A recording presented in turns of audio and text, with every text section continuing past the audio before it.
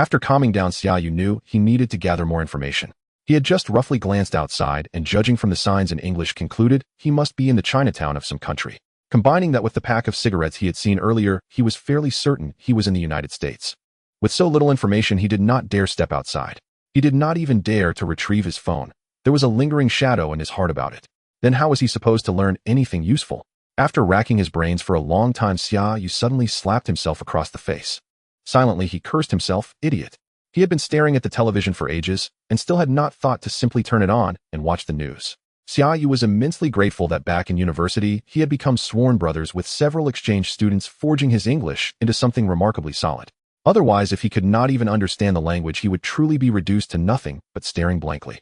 He turned on the television just in time for the morning news. After watching for a few minutes, Xia Yu confirmed that he was indeed in the United States, though he still did not know which city. As he watched the mostly trivial reports, his mind wandered through all the time travel stories he had read, online novels about transmigration, and even the old TV series Sun Qin he had seen as a child. At that moment, a news segment on the television caught his attention. It reported that Tony Stark's newly developed missile had once again secured a $2 billion contract from the Department of Defense. If the anchor's words had already left Xia Yu dumbfounded, then the images that followed on the screen completely crashed his mind. Tony Stark, Robert Downey Jr., Iron Man, Marvel movies. This time Xia Yu did not even utter a curse. Instead, he suddenly recalled the line Gu Tianla shouted in Sun Qin after first seeing the Zhao cavalry. Oh shit. After the news ended, Xia Yu sat on the sofa, quietly calculating. He suddenly remembered the contents of that flyer. Do you wish to become an immortal? Do you wish to roam the heavens and the earth? Do you wish for eternal life?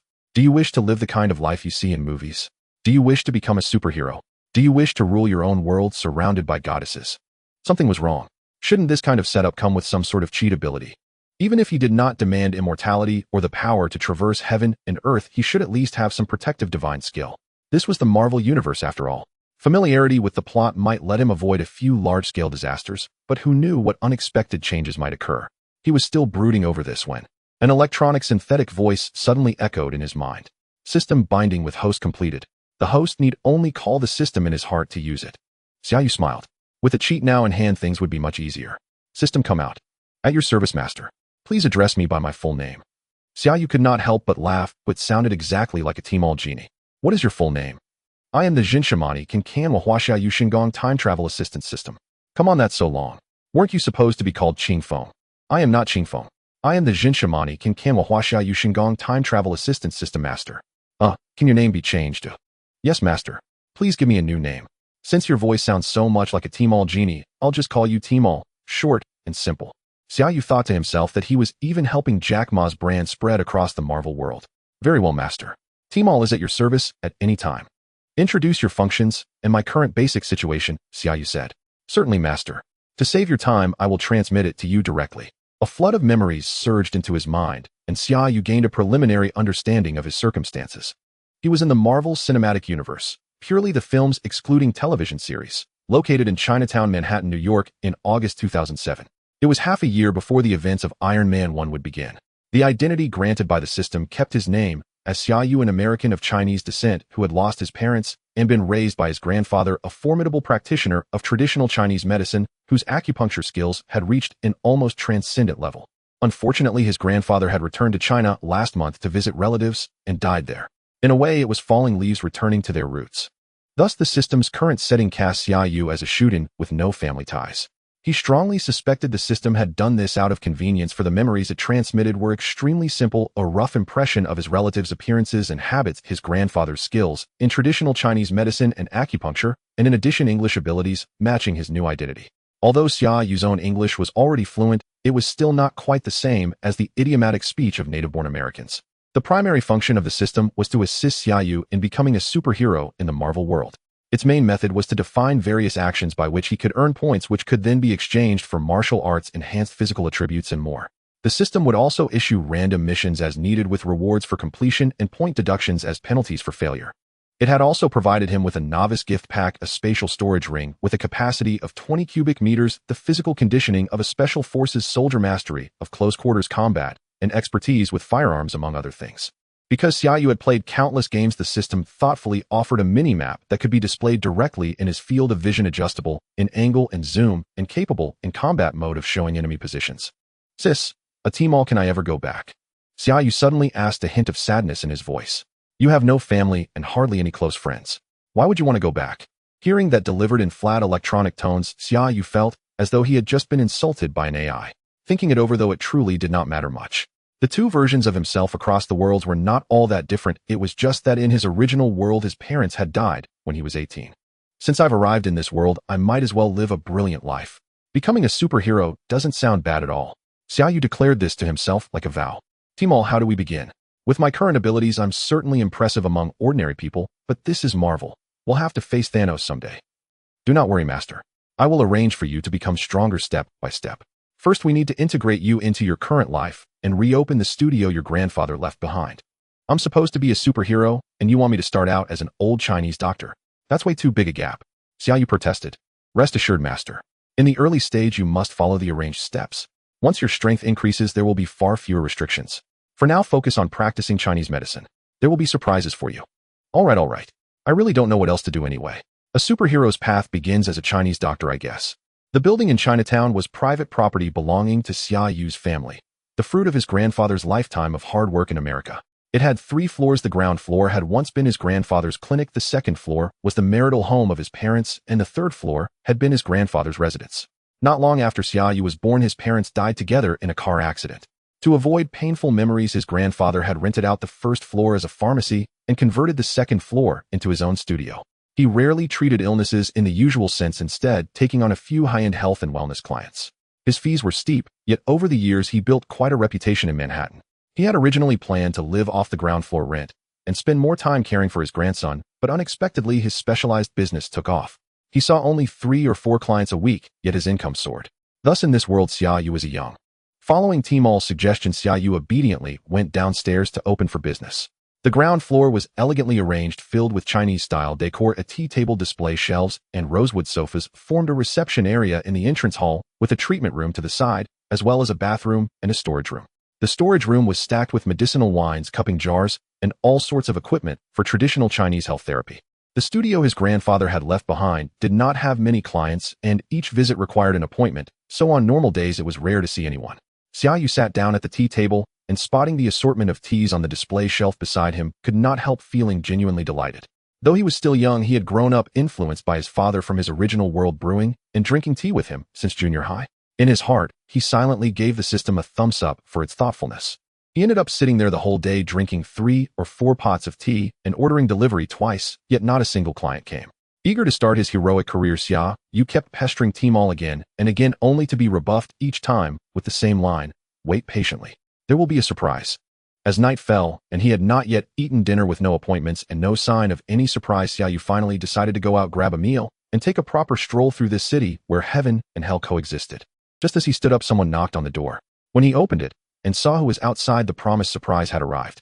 Seeing the familiar attire of the person at the door, Xia Yu couldn't help but smile inwardly. A black trench coat, military boots, and a bald head with a single eye.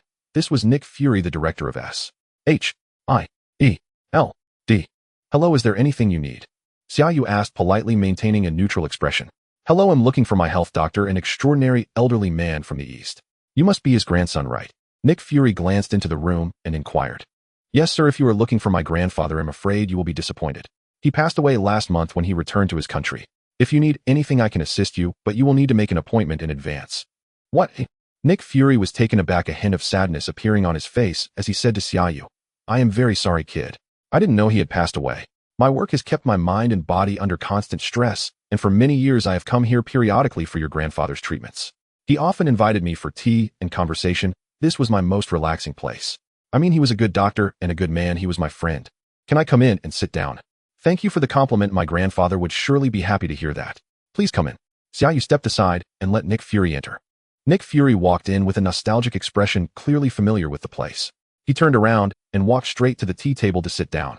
Before every treatment, your grandfather would always invite me for tea. Young man, do you know how to brew tea like your grandfather did? Nick Fury said while mimicking a tea pouring gesture. As you wish, sir. Xia Yu sat down and began to boil water and wash the cups. He felt a profound admiration for the system's arrangement, allowing him to meet the director of S.H.I.E.L.D. in such a manner while also carrying a connection to his grandfather. This was indeed powerful. Watching Nick Fury casually observe him brewing tea, Xia Yu couldn't help but ask the system. Team All This is the director of S.H.I.E.L.D. Although he is a friend of my grandfather, isn't he too unguarded for a first meeting? The protagonist has a hidden favorability boost towards positive plot characters. This is also to prepare for your future smooth integration into the Avengers. Alright, if the storyline characters have increased favorability towards me, that must count as another form of protagonist luck. Nick Fury watched Xia Yu skillfully start pouring water and brewing tea, his eyes lighting up as he said, "To be honest, I'm not very fond of tea, but I enjoy watching your grandfather brew it. It always gives me a sense of tranquility and comfort, so what I drink isn't very important. I'm glad to see that feeling in you. You're quite impressive, young man. If you engage with it more, you will get the hang of it. Gong Fu tea is half about drinking tea and half about calming the mind. The feeling is even more important than the flavor. For instance, if you're going fishing, enjoying the process is certainly more important than the fish itself, isn't it?" "Haha, that's exactly the point. Young man, what's your name?" "My name is Xia Yu, sir." "Hello, Xia Yu, I'm Nick Fury. You can call me Nick. You mentioned I could find you if I need something. Does that mean you have also learned your grandfather's medical skills? For example, that miraculous acupuncture technique?" "That's called acupuncture, sir. I've been learning from my grandfather since I was little. It depends on your physical condition and what you need to decide whether or not to use it. I told you to call me Nick. Your grandfather always called me that. Every time I came, he would use needles to help treat my headaches. After each treatment, I could comfortably sleep for several hours here. I swear I have never slept so soundly before. Can you help me? Just like your grandfather did." "Of course, no problem. But I mentioned you need to make an appointment, sir." "Damn it, call me Nick. My job is very busy. Your grandfather never asked me for an appointment. Dear Xia, can you just watch a kind and amiable old man suffer from insomnia and headaches?" Seeing Nick Fury gesturing wildly, Xia Yu rolled his eyes inwardly, thinking to himself that his appearance did not exactly fit the description of kind and amiable. "Alright, Nick, follow me. They'll give you acupuncture in memory of my late grandfather." As Xia Yu spoke, he stood up and led Nick Fury to the therapy room. He had learned acupuncture with the system's help long ago. The system had clearly explained how his grandfather used to perform it.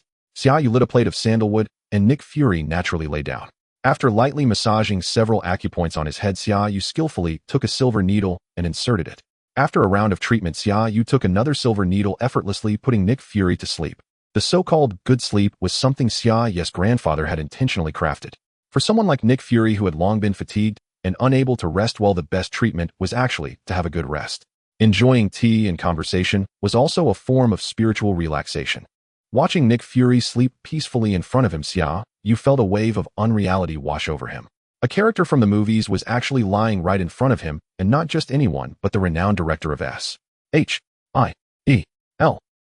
If it were Black Widow or Scarlet Witch, Xia Yu would surely be even happier. Shaking his head vigorously, he reminded himself that all of this was real, and he opened the door to step outside. Ding. Congratulations, Master, for successfully treating the important plot character Nick Fury, earning 30 points and 1 lottery draw. The points shop is now open. Xia Yu was overjoyed, thinking to himself, the invincible divine skill is coming. Open the points shop. A virtual screen appeared before Xia Yu, displaying a game shop-like interface filled with various martial arts techniques, from well-known ones to those he had never heard of before, such as the famous dragon subduing 18 palms, Jing Jing 9 Yang divine skill, and the myriad swords returning to the sect, etc. Upon seeing the prices, Xia Yu almost cursed. Even the cheapest basic martial art, Taizu Changquan, required 100 points. Team All, get out here. I'm here, Master. What use is this 30 points to me when even a common Taizu Changquan costs 100 points? Master, don't worry. This is just the beginning. There are many opportunities to earn points ahead. Take it slow. Then why do you have so many items in the point shop right now? It's frustrating to see things I can't touch. This is to motivate you to earn points and practice divine skills to gain prestige in the Marvel world as soon as possible. Besides, haven't we prepared a lottery chance for you? Xia Yu listened awkwardly as Team All spoke in a synthesized electronic voice, finishing a long sentence word by word. He asked, "What can I win in the lottery? Let me see." As soon as he finished speaking, a circular roulette appeared before him, displaying 8 prizes, all of which were the same. Lingbo, Weibo, Lingbo, Weibo, Lingbo. Tianmao. Xia Yu exclaimed, anxiously calling out directly. "I'm here, Master. What's going on with you? Why are all 8 options the same? Did you bug out? Explain it to me." Although the Lingbo Weibo was enticing with 8 identical options, Xia Yu was very angry, wondering if there was something even more powerful yet. "It's like this, Master. At this stage, the most suitable choice for you is indeed the Lingbo Weibo. Coupled with your elite soldier's physical abilities, it will allow you to safely take to the streets and act with justice. Earn points." Thinking of it, Xia Yu realized the truth in it. Here in New York City, many thugs carry guns. While his current physical abilities would make him unafraid of close combat, using a gun would be dangerous, and he could easily get hurt. The Lingbo Weibo was indeed the ultimate movement technique. Xia Yu could envision himself gracefully weaving through a hail of bullets, leaving behind a trail of merciless misses. That said, having all 8 lottery prizes the same was really annoying. Then why not just give me the Lingbo Weibo directly? Why set up some lottery system, and even a big spinning wheel with all the same prizes? This is insane. This is to add a bit of fun to your otherwise mundane life while you grow stronger. Statistics show that the joy brought by a lottery far exceeds the joy of receiving something directly. Tianmao continued to speak word by word. You bastard, the same prize offers no joy whatsoever. Xia Yu felt that this system would eventually drive him insane, especially with that electronic voice.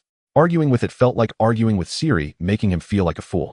However, looking at the point store where the Lingbo Weibo was priced at 10,000, he felt somewhat balanced.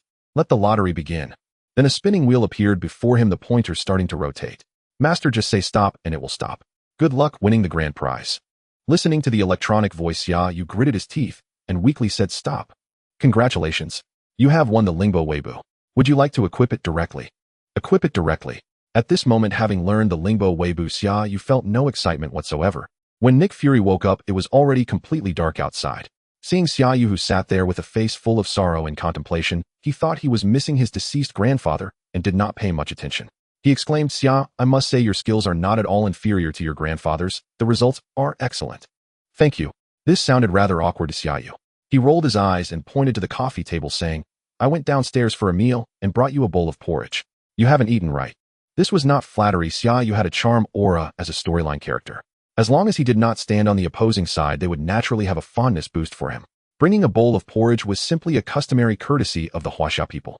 He had just checked the records on the computer. Nick Fury indeed came to treat him regularly and had paid for a year in advance, and his grandfather even got him an 80% discount. It seemed their relationship was quite good. Nick Fury was not polite. He quickly finished the bowl of porridge and thanked Xia Yu before leaving.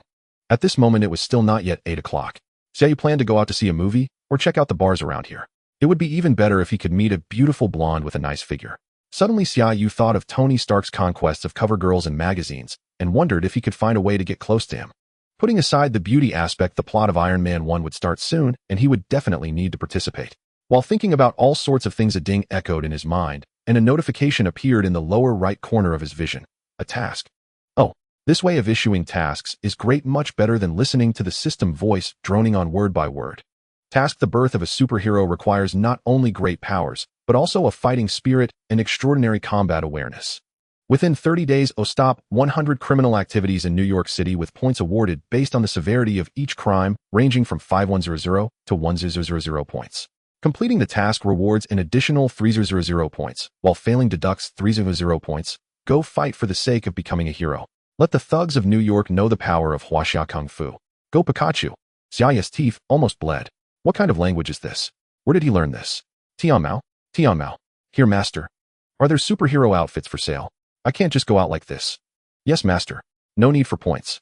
Here is a set of martial arts attire for you to take down criminals anytime, anywhere. It also supports one-click changing in the storage ring. Why didn't you say so earlier? So you wouldn't give it to me unless I asked. Xia Yu couldn't be bothered to reason with Tianmao and secretly complained. Let me take a look. Never mind, just change me into it, and let me see. Okay, master. As soon as he finished speaking, Xia Yu's clothes transformed instantly into an ancient prairie outfit with a fur vest on top and a bow and quiver slung on his back. This is the attire of the great hero Guijing when he first entered the martial world in the Legend of the Condor Heroes, an enduring classic. Do you have anything else? Yes. A beggar's robe full of patches. This is the outfit of Qiao Feng, the leader of the beggars sect, symbolizing his boundless heroism throughout his life. Do you have something more normal? With the sword's aura dressed in white, like snow, the swordsman Shimin Chui Shui. Change. The east rises and I am undefeated. Ow, ow, ow, ow, ow, ow, ow, ow, ow, ow. Stop, stop, stop. This is New York in 2007. Can't you have something more normal? To allow the master to showcase Huaxiao martial arts in this world, these are all outfits from various heroes and novels. Don't you like them? It's not about liking or disliking, is it? Can I design my own? Yes, master, but it must have the characteristics of Huaxiao martial arts. Xia Yu found himself in a dilemma. There was nothing suitable. How about something like those night clothes from TV shows? That feels a bit sleazy, though. After thinking for a long time, Xia Yu suddenly slapped himself hard. Thanos was still in armor, so what's exaggerated about that? Having played so many games, he could just pick a set from there. Something related to martial arts, preferably with a high safety factor. The good thing about having a system is that any thought that appears in his mind can be realized. Otherwise, it would be hard to describe, and he couldn't draw. As Xia Yu recalled, and imagined a set of black, close-fitting armor from the Zhongyun sect in the game appeared on him. Standing at 183 meters tall with a slender and muscular build, the black armor made him look exceptionally heroic. Xia Yu slowly nodded, secretly giving himself a thumbs up. Determined to go all the way, he tied up his hair, perfectly fixing his medium-length hair with a long white fake ponytail hanging behind. Adding a black mask, and he was all set. After switching outfits back and forth a few times and experiencing instant changes, he practiced a few times in the mirror, perfecting a cold and fierce gaze, ready to embark on his superhero career. Well, let me switch back to my normal clothes before heading out. Manhattan, the most bustling district in the world without a doubt, is not only the smallest borough of New York, but also the most densely populated one. This small area is home to many world-renowned landmarks, such as Wall Street, the Empire State Building, Broadway, Times Square, and of course the numerous Chinatowns spread across the globe. Chinatown is located in Lower Manhattan. Just past the Manhattan Bridge is Brooklyn, and a bit north lies Queens. Xia Yu decided to start his superhero career in Brooklyn and Queens, mainly because being too close to home might expose his identity. For now, it's better to keep a low profile due to his insufficient strength. If he were to be followed, it would be troublesome. Brooklyn and Queens are not far apart, but they are separated by a river, making it easier to navigate if he were pursued. Xia Yu first headed to Brooklyn because the neighborly hero in Queens is still just a child. Marvel movies tend to follow real-time progression except for Captain America, which is set in World War II, and the opening of Avengers Endgame, which starts at a normal time later, jumping ahead 5 years. Spider-Man appeared in Captain America Civil War, a film released in 2016, when Peter Parker was only 13 years old. Xia Yu traveled back to August 2007, so little Spider-Man was just 4 years old, then barely able to run properly. Let's stroll around Brooklyn and see the hometown of Captain America. Xia Yu activated his battle mode minimap as he wandered the streets of Brooklyn, watching the girls, while keeping an eye on the alleys to see if he could find the spot where Captain America got beat up in his movie. The minimap is quite handy in battle mode. Any crime occurring within a kilometer is marked by red dots on the map. So now Xia Yu just needs to stroll around with his radar. Eager to test his skills, Xia Yu finally spotted a red dot on the map after walking for a while. It was not far away, just down a small alley. He quickly ran over, activating a one-key transformation as he entered the alley. He donned a set of black armor from the Zhongyun sect in Jianwang San, complete with a headpiece and mask, exuding an air of mystery and authority under the dim streetlights. In the alley, a lowly street drug dealer was making a drug deal. The buyer, likely suffering from withdrawal, had just received a packet of white powder and immediately squatted down to start using it, showing no reaction to Xia Yu's entrance. The dealer, however, reacted swiftly, drawing his gun and pointing it at Xia Yu. "Who are you?" "Oh, that outfit is quite impressive. Just come from a party. What do you want?" the dealer asked, somewhat surprised as he recognized Xia Yu. From Xia Yu's perspective, having grown up in a peaceful environment and only a few years into his career, being confronted with a gun for the first time was utterly embarrassing. He was genuinely stunned, forgetting all about his special forces physical conditioning, proficiency in martial arts, and the skills he had acquired. He had entered with confidence, intending to teach a lesson to robbers and car thieves, but from the moment the gun was drawn, he found himself paralyzed, unable to hear the dealer's words. "Hey buddy, didn't you hear me asking you a question? Get out of here, or I'll shoot," the dealer warned again. Xia Yu remained unresponsive, his mind completely blank. From the dealer's perspective, it was late at night, and he was in the midst of dealing drugs when a guy in armor suddenly appeared, looking formidable. The dealer pointed his gun at him, demanding answers while receiving nothing but a cold stare. It seemed like a turf war or a case of black on black. "If you don't talk, I'm really going to shoot." After the dealer said this, Xia Yu slowly started to regain his senses, but hadn't yet reacted. Bang! The dealer fired without hesitation, aiming straight at Xia Yu's head. At the moment the dealer pulled the trigger, Xia Yu's body instinctively reacted, dodging the shot with a swift sidestep. He then turned and glided gracefully across a distance of about 10 meters, arriving in front of the dealer.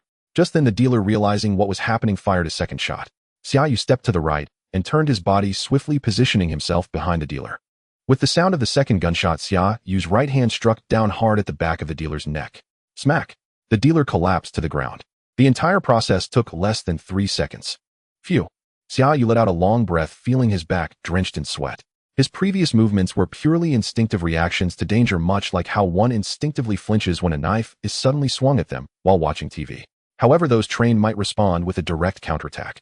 Therefore, for many martial artists, long-term practice is not just about physical conditioning, it's about turning each move into muscle memory. What Xia Yu just displayed was this instinct, a combination of the skills of the Wuji step and mastery in combat. The system's integration was not merely about teaching him. Congratulations, Master, you have captured one drug dealer. Points awarded 20. The system voice chimed in. Only 20 points for a drug dealer with a gun. I almost got killed by him, and it's just 20 points. Xia Yu felt a bit angry, glancing nervously at the unconscious dealer. He's just a small-time street drug dealer, and a gun poses no threat to your Wuji step. This kind of street crime is merely for you to practice, hoping you adapt quickly. The system continued in its neutral tone. Xia Yu had realized that the low points were to be expected, and since he had been given the Wuji step early on, it was indeed to let him practice. In an instant, Xia Yu understood two things. First, his mindset was a problem. He had suddenly crossed into a movie world, and with such a significant advantage, he had begun to treat it like a game. Second, this was a movie world where the stories are overly grand. Iron Man, Captain America, H.I.E.L.D. Hydra, alien invasions. All those world-saving tales he had watched had made him overly identify with the protagonists, simplifying the lives of common characters. This perspective is not uncommon, just like when we read novels, the protagonists often interact with princes and high officials, while a mere county magistrate wouldn't be regarded highly. However, from another viewpoint, those county magistrates are now the heads of counties or prefectural cities, figures we ordinary people rarely encounter. This is the mindset Xia Yu currently had, or perhaps a gaming mentality. Everything shattered under the dealer's handgun. All the cinematic grandeur became reality for Xia Yu. If not for the skills granted by the system, a street drug dealer with a small handgun could have easily ended his life without him even realizing it. Thinking about the crises he would face in the future, Xia Yu finally corrected his mindset. Now that he had regained his composure, Xia Yu remained calm and collected. After asking the system and learning that the police would soon arrive, he collected the dealer's handgun and cash into his storage ring, ignoring the drug addict lying on the ground, drooling, and activated the Wuji step, swiftly disappearing into the darkness of the other side of the alley. Throughout the night, Xia Yu prowled the streets of Brooklyn, stealing cars, robbing convenience stores, and even flirting with girls. He completed 10 small crime-fighting tasks, 6 of which involved firearms. However, Xia Yu gave no one a chance. He used Lianbo Wubu to approach from a distance, often rendering his targets unconscious before they even realized what was happening. After glancing at his score, which stood at 160 points, he assessed himself. With the physical prowess of a special forces soldier and mastery of various skills coupled with Lianbo Wubu, he found that he didn't need cheap tricks and couldn't afford the expensive ones. It was better to focus on leveling up and acquiring gear. On the first day of his journey after a busy night, Xia Yu didn't wake up until well past noon. He went downstairs to enjoy a meal of not-so-authentic spicy hot pot. As a reward to himself, he planned to return to being a diligent, old Chinese medicine practitioner. Meeting Nick Fury on his first day was unexpected. Who knew how many more characters from the plot he would encounter? The system's choice of entry point was excellent and shouldn't be wasted. In the afternoon, he received 2 appointment calls. Since there weren't many people, he arranged them on the spot. Xia Yu's grandfather had left a building in the valuable Manhattan area, attracting elite professionals from Wall Street. Initially, they were somewhat skeptical of Xia Yu's skills, but after trying them, they praised him endlessly as products from the system were guaranteed to be top-notch. Interestingly, 2 blonde foreigners came to him, one for cupping therapy and the other for gua sha. Xia Yu felt as if he were doing blind massages back in his home country. However, the system rewarded each of them with 5 points, which sparked a desire in Xia Yu to promote his services. Even if he only managed low-end treatments, money wasn't the priority. He still had millions of dollars left by his grandfather. Although he wanted to earn more points to strengthen himself, he ultimately decided against it, reasoning that the time investment was too great. From the current perspective, every step taken by the system allowed Xia Yu to grow gradually, including the identity and customer resources left by his grandfather. He couldn't afford to miss out on opportunities to earn points, especially since he had provided treatment to Nick Fury with Lianbo Wubu, a life-saving skill. Due to Xia Yu's change in mindset, he completed the system's tasks within just over 10 days. Each task mostly involved petty thefts and street hustling, and he had yet to encounter any major crimes. Xia Yu felt that he lacked the protagonist's luck for encountering major incidents. Perhaps the system was deliberately structuring his training in stages. Every time a crime occurred, it was marked by the system. He asked Tian Mao about this curiosity, but Tian Mao remained silent. With no other choice, Xia Yu decided to expedite his task progress to grow stronger quickly. In just over 10 days, he had completed 100 crime-fighting tasks. Despite New York's high crime rate, one had to admit that Xia Yu was quite diligent. As a result, he now faced 1 or 2 firearms with remarkable calmness, and his familiarity with Brooklyn had grown to the point where he could navigate the map in his mind, having explored every street and alley. With the completion of tasks confirmed, Xia Yu returned home before midnight, and his score had reached 4,060. The 3,000 points rewarded for completing the tasks brought him great joy. Finally, he could acquire a powerful martial art, but he was most excited about the lottery, even though all the prizes were the same. At least he was guaranteed to win something right. Disappointed, he spun the lottery wheel, finding all 8 prizes labeled as the Yijinjing martial art. Xia Yu clicked the stop button in a daze, and amidst Tianmao's monotonous, yet joyful congratulations, he learned the Yijinjing. The system's introduction to the Yijinjing was as follows: a secret technique not passed down by the Shaolin Temple. It can cleanse the marrow and improve martial arts aptitude, strengthen muscles and bones, and push beyond the limits of the human body. Cleansing the marrow increases hematopoietic function, strengthens the skeletal and fascia systems, enhances the strength of meridians, and expands the width of muscle channels. Essentially, Yijinjing is not just a martial art, but a technique that promotes the evolution of life. The Yijinjing is divided into 12 illustrations, starting with strengthening the body and gradually transforming it from the outside into enhance the physical form. Unlike the painless loading of Lianbo Wubu, the experience of loading the Yijinjing was excruciatingly painful for Xia Yu, who was unprepared.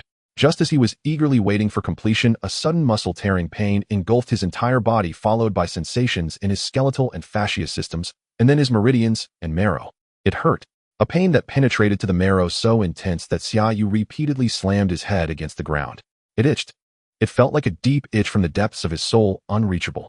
Xia Yu bit down hard on his teeth, feeling as if he might shatter them, until the sensations finally subsided. Xia Yu resembled a worn-out doll trampled in a muddy puddle, expelling a large amount of impurities, blood, and sweat mixed with the shredded remnants of his clothing. After a long time, he finally managed to utter a powerless curse. "Tianmao, could you provide an explanation? Why is this experience different from the last time?" Xia Yu felt that even the voice in his mind was weak. Master the cultivation of Yijinjing takes at least a decade at best and decades at worst. Now everything that normally takes decades to alter within and outside the body has been condensed into 5 minutes, so of course it is a bit painful.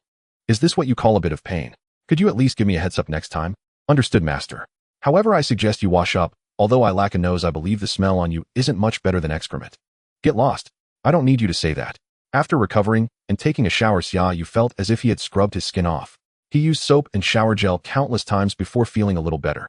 The sensation of cultivating the Yijinjing was refreshing, akin to recovering from a severe cold. Everything became clear, not just in terms of his 5 senses, but his entire physical state felt entirely different. It was as if gravity had lessened, leaving him feeling inexplicably light. Once everything was tidied up, Xia Yu sat on the sofa, lit a cigarette, and opened the points mall. He still had thousands of points left to exchange. The mall was a chaotic mess, and Xia Yu felt his eyes glazing over. Not wanting to hear the synthesis sound, but having no choice, he had to seek help from the system. "Tianmao, considering my current points, what should I do? Don't they sell any divine weapons or precious armors in the mall?" Xia Yu inquired. "Understood, Master." Tianmao responded word by word. "Now that you have practiced Yijinjing and Lianbo Wubu, your foundation is solid and your footwork is established. It would be best to choose a good internal skill. As for techniques, your mastery of combat skills is sufficient for now, and weaponry will appear later. There are too many things in here, just recommend one," Xia Yu said. Jiuyang Shengong. In the novel, this martial art split into 3 and even established 2 sects, Amei and Wudong, illustrating its potency. The original text described Jiuyang Shengong as follows: after mastering this divine skill, the internal force generation speed is incredibly fast and inexhaustible, with ordinary punches delivering immense power. Its defensive capabilities are unmatched, automatically rebounding external attacks. Practitioners possess lightness skills superior to all others. Furthermore, it is a healing classic, impervious to poison, effectively countering all cold and negative internal forces. Jiuyang Shengong integrates the profound truths of martial arts, and once mastered, it allows one to utilize all martial arts at their disposal.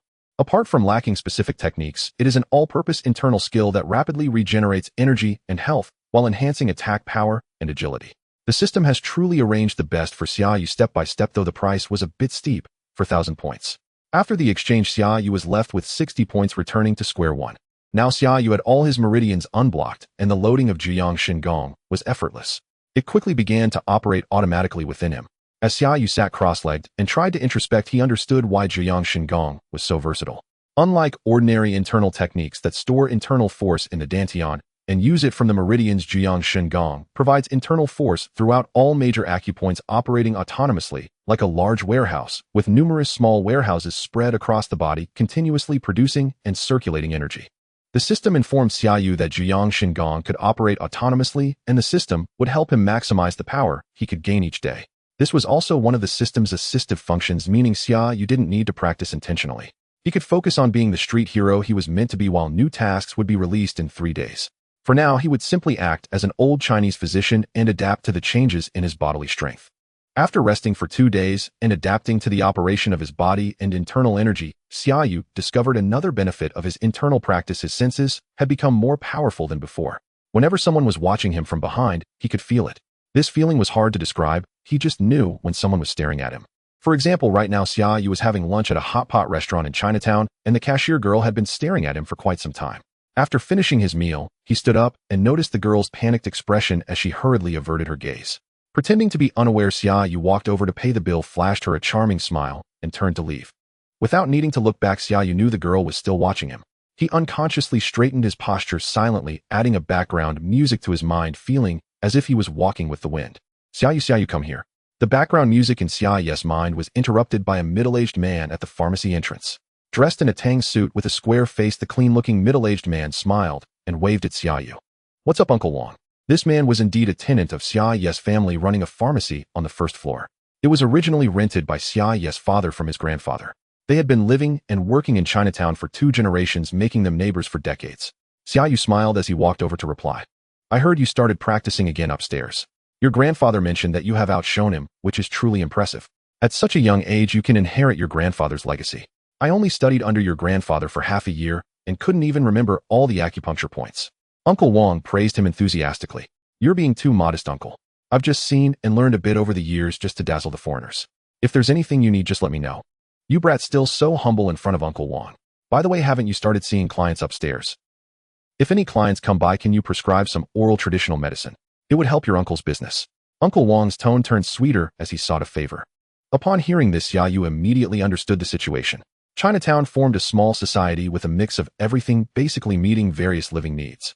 However, in recent years, many young people had gone out to work, and any sickness or ailments were often taken to outside hospitals, causing the pharmacy's business to decline compared to previous years. Xia Yu's grandfather often recommended people to buy health-preserving traditional medicine from the pharmacy after their treatments, mainly in the form of pills and capsules, since foreigners found it hard to take herbal soups.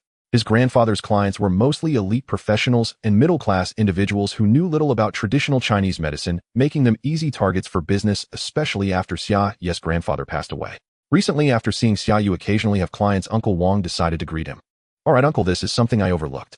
Don't worry, every time someone comes in ill, write a prescription for them to get some medicine from you.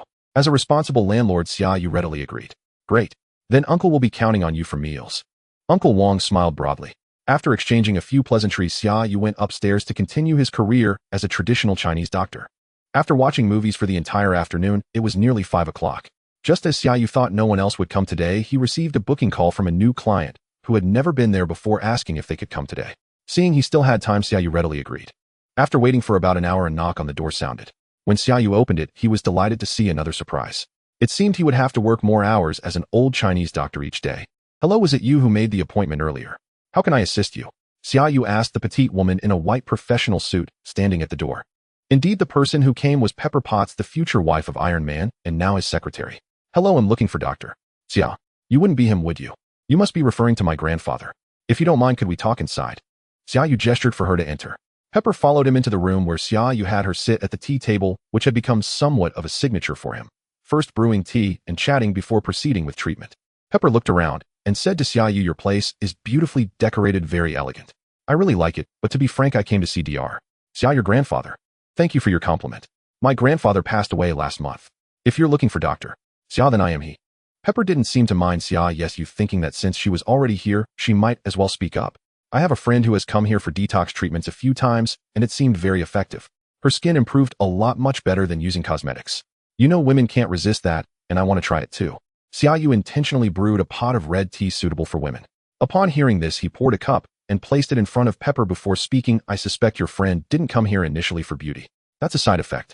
We Chinese medicine focus on health preservation, working from the inside out. Once the body is well taken care of, the skin will naturally improve. Pepper politely took a sip of the red tea, her eyes lighting up as she exclaimed, your tea is excellent. I've only had Chinese tea once before and thought all Chinese tea was bitter and hard to swallow. Xia Yu chuckled and replied, people who are unaccustomed to coffee often feel the same way. What do you think? If you don't mind, I need to understand your situation comprehensively. Can we start with your work? As an experienced traditional Chinese doctor, Xia Yu had systematic techniques. They chatted a bit about Pepper's lifestyle, work, dietary habits, and so on. Xia Yu began to understand her needs. Initially, he had already noticed that since she wanted to improve her skin, it was likely for detoxification and beauty purposes. This was partly to enhance character development in the storyline and also to present himself as more professional. After some pretentious exchanges, Xia Yu casually pointed out that Pepper had constipation and minor neck problems, which astonished her, who had never encountered traditional Chinese medicine. After all, the 4 diagnostic methods in Western medicine are not much different from those of a scam artist. If it weren't for the system's arrangement or the reputation built by his grandfather over decades, he would only be able to look after minor ailments like colds and fevers in Chinatown. The treatment thereafter was even simpler. In an effort to please her, Xia Yu even used the recently acquired 9-yang divine skill during acupuncture, opening up some minor meridians and treating common ailments faced by office workers. Of course, the effects wouldn't be immediately visible. Even so, after the acupuncture, Pepper felt completely relaxed, exclaiming how miraculous the treatment was. They agreed that she would come once a week. Fearing he might miss her call, Xia Yu purposely left his phone number and suddenly remembered Uncle Wang's request. He picked up paper and pen and wrote 4 large Chinese characters: detoxification and beauty. Uncle Wang would surely understand what was going on at a glance. After seeing Pepper off, Xia Yu wiped the sweat from his forehead, thinking about the internal energy he had expended. He hoped to provide her with the best results, and in return he desired the greatest rewards, preferably an opportunity to connect with Tony Stark. Xia Yu understood that the system would guide him step by step to become stronger and integrate into the storyline. However, who wouldn't want Iron Man's armor? It was every man's dream gear, and of course the more familiar he became the better. Successfully helped a storyline character with treatment rewarded 50 points and a system lottery draw. The notification rang in Xia Yu's mind, surprising him, as the points had increased compared to before. Was it because of using internal energy to enhance the effects? Previously, he had only received 30 points for treating Nick Fury. He decided to see what he would get from the lottery first. Upon checking, Xia Yu was overjoyed. This was incredibly useful. Death Talisman Enhanced Version, a hidden weapon controlled by the Shangxiao sect under the Xiaoyao sect. Once struck, it causes intense itching, leading to the gradual decay of the internal organs over 14 days. The enhanced version of the system allows the inflictor to control the onset of the Death Talisman at their discretion. It will not spontaneously activate. No, cannot be used on storyline characters. The function of the Life and Death Talisman is immensely powerful, capable of effortlessly manipulating a person. Xia Yu understood that the system wouldn't provide useless items for no reason. After loading it, he tested how to create it, and found that using it on a person was not necessary, as it consumed very little of his inner strength. With the continuous nature of the 9-yang divine art, he could recover instantly. Xia Yu vaguely remembered that it seemed the Life and Death Talisman required special inner strength to create. However, thinking about the all-powerful nature of the system made him experiment a bit, and he played with some water, which instantly turned to ice, feeling like a machine for making ice. As expected, the next day the system issued a new task with the following content. After a period of training, you have initially mastered some combat skills. Possessing several divine arts, you no longer need to engage in minor skirmishes. Instead, seek out gangs with a larger presence to experience more intense battles and cultivate your aura of a master. Go Pikachu! Within 90 days, prevent arms and drug transactions by gangs in New York City 15 times, requiring the elimination of all parties involved in each transaction. The reward points vary based on the number of participants and the amount of money involved. Completing the task earns 5,000 points, while failure deducts 5,000 points. It indeed proved useful to have skills. With 15 gang transactions, it appeared that Xia Yu couldn't just loiter around Brooklyn. He needed to place a few street thugs in various neighborhoods to gather intelligence. In an apartment near Chinatown in Lower Manhattan, 2 white men lay on the ground, twitching uncontrollably, scratching at themselves with their hands, their faces twisted beyond recognition. Sitting on the sofa nearby was a peculiar figure clad in black armor, his cold gaze from beneath the mask fixated on the 2 men on the floor as he lazily snapped his fingers with his right hand. Strangely enough, at the snap of his fingers, the 2 men on the ground quickly stopped scratching themselves. However, the echoes of their immense pain lingered, causing their bodies to continue twitching. In the past few days, Xia Yu had traversed various neighborhoods in New York City, controlling dozens of street gang members. It occurred to him today that he should place someone at his doorstep just in case something happened, serving as an early warning. Have you made up your mind? Xia Yu's voice held no warmth. John Abuz felt he had been incredibly unlucky lately. He was enjoying smoking marijuana at home with a friend when an inexplicable figure barged in, asking him to pledge allegiance and provide intelligence in the future.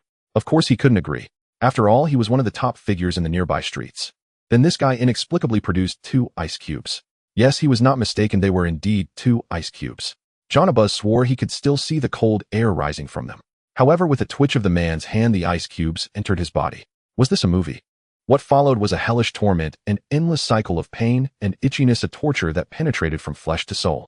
This was not a human, it was a devil, undoubtedly a devil. Not hearing a reply, Xia Yu inquired. John Buzz jolted, glancing at his dazed subordinate, struggling to say, "We agree, we will comply with whatever you say. Please don't treat us like earlier." He was genuinely terrified. "Very well. As long as you satisfy me that thing inside you will definitely not act up. If you disobey," Xia Yu said, pointing at John Buzz's dazed subordinate. Bang. The dazed man's heart exploded, creating a fist-sized hole, blood spraying everywhere. John Buzz first gaped in shock, then immediately fell to his knees, trembling as he expressed his submission to Xia Yu. Xia Yu nodded non-committally, leaving behind his contact information as he departed. Yes, he left in a graceful manner, just like when he arrived, using lightness skills to float down from the 6th-floor window.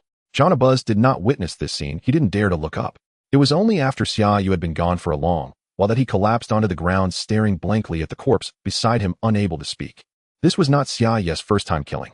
The new task demanded he kill, so he consciously began taking lives while using the life and death talisman to subdue others, both to adapt and to serve as a warning to others. From initially enduring nausea to now being able to kill without blinking. Repeated killings had greatly altered Xia Yu's mentality and even his demeanor. As the number of people he controlled increased, he finally received intelligence about the first large-scale transaction.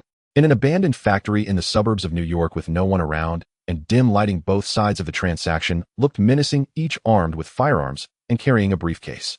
This was a standard drug deal scene with about 20 people on each side standing in position, not yet having the chance to make opening statements. Suddenly, swish-swish sounds echoed as 3 individuals from each side had fist-sized holes explode from their hearts, as if small bombs had been implanted within them, blood and flesh splattering everywhere. These drug dealers, notorious for their ruthlessness, were stunned by the sight before them, and before they could react, swish, swish, swish, another 6 fell. At this moment, the drug dealers finally reacted, frantically drawing their guns and searching for targets. This was where the true difference between a real gang and street thugs was revealed. Once they regained their senses, not a single one shouted. They all quickly drew their weapons in response. Unfortunately, it was already too late, as all the lights suddenly went out. Everyone fell into darkness. At that moment, Xia Yu, clad in black armor and wearing a black mask, silently approached one of the drug dealers from behind, delivering a single punch directly to the back of his heart. The inner strength from the 9 young divine art easily shattered the drug dealer's heart vein. Bang! The corpse fell to the ground. The drug dealers could no longer hold back. Some began calling out their companions' names, while others fumbled their way outside. Before they had taken a few steps, Xia Yu knocked them down with a single punch. In this pitch-black environment, Xia Yu felt as if it were no different from having the lights on. 1, 2, 3. More and more drug dealers began to fall. Finally, some could no longer withstand the pressure, starting to scream and fire wildly in all directions. This overwhelming power could likely defeat Xia Yu even in a direct confrontation, and such reckless shooting was utterly pointless, only serving to expose their positions faster. Before long, 21 corpses lay haphazardly in the factory. Xia Yu took the cash from the transaction while leaving the drugs for the police to handle, departing the scene with a bloody aura. The next day, police officers who slowly arrived at the scene gasped in shock at the situation. There were 21 corpses present, 12 of which had died from heart explosions, 8 showed no external injuries, and 1 had succumbed to a gunshot wound from reckless shooting. It appeared very much like a black-and-black homicide, but why were the drugs left behind? The confused New York police could only announce to the media that it was a gang feud. However, there seemed to be an unusually high number of gang-related killings this month. Within just 1 month, Xia Yu had acted 6 times, personally killing over 100 individuals, his methods growing increasingly brutal. He had hardly used the life and death talisman anymore, primarily relying on fists to kill. His murderous aura had intensified, and now even the cashier at the hot pot restaurant dared not look him in the eye. The first rays of sunlight filtered through the window, and Xia Yu woke up leisurely, his gaze meeting Natasha's gentle eyes and smile against the backdrop of golden sunlight. This feeling was simply wonderful. Xia Yu got up and stretched his arms wide, yawning with satisfaction and asking, "Did you not sleep at all last night?" "I just rested my head on the table for a bit. I suppose that counts as paying for the medical expenses." Natasha pointed to her thigh. Xia Yu noticed the remnants of his drool on her leg, and feeling embarrassed, turned away and said, "I'll go upstairs to make you breakfast. You can come up by yourself in a bit." Watching Xia Yu flee in a panic, Natasha couldn't help but laugh. After seeing him dash out the door and up the stairs, she lowered her head to gently feel the condition of her injured ribs, appreciating the miraculous nature of Eastern medicine. Even if she were to return to headquarters for treatment, it would take at least 2 weeks to recover to this state. It seemed she would need to rest here for a few more days. Xia Yu happily fried eggs, and the reason for his happiness was that a smile lingered on his lips, giving him a silly appearance akin to a simple countryman who had married a beautiful wife, waking up after their wedding night to make breakfast for her. "Is there a charge for breakfast?" Natasha asked as she entered. I've prepared some clothes for you in the bathroom. They belong to my mother. I've kept them so there's no extra charge for that. Xia Yu's smile grew even wider. Until Natasha finished her shower, and they sat across from each other enjoying breakfast, Xia Yu still wore a silly grin. Natasha ignored him and quietly savored the meal. With the sun shining and a big boy smiling foolishly beside her, Natasha couldn't remember the last time she had felt so relaxed. Both of them tacitly avoided asking each other questions that might disrupt the ease and tranquility. After finishing their meal, Xia Yu began clearing the table and seemingly casually, but actually anxious, asked, "Your injuries aren't fully healed. Shouldn't you rest here for a few days? I suggest you wait until you're completely recovered before you leave." Xia Yu tried to keep his tone as relaxed and indifferent as possible, but the dishcloth he was wringing out, dripping with water, betrayed his nervousness. Natasha pointed at the water stains on the floor and laughed, saying, "Once you finish cleaning up, I need you to accompany me to buy some clothes that fit me. I don't want to sleep in someone else's pajamas tonight." Xia Yu never expected that his first formal shopping trip with a girl would be in the Times Square of the Marvel world, nor did he anticipate that the girl beside him was the Black Widow, a goddess in the dreams of countless otaku in his past life. To be honest, he felt a bit nervous, unsure of how to walk. While contemplating whether to put his hands in his pockets or swing them at his sides, Natasha naturally took his hand and softly said in his ear, "If you don't know where to put your hands, I think it's better if I hold yours." After saying that, she burst into laughter at the sight of Xia Yu's flushed face. Xia Yu had never seen this side of Natasha before. As she tried on ordinary jeans and a white t-shirt, she kept holding up clothes to her body, asking herself if they looked good or not. She was torn between two colors. Xia Yu felt the image of the Black Widow from his past life slowly merging with the girl in front of him, becoming more vivid and lifelike. Natasha dragged Xia Yu around for an entire day from morning until afternoon. They had lunch outside, enjoyed coffee, and even watched a movie. As dusk approached, a reluctant Natasha pulled Xia Yu out of the mall.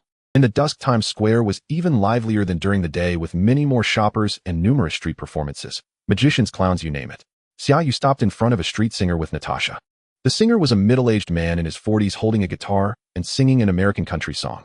The lyrics told the story of a rural girl who left a boy to come to the big city to make her way, reminding Xia Yu of the song Town Girl by David Tao from his past life. The meanings of the lyrics were quite similar and the melody was lovely. Natasha held Xia Yu's hand and gently hummed along, just like an ordinary girl listening to her favorite song while shopping with her boyfriend. Xia Yu felt a pang in his heart thinking of the Black Widow in the movies, who had been trained as a spy and assassin since childhood, never having a normal childhood or friends. It wasn't until she met Hawkeye and joined SHIELD that she found a belief to support her inner self. After finally falling in love with Bruce Banner, both of whom were insecure and afraid of being hurt as well as of hurting others, they could have provided warmth for each other. Yet when Natasha finally gathered the courage to take the first step, Bruce lacked the courage to accept it. In the end, Natasha never found her own love, and even when she sacrificed herself for the Soul Stone in Avengers Endgame, others had families or friends. Even Captain America lived the life he wanted, leaving only the Black Widow. Thinking of this, Xia Yu looked at Natasha, who was still softly humming beside him, his eyes filled with affection and a protective instinct similar to how Natasha had looked at him the night before. Gently releasing Natasha's hand, he walked over to the singer, asking to borrow his guitar. Without saying a word, Xia Yu slowly began to sing, "Ma, take the badge off of me. I can't use it anymore. It's getting dark, too dark to see. Feel like I'm knocking on heaven's door." This song, "Knockin' on Heaven's Door," is one of the representative works of the famous American band Guns N' Roses, telling the story of a veteran returning home to tell his mother that he no longer needs medals or guns. It expresses a veteran's fatigue and aversion to war. While this song didn't exist in this world, good music resonates across all realms, especially as Xia Yu almost perfectly conveyed the meaning of the lyrics. More and more people gathered around, and before long many were softly humming along with tears in their eyes. When Xia Yu glanced at Natasha, she was already standing there, unable to hold back her tears. Fortunately, in 2007, communication wasn't as developed as it is now. Otherwise, many people around would have taken out their phones to film, which might have caused Natasha a lot of inconvenience. As the last note gently fell, the crowd spontaneously erupted into thunderous applause, strongly demanding that Xia Yu sing another song. Xia Yu had initially planned to refuse, but unexpectedly the system issued a temporary task: sing a theme song from a martial arts TV series or movie from his past life, requiring it to embody the essence of Huaxia and have a martial arts feel, rewarding him with a weapon from the martial arts story. Xia Yu found himself in a bit of a bind. He quickly recalled the martial arts movies or TV series he had seen. The first song that came to mind was the difficult-to-read scripture from Demigods and Semi-Devils, but that didn't feature any magical weapons. Besides, he didn't even remember the lyrics. There were many magical weapons in Fengyun, but he hadn't watched the series much and couldn't sing. He could sing Little Li Flying Dagger, but it mainly focused on the people rather than the weapons, which were rather ordinary. Suddenly Xia Yu remembered another song by the original singer of scripture, which was the opening theme for an early version of the Heaven Sword and Dragon Saber performed by the famous Roaring Emperor. Although Xia Yu hadn't watched it, he had heard that song many times. It was called Swords and Sabers Like Dreams. Thus, under the expectant gazes of the crowd, Xia Yu slowly began to sing this song rich in Huaxia style. Where shall my sword go? Love and hate difficult to choose one alone. My knife cuts through the sky. Right and wrong whether understood or not. I am drunk in a haze. Grudges and debts, illusions and emptiness. Here today, gone tomorrow. Hate that we cannot meet. Love is fleeting, hate is fleeting. Everything follows the wind. With a wild laugh and a long sigh. Live a joyful life, die a sad life. Who will share life and death with me? Who will share life and death with me? As the song concluded, the crowd erupted into another round of applause. Even if they couldn't understand the lyrics, music knows no borders. The emotions of freedom and the joy of vengeance conveyed by the music touched every listener's heart. Xia Yu returned the guitar to the excited man beside him, who exclaimed, "Wow, buddy, your singing was amazing. You must be a professional singer, right? A Huaxiao singer." "No, I just sang for fun. Thank you for the guitar, my friend." After saying this, Xia Yu hurriedly left as people around him had already started taking pictures.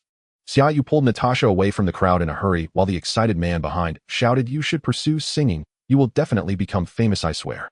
The two of them finally turned into a small alley to escape the gaze of those behind them. Just as Xia Yu was about to open the system space to see what rewards he had received, Natasha suddenly stepped forward and kissed him. Caught off guard, Xia Yu leaned back against the wall, thinking to himself, "Damn, I just got pinned against the wall." His mind went blank.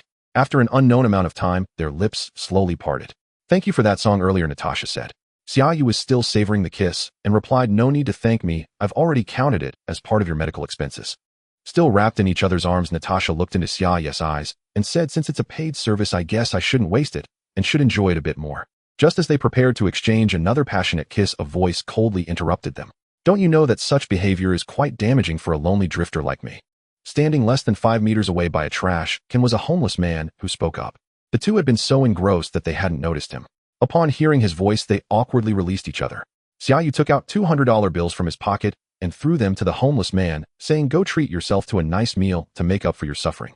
The homeless man joyfully took the $200 bills and exclaimed, "Thank you for your generosity, sir. Your girlfriend is really hot, you just look at her figure." As he spoke, the homeless man wiped his own drool. "Keep your eyes to yourself, buddy, or I'll show you just how hot my fist can get." Xia Yu said this while pulling Natasha along, not bothering to look back as they walked away. After that incident, their relationship became much more natural, especially for Xia Yu. On their way back, he took a moment to check the rewards he had just received. Heavenly Sword, the #1 sword from the Heaven Sword and Dragon Saber. Before the fall of Xianyang City, Guijing and Huang Rong used the heavy sword gifted by Yang Guo combined with 2 other swords to forge the Heavenly Sword and the Dragon Slaying Saber, which were the sharpest and most durable weapons of the time. All does this Heavenly Sword contain the 9 manual and the 18 dragon subduing palms. At that moment, Xia Yu was sitting in a taxi with Natasha and took the opportunity to ask, "No, master, this Heavenly Sword possesses the sharpness and durability as described in the original work. It is crafted based on the novel system and tailored to your aesthetic by filtering its appearance from various online games. How durable is it? Could you compare it using this world's standards?"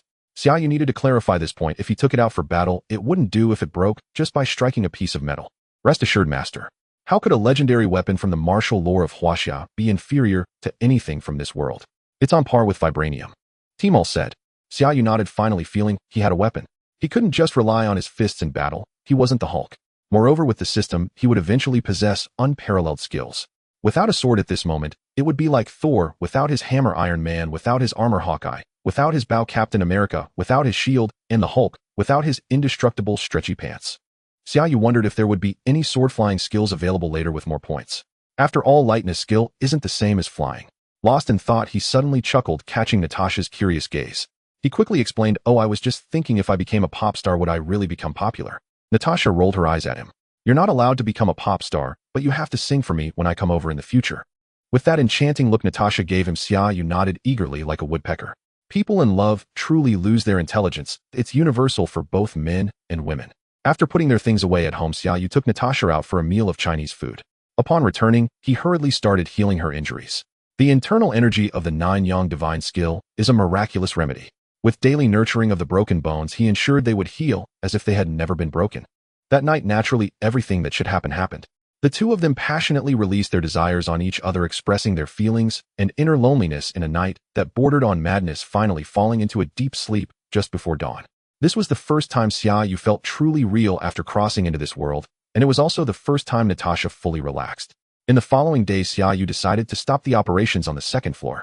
The two acted like an ordinary couple going shopping, watching movies, and taking boat trips to sea. While treating her injuries, Xia Yu even used his true energy to heal her internal injuries and expel some toxins. If it weren't for Tmall saying that the I Ching Jing was not suitable for Natasha, he would have almost started teaching her how to practice I Ching Jing.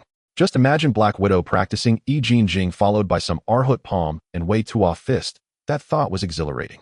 That night, after a bout of passion, Natasha leaned against Xia Yu's chest, looking up at his face. She loved this feeling, the tranquility after passion, just gazing at him, her own Oriental boy. Although Natasha was not very old, as per movie lore, her experiences were incredibly complex. She had never had anyone like this boy belong to her, someone who could blush for her and sing for her. Natasha gently stroked Xia Yu's cheek and said, "Xia, I have to go now." Just as Xia Yu lit a post-coital cigarette and took a deep puff, habitually flicking the ash off the cigarette, he suddenly heard Natasha say she was leaving.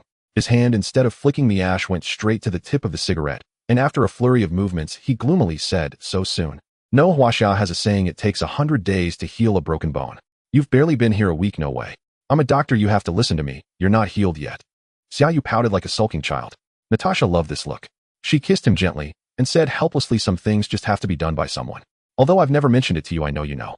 I have no choice, I must leave." Xia Yu had no more reservations and cursed loudly, "Damn, one-eyed dragon, can't you lighten your workload a bit for her? You've only had a few days off. You really do know everything." Natasha laughed and continued, "Tell me, what else do you know?" Xia Yu paused for a moment before speaking. "I only know about some major events, but I can't say." Natasha, "Some things, once I say them, could lead to unforeseen changes. No one knows whether those changes are good or bad. You can trust me, but I will absolutely not let you come to harm." "I trust you, dear. Since the night I met you, I knew you recognized me. Although I don't know how you knew, I want to believe you. Isn't it a strange feeling? My job doesn't allow me to trust any strangers, not even those close to me, but I want to trust you. It's strange for me too." Huaxia has a saying, what is it? Fate. Destiny. Natasha pronounced each word of the idiom clearly. "Exactly." Xia Yu laughed. "It was destiny, it was destined that he would come here, destined that he would meet her. Do you know that?" "Natasha, I had to do some things and almost fell into a dark swamp, and then I met you. You saved me, you know. I've been through that too, Xia, just like you. Although I don't know why you resort to killing, remember to never lose your own heart, okay? My big boy." Natasha rolled over, and while speaking slowly leaned down to kiss him. Natasha ultimately left, and no matter how reluctant Xia Yu was, he understood there was no way around it. He could only pray for time to pass quickly so he could soon enter the plot of Captain America 2, hoping that SHIELD would disband and the Avengers would become independent. Then they could be together every day, but there were still 7 years to go. 7 years. The Iron Man storyline hadn't even started yet. Xia Yu felt melancholic, missing her, counting the days like years, pulling at his hair, fearing he would eventually end up with Nick Fury's hairstyle. For more than 2 months, Natasha still hadn't returned. She would occasionally call, but the conversations were brief. Xia Yu knew she was on a mission and felt helpless. Nick Fury hadn't come once, perhaps SHIELD was involved in some significant operation. Pepper Potts had visited twice. They had originally agreed she would come every week since she used to visit New York for work, but now she only came once a month as Tony Stark's headquarters and home were in Los Angeles, far from New York. Although she had only visited twice, as Xia Yu's 9-yang divine art grew stronger, he had indirectly helped her heal various minor ailments during acupuncture sessions with his inner strength. Her skin improved remarkably, and each time she visited, she looked increasingly radiant, likely due to the more intimate glances Tony Stark cast her way. "Damn those two," Xia Yu grumbled, unable to reach the grapes, cursing under his breath. "Mission completed, reward points 5,000, a system lottery once." The voice of Tmall rang out again. Xia Yu skillfully completed the predictable lottery. "Congratulations, Master, you have obtained the Duga 9 swords." Xia Yu was not surprised at all, feeling that the system was following his needs step by step. "Tmall, it feels like everything is given according to my needs. That makes the shop pointless," Xia Yu complained. "That's correct, Master. In the early stages, I will reasonably utilize lottery rewards and points to provide you with essential items and skills, such as weapons, physical fitness, inner strength, and so on, which are the most optimized choices. In the later stages, please choose skills based on your combat habits and preferences. The system will change accordingly," Tmall said. Xia Yu nodded in understanding, likening it to the beginner phase of a game where one familiarizes oneself with the profession before developing their own characteristics. With that thought, he hurriedly loaded the Duga 9 swords and began to check his current status. 9-yang divine art. This is a comprehensive internal arts technique enhancing attack, defense, and agility, providing health regeneration and a protective shield, resembling a super powerful passive skill. Lingbo Weibo, the original text states that upon mastering the nine-yang divine art, one's lightness skill surpasses all others. However, it seems Lingbo Weibo does not belong to that category, as lightness skills are about jumping high, jumping far, and landing softly. Xia Yu understood lightness as using inner strength to counteract Earth's gravity, but the inner strength from the nine-yang divine art is more practical. Lingbo Weibo is a footwork technique used for evading attacks and linear acceleration.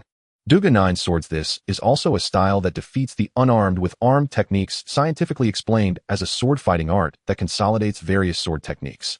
It is a very modern martial arts theory, but when combined with inner strength, it offers even more variations.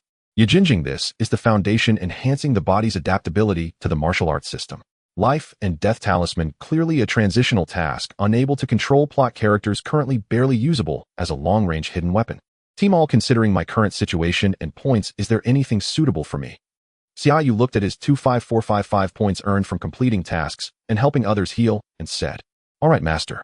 Given your current situation, I recommend you choose the Dragon Elephant Prajna technique." Team All said while displaying the interface for the Dragon Elephant Prajna technique to Xia Yu. Dragon Elephant Prajna Technique System Enhanced Version. This is the supreme protective prowess from Tibetan Buddhism, divided into 13 levels with formidable external power. Each level mastered grants the strength of one dragon and one elephant, and upon mastering all 13 levels, one possesses the might of 13 dragons and elephants. The dragon and elephant each possess 1,000 gene of strength. Price 104000 points. So each level increases strength by a ton. If I master this, wouldn't I have 13 tons of strength? Xia Yu marveled, but then thought of how Spider-Man could effortlessly intercept a speeding bus right after debuting, while Iron Man Mark III could throw cars around. This amount of strength didn't seem like much in comparison. Wait, Team All, over 100,000 points. What am I supposed to do? That's way too much. Can I pay in installments? Xia Yu exclaimed upon seeing the zeros behind the points. Installment payments are not supported, but you can purchase in layers. You can first buy the first 3 levels, and later, as you accumulate enough points, you can buy the rest. Then let's do it. Xia Yu clicked without hesitation. There was indeed an option for segmented purchases. Buying the 13 levels of Dragon Elephant Prajna technique cost 2400 points, leaving him with only 1455 points. After confirming the load, Xia Yu acted quickly, but he forgot this was an external skill that needed to transform his body. He once again experienced the deep pain that penetrated his soul as every muscle and bone in his body was torn apart and reassembled countless times. 20 minutes later, Xia Yu lay on the ground like a dead dog, the scene around him just as chaotic as before. Once again, Team All kindly reminded him, "Master, I suggest you wash yourself first, although I do not." Get lost. Xia Yu lay back on the bed and lit a post-practice cigarette. This time post-practice referred to after practicing the Dragon Elephant Prajna technique. Xia Yu began to recall all the Marvel movies one after another. He needed to connect the plots while altering them as little as possible to enhance his own strength, ensuring a smooth transition to the moment of the snap. However, he had to guarantee that he wouldn't vanish during the snap, because he needed to ensure Natasha survived. As for everything that followed, since he didn't know, he wouldn't overthink it. He would just focus on enhancing his strength and act. It was already November 2007. Tony Stark would be kidnapped in Afghanistan in 2008. The exact month was unclear, but the movie premiered in May, so the difference shouldn't be too great. Tony Stark stayed in the cave for 3 months, and Xia Yu knew he would definitely be involved in the battle against Obadiah Stane. Should he think of a way to infiltrate S.H.I.E.L.D. First, the figure of Black Widow appeared before Xia Yu's eyes once more. Before the Avengers began, there didn't seem to be many options to interact with. It was best not to provoke the Hulk, as he was currently too formidable to handle. That would be difficult as well, Asgard was too deep. A person like him with an unclear background should definitely steer clear of Odin and the Ancient One, as they were two deities who could rival or even surpass Thanos. At least Thanos without the Infinity Stones would not be a match for those two. In the early stages, it seemed his only choices were S.H.I.E.L.D. and Tony Stark. The classic ringtone of Nokia interrupted Xia Yu's reverie. Picking up his phone, he smiled. Oh, what he thought of came to fruition. Pepper was calling. "Hello, Miss Potts. If I'm not mistaken, it should be midnight now. I'm not accepting any appointments at this hour." Xia Yu feigned surprise. "Oh, Xia, I'm sorry to disturb you so late. I need your help. Can you come to Los Angeles?" Pepper Potts said. "What's wrong, Miss Potts? Are you sick? You don't sound like it. Why do you need to go to Los Angeles?" "You know I never do house calls," Xia Yu replied nonchalantly. "No, I'm fine. Thank you for your concern. It's my boss. You know I've been treating him recently, and the results have been excellent. So my boss hopes you can become his healthcare physician. That's the idea. If possible, I need you to come to Los Angeles for an interview." "Yes. I hope you don't mind. My boss has a special identity." "Yes, he needs an interview," Pepper said cautiously. Xia Yu nearly laughed out loud thinking that Tony Stark had already been delivered to him, but he pretended to be angry on the phone saying, Miss Potts, am not an isolated person. I watch television and read newspapers. I know who your boss is, but am not particularly interested in becoming anyone's personal physician, and I strongly refuse the interview, because I don't really need this job, even if it's for the president. After saying that, Xia Yu hung up the phone. Xia Yu was betting that Tony Stark was a very proud person, being paid to work for him wouldn't make them friends. He needed to maintain a good relationship with the characters in the plot rather than treating them as mere hires. Dealing with someone like Tony Stark, especially the current Tony Stark, a good slap in the face might leave a deeper impression. Los Angeles Malibu Beach, known as the most prestigious affluent villa area in Los Angeles and the entire west coast of the United States, many celebrities and wealthy business people own their homes here, including Tony Stark. At this moment, the spacious hall was empty with only Pepper Potts holding a phone listening to the busy tone. With a wry smile, she opened the door to the underground laboratory and descended. Tony, I've told you this isn't acceptable. You need to learn to respect those who help you, Pepper said to Tony Stark, who was focused on his experiment. Are you saying he turned me down? Refused to be Tony Stark's personal physician? Doesn't he realize that the income from serving just me is higher than what he would get serving all the gentlemen and ladies on Wall Street? Tony Stark replied without lifting his head. Knowing he would get caught up in work, Pepper reached over to stop Tony's tasks and said, he knows who we are, Tony. Look at me, look at my face. I've only been there 3 times, totaling less than 4 hours. Do you know, Tony, I feel like my body has returned to 10 years ago. I've never felt as good as I do now. This isn't something you achieve just by going to the gym a few times a week, you know. As Xia would say, this is nurturing the body from the inside out. Do you know how miraculous that is? He's a genius. Tony, come with me to New York tomorrow. Let's meet and discuss this. I believe your personal visit will move him, said Pepper. I admit you do look good right now. Tony Stark looked at Pepper and replied, then returned to his work, continuing, I will not personally ask a physician. Also, I don't like you calling others geniuses in front of me. I believe I am the greatest genius in your eyes, not some physician, of course, in others' eyes as well. He'll arrange for a flight in the morning. He'll come pick you up tomorrow. Get some rest and sleep well, boss. Pepper turned and left, speaking firmly. Under normal circumstances, Pepper would absolutely obey Tony Stark's orders, especially before becoming the CEO of Stark Industries, where she was completely devoted to taking care of his life. Only when it came to issues regarding Tony's health did she show such firmness. Just earlier, Tony had shown a slight discomfort about his health, but it wasn't a medical condition. Pepper recalled Xia's theories about wellness and eagerly recommended him, disregarding the time to make a call. Rarely being so forceful, Tony Stark shrugged and remained silent. He felt the concern and noted the significant changes in Pepper recently. When he had arranged for a magazine cover girl, he found himself thinking about Pepper instead. With a sigh, Tony set aside his work and obediently went to rest. Xia was right. The next afternoon, he met one of the sole figures of the Avengers, Iron Man, Tony Stark, though the atmosphere at the outset was not very cordial. The genius of mysterious Eastern medicine you mentioned can't be this little kid, right? Pepper, are you sure you didn't mistake him for someone else? Tony Stark began with his usual sarcasm as he entered. Mr. Stark, Xia's clinic is the most famous in New York, dating back to his grandfather. Only the most prestigious and esteemed people in Manhattan need to make appointments to be received here. Pepper said this while smiling at Xia. Tony Stark clearly did not appreciate Pepper's goodwill and continued to provoke. I have no doubt about his grandfather's miraculous Eastern medicine, but I find it hard to believe this little kid can possess the miracles you speak of. Turning to Xia, he asked, how old are you, kid? Old enough to drink legally. Xia was busy brewing tea at the table and replied, I'm 23, Mr. Stark. I heard you entered MIT at 15 and took over your family business at 21. Do you not understand that age does not equate to everything? Is it the same? I am Tony Stark, the most famous genius in the world, a billionaire, a playboy, Tony Stark arrogantly declared. Then go buy a medical magazine and read it thoroughly and prove to me you can take care of your own body, genius. Xia did not back down. After saying this, he poured a cup of tea and gestured to Pepper. Miss Potts, try the red tea you like best. Pepper thanked him and took the cup. Tony Stark naturally sat down and poured himself a cup, saying, your tea is quite good. Although I usually drink coffee. Kid, do you know who you are provoking? My genius is in creating the most advanced weapons in the world, not in being a mere personal physician. I don't think it takes much genius to be a good physician. Xia elegantly refilled their cups and retorted, so the great Mr. Stark can create weapons that could destroy the earth, but can't fix his own. A frail and aging body. Mr. Stark, if I may ask, how old are you? Let me guess. 45. Xia was definitely being intentional. Tony Stark was born in 1970, and now he would be about 37 years old. Moreover, compared to the movies, he looked even younger now. Damn it, I'm far from 40. I work out more than 4 times a week and my body is very strong. You dare describe me as frail and aging? I hate that word. Damn it, you've angered me. Do you have boxing gloves here? I must show you what real strength looks like. Tony Stark was furious. Xia turned to Pepper with a look of surprise and asked, Miss Potts, are you sure this Mr. Stark is under 40. Oh my god, he looks like your father. Ignoring Pepper's reaction, Xia turned back to Tony Stark and asked, you say you work out 4 times a week. I'm sorry, sir, but I must say that the best maintained part of you is your beard, though it doesn't suit you at all. It at least looks well groomed.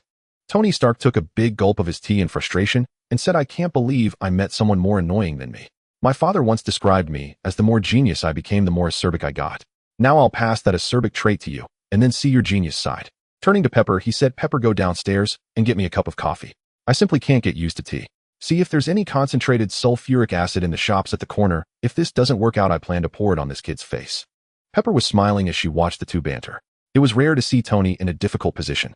She knew Tony Stark very well. If he didn't think highly of someone, he wouldn't waste a word on them. Xia was genuinely a charming young man, and she found herself quite fond of him. It seemed Tony had a decent impression of him too. Hearing Tony Stark's words, Pepper smiled and nodded, giving Xia an apologetic look before getting up and leaving. Only after she could no longer hear Pepper's footsteps down the stairs did Tony Stark turn to Xia with a fierce expression and say, kid, I got up early, left my lab, and sat on a plane for several hours. You better make me feel like this was worth it. I need Pepper's kind of all-encompassing care, fully comprehensive. Do you understand what I mean? Xia smiled, Mr. Stark, if you are afraid of wasting time, a little blue pill can solve your problem. It's available at the pharmacy downstairs, and if you mention my name, you can get an 80% discount. Upon entering, Xia quickly discerned the main issue. After all, how could Tony Stark be so eager to fly over? It turned out that it was a critical male function that was malfunctioning. Damn it, how did you figure that out? I need to repair my body, repair it. Do you understand? Just like an engine with a slow RPM, I need you to fix or upgrade it, not overload it. Do you get it?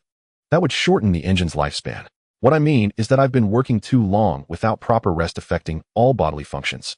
But I don't have extra time to rest, so I need your special medical skills to help my body rest and restore its functions. Yes, that's what I mean. Tony Stark explained earnestly. I completely understand your point and recognize your needs.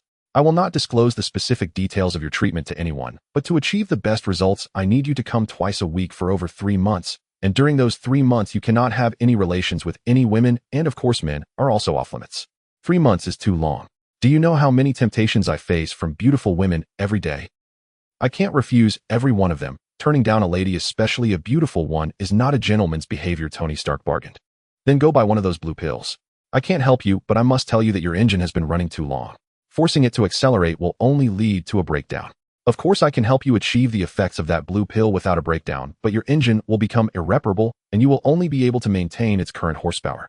Xia shrugged, expressing his helplessness. Damn it, have you seen Maxim magazine? I said I wanted to try for their cover girl this year, but I missed the February model. I thought there was no hope, but who knew the next month's cover would feature a pair of twins? I feel this is a chance from heaven, and I must seize it. So by next month at the latest, I need to be in good shape to handle both at the same time, and it must be without side effects. You must help me think of a way you can name your price. It's not about the money, it requires nearly a month. I need to monitor your sleep and diet every day and treat you daily. Do you have this time to stay here with me for a month? Stay here with you, living together for a month. I can't do that. In fact, I want you to be my personal physician. To be honest, I do admire the changes you brought to Pepper. I mean, they're very natural and radiant, aren't they? So if you are willing, come with me to Los Angeles. You can name your conditions. Tony Stark finally extended an invitation. Sorry, I'm not interested in being anyone's personal physician. In fact, I don't plan on continuing in this line of work. I can help you solve this problem, but you must promise me, Mr. Stark, that you will follow my arrangements until your treatment is completed. Xia said. System task: using your medical skills combined with the internal power of the 9-yang divine art, heal the minor ailments of Iron Man Tony Stark's body, showcasing the mystical and powerful aspects of Chinese martial arts to one of the 3 giants of the Avengers. Task reward 100,000 points. Xia Yu accepted the task without hesitation and followed Tony Stark and Pepper to Los Angeles. Jarvis, grant this young fellow access. He will be staying with us for the next month. As soon as he entered, Tony Stark spoke up. Yes, Mr. Stark, the basic database has been established. Welcome, Mr. Xia, Jarvis replied. Jarvis is my artificial intelligence butler. He can monitor the entire house at any time and can easily find your records from the government's database. You can ask him anything around the house, including how hot the water needs to be when you shower. He is omnipresent. If you need anything else, just ask Pepper. She will be with us this month. I really don't want to live alone with a man, even if he is my doctor, Tony Stark said to Xia Yu. So let's start the treatment tomorrow. It's the first day in such a beautiful big house. I think we should have a hearty dinner together. Tonight, I will provide an authentic Chinese meal. Pepper, do you mind taking me out to shop for some ingredients? Xia Yu said. Pepper smiled and agreed, taking Xia Yu out of the house. Damn it, I somewhat regret bringing this kid to my home, Tony Stark said jealously. For the 3 of them, a hot pot dinner was certainly appropriate. Xia Yu was pleasantly surprised to find an old-fashioned copper pot in Los Angeles Chinatown, but he couldn't find authentic sesame oil, so he would have to make do with some sesame paste.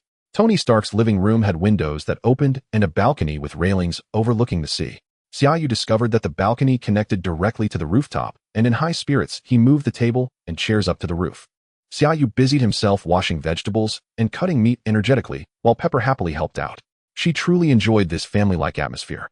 Tony Stark's house felt too cold. No other country in the world had the same culinary skills as China, capable of filling an entire house with the warmth of a meal. After much effort, it was finally ready. Tony Stark carried a small box filled with ice and beer. Everything was set. Xia Yu lifted the lid and a wave of steam carrying the aroma of spice wafted up. I want to see what's so special about this hot pot after all your fuss. Isn't it just boiling water to cook the ingredients and pairing them with dipping sauces? Isn't barbecue better? Tony Stark rambled on. Earlier, Xia Yu and Pepper had been bustling around like a couple, which annoyed him. He was trying to maintain his pride. Everyone who has seen the movies knows that Tony has had feelings for Pepper for a long time, though he himself is unaware, behaving like a big boy, easily getting jealous. Xia Yu smiled without saying a word. The power of hot pot is something that an average person on Earth cannot resist. Watching Tony and Pepper each place slices of meat into the pot, Xia Yu reminded, the meat is cut very thin. It will cook in 10 seconds. If you boil it too long, it won't taste good. Wow. I mean, it's not bad. Yes, better than I expected, Tony Stark said. Ignoring his stubbornness, Xia Yu turned to Pepper and asked, what do you think, Miss Potts? Pepper, with her mouth full, nodded vigorously, her eyes crinkling into crescent moons. Although Tony Stark claimed it was decent, his actions betrayed him.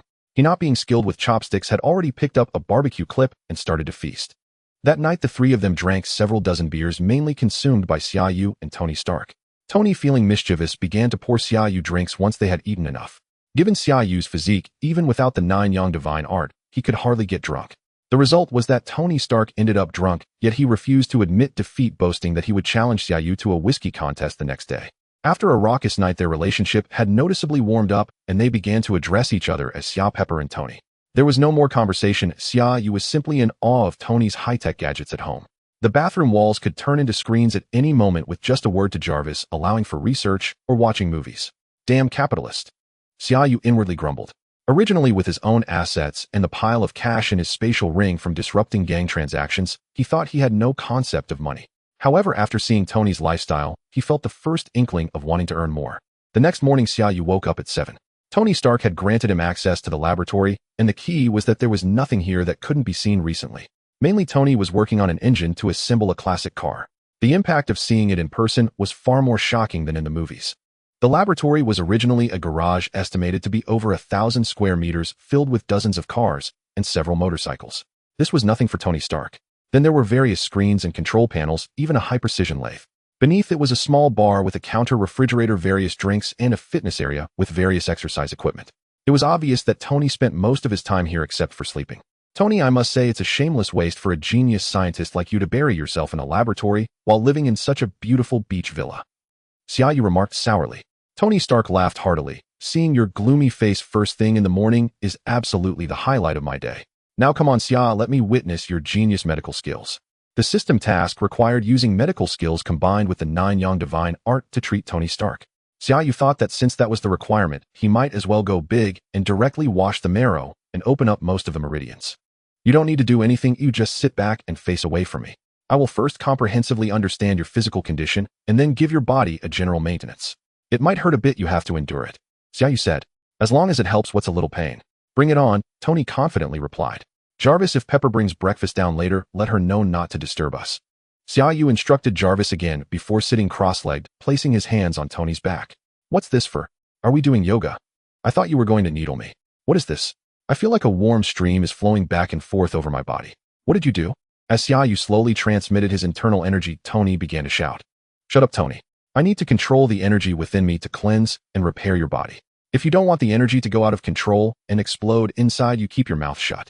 Xia Yu said irritably. Tony Stark had no choice but to suppress his curiosity and quietly feel the energy circulating within him. Xia Yu did not treat Tony as gently as he did Natasha. With Natasha, he nurtured and unblocked her gradually. With Tony, Xia Yu directly applied maximum force without harming him. It was like when we exercise and stretch the muscles in our legs. Slowly pressing against someone to loosen them is not the same feeling. Soon Tony let out a blood-curdling scream. Had it not been for Xia Yu's internal energy holding him still, he would have been rolling on the ground in pain. Xia Yu's internal energy violently advanced through Tony's meridians. As long as it didn't shatter, Xia Yu was indifferent even if some cracks appeared. The nine-yang divine art would just repair it. Unable to tolerate Tony's continuous shouting, Xia Yu split his focus and knocked him unconscious, patiently unblocking each of Tony's meridians, while controlling the nine-yang divine art to circulate alongside it, serving to solidify and further cleanse. Finally, Xia Yu simply used his internal energy to float Tony in the air. Xia Yu began to circle around Tony, continuously striking down with one palm after another. This was to shatter some stubborn toxins and impurities within Tony's bones and blood. As Xia Yu's hands moved faster, visible afterimages began to trail behind. In a short time after delivering over 200 strikes, Xia Yu returned to Tony's back and shouted, "Here it goes." Both hands slammed down hard onto Tony's spine. With that strike, every pore on Tony's body expelled black blood, with some even spraying up to 10 or 20 meters away. Just in time to witness the final blow, Pepper Potts let out a deafening scream, disregarding Jarvis' attempts to stop her as she rushed towards Tony Stark. At this moment, Tony Stark looked worse than when Xia Yu had first finished loading the evolving muscle technique, covered in grime, blood, and toxins, some of it expelled from the beginning and some from the final moment, with some having stuck to his clothes. His hair and beard were also a mess. "Oh my God, Tony, what did you do to him?" Pepper exclaimed, seeing Tony in such a state, losing her composure as she shouted at Xia Yu. "Calm down, Pepper, calm down. Tony is fine. He just looks a bit disheveled. I'll wake him up and you can ask him yourself." Xia Yu quickly reached out to rouse Tony. "Oh my God, Tony, are you okay? Is there anything wrong?" Pepper held Tony, and as soon as he opened his eyes, she began questioning his condition. "Oh damn, what happened? What is all over me?" "I'm fine, sweetheart, don't cry, I'm okay." Tony panicked a little when he saw Pepper in tears. "I just helped Tony cleanse his insides a bit for your easier understanding, which is why some impurities are coming out through the pores. I suggest you both take a shower quickly, and we can discuss what happened over breakfast. To be honest, you two hugging like this is not romantic at all. Pepper, can't you smell what Tony smells like? Does he not smell like a sewer pipe just removed from the ground?" Xia Yu smiled as he spoke. Pepper finally reacted, noticing the smell and looking at herself covered in it. She screamed again and fled in a panic. Tony frowned and muttered, "Xia, I'll settle this with you later." Then he hurried away. As the richest man in America, and even the world, Tony Stark's bedroom naturally included a large bathroom. He had just showered for a full half hour, finally getting rid of the grime, especially from his hair, and was soaking naked in a round bathtub about 4 to 5 square meters in size. Jarvis played the footage from the lab earlier. Tony Stark spoke to the air. "Yes, sir." As Jarvis responded, a completely transparent screen rose at the end of the bathtub, displaying the footage of Xia Yu cleansing Tony's marrow and meridians in the lab. "Wow, this is so cool. What is this? Some sort of superpower?" As the footage played, especially when it showed Xia Yu lifting Tony with his inner strength, Tony exclaimed dramatically, "Check my physical condition," Tony Stark said again. As soon as he finished speaking, a light curtain swept across the entire bathtub from front to back, including beneath the water's surface. After a brief pause, Jarvis' humanized voice sounded again. "Sir, the scan results show that your physical strength has not changed, but all organ and muscle conditions are extremely perfect. What I mean is that your body is very clean, just like a newborn baby." Tony Stark naturally understood what this meant. As humans are born and grow, their bodies gradually oxidize with various impurities generated from breathing air and consuming food, accumulating in the organs, blood vessels, and bone marrow. For Jarvis to say his body is as clean as a newborn's is simply outrageous. "Also, sir, your metabolic rate is approximately that of an average 16 or 17-year-old, Jarvis added. Tony ignored Jarvis' words and asked again, "Have you detected Xia's physical condition?" "The lab does not have specialized detection equipment, sir. I can only detect that while Mr. Xia was treating you, there was a substantial energy activity within his body, not any known form of energy at present." "This situation is quite different from what Pepper described," Tony Stark murmured. Tony Stark had unconditional trust in Pepper, but for someone with superpowers to treat him for the first time without any hint of hidden abilities raised questions about what Xia Yu truly intended. With the system in place, Xia Yu had a 30-point affinity bonus with plot characters. This was not a percentage, just a flat 30. Perhaps even Xia Yu himself had not realized the extraordinary nature of this function. In terms of a full affinity value of 100, it is nearly impossible to achieve this between two independent human beings, as 100 implies you like everything about the other person. Generally, the affinity between a couple in love ranges from 70 to 85, and it becomes increasingly difficult to achieve as one goes on, as others often have aspects that you find disagreeable. For example, two strangers meeting with a smile could have an affinity of 10, sharing a meal and drinks might bump it to 30, but even after a month of dining together and playing daily, the affinity might not reach 50. This standard becomes more difficult to achieve over time, yet the system grants Xia Yu an external bonus.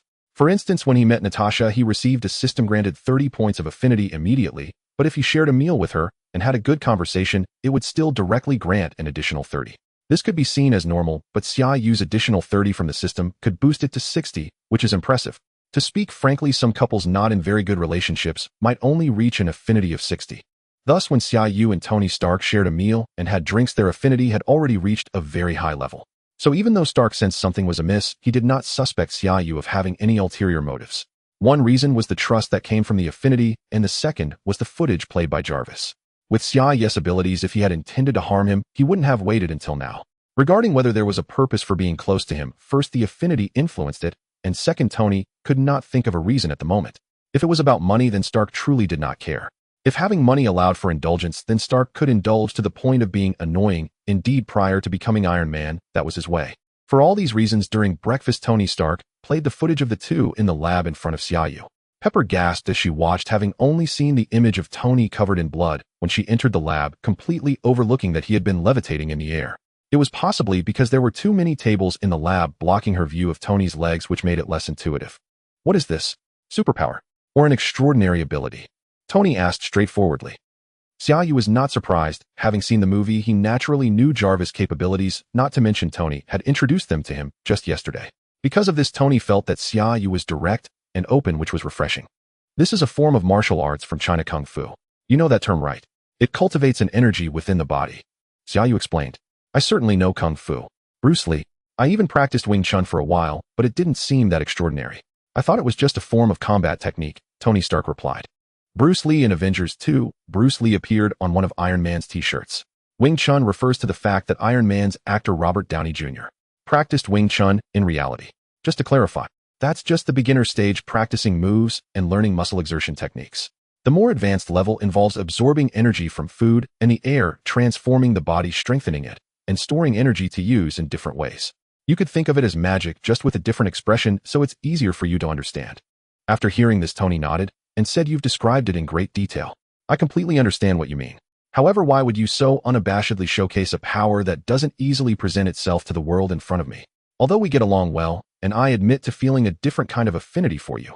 Not that kind, don't get me wrong, I still prefer beautiful women. What I want to say is that while we hit it off, it doesn't change the fact that we are meeting for the first time.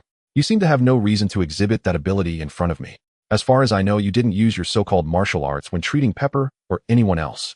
In fact, when I treat others, it is also effective. However, it is mostly done through silver needles, so no one has discovered it. The reason it is so obvious this time is twofold. First, due to your time constraints, I must do this to achieve results quickly. Second, as you mentioned, there is a certain affinity between us both for you and Pepper. Although you appeared quite unpleasant when we first met, there was an inexplicable sense of trust between us. I don't know if you felt it, but I certainly did. Xia Yu's response was quite clever. He understood the system's affinity bonus, so Tony and Pepper nodded in agreement.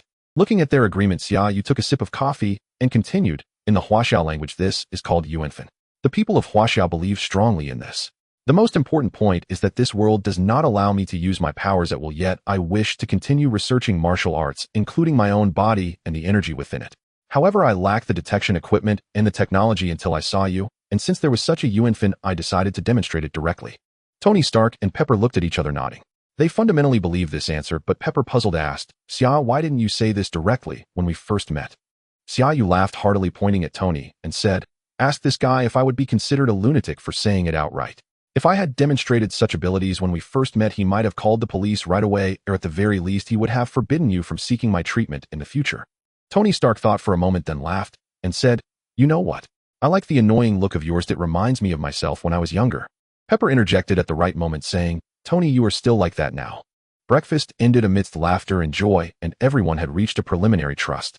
However, Tony Stark, being restless, immediately pulled Xia Yu to demonstrate, wanting to see what equipment and instruments were needed. He could not wait to explore this uncharted territory. Xia Yu dared not display his full powers, but merely showcased various applications of inner strength before them. For instance, he demonstrated the power of his palm infused with inner strength, extending it to increase the hardness of objects, and using lightness skill to hover and fly briefly in the air. When Xia Yu floated down as if gravity did not affect him, Tony and Pepper erupted in applause. Tony even grabbed a bag of snacks eating while observing, which made Xia Yu feel quite frustrated, like a performer in a circus.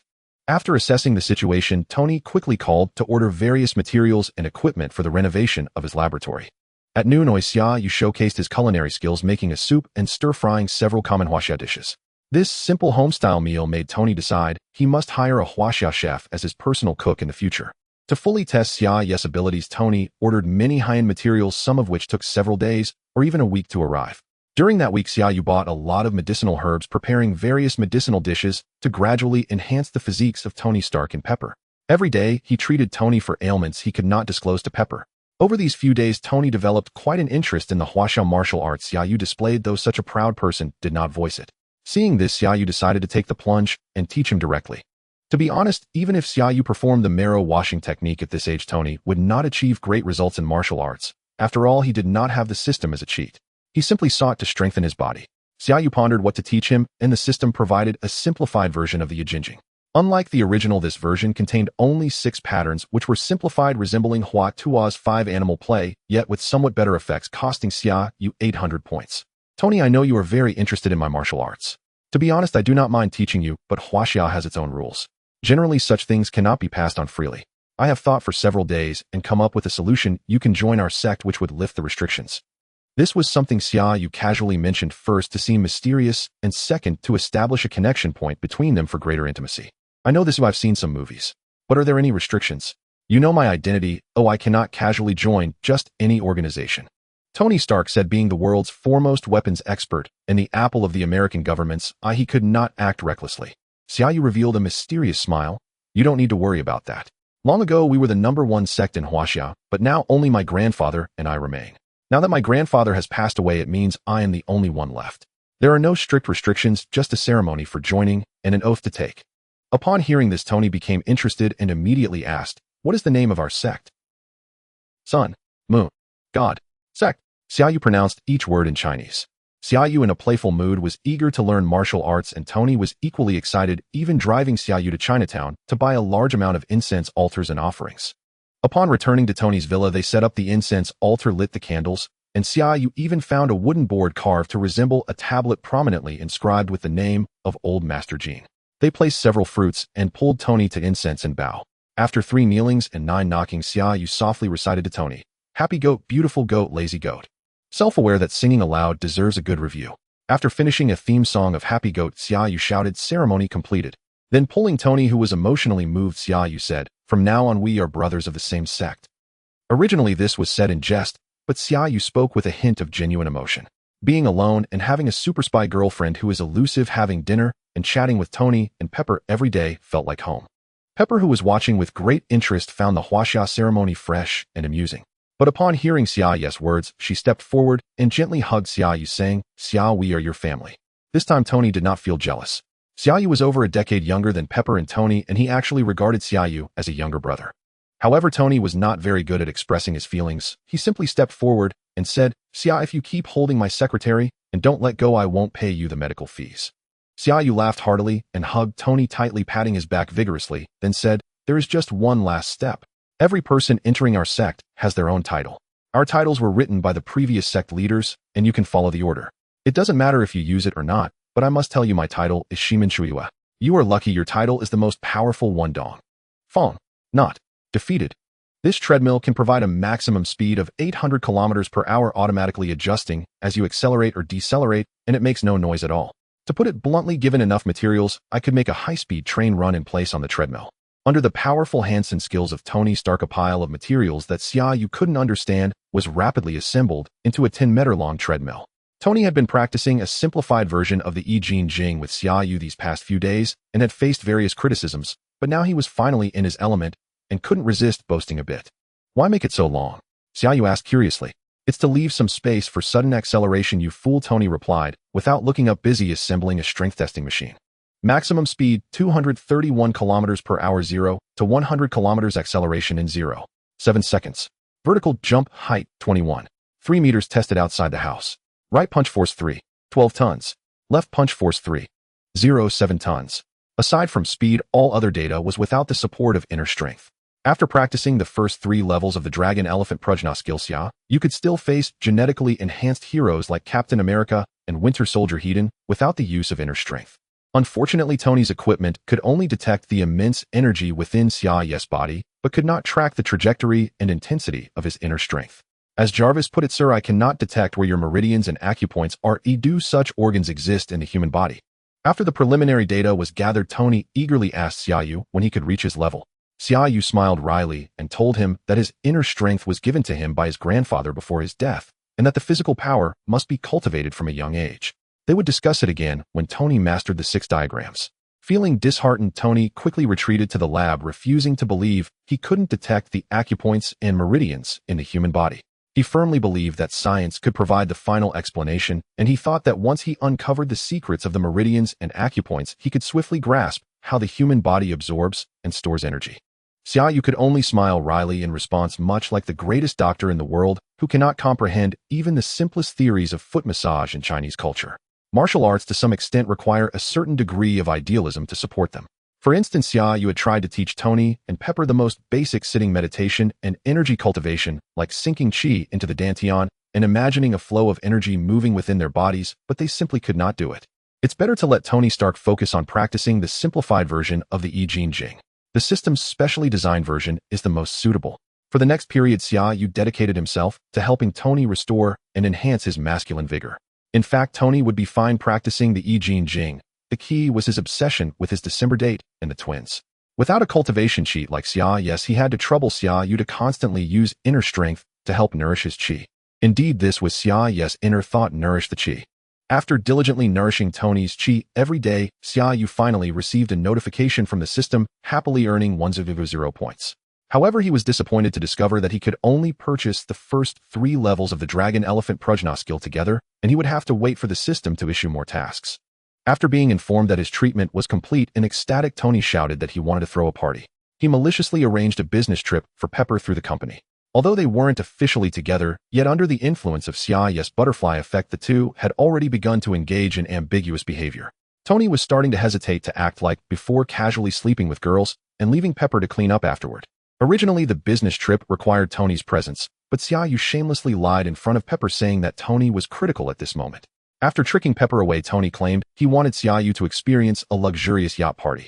Xia Yu scoffed at this, wondering if he had never seen or heard of a movie before. In his past life, Xia Yu had watched countless terrible online movies, and the 3 essential elements of a bad movie were yachts, beautiful women, and big busts. You're so cliché. Sailing out on a boat with a bunch of bikini-clad beauties lying around sunbathing. What's so fun about that? Xia Yu said disdainfully to Tony. In fact, Xia Yu found that he had underestimated the magnitude of his own words compared to Tony's hot pot experience. Is this a yacht? This is a seaside villa. Xia Yu stood on the shore of a yacht club in Los Angeles looking at the 120-meter-long giant yacht on the water. Tony laughed heartily, putting his arm around Xia Yu as they boarded the yacht. What it meant for poverty to limit one's imagination was evident. The entire yacht had 3 levels. Inside the cabin were 2 more levels with 5 suites and 10 standard rooms with double beds. The luxury exceeded Xia Yu's imagination, and there were 3 swimming pools. This was a yacht, not a cruise ship. There was a dance floor, a cinema, a gym, a dining room, a medical room, and 5 lounges.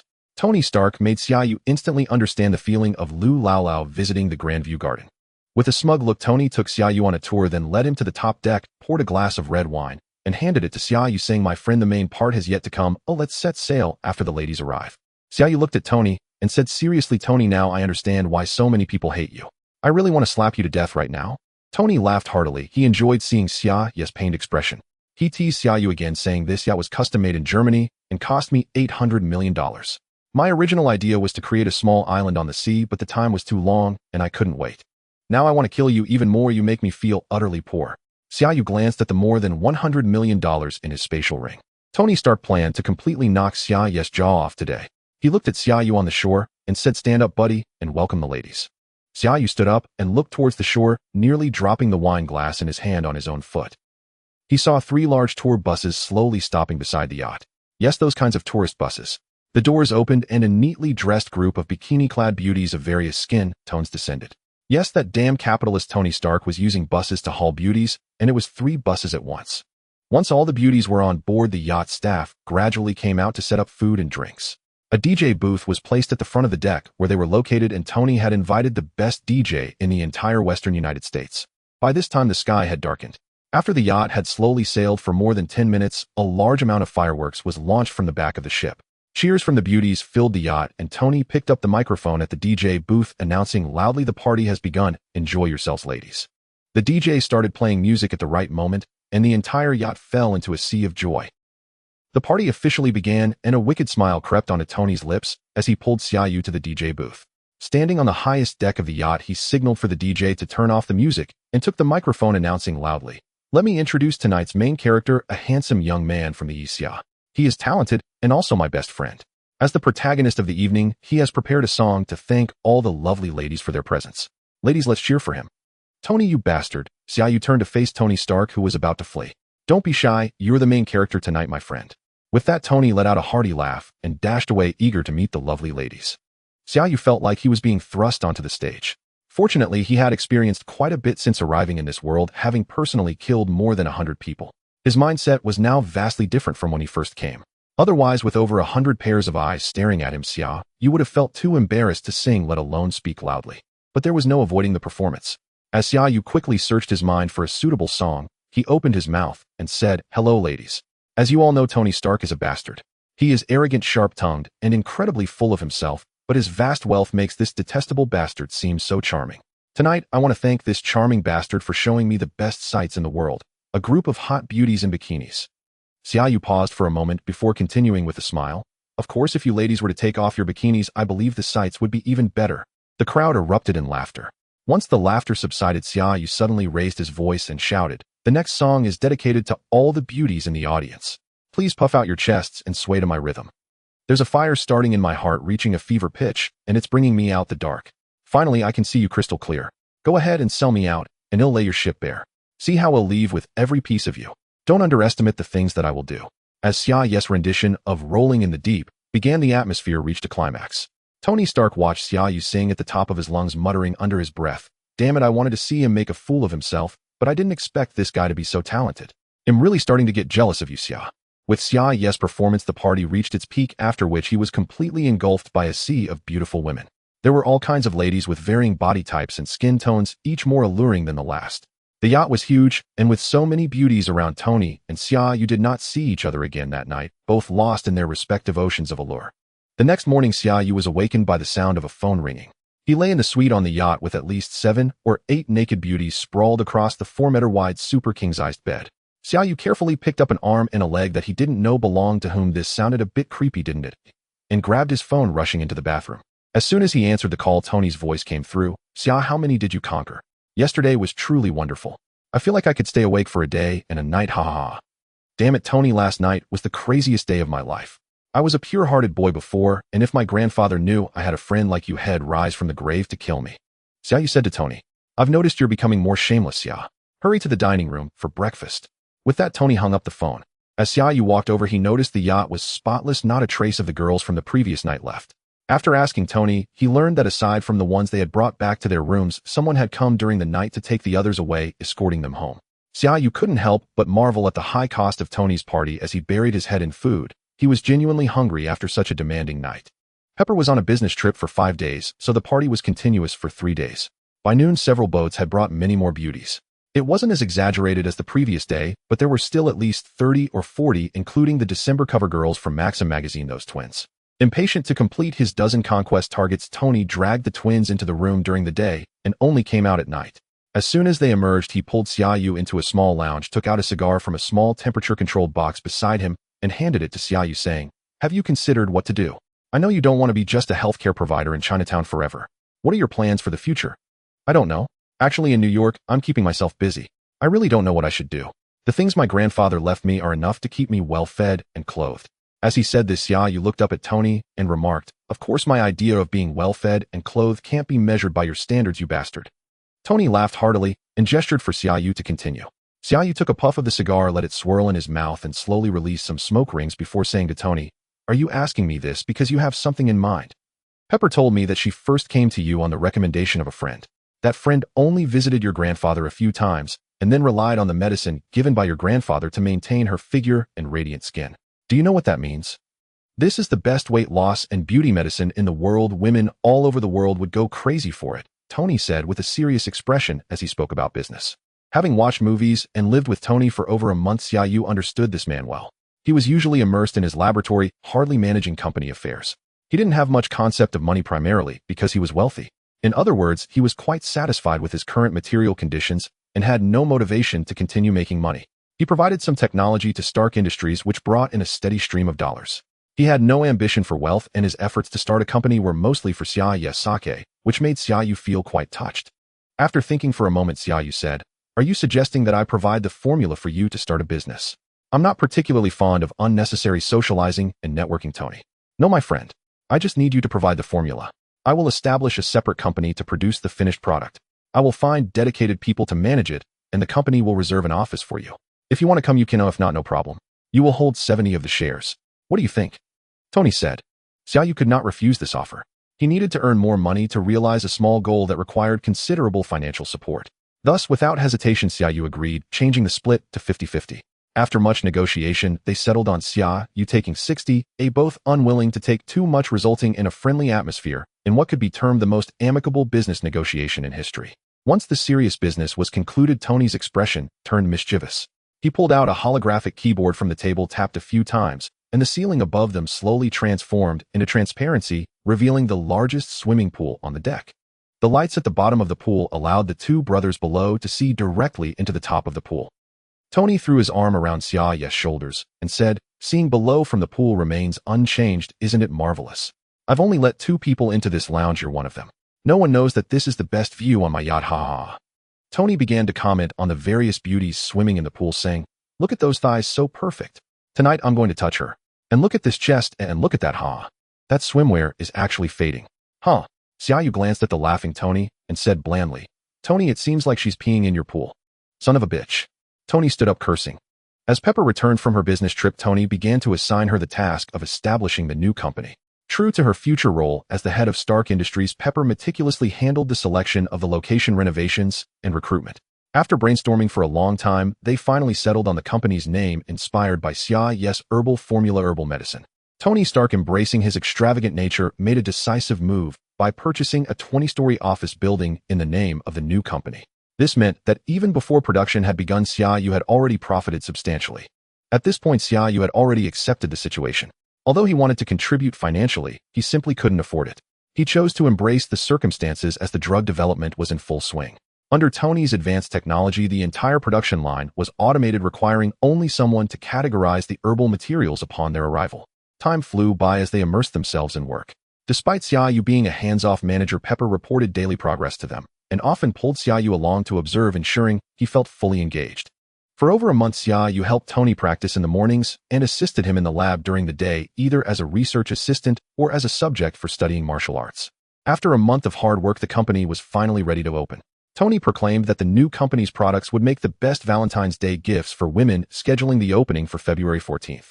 The products had already been listed for sale, but the official move into the office would occur on that day, allowing Tony and Xia Yu, the two bosses, to make an appearance and meet all the employees. Xia Yu had already met most of the main management team, and today was just a small lunch gathering to introduce Tony and Xia Yu to the entire staff. The employees were aware that Tony Stark was one of the owners, but many were seeing Xia Yu for the first time. They were astonished to learn that such a young Eastern man was not only partnering with Tony Stark, but was also the primary shareholder. Ignoring their whispers, Xia Yu said a few brief words before Pepper thoughtfully prepared Valentine's Day gifts for each employee. Afterward, the three left, and once downstairs, Tony and Pepper mysteriously led Xia Yu to the back of the building. "What are you two up to?" Xia Yu wondered, their secretive behavior reminding him of a matchmaker. Were they trying to set him up with someone? "I already have a goddess," Xia Yu thought to himself. The company's building was a full 20 stories tall. While not a big deal in Los Angeles, it was more than sufficient for their needs. The bottom 16 floors had all been leased out, and the upper 4 were for their own use. At this time, many companies renting floors were starting to move their belongings in, leading to a bustling scene at the back entrance with numerous trucks and workers. As they reached a corner at the back of the building, Pepper smiled and said to Xia Yu, "This is Tony's Valentine's Day gift for you. I'm just here to help, and now I'll take you to see it." As she spoke, she pulled out a key card and scanned it against a wall, revealing an entrance that Xia Yu had previously overlooked. "Is this an emergency exit?" Xia Yu asked, puzzled. Without answering, they opened the door and pulled Xia Yu inside. It led to a small elevator lobby with only one elevator. Curious, Xia Yu followed them inside, noticing that there were no buttons. Pepper again used the key card on the right side of the elevator, and it began to ascend. "What are you guys up to?" Xia Yu asked loudly. "Don't talk, just get in the elevator. You need to learn to be composed. You're the big boss now, my friend," Tony replied, shaking his head and educating Xia Yu. Xia Yu rolled his eyes and ignored him. Soon the elevator arrived, and as the doors opened, they were greeted by a living room facing the back of the sofa and the television. Behind the sofa was a Chinese-style redwood partition, leaving space on both sides for a walkway. On the right, there were floor-to-ceiling glass windows, and on the left more glass that looked out onto a large swimming pool with a wall covered in greenery directly opposite. The wall on either side was flanked by additional walls, and looking up one could see the sky. "Is this the top floor?" Xia Yu asked, amazed. He quickly ran to the floor-to-ceiling window on the right to look outside. Indeed, it was the rooftop. Moving towards the living room, he spotted a Chinese tea table next to the right window adorned with several jars of tea leaves clearly containing 7 or 8 different types. Further ahead were a bathroom and a bedroom which included an en-suite bathroom and a walk-in closet. The closet had several suits and casual outfits along with shoes, belts, and ties, even a few expensive watches and sunglasses.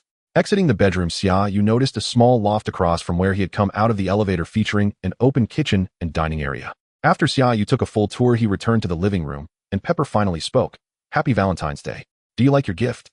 From the moment Tony purchased the building, he had planned to construct an apartment for you on the rooftop. "It's definitely a classic Tony Stark gift." Before Xia Yu could respond, Tony interjected.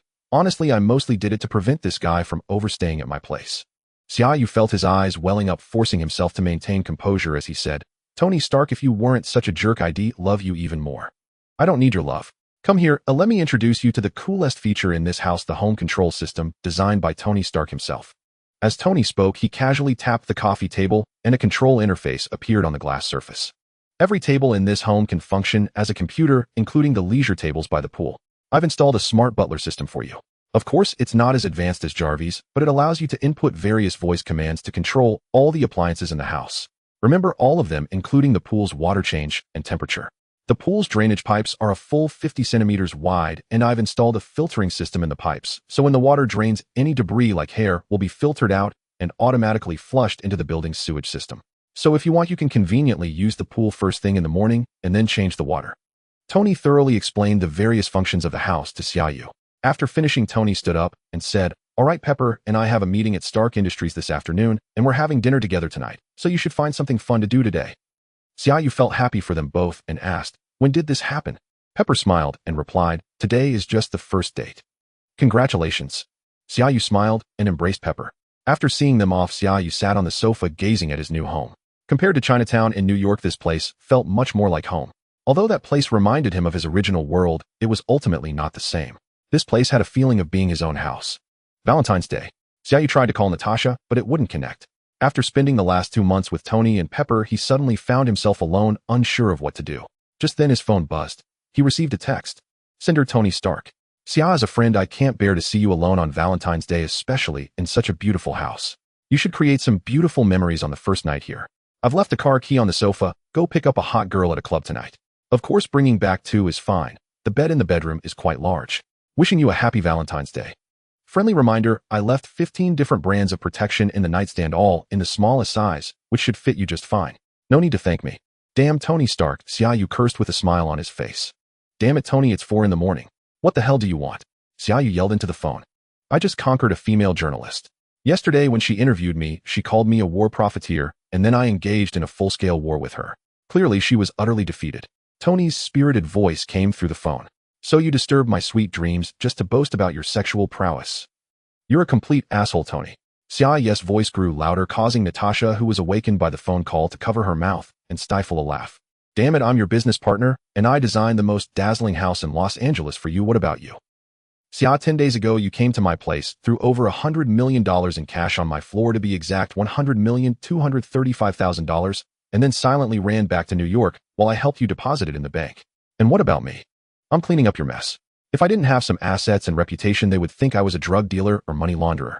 Do you have any idea how much effort it took for me to turn your cash into those lovely numbers in your bank card? In comparison, I merely called you in the middle of the night. You're the real jerk, Xia." Tony began a series of complaints. "It's 4 in the morning, not the middle of the night." Xia Yu corrected him. "It's late night over here, thank you. Los Angeles and New York have about a 3-hour time difference. You should learn to show me some respect. There's a saying in Huaxiao, respect elders, love youth. You should respect me, my dear Xia." Tony slurred, sounding like he was either drinking or just finished drinking. "All right, you win, buddy. Just wait a moment." Xia Yu was fully awake now, got up to grab a cigarette, and gave Natasha, who was wide-eyed, a quick kiss. He lit a cigarette, took a deep drag, and exhaled heavily before addressing the phone again. "So what do you want at this hour? You're not having any health issues, are you?" "That can't be. My health is better than you think. I found a piece of land in Los Angeles that I'm planning to use to grow herbs for our company. The land is crucial, but this isn't my strong suit. I need you to check if it's suitable for planting herbs. As long as the land is okay, we'll buy it. Don't worry about the weather or temperature, I can handle that. Tony said. No problem, I'll head over tomorrow. Xia Yu paused thinking it over, and then asked, why didn't you wait until tomorrow morning to talk to me? Because I just remembered, and I can't sleep. Get to Los Angeles before 3 in the afternoon tomorrow, Pepper will find you. With that, Tony hung up. That jerk. Xia Yu cursed as he tossed the phone aside. I can almost detect a hint of flirtation. I'm getting jealous of Tony Stark. Natasha joked. I'll prove to you how steadfast my sexual orientation is. Xia Yu slipped under the covers, and Natasha giggled. At 4 in the morning in New York, some were playing basketball, while others were deep in romance. The next morning, Xia Yu took an early flight. Natasha didn't accompany him as her vacation was nearly over and she needed to stay in New York. In her words, a general in the government had been causing trouble with human enhancement experiments, and they were closely monitoring the situation. Xia Yu knew that the storyline of the Incredible Hulk was beginning, but S.H.I.E.L.D. was merely playing the role of an observer in this incident. So he felt relieved, but still reminded Natasha to be careful. When he got off the plane, Pepper was already waiting for him. Xia Yu was curious as he had intended to contact Pepper after landing. Pepper smiled and told Xia Yu that she had just dropped off Tony and thought the time was about right, so she waited at the airport. Although Tony Stark wasn't responsible for the specifics of Stark Industries, as the largest shareholder and CEO, he still had a busy schedule. He had only stayed with Xia Yu for so long, due to some embarrassing health reasons. So when he heard Tony was out, Xia Yu didn't think much of it. He followed Pepper to a farm on the outskirts of Los Angeles. The land looked good, and Xia Yu felt confident.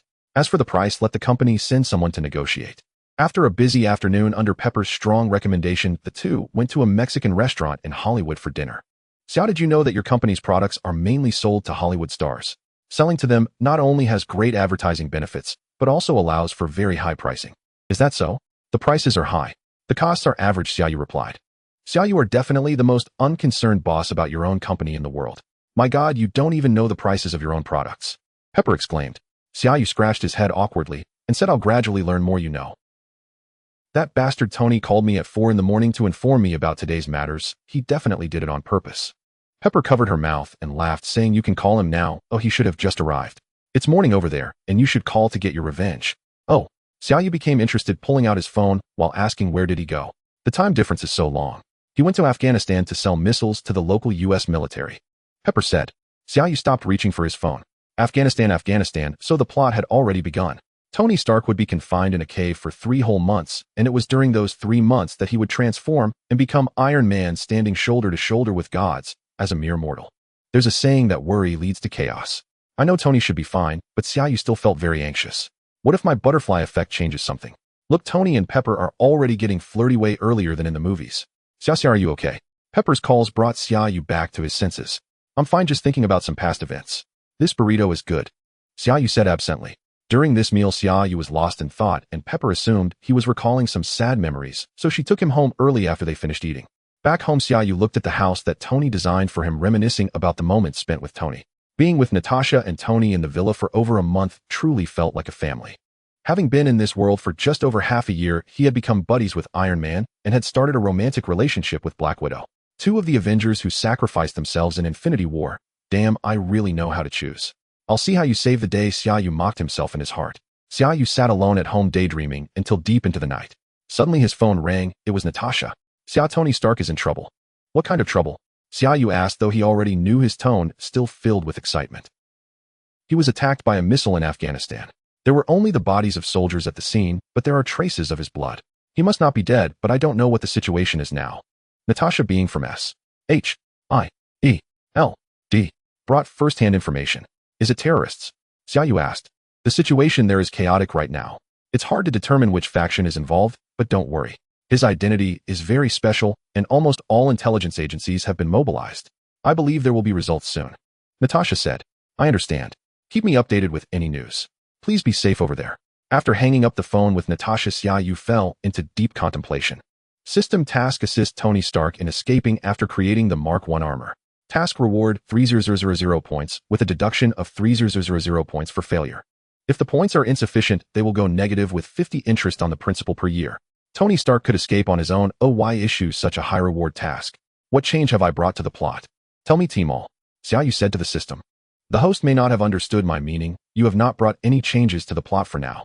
Even if you do not accept the task, Tony Stark will still escape according to the predetermined route. However, since you accepted the task, the storyline will change, increasing its difficulty, hence the point reward. Timol explained. Xia Yu understood. It turns out doing nothing is fine. He said to Timol, then, I just won't accept it. I can earn points later. In the future, all system tasks will be closely related to the plot, meaning the host can only develop their strength by accepting tasks. Only with sufficient strength can the host participate in the ultimate battle and save those destined to die from it. Timol's voice remained as synthesized as ever, but this statement sent chills down Xia Yu's spine. Everything is predetermined. You're forcing me to change the outcome, aren't you? Give me an explanation why. Xia Yu was a bit angry. Rest assured, the system exists to assist you. Some things cannot be explained now, but after the Civil War, everything will become clear. Please actively accept tasks to increase your strength. Timol said. Xia Yu fell silent. No matter the nature of the system, one thing was clear: improving strength first was correct, just like playing a game where you must complete main quests to level up. Next, he needed to research the situation in Afghanistan properly. At least he had to know where the place was. Xia Yu recalled the movies he watched in his previous life regarding where Tony Stark was held, remembering a few key details from the film Gulmira, the 10 Rings, an abandoned Soviet factory, and the desert. With these clues combined, it became much simpler. Since Tony was definitely fine, he had time to execute his original plan, using Stark Industries' 2 major stock drops to buy in at the low. 10 days later, after arranging everything, Xia Yu arrived in the Gulmira region of Afghanistan. Many place names in the Marvel Cinematic Universe are fictional, such as Gulmira and Sokovia. Xia Yu had never been to Afghanistan in his past life. He had only heard it was chaotic. However, upon arriving, he found it was beyond chaotic, especially in the Gulmira area, where apart from a few small towns, most places were almost entirely controlled by the 10 Rings, reportedly conscripting many people. After several days of investigation, Xia Yu chose a small town called Marrow, as it had a tavern. The situation in Afghanistan was somewhat like his previous life, being an Islamic country, which made it difficult to find taverns, especially in small places. Even if there were non-Muslims in a war-torn country where the common people couldn't even afford food, few had the spare change to visit taverns. Thus, Xia Yu entered to probe, discovering a 10 Rings tattoo on the boss' neck, who also spoke English. This was crucial, as Xia Yu needed a translator. Without further ado, Xia Yu used a life-death talisman to control him, realizing this was a 10 Ring stronghold. Nearby towns were secretly controlled by the 10 Rings, and everything here was a resource farmed by them. This tavern primarily served the members of the nearby 10 Rings base. After spending over 10 days in this tavern, Xia Yu learned about Tony Stark's current situation and specific location. Now he just needed to wait for Iron Man to break free. In Marvel films, there are hidden storylines regarding the 10 Rings, like how the disguised Mandarin was killed by actual 10 Rings members after being imprisoned in Iron Man 3, and how there were 10 Rings members among those purchasing suits from Pym Technologies and Ant-Man. Thus, the 10 Rings should be very powerful in the Marvel Universe. During the following time, Xia Yu successively controlled over a dozen 10 Rings members who came to the tavern for drinks, among whom 4 were in the camp, holding Tony Stark. Unfortunately, the information obtained from them was minimal, and they were just low-level fighters, providing Xia Yu no useful intelligence. He didn't need to ask about Tony Stark's situation. He already knew he needed to contact Tony and agree on a date. Finally, 2 months after Tony went missing, Xia Yu controlled a small leader who could directly contact Tony Stark. In the cave where the 10 Rings held Tony Stark, today marked the 79th day of his captivity. The terrorists had already lost patience multiple times. Tony understood he could no longer delay. He must quickly manufacture the armor to have a chance to escape. That day, a blonde terrorist approached. Tony recognized him from being next to the bald leader. He should be a commander. The terrorist came in and headed straight for Ethan. Tony rushed over to stop him, but was knocked to the ground. After pinning Ethan to the table, the blonde pulled out a handgun and aimed it at Ethan's head, loudly asking Tony Stark, "Tell me, how much more time do you need?" 15 days, I need at least 15 days. The equipment here is too rudimentary, Tony replied. The terrorist slammed Ethan's head down on the table with the gun, saying, "You have a week at most." After saying that, he let go of Ethan, picked up the blueprint on the table, gestured for Tony Stark to explain it to him, and then pulled out a sheet of paper to ask Tony which part of the missile it was. Once Tony got close enough, he whispered quickly, "Mister, Xia asked me to send his regards to you." Tony was a bit incredulous, but did not directly deny it. He merely looked at the terrorist in confusion. Seeing Tony Stark silent, the terrorist spoke again, "The $100 million on the ground, and you are an impotent old pervert." Tony was ecstatic, suppressing his excitement, and quietly asking, "Why not notify the U.S. military to rescue me?" The terrorist honestly conveyed Xia Yu's words, "Your itinerary is top secret. He doesn't trust the government or your company's people. Mr. Xia is in a nearby town. He said to set a time with you. I can provide assistance." Tony thought for a moment and said, "A week? What assistance can you provide me in a week? I need to meet Mr. Xia first. I can't stay too long. They'll come find you in 3 days to discuss the details." After the terrorist hurriedly left, Tony said to Ethan, "Now we have a better chance. Let's speed up the progress. Time is running out." Soon this blonde member of the Ten Rings met with Xia Yu. I need you to take me in on the day of action, preferably close to your leader, Xia Yu said. Impossible. I'm not the closest person to him. It would be very difficult to bring you into the camp. Sir, your face is too recognizable. Moi. Xia Yu's expression changed. The blonde who had experienced the life-death talisman's dire consequences saw Xia Yu's expression change, shivered, and suppressing his fear said, Mr. Xia, you have to give me a way out. If I'm going to die anyway, I might as well just commit suicide. Also, bringing you in directly would definitely expose us, complicating your rescue mission. Xia Yu smiled. The clever little guy was worth keeping as a mole in the Ten Rings. In fact, Xia Yu had a rough plan in mind, but he needed to confirm how far Tony was along with his armor. Usually the guards around Tony's cave were the bald leader's most trusted subordinates, which was currently unavoidable. Thus Xia Yu only asked the blonde to relay one question to Tony: could he ensure his safety in the cave, or keep the entrance secured to prevent others from entering? Xia Yu already knew the answer to this question. As long as Tony followed his plan to break out, it would be fine. Over the next few days, Xia Yu would gather the Ten Rings personnel. He controlled, ideally getting them to bring more people over.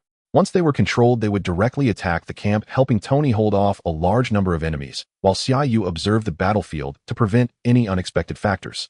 Finally, the day they had agreed upon had arrived. Xia Yu had already prepared his team, not far away, while Tony anxiously awaited in the cave. It must be said that the plot had a tremendous inertia. The bald leader of the Ten Commandments gang felt something was off, so he sent his subordinates to check. Just like in the movies, Tony urgently activated his armor, and the terrorists who forcibly broke in were killed by a small bomb Tony had made. Ethan then rushed out with a gun to buy time. Meanwhile, Xia Yu was leading about 20 members of the Ten Commandments gang he had under control toward the camp. As they were nearing, an explosion rang out, followed by gunfire. Xia Yu had no choice but to take action himself. Xia Yu's original plan was to park a kilometer away, assault the camp with his team, and then have Tony intervene. However, just as they parked and took a few steps, they heard the fighting begin. Xia Yu, disregarding the shocking scene, ordered Huang Mao to drive the car over while he used the Lingbo Weibu technique to rush toward the Ten Commandments gang's camp. The remaining 20 or so people were left dumbfounded. What just happened? After a brief moment, a straight line suddenly appeared across the desert and then vanished with a whoosh. It was Huang Mao who quickly reacted and drove toward the camp. When Xia Yu arrived, gunfire was incessant inside the cave. Outside, a group of Ten Commandments gang members were on guard with their guns aimed at the cave. Xia Yu used a long and used one-click outfit change function to don a set of black armor, wielding the Etienne sword, though he didn't wear a mask this time. There were only about 30 people outside, and they couldn't hold out even a minute against Xia Yu, who was equipped with the Etienne sword and employing the Lingbo Weibu technique. Xia Yu eliminated all the people outside, casually gathering most of the weapons piled up there, and rushed into the cave. Tony was crouched next to Ethan in his Mark I armor, and it appeared that Ethan had not escaped death. Tony, let's go now, Xia Yu said, fearing any changes. Upon entering, he spoke up. Xia, can you take him with us? Tony pointed to Ethan's lifeless body on the ground. No problem. It's inconvenient for you to move in that armor. Don't move, they'll help you take it off first. After finishing his words, Xia Yu swiftly used the Etienne sword to help Tony unfasten his armor. Many parts of the Mark I were secured with belts and similar items, making it easy to remove. Xia Yu tucked Ethan's corpse under his arm while using his other hand to grasp Tony Stark's pulse point, continuously transferring a stream of Juyang divine energy into him. As the two emerged, Huang Mao was leading a convoy of 5 vehicles over. This group, initially viewing Xia Yu as a devil due to the death symbol, now felt even greater fear after witnessing Xia Yu's display. Xia Yu and Tony got into Huang Mao's vehicle, heading toward the middle of the desert. It was still perilous. Xia Yu had a GPS and a satellite phone. Before coming to Afghanistan, Pepper had given him Colonel Rhoda's phone number, and he planned to call him for a pickup once they were farther away. Upon getting into the vehicle, Xia Yu noticed a red dot still on the small map. He suddenly remembered that the bald leader should have been lying nearby when they entered the cave. In the original plot, he hadn't died and was later killed by Obadiah Stane. Xia Yu thought it over and decided to let it go. After all, without that bald leader, how could Obadiah Stane become Ironmonger? Xia, thank you, Tony said. Let's not discuss this now. We should find a safe place to leave first. You actually created such an armor in the cave. You're really impressive, Tony, even if that armor looks ugly. Xia Yu replied. Having just transferred some true energy to Tony, he looked much better, but Ethan's death hit him hard, so he wasn't in the mood to talk. After hearing Xia Yu's words, he opened his mouth, but ultimately couldn't resist saying, your outfit's not much better either. Xia Yu didn't want to bicker with him at this moment. However, seeing Tony's lack of spirit made him uncomfortable, so he tried to engage him in conversation. Seeing him like this, Xia Yu had no heart to joke anymore.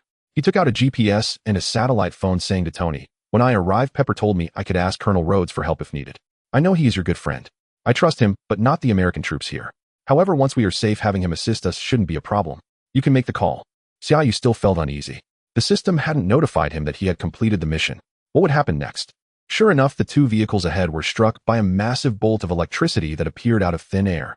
The two vehicles exploded into fireballs, and the people inside surely couldn't have survived.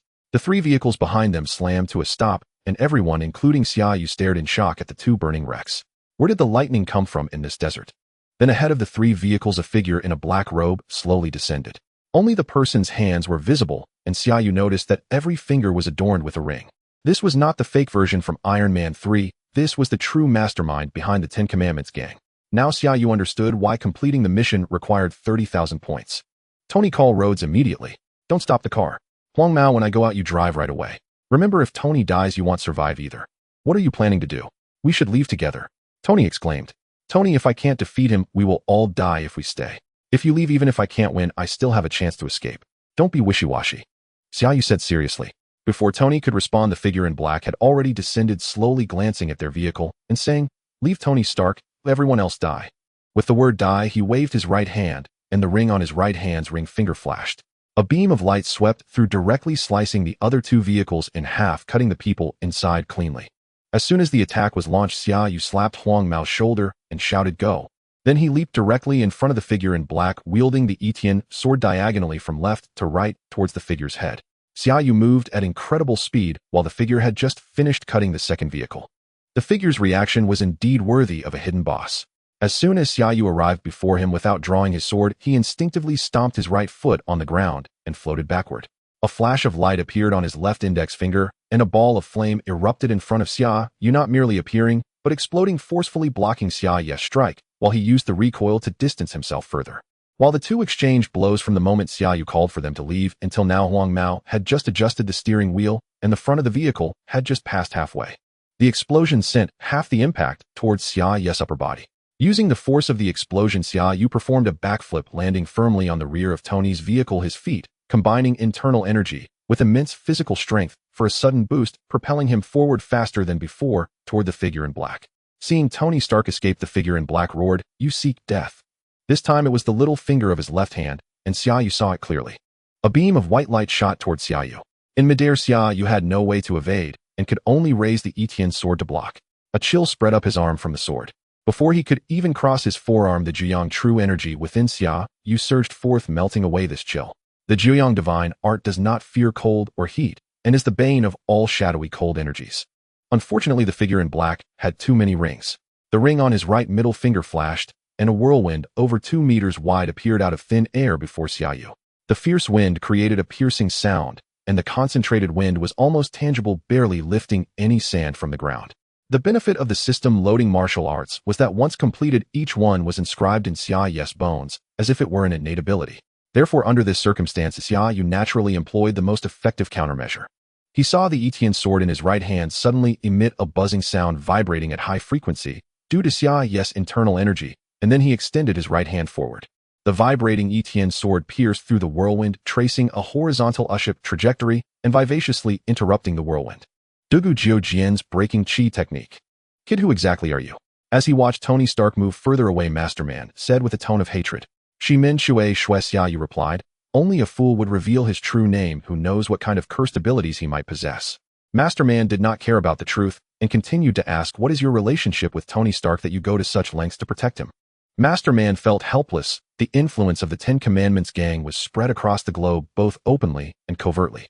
He was merely passing through when he saw one of his subordinates being killed, and he wanted to find out who was responsible. To his surprise, he discovered Tony Stark. In the movie, Obadiah Stane nearly hired the Ten Commandments gang to assassinate someone, but upon discovering that Tony was not dead, he realized it was Tony Stark, and greed took over, wanting to use him to manufacture weapons. Masterman likely had no idea Tony Stark was in the hands of his own subordinates. He initially thought he could easily handle a few ordinary people, but suddenly a kid appeared. Masterman was not afraid of Xia Yu, however, he had many limitations on his ring usage, and he was still injured. Several of his rings were unusable, and in a pure hand-to-hand combat, he was truly no match for Xia Yu. Thus, he decided to engage in conversation first to gauge the situation, while casually waiting for the cooldown time of his ring skills. Xia Yu naturally cooperated only as long as the system indicated that the task was completed, meaning Tony was safe. He could leave immediately, which was precisely what he wanted. Therefore, Xia Yu casually stabbed his sword into the ground and said, It's nothing much, it's just a business deal. I received $10 million to come and rescue this person. Masterman was delighted to hear this. It was a hired job. He immediately said, I'll give you $30 million. You help me capture him back. That won't do. I promised to rescue him. I can't do that unless you give me 100 million. My master told me once you take money you must do the job unless someone offers 10 times the price. Xia Yu wore a proud and affectionate expression. Masterman thought to himself, you can sell out your employer for money, yet you are so proud. However, this kid has a master behind him who is a hidden big shot. It's better not to engage in a fight if possible. Fine, 100 million it is, let me pass. Masterman made up his mind and was quite agreeable. Who knew Xia Yu would suddenly draw his sword and pointed at Masterman, saying, no more nonsense, pay me first. All right, just give me your account number and I'll transfer the money. Masterman was very satisfied. 100 million for Tony Stark was a great deal. Xia Yu reached behind him, pulling out a notepad and a pen from his spatial ring, quickly filling in an anonymous account number from a Swiss bank. This was arranged by Natasha before coming to Afghanistan, and his $100 million was also in it, which he had Natasha help him buy stocks in Stark Industries. Masterman's eyes widened in disbelief, thinking, how could you fit that armor anywhere? Xia Yu disregarded his thoughts, tore off a piece of paper, and said, hurry up and transfer the money. If he runs away, it's not my problem. After saying this, he stuffed the remaining notebook and pen behind him, and they were gone. Masterman, who was dialing to transfer the money, was once again left in a daze. Masterman's subordinates worked quickly. In less than 2 minutes, Masterman hung up the phone and said, the money has been transferred. Can I go now? Who knew that Xia Yu would swiftly draw his sword again, and Masterman angrily exclaimed, kid, what do you mean? Don't think I can't handle you. Xia Yu replied, even louder, what do you mean? I'm asking you what you mean. You casually made a phone call and said the money was transferred. How do I know if you were just acting for me? We are in the desert. Oh, where would the signal come from? You must be lying to me. Masterman was close to laughing in anger, thinking, what kind of identity do I have to lie for money? He said, can't you see this is a satellite phone? Call and check. Xia Yu waved his hand behind him, revealing a Nokia phone. Masterman thought, where did this phone come from? He didn't have time to ask Xia Yu because Xia Yu was already pointing the Nokia almost in his face, shouting, look, where's the signal? You must be lying to me, old con man. Masterman was aggrieved, wiping his face mask in his black robe, feeling as if Xia Yu had sprayed his face. He couldn't delay any longer. If he waited too long, Stark would truly be lost. He helplessly said, my satellite phone works. Can you please check with my phone? Xia Yu suspiciously looked at Masterman and said, don't lie to me. You're not planning to ambush me, are you? Hearing Xia Yu's words, Masterman felt an impulse to pull his hair out and shouted loudly, if I wanted to ambush you, I would have done so when you gave me your account number. Why wait until now? When you gave me your account number, why weren't you afraid I would ambush you? Kid, are you checking or not? If you don't check, I'll leave you here today. Xia Yu laughed internally because the system had just notified him that Tony Stark was safe. He was quite pleased but pretended to grumble, saying, fine, I'll check. Why are you shouting? After saying that, he walked towards Masterman. The two of them had barely moved 6 or 7 steps when Xia Yu, holding his sword, took 2 steps, shoved the sword behind his back, and when he reached out again, the sword was gone. Masterman thought, what the hell? Where did it go? He reached for the phone in his hand, waiting for Xia Yu to take it away, still pondering where he had put the sword. Suddenly, AM-134 6-barrel Gatling gun appeared in Xia Yu's hands. Masterman was still trying to figure out where the gun came from. He was truly taken aback by Xia Yu's series of actions, to the point where his brain didn't even consider this possibility. Clearly, Xia Yu wouldn't give him the chance to figure it out, nor would the Gatling. The powerful impact caused Masterman to spit out a mouthful of blood. Already injured, Masterman was further wounded, his body forced to retreat step by step. However, that was all because a red light appeared in front of Masterman, fiercely protecting his body. Xia Yu did not see this, but one of the 4 rectangular red gemstones on Masterman's left index finger shattered. Under Xia Yu's overwhelming physical strength, the Gatling felt like it had no recoil at all, with each shot landing on the protective red light in front of Masterman. Masterman had martial skills, but he was certainly not as powerful as Xia Yu. He excelled in mental strength, relying on the ring to activate his powers. Thus, all his focus was on resisting the furious impact of the Gatling. As the bullet belt quickly ran out, Xia Yu had already seen the protective red light. At this moment, Tony was safe, and there was no reason to continue shooting. After finishing the bullet belt, he tossed the Gatling towards Masterman and said, see ya. After throwing it, he turned and ran without looking back. Masterman's protective red light had just faded when a Gatling fell from the sky, smashing him over 10 meters away. Masterman was furious, feeling as if his head would explode. He had never experienced such a massive loss before. The key was that he had never encountered someone like this. What kind of trick was it to stuff anything behind him? They had already agreed on a price, and suddenly he ambushed him. Shouldn't 2 extraordinary individuals engage in a fair contest instead of this? He thought they had stopped fighting because they had agreed on a price. After agreeing on a price, how could he ambush him? Even if he had used his sword to attack him, What was the deal with suddenly pulling out a Gatling? After thinking it over, Master Man grew more and more angry, concluding that the reason was still his own fault. While fighting, he had talked to the other party. If he hadn't spoken, there wouldn't have been so much trouble. As he thought of this, his blood surged, and he spat out another mouthful of blood. PFF. Shimin Shui Shui, I will definitely kill you. Ah! In a fit of rage, Master Man disregarded his injuries and forcibly activated the ring on his left thumb. Whoosh! Master Man with an afterimage chased after Xia Yu at a speed even 3 times faster than Xia Yu's escape, using the Lingbo Weibo. As Xia Yu made his move, Tony immediately began calling Rhodes, who was currently searching for people in the desert by helicopter. Upon receiving Stark's call, a helicopter appeared overhead within 10 minutes. Once on board, Tony felt an urge to turn back and check on Xia Yu. However, recalling Xia Yu's words, he realized that he could have escaped, but would only become a burden by returning. He thought about the guy intercepting them, who could control lightning and lasers with a mere gesture. He wondered if Xia Yu was his match. All of this was to save himself. Reflecting on Xia Yu, who was still stalling for time, and Ethan, who had already turned into a corpse, Tony Stark sank into deep self-reproach. The news of Tony Stark's return quickly reached the mainland United States. The heads of several local intelligence agencies gathered at the military base. Despite Tony Stark insisting he wouldn't return without finding Xia Yu, the heads of several departments and the local military commander displayed an unprecedented efficiency of cooperation, forcibly sending Tony back. Who would dare leave this esteemed gentleman behind? If anything were to happen, their group would be doomed to eat sand for the rest of their lives. Before sending Tony onto the plane, the heads of several agencies fervently assured him that they would search for his friend Xia Yu with the same intensity as they had for Tony. Natasha was still in New York. The battle between the Hulk and the Abomination had nearly destroyed half of Harlem. S.H.I.E.L.D. did not extend a helping hand to clean up the U.S. military's mess. Instead, after Bruce Banner's escape, they dispatched personnel to monitor his movements. Natasha, for the moment, had some free time. Upon hearing the news of Tony Stark's safe return, she became very happy as her big boy was coming back. She thought about whether she should take a trip to Los Angeles to arrange a date with him, so she wouldn't end up following Tony Stark to parties and sneaking around. However, Natasha's happy mood didn't last long, as a location was transmitted back from Xia Yu's watch, and the automatic positioning feature of the watch could only signify one thing. That is, Xia Yu's life was in danger. Looking back at what had happened between Xia Yu and the Abomination, Xia Yu's actions had deeply angered the Abomination, who relentlessly activated the ring's abilities to chase Xia Yu.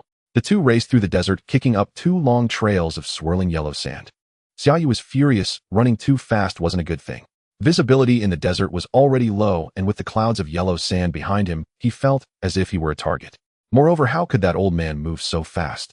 Damn it, those rings on his fingers were skills, and he had a comprehensive array of abilities.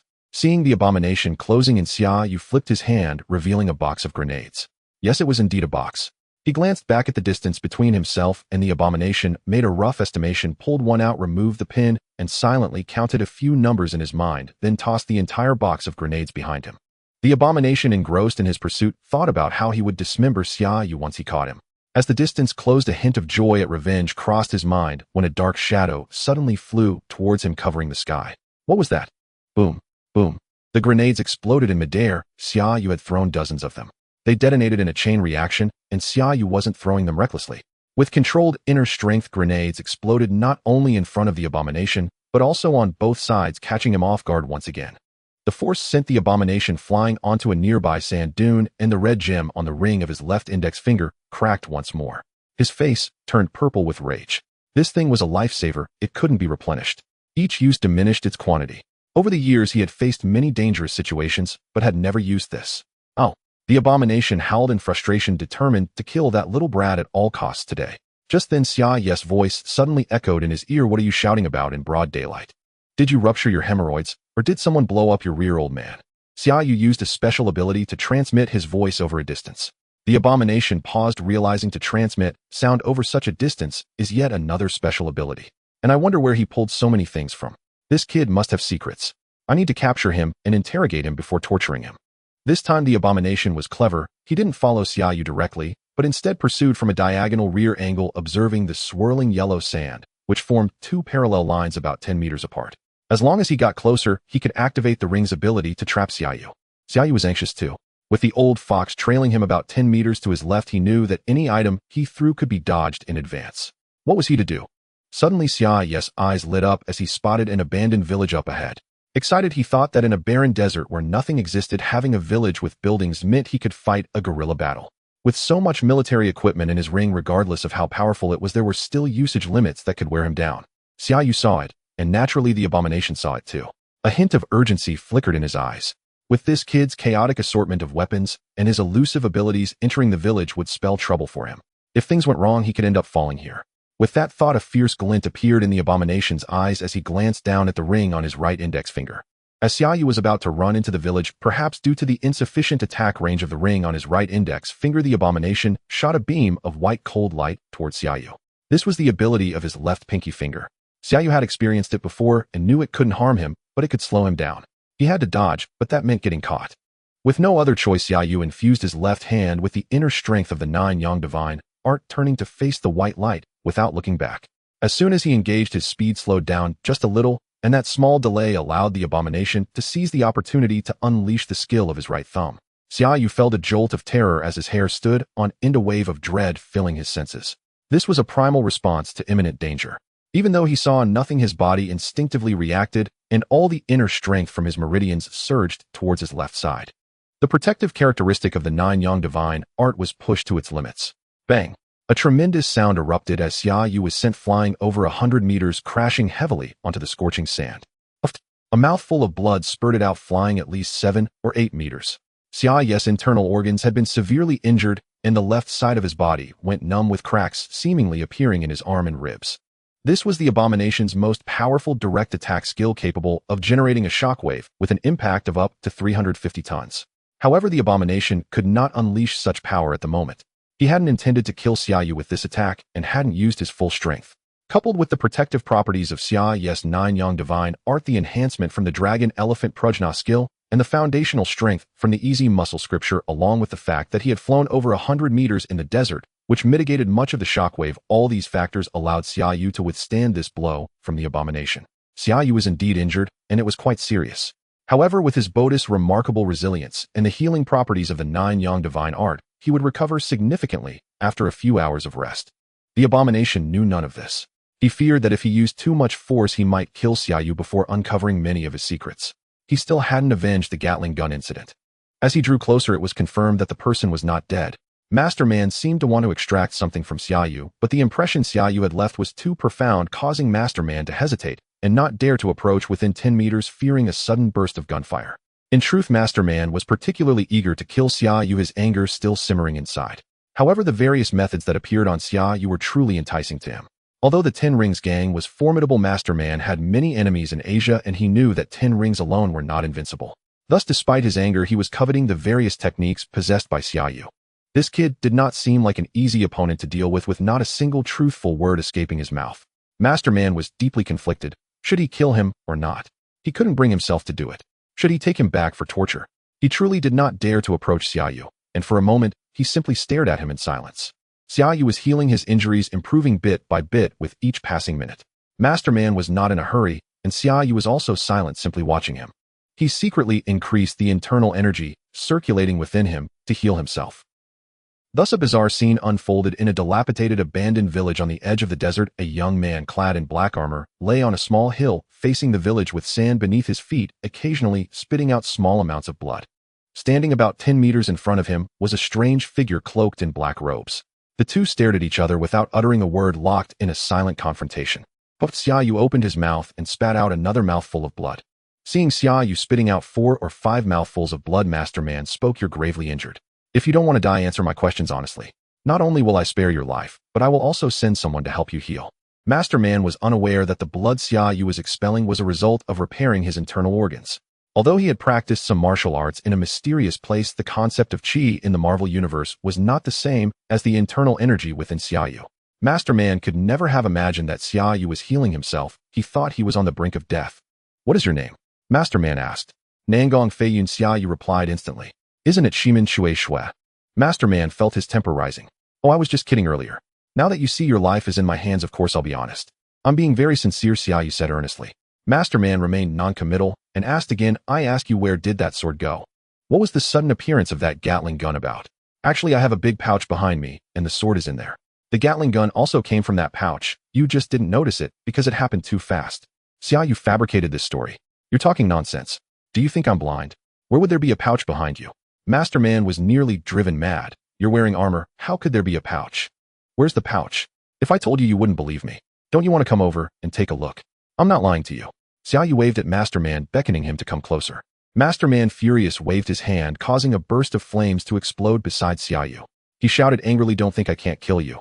Keep talking nonsense, and I'll chop you into pieces. I believe you, I believe you. Please, no need for violence. You just want to know where I got my items, right? I'll tell you the truth, just watch."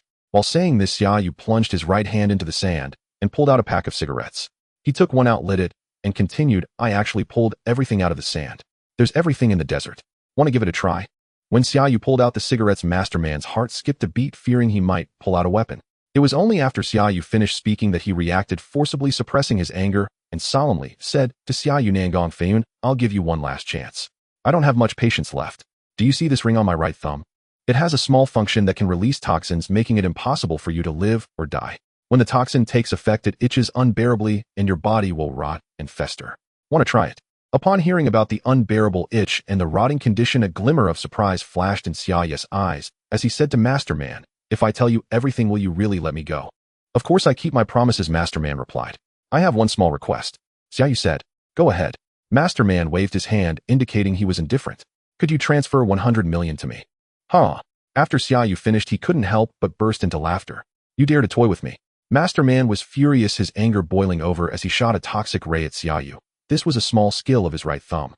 Instantly struck, Xia Yu began to tremble all over, gritting his teeth and letting out a low growl. His face contorted in agony, and black liquid slowly oozed from his body. This reaction was actually somewhat different from how others had manifested when subjected to this skill. Typically, people would directly fester.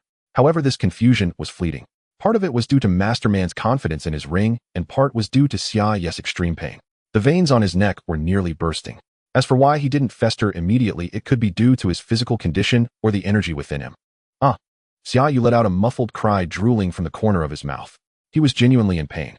Having completed a task, he earned 30,000 points, and he was currently loading the 456th layer of the Dragon Elephant Prajna art. Just moments ago, the information system had received two important pieces of information. First, the property of the 9-Yang Divine Art, which grants immunity to poisons, also applies here. Second, loading the Dragon Elephant Prajna art would enhance the body and simultaneously heal injuries. Loading the Dragon Elephant Prajna art equated to shattering and reassembling all your muscles and bones multiple times within a short period. Xia Yu was truly in agony. Such a drastic improvement in his body naturally caused impurities and blood to flow from his pores. "Oh!" Another heart-wrenching scream escaped Xia Yu's lips, blood streaming from his eyes. It was a terrifying sight in broad daylight. He gritted his teeth, shaking as if he had used all his strength to say, "Kill me. I can't endure it anymore. I'll tell you the truth." Xia Yu convulsed again. Masterman was anxious. He knew the pain inflicted by this toxin. Every person affected had begged for death, so Xia Yu's reaction was anticipated. He quickly spoke, "What do you want to tell me? Hurry up. Once you finish, I'll put an end to your suffering." With great effort, Xia Yu finally managed to say, "It's this treasure." As he spoke, a vintage jade pendant appeared in his right hand, trembling as he raised it. Masterman had fortuitously obtained 10 rings, and he was more inclined to believe in such things than others. Coupled with Xia Yu's current ghastly appearance, Masterman's gaze fixated on the jade pendant. He was certain that this artifact must possess more functions, and Xia Yu might not have fully developed it. This was his experience after using the rings for many years. Following the jade pendant with his gaze, he watched as Xia Yu threw it with all his might, but it landed just in front of Masterman. Masterman quickly stepped forward, lowering his head to pick it up. Xia Yu's right hand suddenly produced a large box, which he hurled at Masterman with great force. In that instant, a riot shield appeared in his right hand, and an AK-47 manifested in his left. Xia Yu had come to Afghanistan mainly to transfer through Huaxia, primarily to purchase some food from Huaxia to bring back to Afghanistan. The jade pendant was bought at the airport in Huaxia, and the riot shield was taken from the trunk of a drug dealer while on a mission in New York. As for why a drug dealer would have a riot shield, go watch Lucy, and don't ask me. The box was used when rescuing Tony and contained 3 small missiles. The AK-47 needs no explanation. Clicking pause so everyone can see more clearly, Xia Yu sat on the ground, the riot shield shielding his entire body, while the AK-47 in his left hand was aimed directly at the opponent, with the backdrop being an abandoned village. Dust swirled in the air, and the sun blazed overhead. Masterman had just bent down to grab the jade pendant, a faint smile on his lips, when he heard a whoosh and looked up to see a shadow hurtling toward him. His eyes widened in surprise, but if he hadn't been wearing a mask, we would have seen his smile still lingering. Playback rat-a-tat-tat. Xia Yu, who had cultivated the dragon elephant prajna art to the 6th level, possessed 6 tons of strength. Despite holding an explosion-proof shield, he was still shaken to his core by the impact of the missile, causing fractures throughout his skeletal structure. A significant portion of the bones in his arms shattered, and his internal organs were displaced. The explosion-proof shield was almost instantly torn apart. One must admit that the weaponry from Stark Industries is incredibly formidable. The shockwave from the missile propelled Xia Yu to the other side of the village. With the last of his strength, he stumbled into the cellar of a nearby house, as the area had been in a state of constant warfare, and each household possessed a cellar. Lying motionless on the ground, his survival depended solely on a breath of true energy protecting him from death. He could only lie there and wait for the internal strength of the 9 Yang divine art to recover. However, his injuries were severe, and he had no idea how long it would take. Yet Xia Yu was not in a hurry. After being blown away, he had performed a quick change of attire, shedding his tattered armor and donning the watch gifted to him by Natasha. Xia Yu made his way into the cellar with the last bit of his strength and internal energy, because he was afraid of the pursuit from Mandarin. He knew that Mandarin would undoubtedly survive. Most of the treasures of Marvel are embodiments of rules powerful and unreasonable.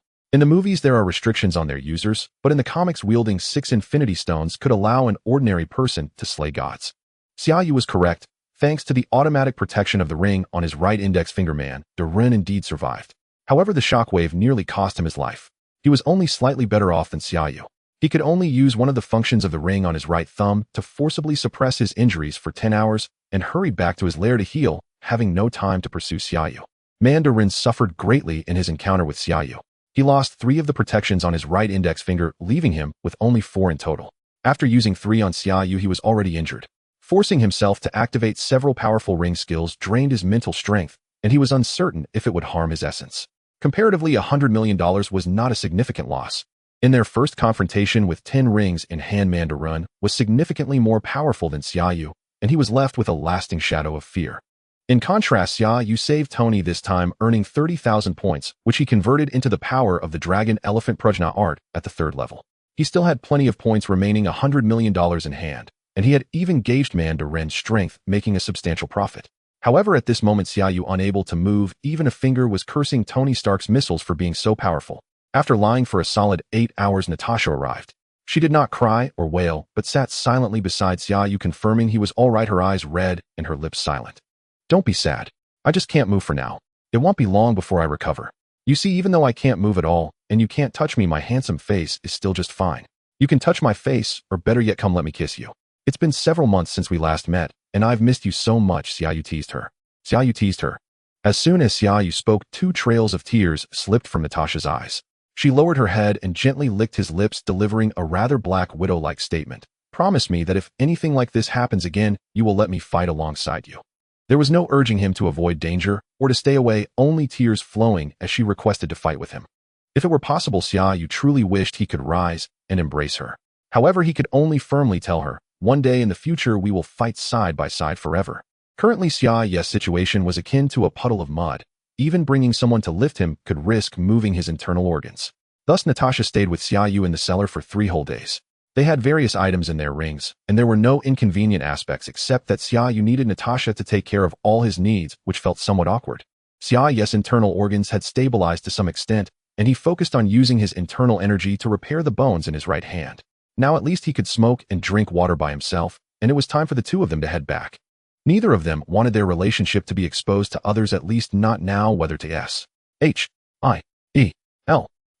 or Tony Stark. So they ultimately decided that Xia Yu would call Tony to have someone come and pick him up. At this moment, what was Tony Stark doing? Influenced by Xia Yu, who was like a butterfly, Tony did not return to hold a press conference immediately. Instead, he hurriedly coordinated resources to search for Xia Yu. Thanks to Xia Yu's influence, he had also reconciled with Pepper much earlier than before. In the movie, Tony Stark replaced the old arc reactor and simply discarded the old one. Fortunately, Pepper picked it up and made a beautiful glass cover for it, inscribed with the words, "Tony Stark has a warm heart." However, now Tony Stark had not discarded the old arc reactor. Instead, he had engraved 3 Chinese characters on it: Xia's heart. "Xia will be fine, Tony. He will definitely return," Pepper comforted Tony. "I hope he is okay too," Tony replied. Tony Stark placed the engraved old arc reactor on the table and turned to Pepper, saying, "I hope he is fine, but it has already been 3 days. Pepper, you haven't seen how powerful that black-robed man is. Ethan died trying to save me, and Xia stayed behind to block that monster while I could only watch helplessly. Everything is because of the weapons I invented to protect us." As Tony spoke, he cradled his head in his hands. Pepper stood up and embraced Tony. She also hoped for Xia Yu's safe return, but it had already been 3 days. To be honest, both of them felt a sense of despair. Otherwise, Tony would not have engraved the words Xia's heart on the arc reactor, which carried a sense of a tombstone. Mr. Stark, Ms. Potts, I know this is not the right time, but I have to inform you that a call has come in that requires Mr. Stark's attention, the humanized Jarvis said. Jarvis, Tony said he doesn't want to contact anyone from the outside for the time being, Pepper replied. Ms. Potts, this call is a signal from Mr. Stark's private satellite. The incoming satellite phone was given to Mr. Xiao by Mr. Stark, Jarvis explained. Tony lifted his head and exchanged a look with Pepper, both of their eyes filled with overwhelming joy, and they said almost simultaneously, put it through. Tony, it's me, Xia Yu's weak voice came through. I knew you would be fine. Where are you? We'll come to get you. This was the first time Tony Stark had expressed his excitement so fervently. Xia, I'm so glad you're okay. You don't know how worried Tony was about you. He wanted to stay in Afghanistan to wait for you, but the government forced him to return, Pepper added. Hi Pepper, you're here too. It was the right choice for Tony to go back, don't mind it, Xia Yu replied. I don't know. I only brought a GPS that I've already given you. I'm in a cellar of an abandoned village not far from where we parted ways. Oh, and by the way, there was a missile explosion here 3 days ago, Xia Yu said. As Xia Yu was speaking, Tony Stark was already using the computer to lock onto his location. As soon as Xia Yu finished, Tony immediately responded. No need, I've already locked onto your position. I'll have Rhodes come to get you. No, Tony, all my bones are broken. I've been lying here for 3 days just to call you. I can heal myself. Ooh, I don't need a doctor, especially not military doctors checking my condition. Do you understand? You'd better have Rhodes find a stretcher to carry me back, Xia Yu quickly added. Hearing that Xia Yu had all his bones broken and had barely managed to call after lying for 3 days, both Tony and Pepper's eyes turned red.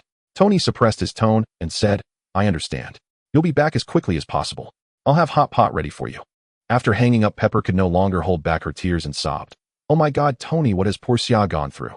He said he had all his bones broken and lay in a dark cellar for 3 days unable to move. Tony's eyes also glistened with tears. Both were automatically picturing Xia Yu lying alone in the dark cellar for 3 days and nights, unable to move, unable to eat or drink, and how painful and desperate that must be. What they did not know was that for the past 3 days Xia Yu had been taken care of meticulously, and since he couldn't move, Natasha even helped him with. Xia Yu had been lying in bed for 3 whole days. During this time, he focused on recovering his left hand as he could no longer endure having others deal with his bodily needs. Tony Stark had crafted a wheelchair for him, allowing him to take care of himself at least. Having returned, Xia Yu had been living at Tony's house. He shared everything that had happened after their separation except for Natasha and the system. He only mentioned the space ring as a family heirloom. Tony eagerly took the ring to study it, but of course he found nothing. After all, it was an item given by the system. Tony Stark tried countless methods to detect any energy fluctuations, but failed to analyze the material of the ring. This dealt a significant blow to Tony, but he quickly immersed himself in designing his Iron Man suit. Are you sure you don't need me to help design a suit as well? Xia, look, I even prepared a reactor for you. Tony pointed to the heart of summer on the table. You should focus on your own suit. This is your path. Ooh, I have my own way of fighting. Let's keep the heart of summer here. It's safe with you. If it gets lost, it would be a huge problem. Xia Yu said, knowing that according to the plot's inertia, this heart of summer could save Tony's life. Tony smirked. When the time comes, don't ask me for it. By the way, come with me to the press conference tomorrow. I was planning it for your sake, as everyone thinks I'm in the hospital for treatment. Xia Yu shook his head and refused. What's the point of me creating a commotion in a wheelchair? I'm not going. Tony asked Xia Yu, do you really support me in shutting down Stark Industries' weapons division? Why wouldn't I support it? You're choosing to do the right thing, Tony. I'm very glad you found your own path. Tony Stark was deeply moved. Thank you, Xia. You know, Pepper said I'm too hasty and should take it slow, but you are the only one who fully supports me. When you were missing, Stark Industries' stocks plummeted. I bought all your company's stocks with my entire fortune. I'll sell them all soon, and after your press conference I'll buy back in. My fortune has multiplied several times. Thank you, Tony. Tony Stark. The press conference certainly caused a sensation around the world. The largest arms company suddenly stopped selling weapons, and news everyone found outrageous. Some television programs even openly mocked it, saying that if Stark Industries didn't sell weapons, bankruptcy wasn't far off. Regardless of external opinions, Tony focused on researching the Mark II armor at home. Jarvis, you handle data calculations. You dum-dum, you deal with any fire from failed experiments. Xia Yu. Never mind, just sit in your wheelchair. Tony Stark merely put on the armor for his arms and legs and began the initial experiment. Power set to 10, starting now. As soon as Tony finished speaking, a tremendous force surged from his legs, flipping him over and causing his head to hit the wall. Whoosh! Dum-dum, the intelligent robotic arm rushed over and sprayed fire extinguisher foam on Tony, who wasn't on fire. Ha ha, Tony, are you performing for me to stave off my boredom? I should have recorded that. Damn it, Jarvis, do you mind sending a copy to my computer later? Xia Yu ruthlessly mocked Tony. Xia Yu had seen this scene in the movie before, and it was even funnier in person. Laughter aside, after witnessing it firsthand, Xia Yu understood why Iron Man was so powerful in the movie. Tony Stark's hands-on skills and creativity were simply extraordinary. As long as he could envision it, there was nothing he couldn't achieve. Being able to watch Tony Stark gradually perfect his armor in the lab was a peculiar, yet magnificent feeling akin to witnessing history. With the official launch of the Marvel Cinematic Universe, Xia Yu eagerly anticipated that after the Avengers' first battle, he would undoubtedly be one of them. This feeling was truly exhilarating. Before leaving the wheelchair, Xia Yu had been living at Tony Stark's house, seemingly to allow him to fully witness Iron Man's birth. On the day Xia Yu left the wheelchair, Tony finally succeeded. Watching Tony Stark don the unpainted Mark II with mechanical assistance, Xia Yu felt a twinge of regret. No man could resist the allure of such armor. With a whoosh, Tony flew out right in front of Xia Yu, not returning for over 10 minutes. Xia Yu decided to go home today, but he realized he had no transportation and began selecting one of Tony's sports cars in the garage. After looking around, he settled on a 1967 classic Shelby Cobra. He had to admit that many vintage cars were truly beautiful, and Xia Yu liked it a lot. He patted the car's hood with satisfaction, ready to get in and drive away. Boom.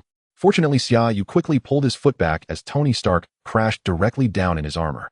The Shelby Cobra Xia Yu had chosen was flattened underneath him.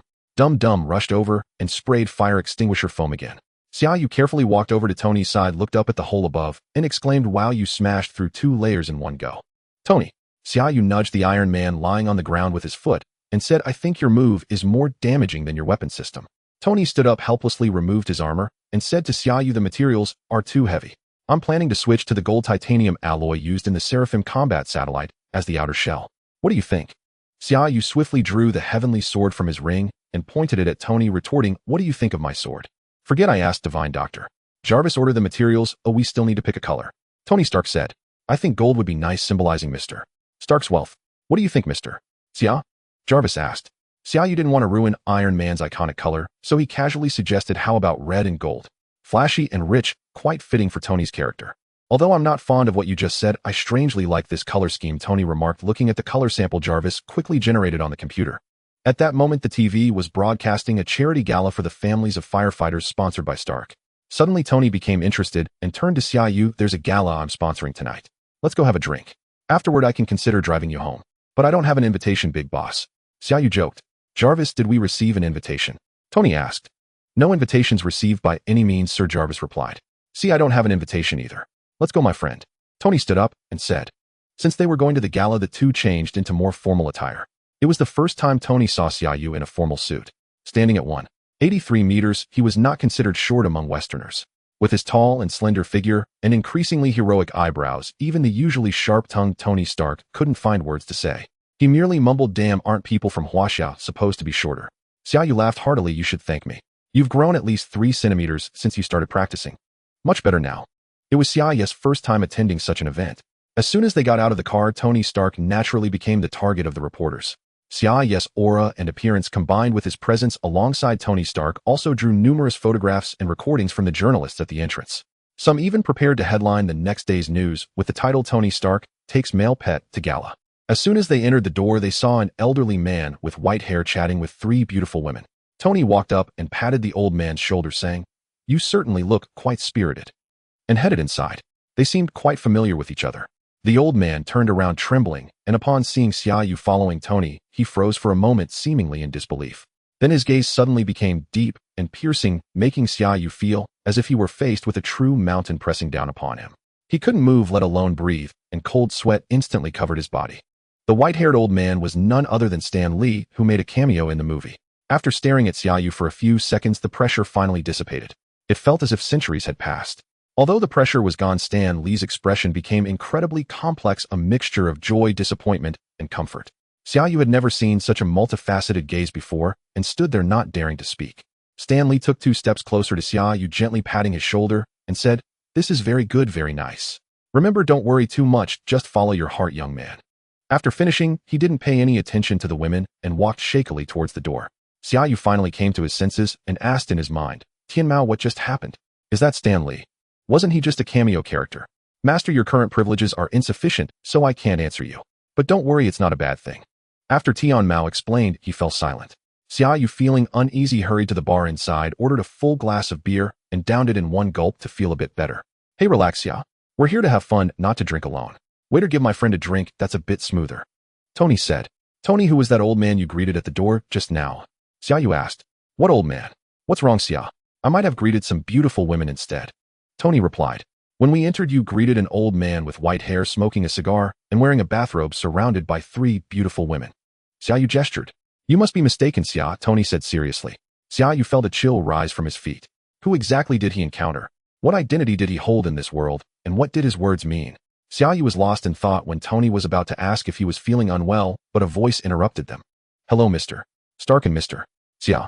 I am Agent Coulson from the Strategic Enforcement Military Supply Department's Domestic Strategic Intervention Office. I would like to ask you both about the situation in Afghanistan. Coulson said. You should really consider changing your names. Tony remarked. Everyone says that. Coulson nodded in agreement, saying that a long name makes introductions tiring. I have some matters to attend to, so let's set another time. You can first discuss the situation with Mr. Xia, Tony said before walking over to Pepper in the crowd. Xia Yu wholeheartedly agreed with Tony's forgetfulness in favor of beauty. If Natasha were here, he would do the same. Thinking of Natasha, she was a colleague of Coulson, so he should give her more face. Xia Yu smiled and said to Agent Coulson, All right, the big shot has run away. If you don't mind, shall I help you understand the situation? I don't mind.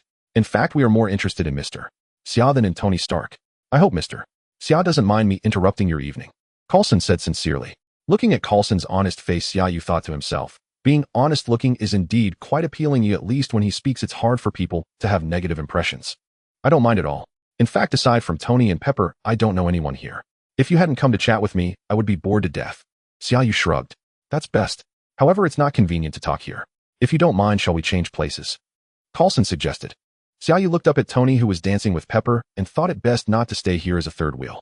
Since a free ride had just come along, he said to Agent Coulson, Let's talk at my place. The drinks at my home are all Tony's, quite expensive. Let's enjoy a taste together, and you can conveniently give me a ride home. I would be honored. Coulson smiled and gestured for him to lead the way. The two drove towards Xia Yu's home, and Xia Yu couldn't stop thinking about the last few words Stan Lee had said to him. Upon arriving at Xia Yu's house, he took out a bottle of red wine from the cabinet, thought for a moment, then put it back, and grabbed a bottle of whiskey instead. He took 2 glasses and a bucket of ice. At this time, I prefer to sit outside. You don't mind, do you? Xia Yu invited Coulson to sit by the pool. What do you want to know about the situation in Afghanistan? Xia Yu got straight to the point, not intending to hide certain matters anymore. He recalled the old man's words about not worrying too much and following his heart, so he decided to take the initiative and start with S-H-I-E-L-D. Coulson was a bit surprised by Xia Yu's straightforwardness and directly asked, Mr. Xia is more direct than I expected. I initially wanted to discuss your house first, but I will ask directly. We want to know who the man in the black cloak you fought with in the desert is, and who exactly are you, Mr. Xia? Seeing Xia Yu's puzzled expression, Coulson took out his phone and pulled up a photo, handing it to Xia Yu. Upon looking, Xia Yu recognized it as the moment he first fought with the Mandarin. Tony's car was still in the picture, but it was very blurry, taken from the air, making it hard to see clearly. You recognize me from just this, eh? Xia Yu asked curiously. A satellite from the Department of Defense happened to capture this photo. In fact, we only analyzed that it was Tony Stark sitting in the Jeep. At the moment we got this result, Stark was in Afghanistan requesting the military to send someone to find you. Coulson explained. Seeing Xia Yu nod, he continued. In fact, the next day, we sent a team of experts to the location where you fought and found traces of energy fluctuations. We are quite professional in this regard. We also found the wreckage of 4 other Jeeps, and later Stark took you, who were seriously injured, back to the country for recovery. At this point, it was already very clear. S-H-I-E-L-D had deduced from the battle traces that this was the power of a superhuman. Just as Coulson said, they were very professional in this field. Since Captain Marvel Nick Fury had been dedicated to establishing an organization of superhumans to protect Earth's safety, and who knows how many secrets were buried within S-H-I-E-L-D. Xia Yu recalled when he watched the Iron Man movie, there was an Easter egg at the end where Nick Fury went to Tony's house and told him that he was not the only superhero. It was likely that the appearances of the Hulk and Tony Stark prompted him to quickly prepare to initiate the Avengers initiative. He estimated that by now he had also caught S-H-I-E-L-D's attention. This was just right, as he was also preparing to expose himself. I don't know who that black-cloaked man is. He appeared suddenly. I just wanted to save Tony. As for who I am, you won't be able to find out. Xia Yu said. Of course we know your name, social security number, and even your academic records from childhood, and how many girls you had crushes on, but clearly we don't know enough about you yet. Coulson said. Xia Yu shrugged, stood up, and said to Coulson, People always believe in what they see with their own eyes, right? After saying that, Xia Yu slowly walked to the edge of the pool and slapped the surface with his palm. An invisible palm-shaped force surged and crashed into the water surface, creating a water column that shot up 3 or 4 meters high. With a splash, the water in midair fell down, drenching the whole yard. Xia Yu crossed his arms behind his back. The falling droplets were repelled by his intentionally released inner strength, and the wind on the rooftop blew through his hair, giving him the poise of a master. Having watched many martial arts dramas as a child, Xia Yu had long wanted to try out the feeling of creating a water column by striking the water surface, and today, he just happened to have that opportunity. Coulson remained silent for a long time, while Xia Yu stood in a pose waiting for him to speak. Was he stunned into silence by my display? Xia Yu thought to himself. When he turned around, he saw that Coulson was completely soaked, still holding a wine glass, which had gone from half full to overflowing. I'm sorry. I forgot you were behind me. My bad. Xia Yu hurriedly ran to grab a towel. He roughly demonstrated his abilities, telling Coulson only what he had seen regarding the matter of Mandarin. As for what Tony Stark invented in the cave, he should ask Tony himself. Coulson did not mention the Avengers, and Xia Yu knew he still had to go back to consult Nick Fury. It seemed that the next time he contacted S.H.I.E.L.D., he would have to face Nick Fury directly. After all, Nick was still his client, and it seemed he owed him a few favors that had not been completed, which was quite awkward. It was clarified in Avengers Endgame that the Battle of New York took place in 2012, and now it was just past the halfway mark of 2008. Xia Yu recalled that Iron Man 2 was released in 2010 and Thor in 2011. However, from the plot perspective, Iron Man 2 followed closely after Iron Man 1, taking place 6 months later, while Thor coincided with Iron Man 2. It was only after the Avengers that the timeline became clearer. In the beginning, Marvel probably did not have much confidence, lacking funds and talents. They laid the groundwork, but could not keep up the pace. However, now that he was in this world, it seemed he could not rely on the movie release timeline. It was likely that after defeating Obadiah Stane, Iron Man 2 would start soon. It seemed he should enter S.H.I.E.L.D. as early as possible to join and lay the groundwork. When the Avengers became independent in the future, Xia Yu did not want to be pressured by some World Security Council or the United Nations. Since he decided to join S.H.I.E.L.D., Xia Yu thought about Natasha, leaving her a message to come find him when she had time. Why leave a message? Because his beautiful spy girlfriend's phone was often out of service. After waiting for 3 days without hearing from Natasha, he was visited by Tony Stark. That afternoon, Xia Yu swam for a while and lay by the pool to sunbathe when Tony arrived flying down from the sky. Xia Yu looked up and noticed that there were many scratches on the Iron Man suit, so he sat up and asked, "Where have you been? Did you get into a fight with an army somewhere?" Tony Stark did not reply, instead picking up Xia Yu's glass and pouring himself a full glass of whiskey, downing it in one gulp before speaking to Xia Yu. "I went to Afghanistan and killed a few terrorists from the 10 Rings who were slaughtering civilians. I discovered that someone in the company was secretly selling weapons to terrorists." "Then you should report it," Tony Xia Yu said. "I suspect it's Obadiah. Various signs indicate it could be him. He has always strongly opposed my shutting down the weapons division and used my health as an excuse to have the board remove me from my position. I even suspect that my kidnapping was also planned by him. He is one of the founders of Stark Industries, and after my father passed away, he helped me secure my position in the company. I regarded him as an uncle, Xia. Do you understand?" Tony said passionately. Xia Yu picked up the bottle and poured a little for Tony, then took a big swig straight from the bottle. He said, "Tony, I've heard of your father's stick theory that peace only exists when one has the biggest stick. It's quite an interesting metaphor. Your father experienced World War II. He chose to make weapons because he believed he was doing the right thing. Your current choice to shut down the weapons division is the same. Obadiah Stane is the uncle of the weapons genius Tony Stark, not of the peacemaker Tony Stark. You are no longer on the same path, Tony. But I didn't think about closing the weapons division when I was kidnapped. Why would he? Before you, only Pepper and 2 others had access to my home, and one of them is him. Do you know?" Tony Stark said, having already figured out the rest, but unwilling to accept it. Xia Yu initially wanted to give Tony a hug, but seeing him in the Iron Man suit, he could only pat his shoulder and say, "Even though you are a super rich tycoon, you are essentially not a businessman, Tony." However, Obadiah Stane is. He is someone who values interests. Stark Industries is a massive profit-oriented entity. He helped you secure your position not because you are Tony Stark, but because your technology can help him turn the company into a giant. Do you know how to raise pigs? Tony, of course, needs to fatten them up before slaughtering them, so that there is more meat. Tony Stark remained silent, and Xia Yu knew that Tony actually understood, he just had trouble accepting it. Xia Yu stayed with him, occasionally clinking glasses and taking a sip of alcohol. After having 2 or 3 drinks, he sighed and said, "I won't give up until I see evidence. I want Pepper to help me look for illegal weapon trading records at the company, but I'm not at ease. Can you accompany her?" "Of course, Tony. Do you remember that blonde guy who drove you away in Afghanistan? What was his name again?" "Oh, never mind. Where did you say you sent him last time? Ask him about your kidnapping, you might gain something." "I sent him to Iceland. I bought him a house there and gave him 5 million euros. I'll find a way to contact him. Tomorrow at 4 in the afternoon at the entrance of Stark Industries, Pepper will be waiting for you." After Tony finished speaking, he flew off with a whoosh. "You're driving under the influence," Xia Yu shouted from the rooftop. Xia Yu knew that the final boss was about to appear, and while he accompanied Pepper, Tony would probably still have the arc reactor snatched away by Obadiah Stane. But it didn't matter, he had the summer heart. The system said that if he didn't interfere there wouldn't be any changes in the plot, so he just had to wait for Ironmonger to come out and fight the boss. The next day Xia Yu arrived at Stark Industries on time, and Pepper was indeed waiting for him at the entrance. Seeing Xia Yu approach, Pepper smiled and hugged him, saying, "I originally wanted Happy to accompany me, but Tony said Happy was too handsome and he was worried. He found me the ugliest bodyguard in North America. I guessed he was talking about you." Xia Yu felt his nostrils flare. "Sister, your guess is quite revealing about what kind of person I am," he said with mock annoyance. "Tony has been jealous for a long time. You should know. I'll accompany you upstairs. From now on, I'm your personal bodyguard. After you, Miss Potts." Miss Potts led the way in her professional attire and high heels, exuding quite an aura. Indeed, she was the future president.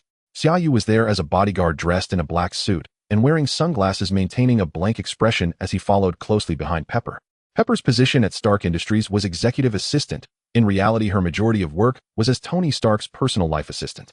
Everyone in Stark Industries knew her importance in Tony's eyes, so as Xia Yu followed her through the company, the employees greeted her with nods.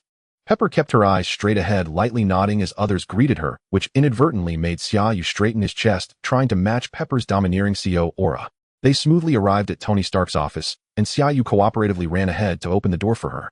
Once inside, Pepper went directly to Tony's desk and used a USB drive Tony had given her to hack into the company's servers, where she found a secret drive.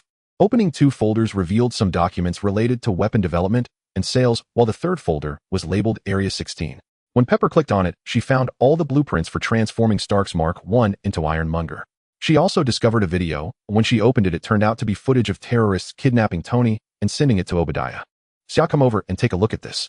Little Pepper waved for Xia to come over.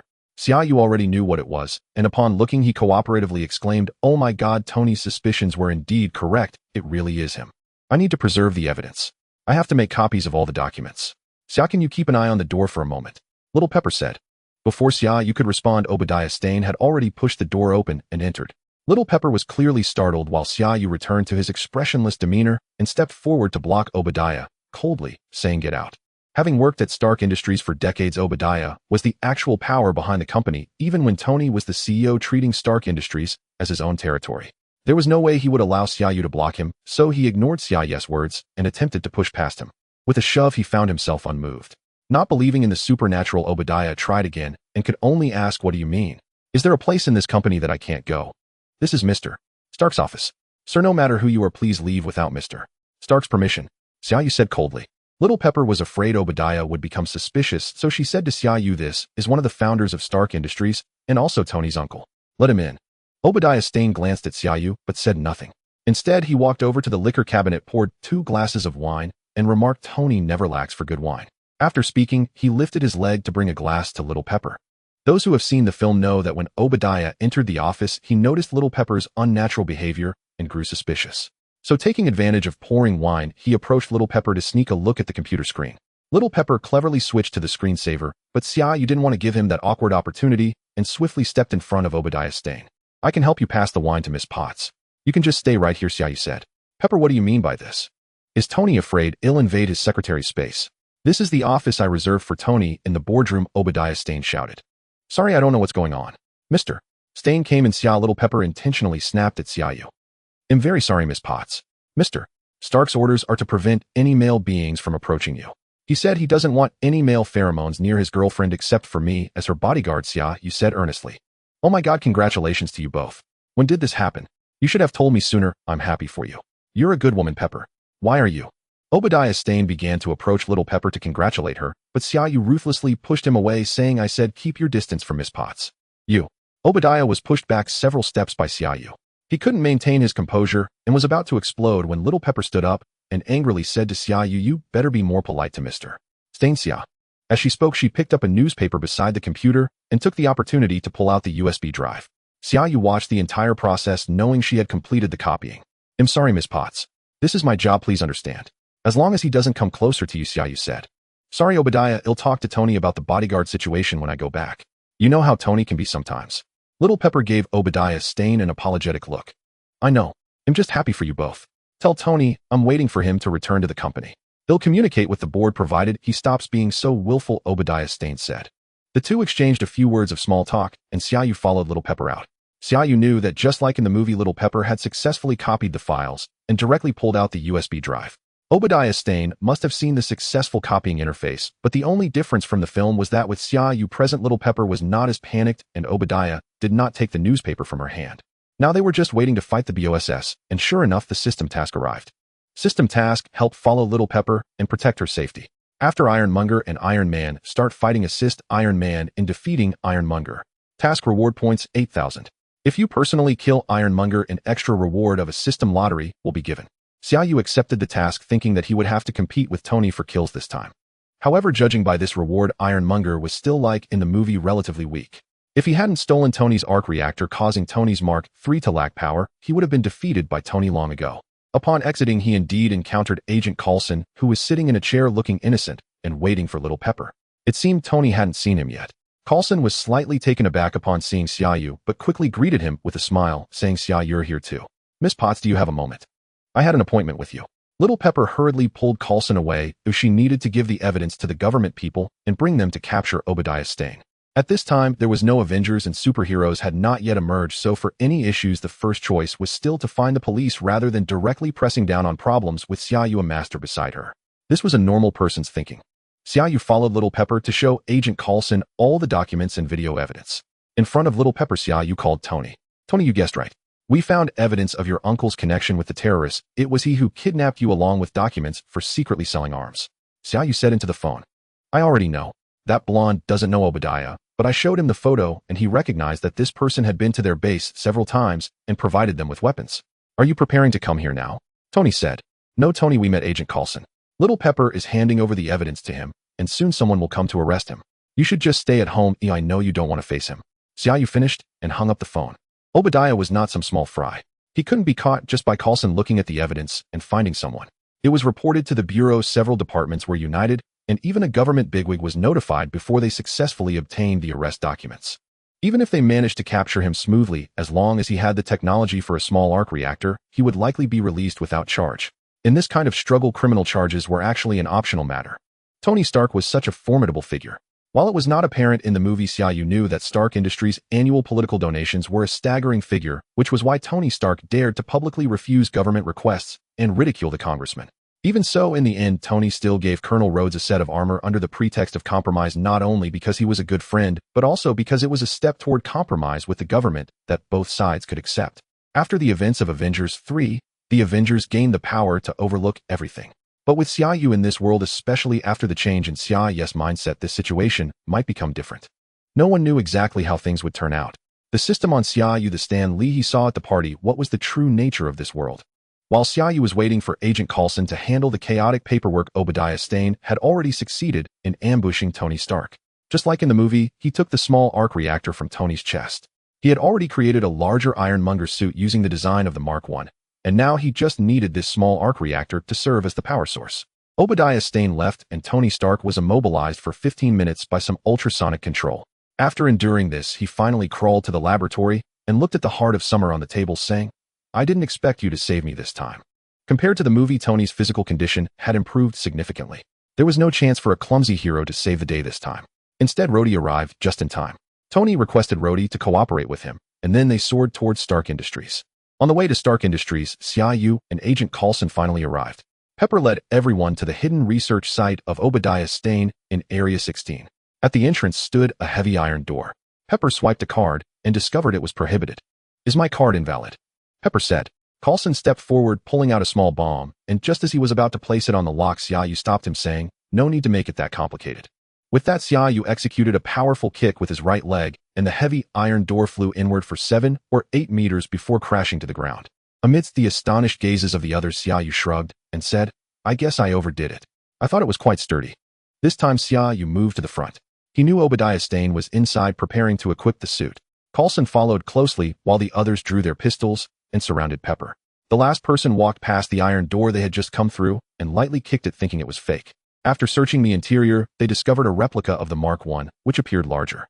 Clearly, Obadiah Stane had been secretly researching it for a long time, and the prototype was already completed. At that moment, two lights reminiscent of car headlights suddenly illuminated in the darkness ahead. Xia Yu recognized that it was Obadiah Stane in the ironmonger's suit, and he shouted, "Be careful." He pushed the stunned Pepper aside. Just after pushing Pepper away, a massive iron fist crashed down between her and Xia Yu. Missing the target, Obadiah Stane stepped out of the ironmonger, which stood over 4 meters tall. A somewhat sinister voice came from the ironmonger. "I recognize you, the bodyguard hired by Stark. Didn't you say I couldn't get close to Pepper? Let's see you try to stop me again." As soon as he finished speaking, a massive fist from the ironmonger came crashing down towards Xia Yu. He stood still, wanting to test the ironmonger's strength. Watching the huge fist descend toward him, which was about the size of Xia Yu's upper body, he remained unmoved. Pepper screamed in fright. Bang, bang, bang. Coulson and his subordinates were futilely shooting at the ironmonger's head. Bang. There was no loud noise, nor was there any gory scene. Xia Yu calmly caught the punch. Apart from Pepper and Coulson, the others looked in disbelief at the scene before them.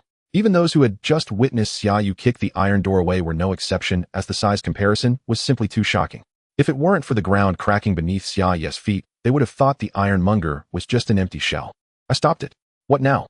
Xia Yu looked up calmly at Obadiah Stane and said, "It's impossible. This must be fake." "Fake? You'd better die." Obadiah Stane, unable to accept that his meticulously crafted ironmonger was effortlessly caught by Xia Yu, went berserk, throwing punch after punch at him. Xia Yu, fearing that a fight might hurt Pepper and the others, used the light body technique to evade the ironmonger's attacks, while gesturing for Pepper and the others to leave quickly.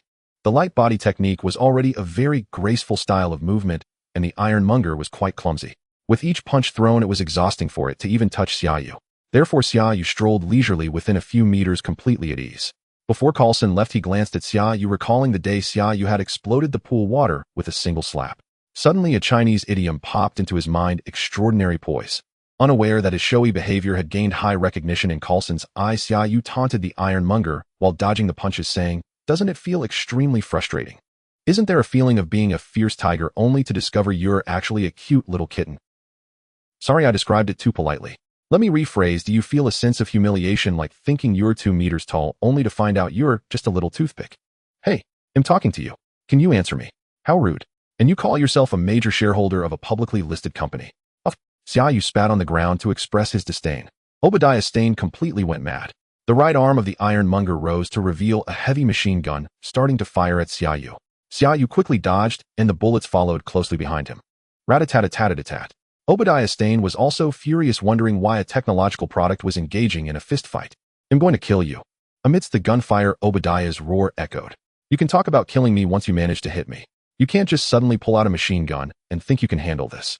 Xia Yu still had time to mock him, seemingly forgetting how he treated the Mandarin in the desert. After playing around for a while, Xia Yu thought that Pepper and the others should be safe now. He found an opportunity and rushed toward the door. It was too dangerous to fight inside. There was a large arc reactor on the first floor, and if that exploded, it would be a problem. Obadiah Stane followed closely behind. When Xia Yu reached the door, he was shocked to see Pepper still standing there. Despite their good relationship, Xia Yu felt the urge to curse.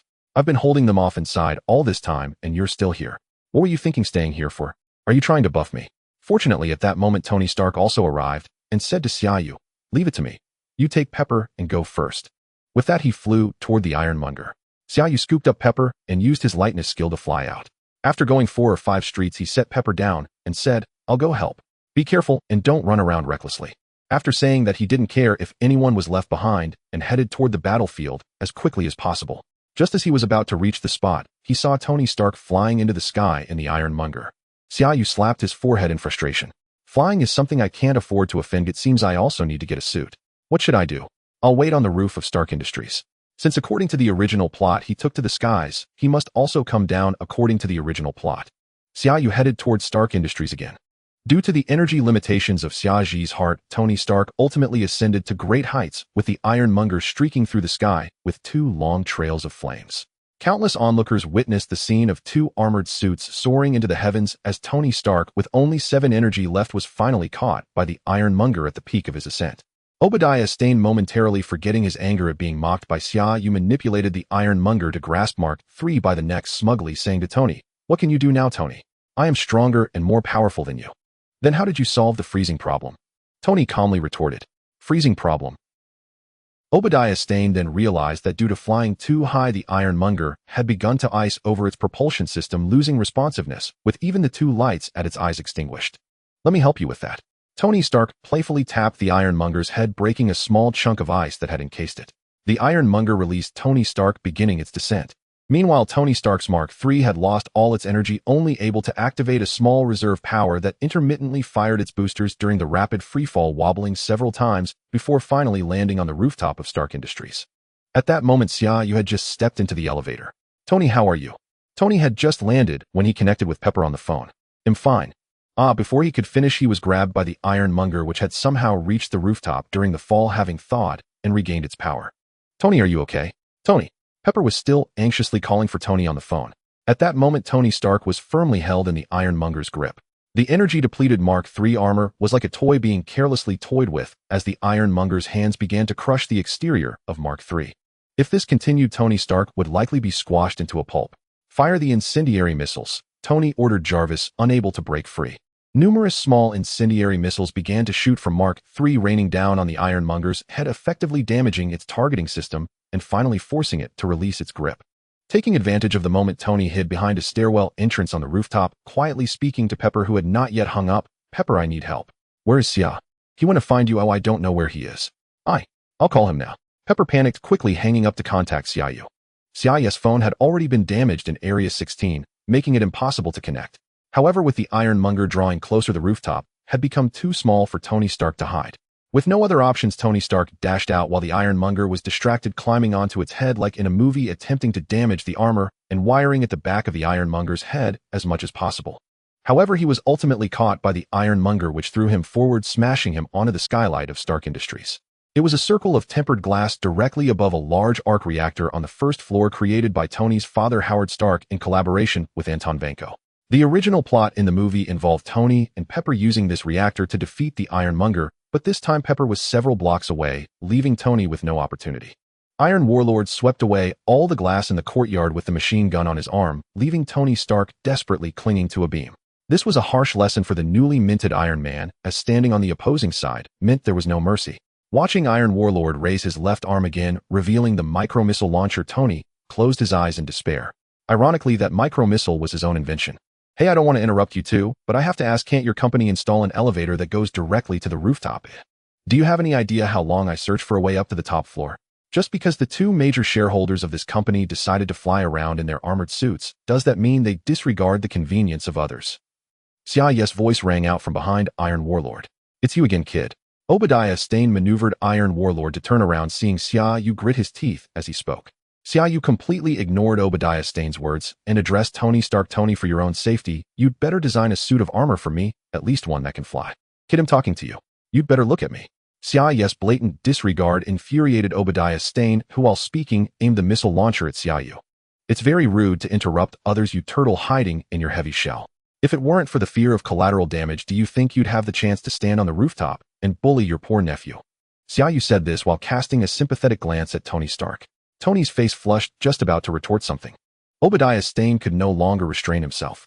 "Go to hell," he shouted, firing the missile. Xia Yu was now worried about the long-range strikes. If Iron Warlord took to the skies and unleashed a barrage of modern weapons against him, he would have to flee. However, on the ground, especially at close range, this bulky armor was simply a target for Xia Yu.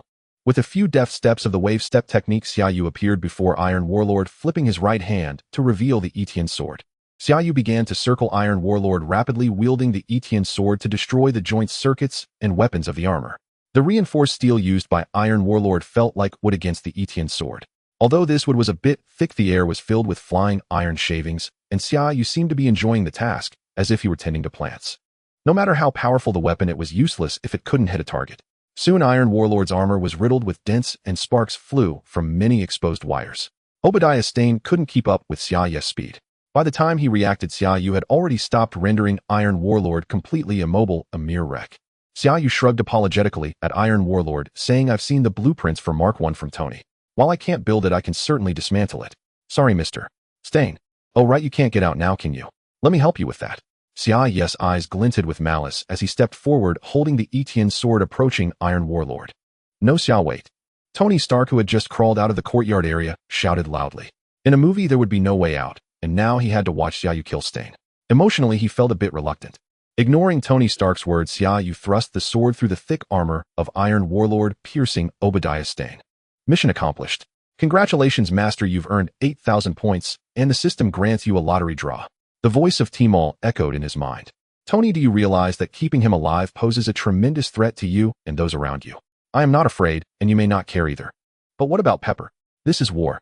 Tony, it's not a business game, Xia Yu said while drawing his sword. Tony Stark merely lowered his head in silence, and Xia Yu sheathed his sword, coming over to sit beside him in silence. After sitting in silence for a few minutes, Xia Yu suddenly slapped his forehead and said, at this moment the protagonist should have won and the heroine should be coming over for a passionate kiss. Why am I sitting here on the rooftop with you, this old man, after finally defeating the villain? That's because you threw Pepper several blocks away. It was supposed to be an enthusiastic kiss between us, I and the protagonist. Tony finally spoke. Indeed, capitalists are all ungrateful. It was I who defeated this guy. When I came up, you were trembling with that iron rod like a pitiful little rabbit. Xia Yu pointed at the beam in the attic and said, that's because I had this summer heart which is so useless. That was my equipment. As Tony spoke, he went over to remove the small arc reactor from the Iron Overlord. I didn't ask you to bring the summer heart. It was your own fault for being foolish and getting robbed. Xia Yu continued, pulling out the Etienne sword and methodically chopping the Iron Overlord into a pile of scrap.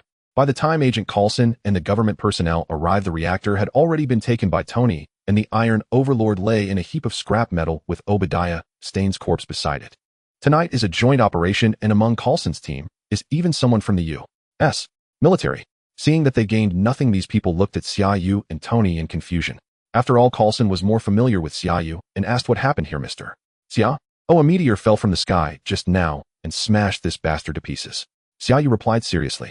Naturally, the negotiations with the government were left to Tony Stark, since his status gave him the confidence so much so that he was too lazy to argue with the government today, claiming he hadn't had dinner yet. So along with Pepper, the three of them went to Xia Yu's house for hot pot. Xia Yu initially wanted to invite Coulson, but he was too busy cleaning up after them tonight and had no time at all. Xia Yu had to be the third wheel alone. Unexpectedly, upon returning home, there was a surprise. A light bulb that looked very dark and seemed unable to light up. Do you think there are only you two superheroes in the world? This was the first thing Nick Fury said as Xia Yu turned on the light after arriving home. To be honest, it startled Xia Yu. When the elevator stopped, he knew someone was at home. He thought it was Natasha, but it turned out to be this guy. Of course, there are more than just us. There's also a big green monster who can transform, and he has already wrecked half of Harlem in New York. I saw it online before you blocked the videos. Do you really think I would believe the lies the government concocted later? Xia Yu launched into a tirade, wondering why Nick was hiding in his house without turning on the lights to scare him. Nick Fury replied, Xia, you were much friendlier the last time we met. I remember you even made me tea. Xia Yu rolled his eyes and said, last time you were my client, Nick. Today you are trespassing in my home. I have the right to shoot you, Nick. Seeing Xia Yu's acquaintance with others, Tony pulled Pepper onto the sofa and asked, so who are you? Before Nick Fury could speak, Xia Yu replied to Tony. He used to be my grandfather's client, and later I treated him once. He seemed all right, but now it appears he might be from some government agency, perhaps that strategic something or other. It has been renamed now, it's called S.H.I.E.L.D. I'm Nick Fury, the director of S.H.I.E.L.D.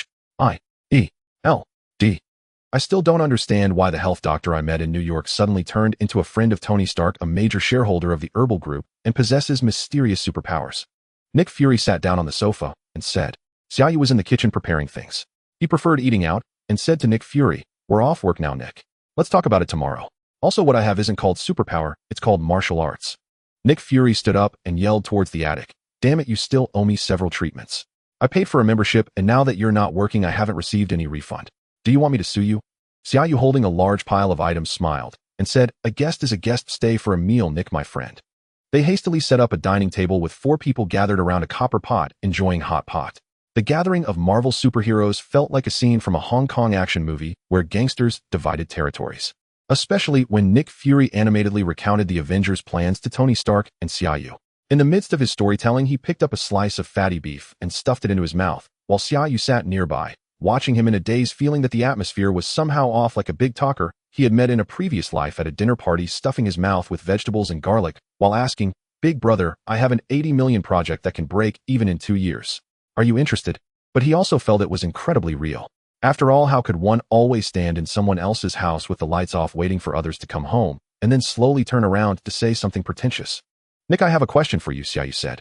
Go ahead, Nick Fury replied readily. Have you been standing with your back to the door in my house without turning on the lights? Aren't you bored? What if we don't come back for 3 hours, or if we chat downstairs for half an hour before coming back? Wouldn't that be awkward for you? Wouldn't you want to use the restroom?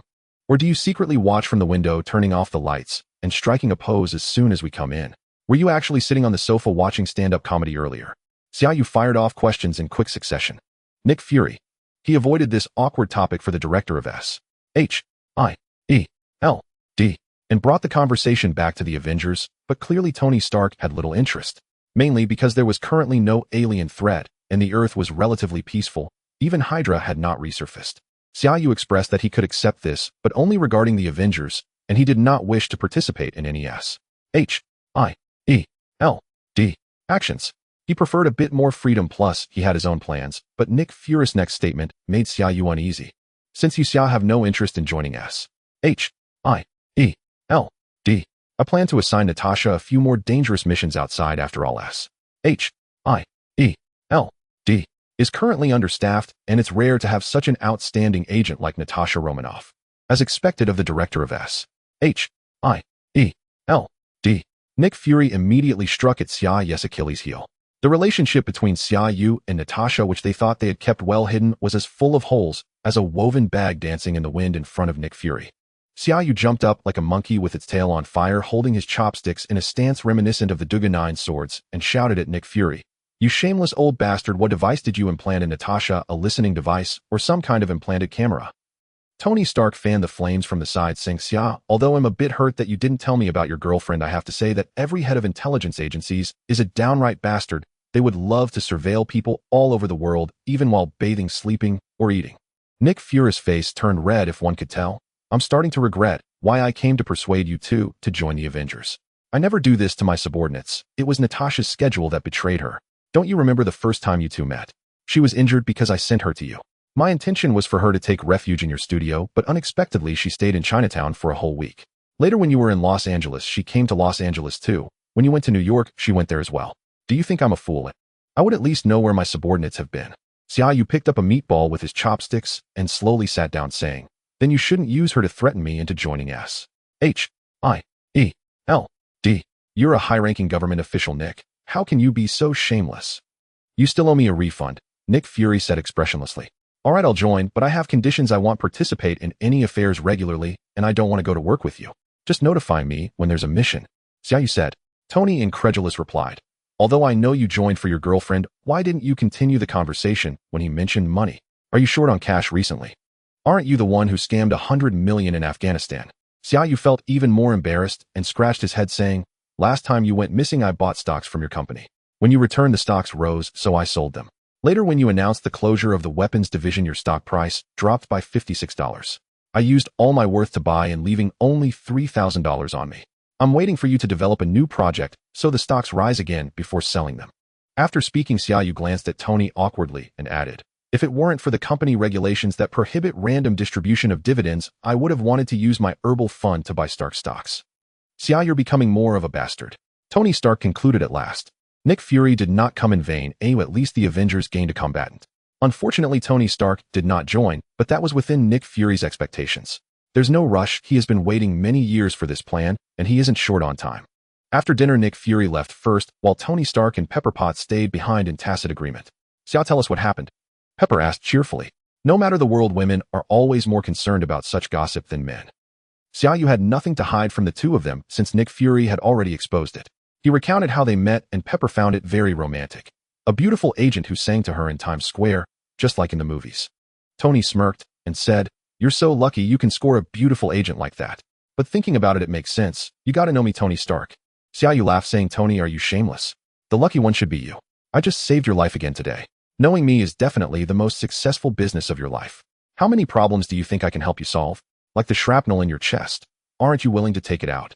Tony said, rarely serious, "Xia, do you know? I designed my first circuit board when I was 4, created a V8 engine at 6, graduated from MIT at 17, and took over Stark Industries at 21. I brought the company to its peak, and the weapons I made are the most powerful in the world. I followed my father's stick theory, believing I had built the biggest stick to ensure people's safety. But I was wrong. The world doesn't need the old Tony Stark. It needs someone in a suit of armor to stand up and protect them." Tony patted Xia Yu's shoulder and continued, "I do not possess martial arts as formidable as yours, but I have my intellect and my technology. I no longer attend meetings or sign research documents. For the rest of my life, I will do just one thing: don the Iron Man suit to protect those in need. And this." Tony pointed to the arc reactor in his chest. This serves as a reminder of my purpose in life. Without it, I would cease to exist, and thus I can never forget my mission. Tony Stark's words were imbued with sincerity, which was the reason Xia Yu admired Iron Man in his previous life. Though sharp-tongued and arrogant, he was always undergoing self-transformation. After the arrival of extraterrestrials, he sought to arm the entire Earth with his armor. When Rhodes was mistakenly injured by Vision and fell, he even added a parachute to Spider-Man's suit. Xia Yu was momentarily at a loss for words. He stood up and moved beside Tony, placing a hand on Tony's shoulder. The internal energy of the 9 Yang divine skills swiftly circulated through Tony's body, and he gently patted Tony's back. Uffed. Tony spat out a mercury-like liquid. What is this? Both Pepper and Tony asked simultaneously. Tony Stark had not had the arc reactor installed for long, and with Xia Yu's appearance in this world, Tony's physique had strengthened significantly, enhancing his resistance to toxins. Thus, he had not yet realized the problem. I don't know, ask yourself. I just felt that having such a thing inside your body couldn't be entirely clean, so I checked it out, Xia Yu said. Tony Stark quickly responded, this should be palladium poisoning. After saying this, he turned to Pepper and added, don't worry, I will find another element to replace it. The next morning, Xia Yu was taken to Stark Industries. Today, Tony was holding a press conference regarding the events of the previous night. Coulson and Rhodes had already prepared Tony's statements well in advance, of course, filled with long-winded lies. Coulson handed Xia Yu a phone along with an S-H-I-E-L-D-I-D. Looking at the title of Level 1 Agent on the ID, Xia Yu sighed. It's just an ID anyway, couldn't it be a bit more prestigious? Coulson replied with a smile. Director Nick said that unless you are willing to accept full deployment by S-H-I-E-L-D, you will remain a Level 1 agent for the rest of your life. Xia Yu huffed. Fine, Level 1 it is. Anyway, shopping at the supermarket doesn't have discounts. Coulson comfortingly patted his shoulder, saying, I personally envy you a lot. You managed to win over Natasha, whose nickname is the Black Widow. Xia Yu wanted to tell him that someone like him with such a receding hairline wouldn't understand personal charm. After a moment of thought, he decided not to pick on the honest person and said, don't I need to provide a personal account to receive my salary? Nick said you are a capitalist and don't need a salary. Besides, you owe him a sum of money, Coulson stated. Damn it. Xia Yu wanted to say more, but at that moment Tony was already preparing to go on stage, so he had to give up and follow him out to watch the excitement. The battle between Iron Man and the Ironmonger was witnessed by many on the highway. Xia Yu had just dropped off Pepper, so no one paid much attention to him, and he remained unexposed for the time being. Just like in the movie, the female reporter who had a one-night stand with Tony relentlessly pursued him. Finally, looking at the speech he held in his hands, Tony Stark hesitated for a moment before uttering the line that launched the Marvel Cinematic Universe, I am Iron Man. After the press conference, Xia Yu remembered that there was still a system lottery to draw. Upon opening it, he found the same 8 meaningless options. However, this time the item excited him, the dragon subduing 18 palms. Now Xia Yu lacked a means for long-range attacks. He had been using the internal force from the 9 Yang divine skill to create gusts, which seemed unskilled and wasted internal energy. With the dragon subduing 18 palms, it would be different. Not only was its power formidable, but the visual and auditory effects were also top-notch. The first time he tried it, he startled Tony, who exclaimed that it was simply magic. Whether it is magic or not is nearly the same. It merely involves different applications of energy. It compresses and condenses internal force into dragon-shaped chi to strike the target.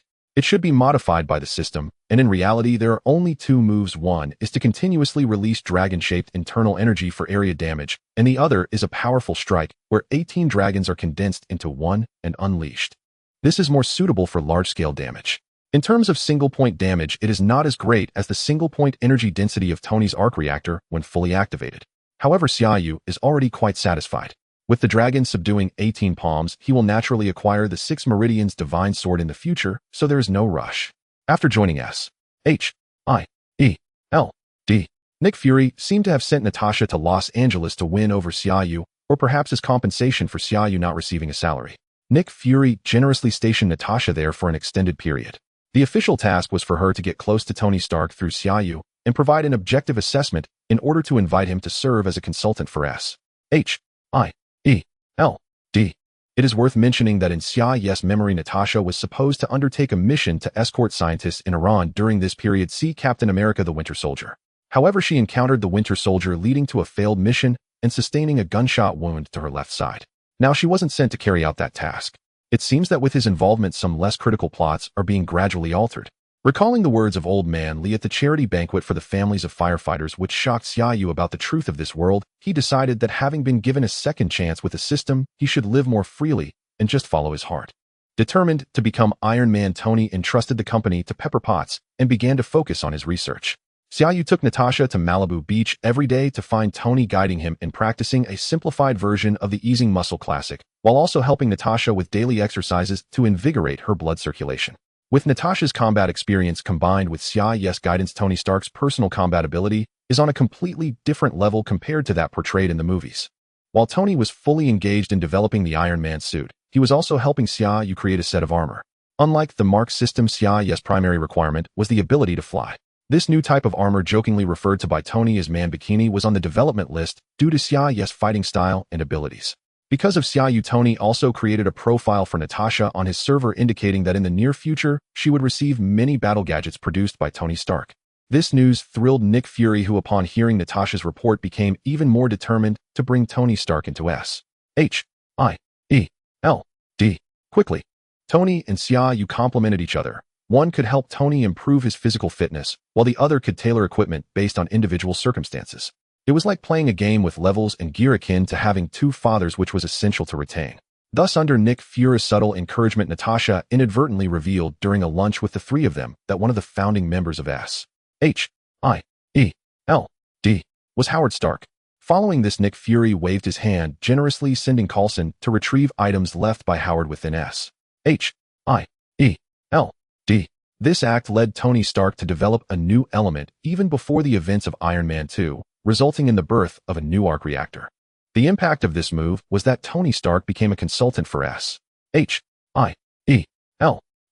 accelerating the company's layout for new energy. The Stark Tower in New York was already on the agenda, and the research on the Mark series progressed significantly. These past few months have been the most comfortable days for Xia Yu. Natasha was with him every day, and his two investments in Stark Industries stocks had turned his $200 million into nearly $800 million, making it a windfall both in wealth and romance. With the Stark Industries Expo approaching, Xia Yu believed his stocks would see an exaggerated increase. This expo was the most anticipated event for him lately, as it would mark a new surge in his wealth and also signify the beginning of Iron Man 2. However, this shameless act of exploiting Tony's troubles to hype the stock also provided Tony Stark with an opportunity, forcing Xia Yu to serve as the opening performance guest for his expo. Initially, Xia Yu refused, but Tony Stark directly threatened him, saying if he did not agree, he would withdraw his shares and talents from his herbal medicine group, merging them back into Stark Industries for redevelopment. Since he already had the formula in hand, if Xia Yu was unconvinced he could go to court, the vast legal department of Stark Industries would certainly make him realize what it means to have no way to appeal. Under such naked threats, Xia Yu could only bow his head as a stock god. You see, Xia, this is the power of capital. Natasha said this. Finally, the day has arrived. The Stark Industries Expo. Outside, the crowd has already swelled to a sea of people. The Stark Industries Expo has a long-standing history. As far back as World War II, Captain America had attended the expo with Bucky before participating in the Super Soldier program. As the largest technology company in the world, the Stark Industries Expo consistently showcases the future of technological development, attracting individuals, enterprises, and even government departments from all over the globe to learn and observe. This is a highly anticipated event, and this year, after Tony Stark flamboyantly declared himself Iron Man, the expo has reached a terrifying climax. Damn it, I don't know why I agreed to come here with Tony, Xia Yu muttered, listening to the deafening calls for Tony Stark outside. Natasha carefully helped Xia Yu adjust his clothes. He was about to take the stage to sing. Hearing Xia Yu's complaints, Natasha gently kissed his lips and smiled, saying, "You have just made billions in the stock market. This should be the highest appearance fee in the world for a performance. Or are you envious that so many girls outside are calling Tony's name, wishing they were shouting yours instead, eh?" After months of spending time together, Natasha's attitude towards Xia Yu had changed significantly, especially after he had resolved her issues with infertility. Therefore, Xia Yu dared not speak carelessly about such a life-and-death matter. Absolutely not. I just find it too noisy. As long as I have you as my audience, it's enough. Even if everyone else is shouting my name to me, they are no different from the flowers and trash on the roadside. I only see you, my dear. Xia Yu replied earnestly without leaving any loopholes. Are you serious? Natasha asked doubtfully. More genuine than diamonds. Look into my eyes. They are as clear as the melted snow from the Alps. Xia Yu looked at Natasha and said, "You pass. It's time to prepare for the stage. I'll be cheering for you down below." Before Xia Yu could respond, Tony Stark's call came in. "How's it going, Xia? Are you ready? Isn't everyone outside shouting my name? You don't need to be nervous. Oh, just sing casually. Your role is to liven up the atmosphere before the main event, so don't be too tense, okay? Just take care of yourself, Tony. Be careful not to crash down on me during your landing." Xia Yu finished speaking and hung up harshly without waiting for Tony's response. You're about to break your phone. I'm going down to be part of the audience. My superstar, remember I came to see you. Natasha comforted Xia Yu once more. This time Xia Yu chose to sing Rolling in the Deep. He didn't want to bring too many songs from his past life, especially since he wasn't there to become a star. As soon as he stepped on stage and the prelude began, a chorus of boos erupted from the audience. Get off, kiddo, we want to see Tony Stark. Go down, we're not here to listen to songs. We want to see Iron Man. The audience's curses filled the air. Sitting in the crowd, Natasha couldn't help but laugh at Xia Yu's comically distressed expression. Her big boy was just too adorable. Xia Yu was feeling anything but adorable. Damn Tony Stark. After taking a few deep breaths, he smiled and said, I know everyone is eager to see Tony Stark. After all, he is Iron Man, isn't he? However, big personalities always need a little time to appear, especially someone as significant as Tony, who needs a moment to adjust his elevated shoe insoles. So let me sing a song for you first. The song is Rolling in the Deep. After finishing, Xia Yu ignored the louder boos from below and began to sing to himself. Although the audience's enthusiasm for Iron Man remained undiminished, the impact of this classic song was quite significant. The boos gradually faded away, and some people even began to hum along softly with the rhythm. Natasha, watching Xia Yu on stage as he got into the groove, recalled their first encounter when he sang a song for her in Times Square. Since then, her life had changed as she began to live a life like an ordinary person, one that was no longer solely about missions and battles, but truly felt like having a home for two. Finally, as Natasha's thoughts wandered, the song on stage gradually approached its conclusion. With Xia Yu finishing his last line, Tony Stark made a stylish entrance amidst the crowd's gaze. A red and yellow Iron Man suit came swooping through the air. Tony Stark, wearing the pre-released Mark VI, knelt on one knee and landed steadily on the prepared landing platform, instantly causing a massive wave of sound throughout the venue, with screams echoing everywhere. Xia Yu shot a glare at the flamboyant Tony and quietly began to leave the stage. However, Tony had no intention of letting Xia Yu off easily. He gestured for the crowd to quiet down and loudly said thank you to this unknown singer for the heartfelt performance. I must say it's not a bad choice for my entrance music. Xia Yu rolled his eyes and walked off the stage directly, while Tony performed a brief dance with a group of backup dancers before officially starting the opening speech of the expo. After the opening concluded, the group encountered a beautiful female officer who came to deliver a summons just like in the movies. Happy took the summons while the female officer showed a different interest in Xia Yu. Your song on stage was wonderful. I've never heard it before. Did you compose it yourself? Are you a friend of Tony Stark? He is my boyfriend, ma'am. Natasha, who had just emerged, pulled Xia Yu into the car, not giving him a chance to respond to the female officer. You're not married, yet the female officer called out to the departing car. Unlike in the movies, this time Tony did not leave in a sports car, but rather in a stretched limousine. Since the expo was in New York and Xia Yu was quite valuable, he was still a part of the carless class in New York. In fact, all the cars in Los Angeles belonged to Tony. Haha, Natasha, are you jealous? Didn't you say you would never restrict Xia? Xia, congratulations on stepping into married life ahead of time. Why don't you two get married? I'll host the most dazzling wedding in the world for you. Tony teased as soon as he got in the car. Natasha shot Tony an annoyed glance and explained, I indeed won't impose restrictions, but flirting with my man in front of me is a challenge, and in fact I despise being challenged by others. Let's talk about tomorrow's hearing instead. The military and Congress are eager for you to hand over the Iron Man technology. The media is reporting on it frantically every day. If you weren't Tony Stark, someone else would have had their property forcibly taken by the government long ago. I will not hand it over. The government and military cannot take my personal property. Natasha, I am currently a consultant for S.H.I.E.L.D. You all should help me share some of the pressure. Tomorrow's hearing won't threaten you, Tony. The government won't push you too hard unless absolutely necessary. S.H.I.E.L.D.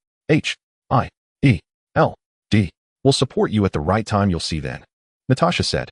The next day at 9 in the morning in Washington, D.C., Tony arrived at the Senate just in time.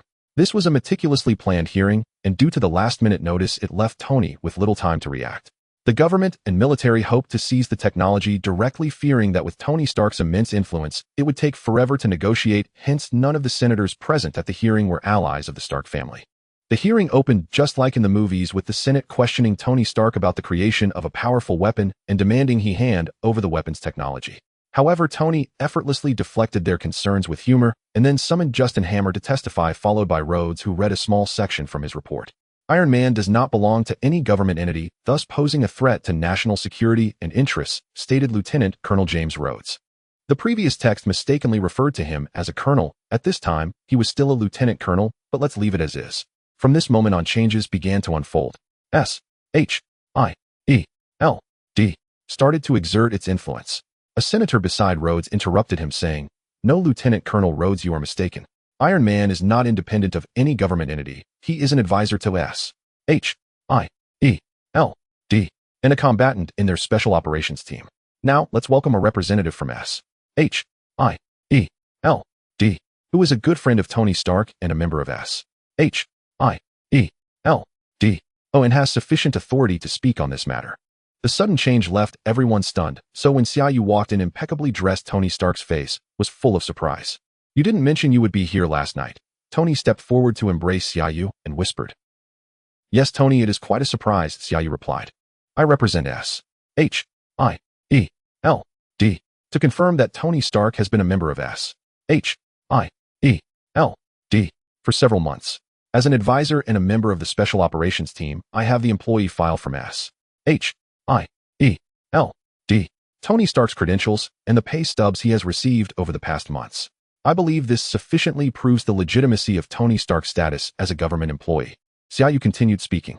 The senator seated in the center was one of the members of Hydra, whom Xia Yu recognized. He had appeared in Captain America 2 and was currently engaged in a whispered argument with a nearby senator caught off guard. Seeing the situation unfold, Justin Hammer was the first to ask Mr. Xia regarding whether Tony Stark is a government employee. "We can discuss that later. My purpose today is to prove that Iron Man is a powerful weapon.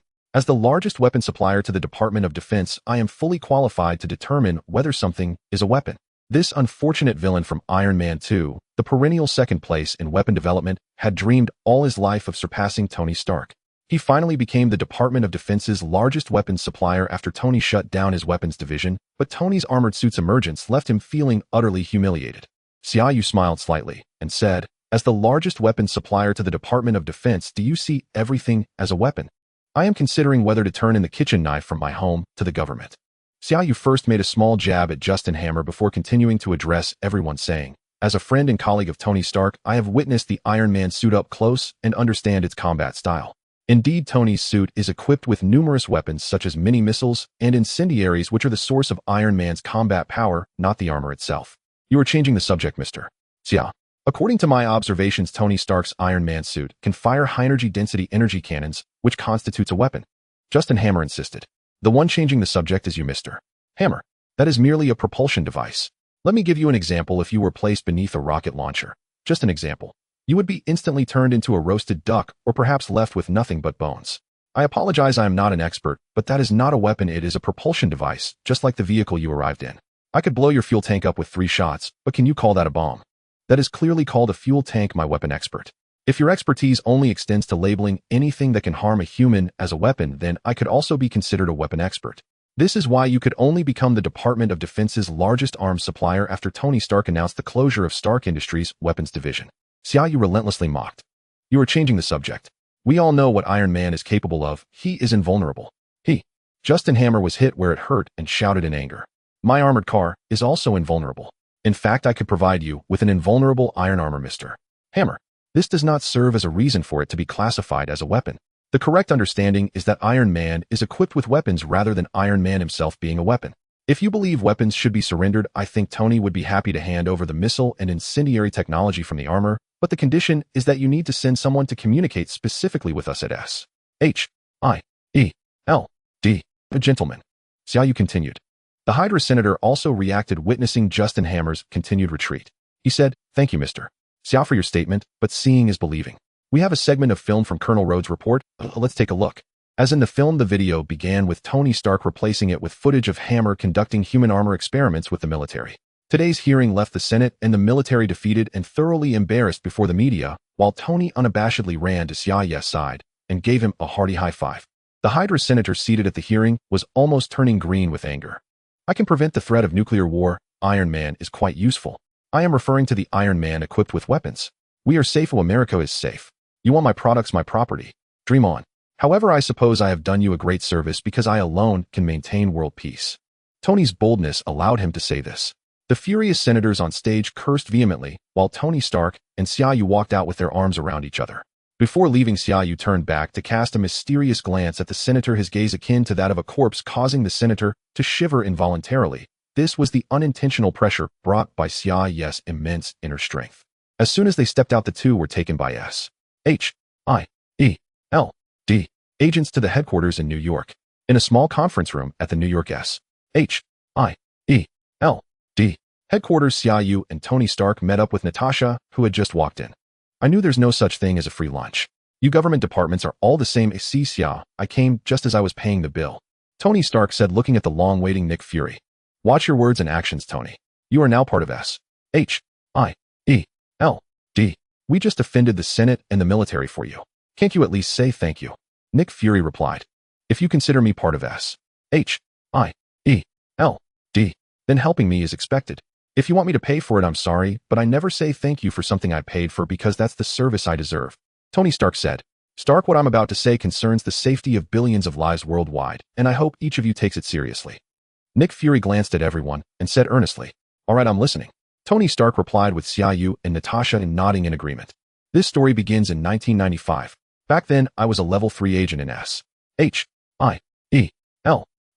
and Coulson was just a rookie who had just joined S.H.I.E.L.D. I was responsible for bringing him along. Nick Fury began reminiscing.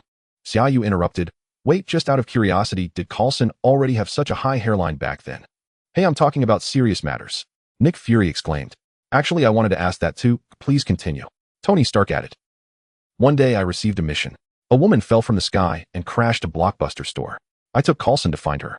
She was dressed in a green bodysuit looking like a character from a game, claiming to be from the Star Force named Ver.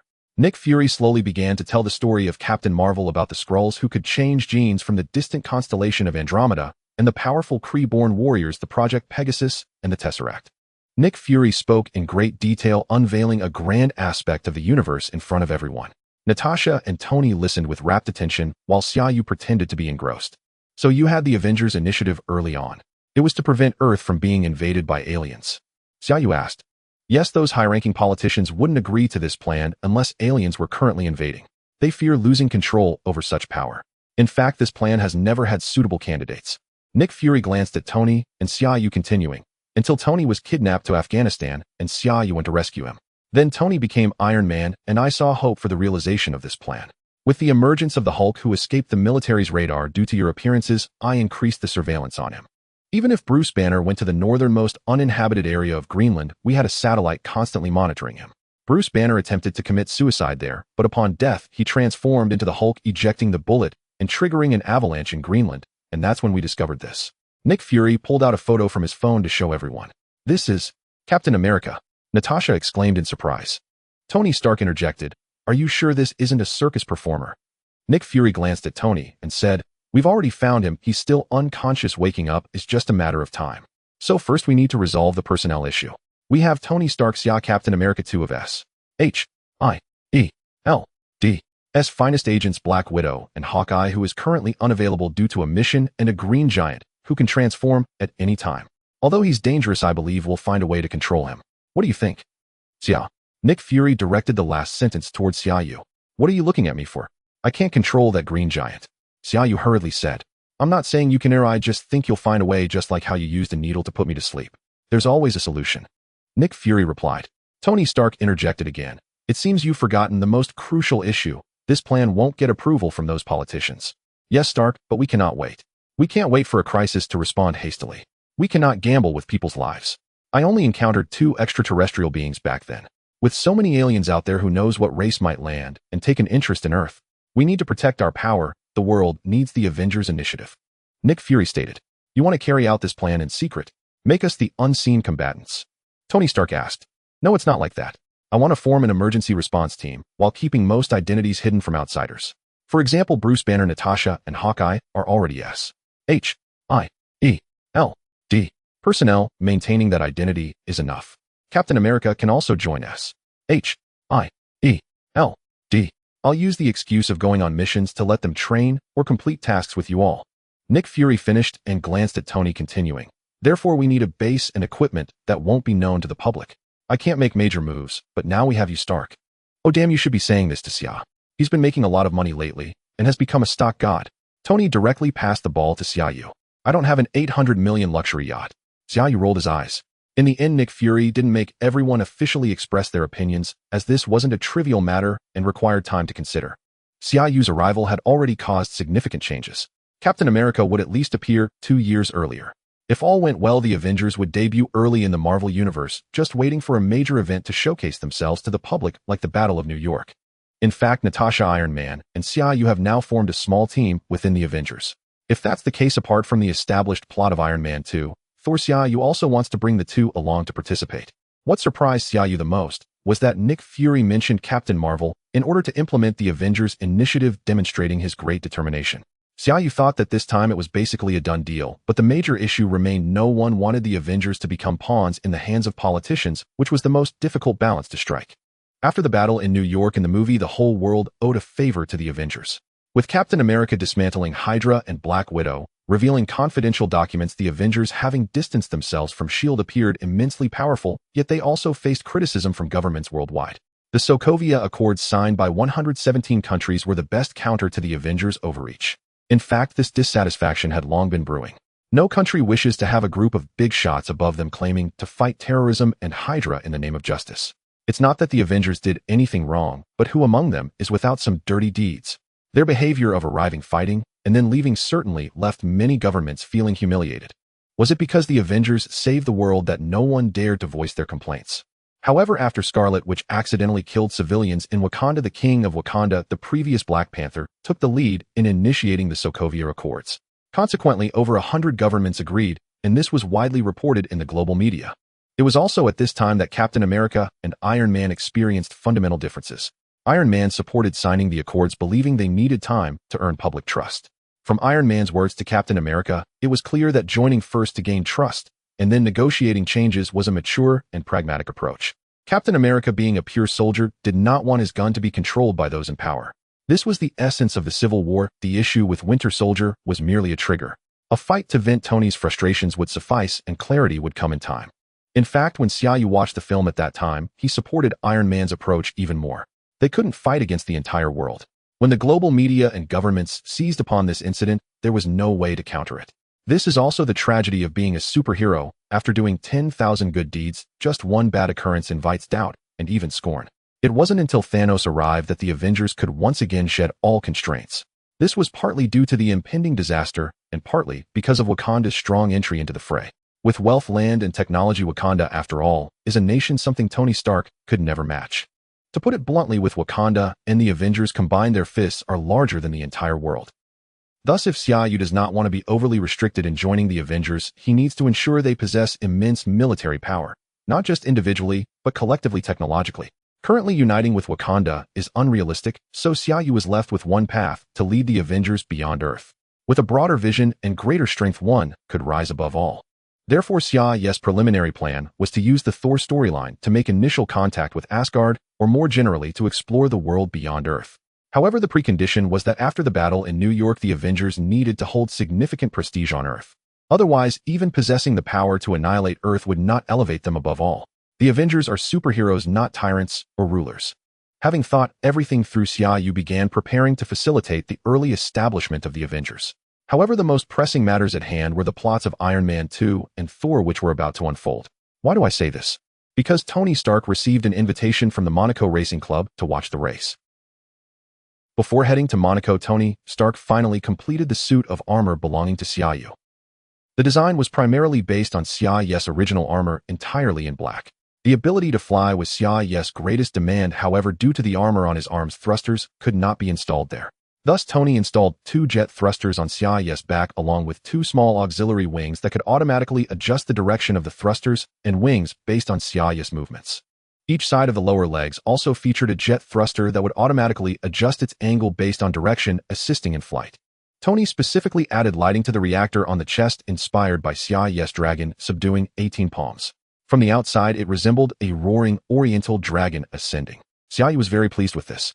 He jokingly thought to himself, is my future nickname going to be the Dragon Hero? Finally, the day arrived. Xia Yu boarded Tony's private jet with Natasha along with Pepper Potts and Happy. After such a long time, Happy and Xia Yu had become quite familiar. Xia Yu recalled the movie Iron Man 2, where Natasha appeared in Morocco as Pepper's assistant, but now she was going as Xia Yu's girlfriend. Thinking of this, Xia Yu couldn't help but smile as he looked at Natasha, who was chatting casually with Pepper about having a good time with Xia Yu. Due to his intervention, Natasha in real life exhibited more and more ordinary girl behaviors, which made Xia Yu feel quite gratified. On the plane, Tony secretly told Xia Yu that he planned to personally participate in the car race. Xia Yu was astonished by the powerful inertia of the plot. He never expected that the Iron Man free from the poison factor would still make such a reckless move. But then again, this was the real Tony Stark, wasn't it? It seemed destined that Tony Stark would have to face off against Whiplash. However, with Xia Yu's presence, Whiplash was bound to suffer a faster defeat than in the movie. Moreover, Tony had upgraded his reactor and was no longer suffering from palladium poisoning, so Whiplash Ivan Vanko would probably be frustrated to no end. Upon entering the club before encountering Whiplash, they were greeted by Justin Hammer, a man who dreamed of surpassing Tony Stark and had always tried to imitate him. In a way, Tony was his idol. "Oh, let me see who this is. Isn't this the sharp-tongued S.H.I.E.L.D. agent, Mr. Xia? What brings you here? Did S.H.I.E.L.D. send you to be Mr. Stark's bodyguard? Please, Iron Man doesn't need a bodyguard." Seeing Xia Yu made Justin Hammer angry. He could accept losing to Tony Stark, but he couldn't tolerate being rendered speechless at a hearing by Xia Yu and nobody from the East. He couldn't accept it. Before Xia Yu could respond, Tony interjected. "In fact, Xia is my good friend and a business partner. The Herbal Group is our joint venture, and he is the real boss." Justin Hammer had initially thought Xia Yu was just a minor character and assistant sent by S.H.I.E.L.D. to help Stark. He never expected that Xia Yu was actually the owner of a major company. The Herbal Group was currently thriving, and their health and beauty products were extremely effective. The key was that he was so young and handsome, which left Justin Hammer feeling inexplicably uncomfortable. "I never expected to meet the mysterious boss of the Herbal Group here. I've wanted to interview you for a long time. Hello, Mr. Xia. I'm Christine, a reporter from the glamorous world." Hearing Tony's introduction, a beautiful reporter stepped out behind Justin Hammer and spoke to Xia Yu with intense focus. "Oh, Xia, she is a very talented reporter. Last year we had an in-depth conversation. Do you remember when I called you at midnight? The report was quite impressive. Why, I suggest you accept her interview," Tony said to Xia Yu. "That lecture?" Xia Yu thought to himself, but wore a gentle and polite smile as he said, "Thank you for your invitation, beautiful reporter, but let's schedule a time first. After all, your weapons expert friend behind you is already getting quite anxious." Xia Yu pointed to Justin Hammer as he spoke, then turned to leave with Tony. "They'll reach out to you as soon as possible." Christine called out loudly from behind. "Hey, shouldn't you interview me first?" Justin Hammer muttered behind them. At this moment, Xia Yu, having walked a few steps away, suddenly turned around and said to Justin Hammer, "Do you know, Mr. Hammer, if you want to surpass a legend or become one yourself, you need to carve your own path instead of just imitating others. Otherwise, you'll only appear as a clown, even though you already look quite foolish. I suggest you purchase our company's beauty products. At least it might make you look a bit younger. Come on, Xia, let's not disturb their rare interview." Tony followed Xia Yu's lead with a parting shot, then turned and walked away with Xia Yu, leaving no opportunity for Justin Hammer to retort. Ignoring the fuming Justin Hammer, the two of them made their way to where Natasha and Pepper were sitting. The four of them occupied a table by the window, perfectly positioned to watch the racing cars on the track outside. After sitting for a short while, Tony excused himself to the restroom and slipped away. Xia Yu realized he wanted to go race, and sure enough, not long after, he spotted Tony Stark in racing gear being interviewed on the television on the wall. Pepper was furious. After a sharp scream, she asked Xia Yu, "Xia, do you know about this?" Xia Yu certainly couldn't take the blame, so he sincerely replied, "I had no idea, I'm just as surprised." "No, I can't let him do this recklessly, but it's too dangerous," Pepper said. "Pepper, he's already on the track. Just let him be with me around. Nothing dangerous will happen," Xia Yu confidently assured her. Indeed, Tony had already entered the field. With Xia Yu's assurance, Pepper decided to let it go, but seeing her anxious expression, it was clear she was very worried. Finally, the race began, and dozens of racing cars roared past on the circular track. Suddenly, a worker in an orange jumpsuit jumped onto the track, causing those nearby to scream and shout warnings that it was too dangerous. System task: defeat the Scourge Whip, reward points 3,000. Defeating the Scourge Whip, reward points 5,000. Effects: subsequent tasks. It's time to demonstrate my strength in front of the public. Let's change into the new uniform Pikachu. Tianmao, what do these two options mean? Xia Yu asked. Master, the current Scourge Whip is an incomplete form. Defeating it will affect the subsequent task of defeating the complete Scourge Whip, Tianmao replied. Tianmao answered. Xia Yu understood that if he killed the Scourge Whip, now the subsequent task would end. If he defeated it, Justin Hammer would still manage to get him out of prison, and then he would use Hammer's funding and resources to create a multitude of unmanned mechs and craft himself a new battle suit. At that point, he could kill again and gain a wave of points, possibly even a system lottery. Of course, he had to defeat it. Xia Yu glanced at Natasha and Pepper, who were engrossed in watching the race on TV, and quietly slipped out. As soon as he stepped outside, Natasha noticed and silently followed him. Pepper was completely focused on Tony and didn't realize the two had already left. Xia Yu arrived in the stands where Natasha followed out and asked, "Is something not right?" Xia Yu affectionately took her hand and said, "Look at that guy entering the field. Doesn't he seem off? What is that? Is it an arc reactor on his chest?" Without needing Xia Yu to explain what was wrong, the Scourge Whip Ivan Vanko had already activated his reactor, and the two energy lines on his back began charging, incinerating his clothing. It should be. Wait here for me, or I'll go stop him, Xia Yu said. Be careful, Natasha replied with concern. As soon as Natasha finished speaking, Xia Yu instantly changed his outfit. With a leap, he soared over the stands like a great bird, landing directly above the racetrack. For such a short distance, he didn't use the flight function of his battle suit, but instead floated down using his inner strength. At that moment, the Scourge Whip had already struck down a racing car. The whip, wrapped in high-voltage energy, sliced through the car's body in an instant, leaving the severed section still glowing with the melted remnants of the vehicle. The surrounding audience erupted in screams, although some remained calm and watched the spectacle. Above, Pepper and Justin Hammer also witnessed this scene. Pepper, worried for Tony's safety, ran to the stands to find Xia Yu, while Justin Hammer watched the Scourge Whip on the television, especially the small reactor on his chest, a pleased smile spreading across his face. The scene was somewhat chaotic. The audience in the stands felt relatively safe as danger had not yet descended upon them, especially when Xia Yu dashed out and began to gently descend from the sky. In stark contrast to Iron Man's roaring entrance, Xia Yu's appearance was more ethereal and impressive, immediately capturing the attention of the entire crowd. Xia Yu's entrance not only stunned the audience, but also intimidated the whip-wielding figure in the arena. Who are you? The figure asked, snapping the whips he held in both hands against the ground. Hey, your tattoos are really ugly. To be honest, they look a bit messy and quite dirty, Xia Yu replied, disregarding the question. Get out of the way or die. Xia Yu's entrance was rather flamboyant, causing the whipman to hesitate. I should be the one saying that. Put down your whip and surrender otherwise. Without raising his hand, Xia Yu unleashed a palm strike, sending a golden dragon-like energy towards the whip wielder. The audience erupted in screams again. What is this? Is this magic? Did he just release a snake? It looks like the dragon from Eastern legends. Why doesn't it have wings? But it's still quite beautiful. The whip wielder's face revealed extreme shock, yet he dared not slacken his movements, waving his whips to disperse the golden dragon Xia Yu had sent. Is that a reactor on your chest? Is this powered by the reactor? The whip wielder asked in confusion. Oh, that's a bit more impressive than I imagined. Now let's see you handle this. Ignoring the whip wielder's question, Xia Yu completed his last word as his palms moved, performing a series of 7 or 8 hand strikes, sending waves of golden dragons roaring towards the whip wielder. The whip wielder's face changed color as he hurriedly swung his dual whips to defend, ultimately dispersing 2 of the dragons and dodging 3, but the rest all struck true. Those who had seen the movies knew that the whip wielder, possessing a physique like a beast, could withstand multiple hits without harm.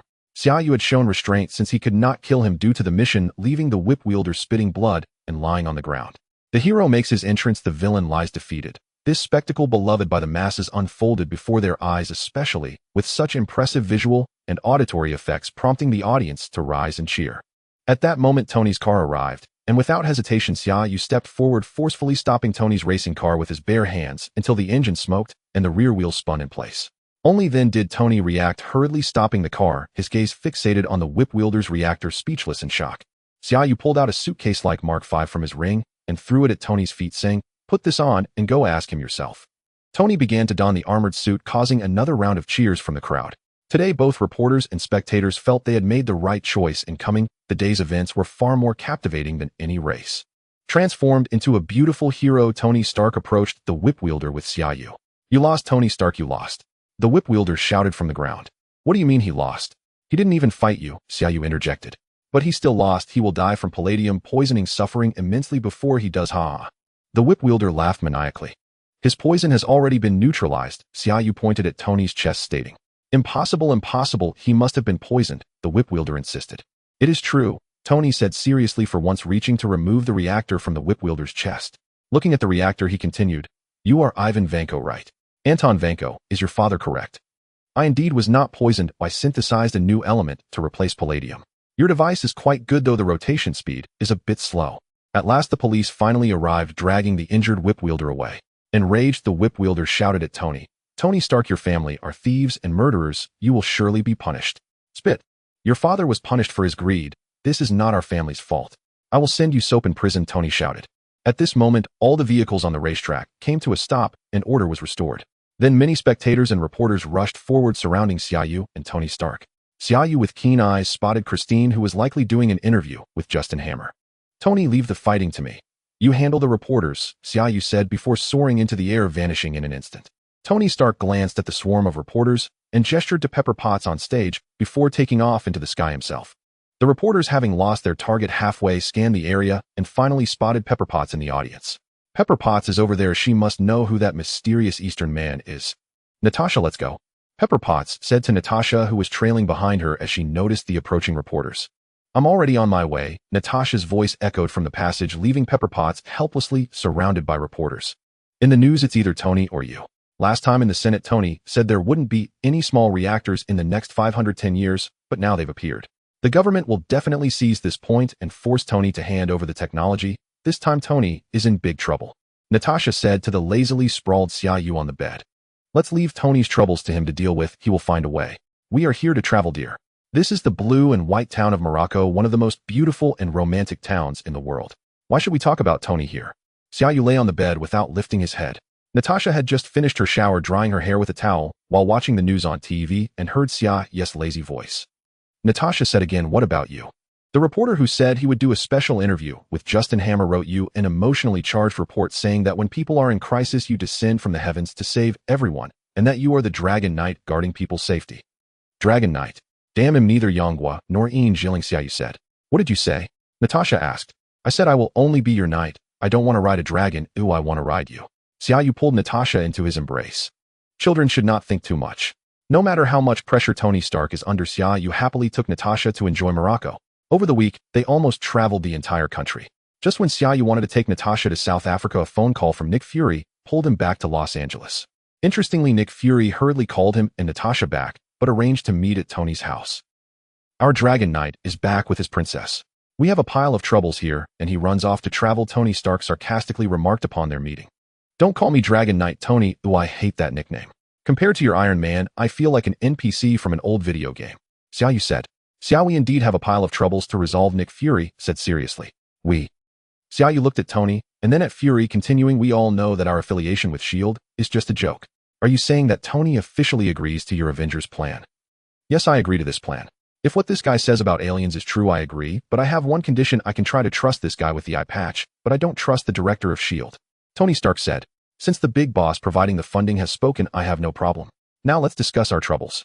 Xia Yu poured himself a glass of wine and gestured for them to start. Nick Fury began counting off. The first issue is Stark's armor problem. The government can no longer keep it under wraps, but Stark has thought of a win-win solution to resolve this matter. Colonel Rhodes. Natasha inquired. Correct. James Rhodes is a good friend of Stark's and a colonel in the Air Force. Stark is giving him a suit of armor, but not the technology, which provides an explanation to the government. Then at a later time, let Colonel Rhodes take the suit for a flight, giving the public an explanation as well. Nick Fury said. Another matter is that Steve Rogers has awakened. This is my trouble. We can't let him appear in front of the public for now. We need to conduct some psychological therapy and assessments to ensure he can adapt to this society. Nick Fury took a sip of wine and continued, lastly, the one who needs to be troubled is you, Xia. I need you to go to New Mexico to pick up a hammer that fell from the sky. Xia Yu thought to himself, great, aside from the Hulk, I am now fully involved in the Avengers from the beginning. Why me? I'm just a level 1 agent without a salary. Xia Yu said. Nick Fury threw him a new badge and said, from now on you are also a consultant. Regarding that hammer, Coulson is already on his way, or just go find him and build some rapport with your future teammate Hawkeye. Is that it? Didn't you say there are a lot of problems? Tony's has been resolved. The captain is your responsibility, and I have to go on a date with a hammer. Is there anything else? Xia Yu asked. Natasha is temporarily responsible for the location selection and other issues regarding the Avengers headquarters. Nothing else for now, Nick Fury said. Xia Yu said gloomily, you said a lot of troubles, so seriously, is that all?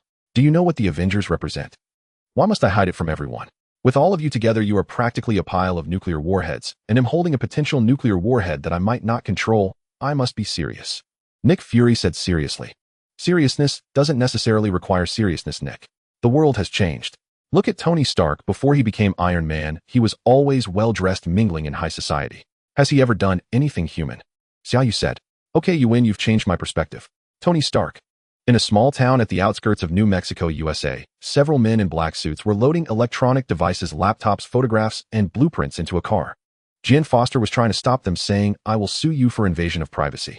Coulson explained helplessly, we're just collecting, we are the good guys. While both sides were arguing, a dark figure descended from the sky. Xia Yu had arrived. Without waiting for anyone to speak, Xia Yu declared, I agree with this young lady. These government agents are no good. They abuse their power and oppress the people. They are nothing but scoundrels. Oh, Coulson, you are robbing, you rascals. The girl named Daisy beside Jen Foster asked Xia Yu, who are you? Are you Iron Man? Xia Yu looked at the girl in surprise and said in an exaggerated tone, I am not that old man, Tony Stark. I am one of these scoundrels. Let's go, Coulson. I don't understand why you brought me here. I am not a blacksmith, Xia Yu asked Coulson in the car. Coulson replied, the director said, if S.H.I.E.L.D.'s 2 consultants can't resolve the technological issues, ask Tony Stark. If technology can't solve it, then find Xia. Sounds like I'm a quack, Coulson, Xia Yu said helplessly. Xia Yu followed Coulson and the group to the site of the hammer. S.H.I.E.L.D. personnel had set up a huge canopy over the hammer for the use of electronic devices with 4 plastic tunnels around it for entry and exit. When Xia Yu entered, he had a brief encounter with Hawkeye, but unfortunately Hawkeye was rather reserved and only nodded at him. Coulson and Xia Yu stood beside the hammer with Coulson introducing its origins. A few days ago, this hammer fell from the sky, like a meteor landing here and creating a large pit in the ground. Locals gathered to see the spectacle, and strangely, no one could lift this hammer. Coulson continued pointing at the pile of sand beneath the hammer. Look, the sand underneath is completely undisturbed, so it's definitely not an issue of weight. Even if a heavy-duty truck tried to pull it, it would be futile. Coulson got up and walked to the edge of the canopy, pointing at the ground. Based on the impact force, when the hammer landed, we can only roughly estimate from what height it fell, because we don't know the weight of the hammer. So, oh my god, Xia, how did you do it? Xia Yu swore he just wanted to try out of pure curiosity. He never thought he could lift the hammer. After all, only those with a pure heart could do so, like Captain America. At first, Xia Yu was quite pleased, thinking to himself, I knew I was pure.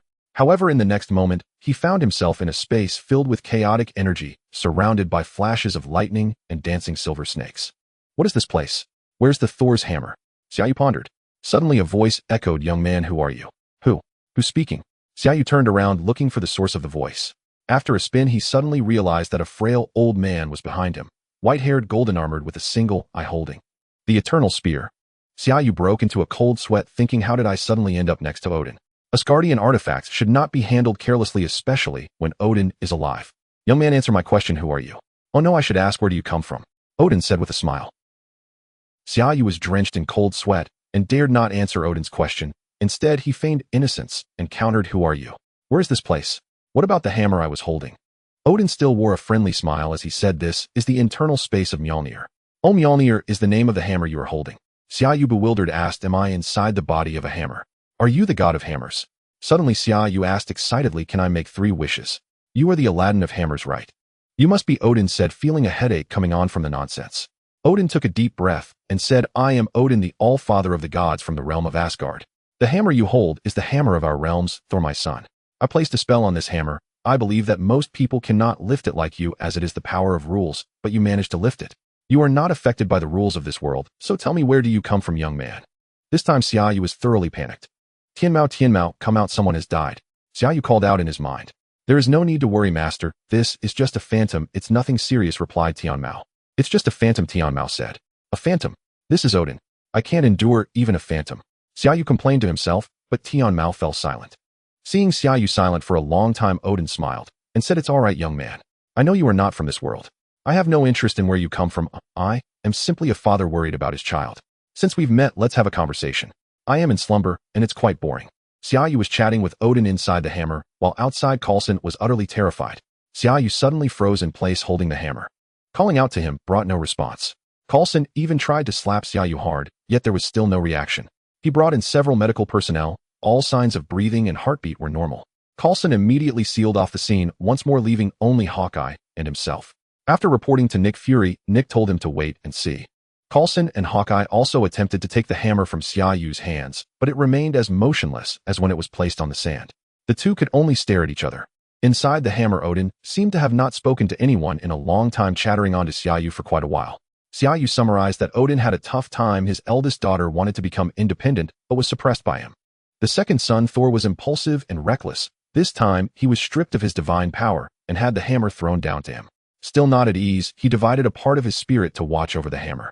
The third son, Loki, was a descendant of the frost giants, cunning and treacherous, unwilling to acknowledge his older brother and wary of trusting him too much. Xia Yu thought to himself, if it weren't for Odin, I'd jump up and slap you. What kind of father of the gods are you? Your children's education is a complete failure. Throughout the entire history of Marvel films, the Odin family is the most tumultuous, causing countless troubles just for your family disputes. On the surface, Xia Yu respectfully said, old man, there's a saying in my hometown, children and grandchildren have their own blessings. Why worry so much?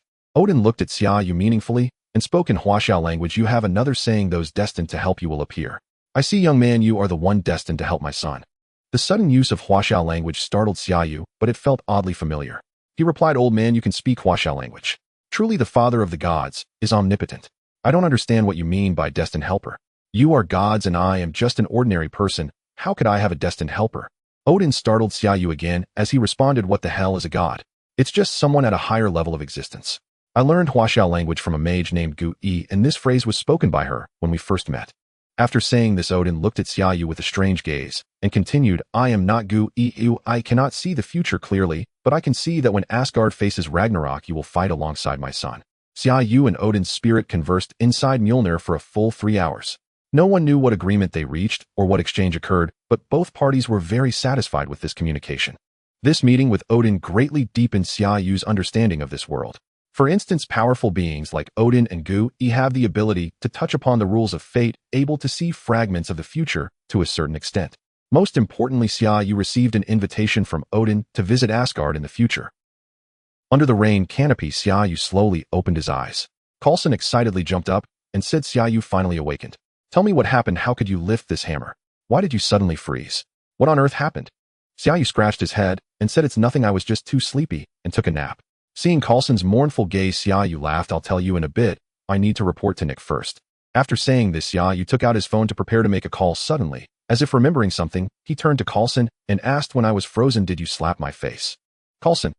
Xia Yu stepped outside to call Nick Fury, not hiding much about the matters concerning the hammer, and Thor simply stating that he happened to meet the criteria to pick up the hammer and thus communicated with the king of gods Odin.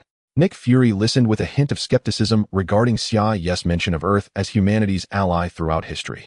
In fact, Nick Fury never truly believed in anything carrying too many secrets himself to place complete trust in any person or situation.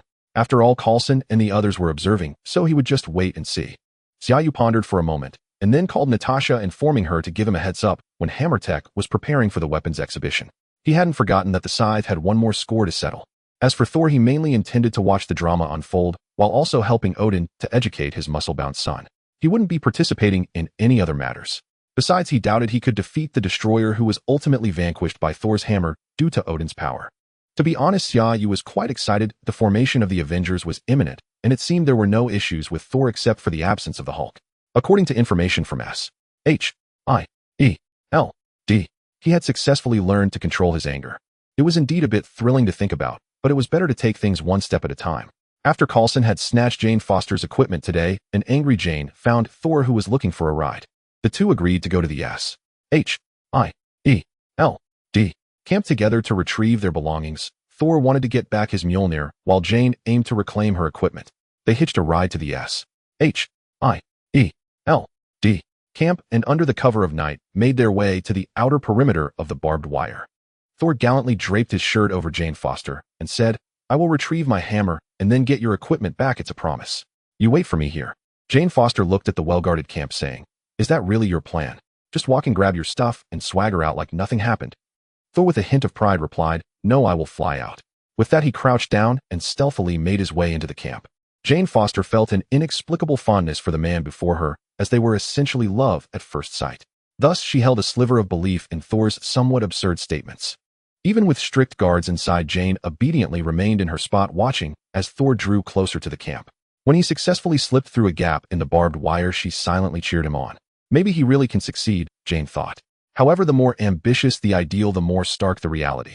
Once inside the barbed wire, Thor felt a surge of excitement, knowing he was one step closer to his hammer. As soon as he entered and turned around, the world spun violently. Bang! He crashed heavily onto the ground. Jane Foster helplessly held her forehead. From her angle, she clearly saw that as soon as Thor entered, he was struck in the right cheek by the man in black armor who had flown down earlier, knocking him to the ground. Thor, who had never been hit like that in his life, shouted in anger, who are you? How dare you lay a hand on me? I am Thor, son of Odin. Bang! Just as he had sat up, Xia Yu ruthlessly kicked him back to the ground. Thor, it's just starting to rain. Can you summon a thunder for me to see? Xia Yu mocked. Or are you nothing without your beloved hammer? Are you truly the god of thunder, or merely a hammer god? Odin conquered 9 realms not with just a hammer. You really bring shame to your father. Xia Yu continued to provoke. I am. Thor attempted to rise again. You are nothing but a snot-nosed brat. Stay down. This time Xia Yu did not just kick him down, but unleashed a flurry of punches and kicks on the sprawled-out Thor. While beating him, he mumbled incantations. Unfortunately, Thor couldn't understand Huaxiao's script. The only words he could catch were Xia Yes murmurs. Your father asked me to teach you a lesson. I've never heard a more agreeable request. I'm educating you on behalf of your father for your disobedience. And other similar phrases. Meanwhile, Jane Foster on the small hill had put down her binoculars and covered her eyes, feeling both sympathetic and embarrassed. Just moments ago, he had claimed he would fly out, yet he hadn't even entered before being beaten up. Xia Yu continued for 3 to 4 minutes with a circle of patrolling soldiers now watching. However, Coulson had already instructed them not to intervene. They merely kept an eye on the scene. Finally, when Xia Yu ceased his assault, the bruised and battered Thor struggled to open his eyes, still refusing to concede. Once I get my hammer back, I will. Xia Yu chuckled at this, extending his right hand behind him, saying, You want your hammer? Here you go. In just a few seconds, Thor's hammer shot through the plastic shelter and landed in Xia Yu's hands. Thor's eyes nearly popped out, and he shouted, Impossible, impossible. Why? Xia Yu threw the hammer to the ground and said, You are not worthy of this hammer. Why don't you try it yourself? Thor, unwilling to accept defeat, got up and grabbed the hammer, but it did not budge. He switched to both hands and pulled with all his might, but it remained still. At this moment, despair washed over Thor as he shouted to the sky, Why, Odin? Why? After venting his frustration, Thor finally gave up, sitting on the ground like a dead man. Xia Yu turned around in shock, seeing that nearly everyone inside had come out, including Coulson. They had all followed the hammer's emergence. When Xia Yu finished his call, Nick had instructed Coulson to let Xia Yu handle this matter, but to keep a close watch on him. So when the hammer appeared, Coulson followed out. Upon seeing Xia Yu in the camp, he did not intervene. Xia Yu had just enjoyed beating Thor and hadn't noticed the many onlookers watching him from a distance. He felt a little embarrassed now, regardless of whether they understood the situation or not. He opened his mouth and mumbled, I was just teaching him a lesson on behalf of his father. Afterward, he walked over to Coulson and said, Take him inside. He definitely won't resist anymore. Just let him go. If anyone comes to look for him, keep an eye from a distance. Seeing Coulson nod in agreement, Xia Yu turned and went inside, having already soaked in the rain for quite a while. Xia, don't forget to take the hammer inside. Coulson called out. Loki came to see Thor. Loki's magic is highly deceptive. If it weren't for Xia Yu knowing he was back and paying special attention to Thor's words, it would have been hard to detect Loki's presence just by the naked eye. It's not complete invisibility, it simply makes you subconsciously overlook the person. It's a fascinating type of magic. Just like in the movies, Loki told Thor that Odin was dead, all because of the threat posed by Thor's reckless actions and the war with the frost giants. Their mother, the goddess Frigga, chose to permanently exile Thor to Earth. Deceived, Thor sank into despair, while Jane Foster went back to plead with her father to rescue Thor. Not knowing how to think, she naively brought fake documents to rescue Thor, unaware that not only did she know her documents were fake, but most of the residents in the entire town had gradually turned into agents of S.H.I.E.L.D. After letting Thor go, Thor accepted his mortal identity and began an unabashed life with Jane Foster, even learning to make breakfast for them. Xia Yu, watching from the shadows, said to Coulson, See, this is life. It can raise your hairline and cause proud deities to bow down and make breakfast.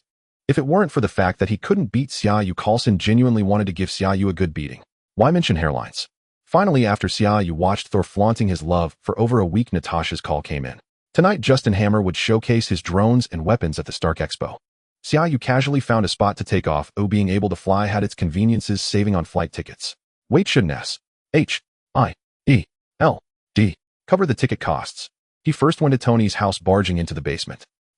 The scene was a bit shocking, because Tony Stark, the Iron Man, was practicing yoga in the nude, while a simplified version of Jing Jing. Tony, do you think practicing like this helps you find the feeling of unity with the universe? Xia Yu laughed while leaning against a table by the entrance, watching Tony. Tony Stark was startled, and upon seeing Xia Yu, he casually continued his movements. Xia, why are you back?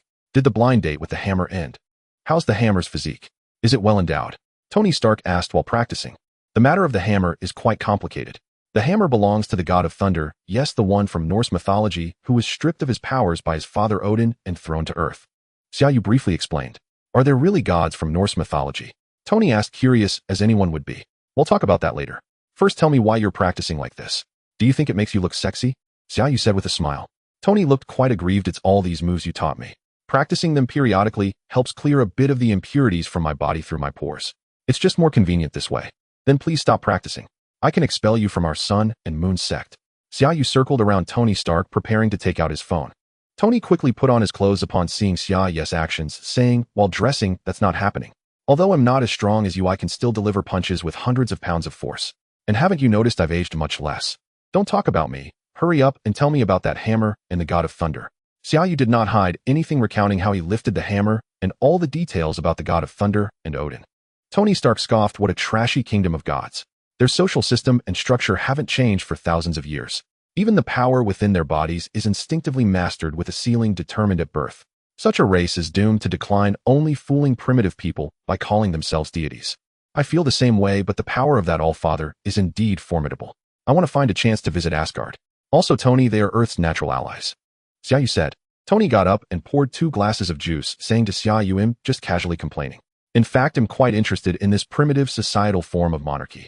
If I were their king, I'd issue a first-night law where all new brides must give their first night to the king." This idea was very Iron Man-like. Xia Yu laughed and scolded, "You've already harmed quite a few girls in your life, Tony. The first-night law? I really don't know how you came up with that. By the way, Justin Hammer's weapon exhibition is at your Stark Expo today. Are you not going to take a look? Hammer's weapons are nothing to look at. Trust me, brother, even the missiles I create with but are more powerful than his. The military sent Rhodes in the armor I gave him to cheer him on. I can't be bothered to watch him show off." J-R-V-I-S. Sir, there's a call coming in. Put it through J-R-V-I-S. Is that you, Pepper? I don't plan to go today. Tony started to say, but was interrupted because the voice on the other end was not Pepper Potts. "Hey, Tony, how are you? I've doubled the rotation speed." This was Ivan Vanko's voice, the Whiplash. "What did you say?" Tony said as he turned off the mute and let J-R-V-I-S trace the call's origin. "You asked me to increase the rotation speed to produce more energy output. That's a great suggestion." The deep voice of Whiplash came through. "You sound pretty energetic for a dead man." Tony was stalling for time. "You too, the history of the Stark family will be rewritten. What your father did to my family 40 years ago, he'll repay you in 40 minutes. Whiplash's tone sounded very proud, and Xia Yu knew he had completed his armor. "Hope you're ready," Whiplash said before hanging up the phone. J-R-V-I-S had only traced it to Manhattan, New York.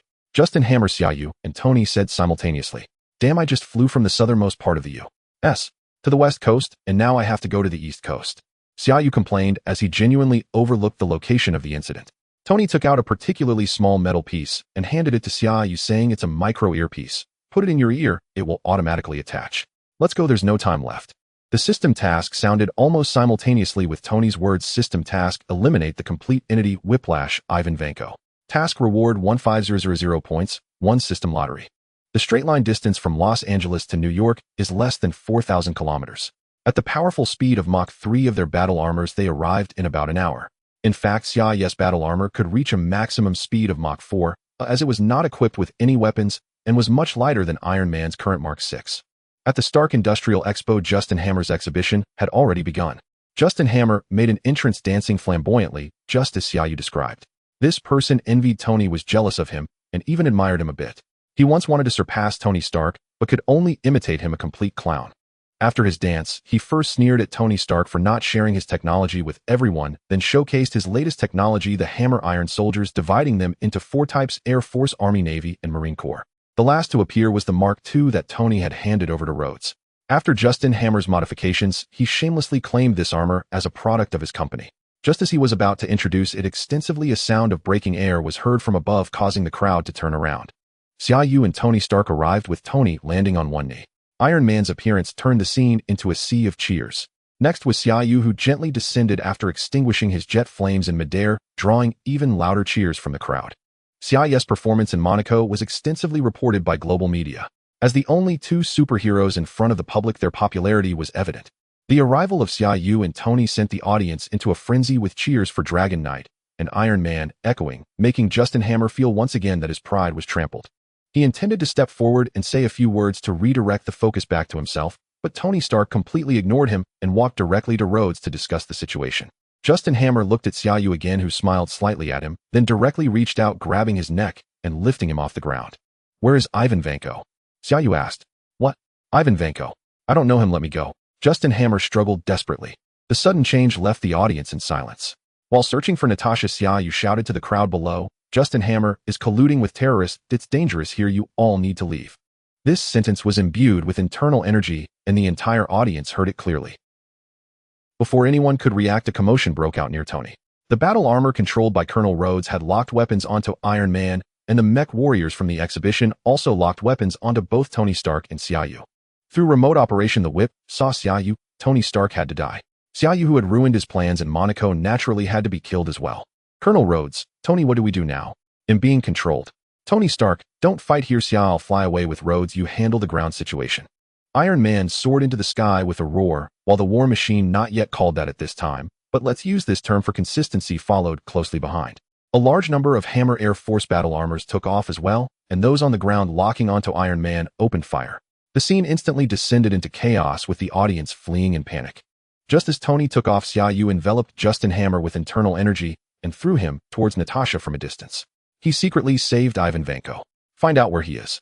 After saying this, he immediately turned around and drew his sword. Taking advantage of the concentration of these mechs, he hurriedly eliminated them. There were simply too many people present, making it very easy to cause collateral damage. Fortunately, in order to shock the public enough during the exhibition, Justin Hammer's iron soldiers were made of ordinary alloys. Xia Yu wielded the heaven-extending sword, swiftly destroying one reactor after another with speed. Otherwise, despite the sharpness of the heaven-extending sword, it is still a sword. Facing metals of substantial thickness, Xia Yu would have to exert much more effort to destroy them.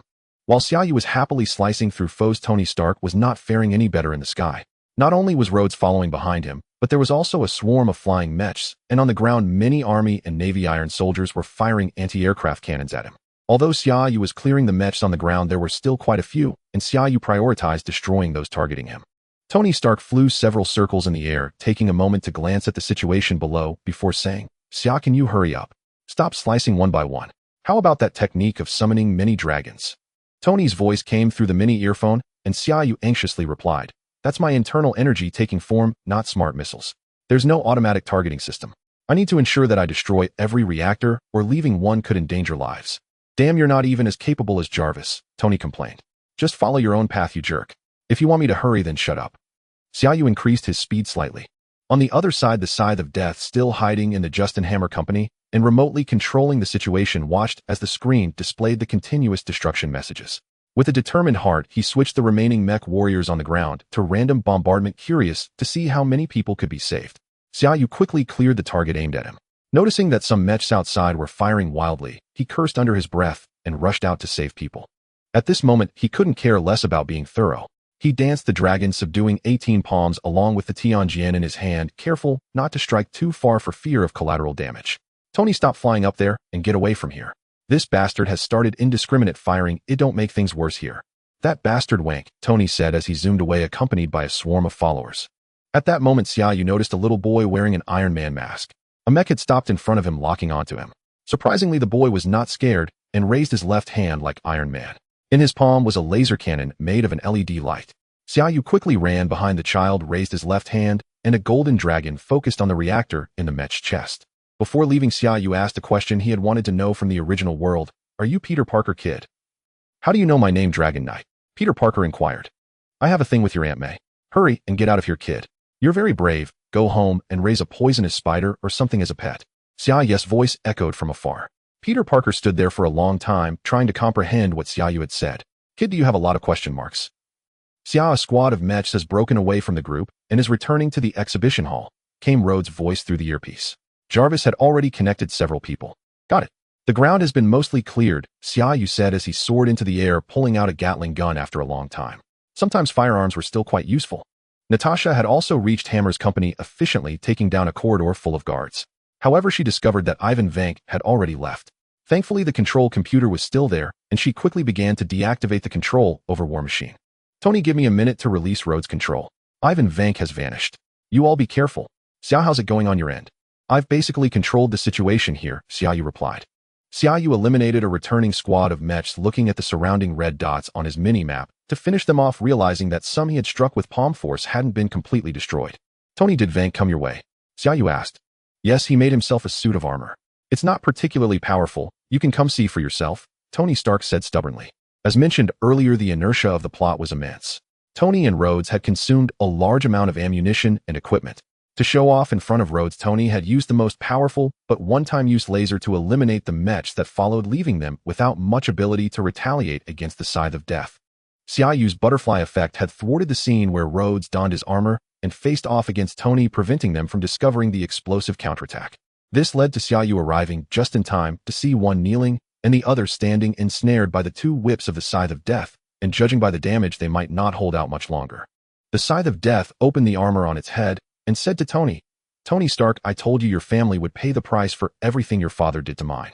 Today no one can save you. What about that kid from Monaco? They call him the Dragon Knight. I'll go kill him soon. Have you ever heard of a palm technique that descends from the heavens? Suddenly Xia Yu's voice rang out. Wank looked up as a massive golden energy dragon descended from the sky. Boom!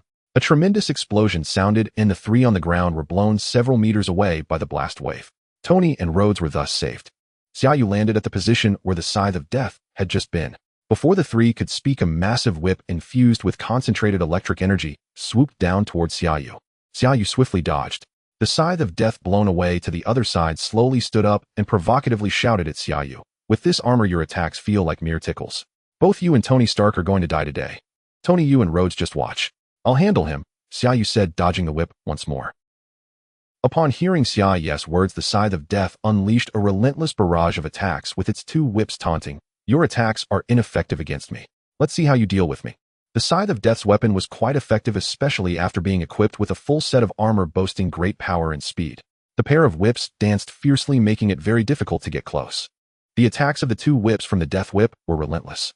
Rhodes watched in fear and said to Tony, "Are you really not going to help?" "It's fine, look how happy Xia is jumping rope," Tony replied. These attacks were indeed difficult to hit Xia Yu, who was skilled in the wave step, but the reach of the Death Whip was too long, and it could adjust its length. After several attempts to get close, Xia Yu was blocked by the whips. Growing anxious, he suddenly dodged backward, jumping out of the attack range of the Death Whip. The Death Whip did not advance, but arrogantly taunted Xia Yu, saying, "Is that all you can do? Come on, let's see how long you can dodge." Instead of dodging, Xia Yu suddenly accelerated toward the Death Whip. The speed startled the Death Whip, who quickly swung its whip at him. However, this time Xia Yu did not dodge. Instead, a sword suddenly appeared in his hand as he met the descending whip heat. The Sword of Destiny was given to Xia Yu by the system, characterized by its unmatched sharpness and a material strength comparable to vibranium. This time Xia Yu also infused it with inner strength. The whip and Xia Yu's sword collided fiercely, yet there was no sound or impact. The sword simply sliced through as if there were no obstacle cleaving the whip in two. The severed whip lost its energy support, flickering with a few sparks before dimming down. "Impossible. What weapon is that?" The Death Whip yelled, swinging another whip. It fell apart like cucumbers sliced by a kitchen knife.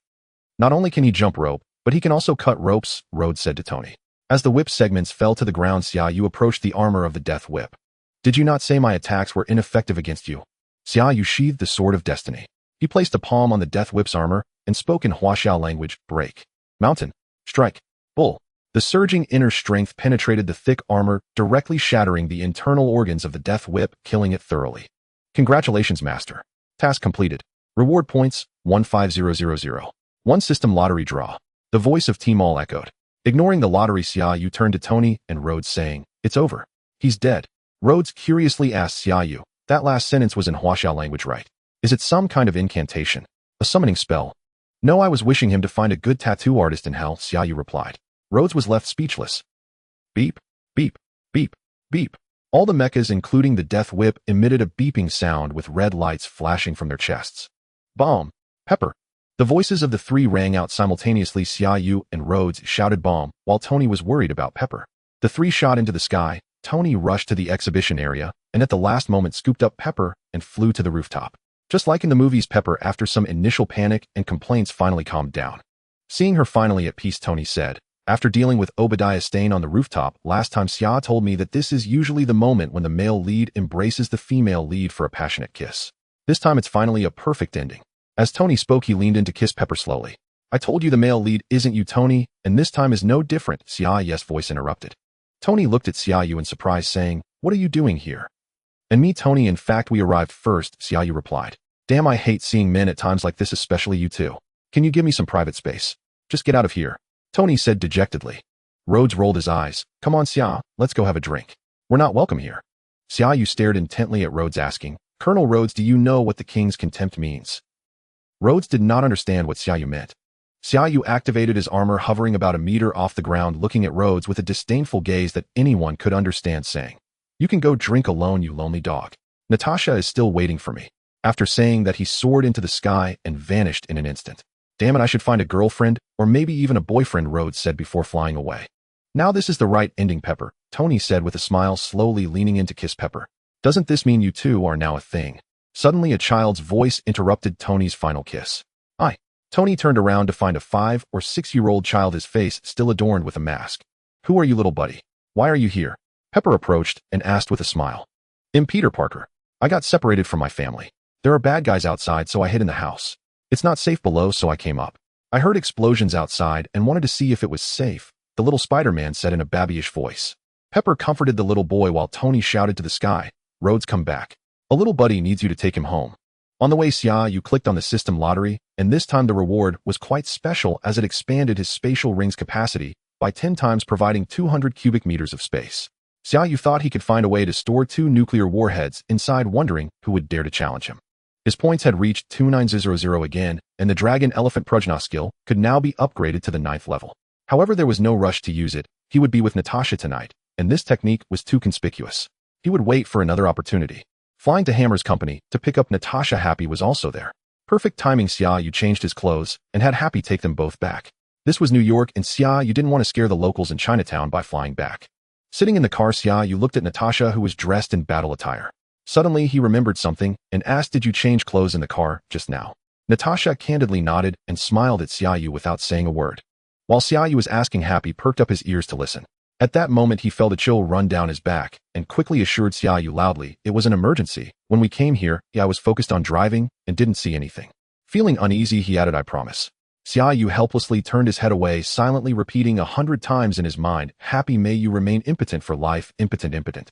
Returning to the long-missed Chinatown, Xia Yu led Natasha halfway up the stairs when his expression suddenly changed, saying, damn it.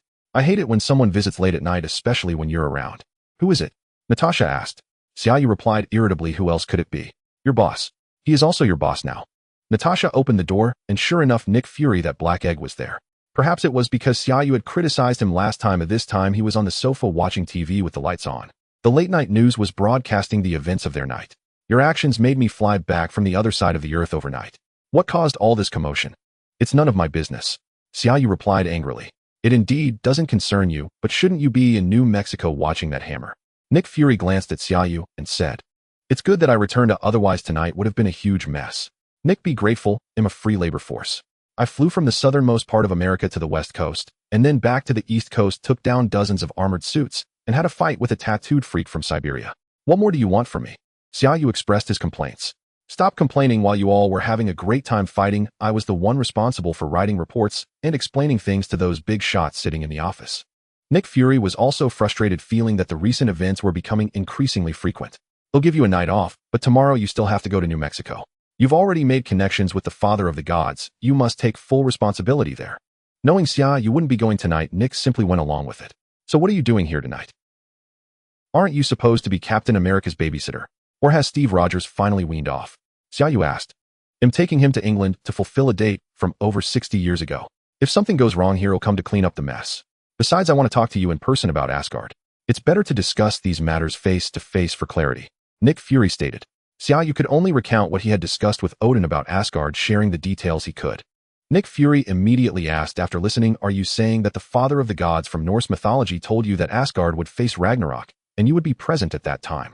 Yes, I don't know if the glimpses of the future he spoke of are true, but he had no reason to deceive me, right? Xia Yu spread his hands and said, he even invited you to Asgard. I think once the situation in New Mexico is settled, you should go there immediately. It's important to gather more information about the outside world, whether it's about Asgard, the 9 realms, or other planets and civilizations in the universe. The more detailed, the better. Nick Fury said seriously. Although visiting Asgard was indeed part of Xia Yu's plans, he still complained to Nick Fury, why am I not getting paid? I have the most work. I've been on business trips to other planets. Because you seduced the most beautiful and capable female agent of S.H.I.E.L.D. and turned her into your sweet and lovely girlfriend. I haven't let Natasha go on a field mission for a long time, and you must make up for it, Xia. Nick Fury's reasoning was flawless. Xia Yu nodded resignedly. He couldn't escape this. There was no way out. Nick Fury then checked on the details of the night with both of them, nodded, and prepared to leave. Xia Yu kindly saw Nick Fury to the door, watching him walk out of his home. Suddenly, Xia Yu called out to Nick Fury, who was going down the stairs, saying, Nick, has anyone ever told you that disturbing someone's normal sex life will make little JJ shorter? Nick Fury replied without looking back, I haven't needed it for a long time. Besides, I'm old, that doesn't matter anymore. Xia Yu closed the door, giving a thumbs up to the cold Nick Fury. Xia Yu found life in New Mexico rather dull. S.H.I.E.L.D. had turned the small town into a fortress with someone watching Thor wherever he went. Every day, Xia Yu would chat idly with Coulson before heading to the supermarket for supplies. Why did he go to the supermarket every day? Because the space in his ring had increased tenfold. Xia Yu would buy all sorts of random items to store for later use. Moreover, out of some twisted sense of humor, Xia Yu bought everything from food and drink to women's products, children's toys, and health supplements. A large portion of the ring was filled with miscellaneous items resembling a small supermarket's warehouse. After several days seeing the relationship between Jane Foster and Thor grow stronger, Xia Yu also chatted more with Coulson. Finally, on this day, he was recommending a hair growth shampoo to Coulson that he had taken from the ring. Xia Yu was enthusiastically promoting it, claiming it was an Eastern formula boasting its miraculous effects that couldn't be found elsewhere, and that he had gone to great lengths to have it brought to Coulson. Coulson was about to go crazy. He clearly saw Xia Yu buy it for $15 at the supermarket that day. Did he think he didn't notice? Moreover, why did their conversation constantly revolve around his hairline? After just a few days with Xia Yu, Coulson felt like he was losing more hair than he had in the past few years, and it troubled him. There are significant abnormal energy fluctuations 15 miles to the northwest, came a voice from the walkie-talkie. Coulson grabbed his jacket and jumped up, heading out without a glance back. I'll go take a look. Xia Yu, who was familiar with the plot, knew that Thor's companions had arrived, and soon Loki would teleport a destroyer to cause havoc. However, Odin had specifically instructed Xia Yu not to intervene, just to find an opportunity to temper Thor's arrogance, leading to the scene where Xia Yu gave Thor a good beating. Most of the town's residents had evacuated. The destroyer would only cause some property damage, so Xia Yu planned to go watch the show in town. Odin, that old fox, if his children misbehave, he should just give them a beating instead of coming up with so many tricks hiding in the shadows to observe. Thor and the others were truly lacking in common sense. Didn't they think that if it weren't for Odin's orders, Heimdall would dare to casually open the Bifrost for them? Xia Yu recalled the wisdom of Frigga the goddess when he watched Avengers Endgame, and how he had witnessed Odin's intelligence firsthand, wondering how he could have produced a son like Thor, whose head seemed filled with muscle. It seemed that education was more important than innate talent. As Xia Yu walked towards the town, lost in thought, he unknowingly arrived at the place where Jane Foster and the others lived. Hi, how are you? Xia Yu entered enthusiastically to greet them. Everyone recognized him and knew he held a significant position among the local government staff, though they were unsure of his exact role. A few people were eating, and Xia Yu's sudden arrival and unanticipated enthusiasm left them unsure of his intentions. It was Thor who spoke first. What are you here for? Are you here to humiliate me? I am now a mere mortal stripped of all divine power. If you intended to insult me, you succeeded. But let me tell you one day. Thor's words were abruptly cut off by a slap from Xia Yu. Initially, Xia Yu thought this guy had changed, but the latter part of his sentence clearly showed he was still defiant. Although Xia Yu used only a bit of strength, the slap sent Thor flying, spinning through the air. Let me tell you, don't mess around. What do you want? I'm going to sue you, Jane Foster said, boldly stepping forward to confront Xia Yu. Her father and Daisy quickly went over to help Thor up.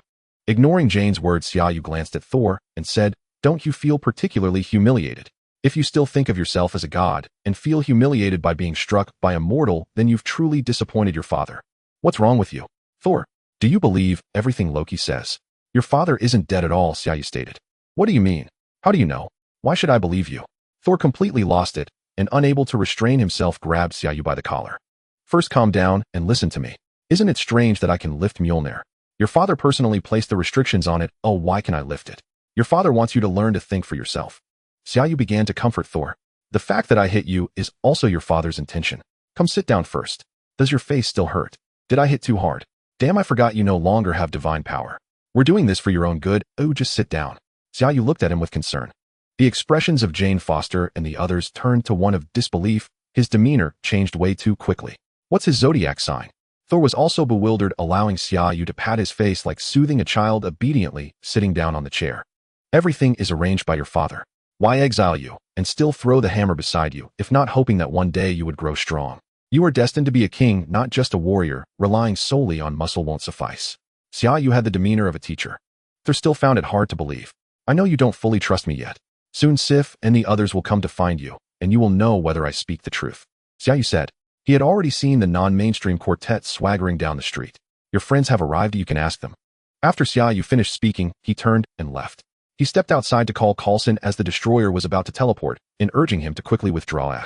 H-I-E-L-D. Personnel. Coulson was efficient.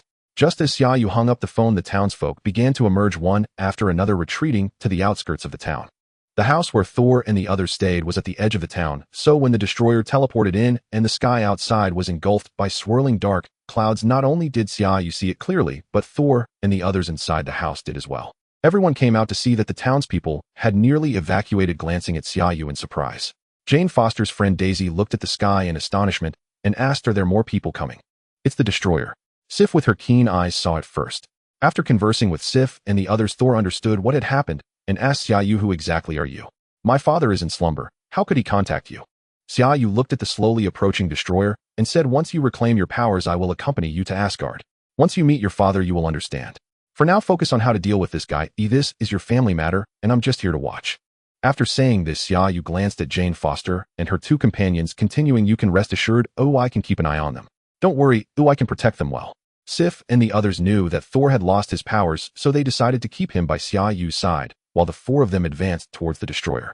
Xia Yu sighed secretly. The four of them together might not even be a match for him, let alone the destroyer. It was destined to be a futile effort, and all of this was Odin's way of teaching his two troublesome children. Even if Odin's main body was asleep, he could emerge to control the situation at any moment if Thor was in danger. In the movies, when Thor and Loki were about to fall beneath the Rainbow Bridge, Odin would appear in an instant. Xia Yu suspected that Odin knew Loki would not die. Sure enough, the four of them rushed in and were quickly taken down one by the destroyer. Xia Yu couldn't understand what those four were thinking. If they wanted to protect Thor, shouldn't they let him escape while they held off the destroyer? Or did they think they could defeat the destroyer? Xia Yu recalled the introduction to the destroyer, forged from a mysterious metal of Asgard and imbued with magic by Odin, making it even sturdier than Uru metal, nearly indestructible. Its face could emit a shattering beam capable of obliterating anything. If that's the case, then when Thor finally shattered the destroyer with a blow, it was likely due to the lingering power of Odin's spirit hidden within the hammer. While Xia Yu was pondering this, Thor had already been sent flying dozens of meters by a backhand from the destroyer. Xia Yu thought that posture looked familiar. He seemed to have done the same to Thor just moments ago. Seeing Thor getting beaten like this, Jane Foster hurried over, and from the distant sky came the rumbling of thunder and the sound of something breaking through the air. Mjolnir, bearing the powerful aura of an artifact, soared through the air towards them. Indeed, the artifact recognized its master. When Xia Yu summoned it that day, it hadn't had this kind of presence. Seeing its current momentum, Xia Yu even thought about playing some background music to hype it up. Mjolnir returned to its master's hand, and the power of the Thunder God flowed back into Thor, instantly sweeping away his previous injuries. He donned the Thunder God's armor and cape, and even his hairstyle became neatly arranged. Xia Yu was very impressed. It was far more effective than his one-click outfit change. Looking at Sif and the others, their faces were filled with surprise. Jane Foster's eyes sparkled with stars, and her expression was one of pride, as if to say, "I knew he wasn't lying. My boyfriend is indeed the Thunder God. Just wait when you see Thor from the time period of Avengers 4, let's see if he can strike you down." Xia Yu thought maliciously. With Mjolnir in hand, the world was his. Thor struck down the destroyer with a single blow and then soared into the sky, spinning his hammer and conjuring a massive whirlwind. The destroyer, just getting back on its feet, was lifted into the sky by the whirlwind. It aimed its face at Thor and fired a shattering laser, but Thor executed a downward hammer strike, directly obliterating the destroyer. As a cloud of dust settled, Thor emerged unscathed, walking towards Jane Foster. Xia Yu had been waiting for his moment to show off. He hurried into the dust and used his ring to collect the scattered remains of the destroyer. Good things should not be wasted. It's fine to have Tony build armor from them. Xia Yu licked the box of the destroyer and stepped out from the swirling dust, only to find Thor just shared a passionate kiss with Jane Foster, then locked his gaze onto Xia Yu. This feels somewhat sinister. Then Thor strode towards Xia Yu, staring directly at him. "Need an autograph?" Xia Yu remained quite composed. "Hey, listen, we are heading back to Asgard to handle some matters, but I will definitely return that punch to you sooner or later." After saying this, Thor turned and walked towards Sif and the others. Upon hearing this, Xia Yu chuckled. As expected, once the divine power returned, he became merciless. But if he thinks he can just act cool and leave, he is mistaken. "Hey, first of all, I need to go to Asgard with you. This is your father's invitation." Xia Yu slowly ascended to a height of 4 to 5 meters above the ground. "Secondly, you better put away that inexplicable pride of the Asgardians. Now that you have regained your divine power, you are not invincible on Earth." As he finished speaking, a massive golden dragon emerged from Xia Yu's body, soaring into the sky with a roar, utilizing the technique from the dragon subduing 18 palms. When Xia Yu first obtained the dragon subduing 18 palms, he had experimented with Tony. In terms of energy density, the internal energy of the dragon subduing 18 palms was inferior to Tony Stark's laser cannon, but in terms of visual and auditory effects, it was truly unparalleled. Everyone present, including the recently arrived HIELD agents, stared in astonishment at the massive golden dragon soaring out of Xia Yu's body. A thought flashed through their minds. In comparison, Xia Yu felt more like a deity. Earth has never been without resistance, whether facing any extraterrestrial challenges or your so-called divine race. You are still young, and there are some things your father seems to have not told you. As Xia Yu finished showing off, he slowly descended while speaking to the astonished Thor and the others. Xia Yu was not exaggerating with this statement. Even one Ancient One could suppress the 9 realms. He didn't know who was stronger between Ancient One and Odin, but from Odin's words it was clear he regarded Ancient One as an equal. Now hurry up and say goodbye to your girlfriend. Any words can wait until we reach Asgard, Xia Yu said to Thor as he walked towards Coulson and the others. I need to go to Asgard. I already discussed it with Nick back in New York. Now that things here are wrapped up, hurry to your idol's side. Earlier, Coulson had talked with Xia Yu about how Captain America was his idol, and he looked forward to working alongside him for a while after this was over. At this point, Thor had finished speaking with Jane Foster and turned to Coulson saying, We Asgardians can serve as allies to your Earth, but the condition is that you return Jane's equipment to them. Xia Yu slapped his forehead. This kid had a poor memory and directly interrupted Thor, saying, In some ways we are already allies. Stop thinking of yourself as a king. There are many things you don't know. Coulson returned Jane's equipment to them. Coulson nodded with a smile in agreement. Thor's eyes were filled with resentment. Did he not get a chance to say anything in front of the girl? He really wanted to fight Xia Yu, or at least give him a beating, but this guy looked tough to deal with, always using Odin's name, which made Thor uncertain. Most importantly, even his hammer could be lifted by Xia Yu. How could he fight him? Xia Yu ignored his resentful gaze and bluntly said, Let's go, your brother is waiting at home to spank you. Everyone arrived outside the small town. Just like in the movies, Thor summoned Heimdall several times before succeeding. Xia Yu knew that it was Loki who had frozen Heimdall with the Frost Giant's box. Before leaving, Coulson gave Xia Yu a knowing look, and Xia Yu understood his meaning. Do not forget the mission Nick assigned him. He slightly nodded at Coulson, and the group quickly vanished into the Bifrost. Asgard, among the races known to Xia Yu in the MCU, is one of the most powerful warrior nations, breaking through the constraints of life genes. Compared to most races in the universe, they possess long lifespans and incredible physical prowess. In his prime, Odin had a formidable reputation throughout the universe. Even now, despite Odin's decline, no one in the universe dared to invade the 9 realms, including Earth. At the beginning, Thanos sought the Space Stone on Earth, sending the Chitauri along with Loki, but who knew he would not only fail to obtain the Space Stone, but also lose a Mind Stone in the process. The one on Loki's scepter was the same as the one later on Vision's forehead. It is important to note that at that time Thanos had already wiped out half the population of countless planets, and any one of those civilizations was more advanced than Earth, which shows the enormous reputation Odin had in the universe. A floating continent in the universe renowned as a paradise would be described in modern terms as the place with the highest happiness index in the universe. Xia Yu was quite looking forward to it. Asgard, here I come. The sensation of being transported by the Rainbow Bridge is wondrous, as if every pore in one's body is being tugged by an unseen force, drawing them forward in a single direction. Earth and Asgard are 2 of the 9 great realms, and in Xia Yu's perception they arrived in the Grand Hall of the Rainbow Bridge in just a few seconds. Just like in the movie, Heimdall is currently injured and lying on the ground, his sword embedded in the activation platform of the Rainbow Bridge. Take him to the medical room. I will deal with my brother. In a hurry, Thor flew off after speaking to Sif and the others, not even pausing to consider Xia Yu. Naturally, Xia Yu followed Thor to see the commotion. His battle armor activated as he flew towards the Golden Palace behind Thor. The plot unfolded as in the film, with Loki colluding with the Frost Giants, leading them through a secret passage to Asgard, and then ambushing and killing Laufey while he aimed to kill Odin. Loki then ran to activate the Rainbow Bridge, not as a means of transportation, but to keep it open continuously. The nature of the Rainbow Bridge, when kept open, becomes a powerful energy weapon capable of obliterating a planet. Xia Yu watched in astonishment as this series of events unfolded. First of all, Odin's eldest son is the god of thunder, Thor, the future heir to the throne, arrogant, haughty, and lacking in intelligence, because the Frost Giants intruded into the Golden Palace to reclaim their race's artifact, the Box of Ice. They brought people to stir up trouble in the Frost Giants' territory, intending to teach them a harsh lesson, so they rushed into their domain with 4 or 5 people, resulting in a near catastrophe. Then Odin intervened, saving them, while the Frost Giants threatened to wage war. To punish the god of thunder, mainly to encourage him to think more in the future, Odin stripped Thor of his divine powers and exiled him to Earth. It felt like a wealthy man freezing his son's credit card and tossing him into the countryside, telling him to learn to use his money wisely before he gets his card back. The eldest son is mindless. The second son is not his biological child and has a dark mind. Odin then revealed to the second son that he is actually a descendant of the Frost Giants whom I took in, and then pretended to fall into a deep sleep, watching as the second son colluded with the Frost Giants and personally killed Laufey. Indeed, Loki is Laufey's son, and to prove himself superior to his brother in the eyes of his adoptive father, he plotted the murder of his biological father. And his adoptive father, our great all-father Odin, effortlessly eliminated the threatening frost giants using their own son against them. How cunning and experienced.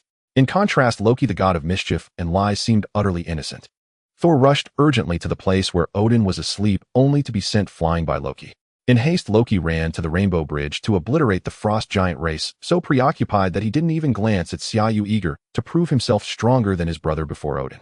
As Xia Yu had expected, as soon as Loki left, Frigga, who had just been filled with panic, instantly regained her noble and graceful demeanor. With a smile, she addressed Xia Yu, saying, "You must be Xia, right? Odin mentioned you would come.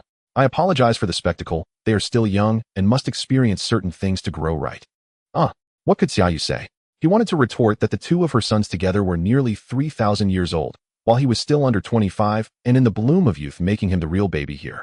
Xia Yu could only smile knowingly and reply, "You must be Thor's mother. It is a pleasure to meet you. How should I address you?" "Your Majesty the Queen. According to your Huaxia traditions, you can call me Annie. Oh, just call me Uncle from now on, Xia." Odin also sat up, speaking in Huaxia, nearly causing Xia Yu to die from laughter. "Auntie, seriously, are you Nordic gods?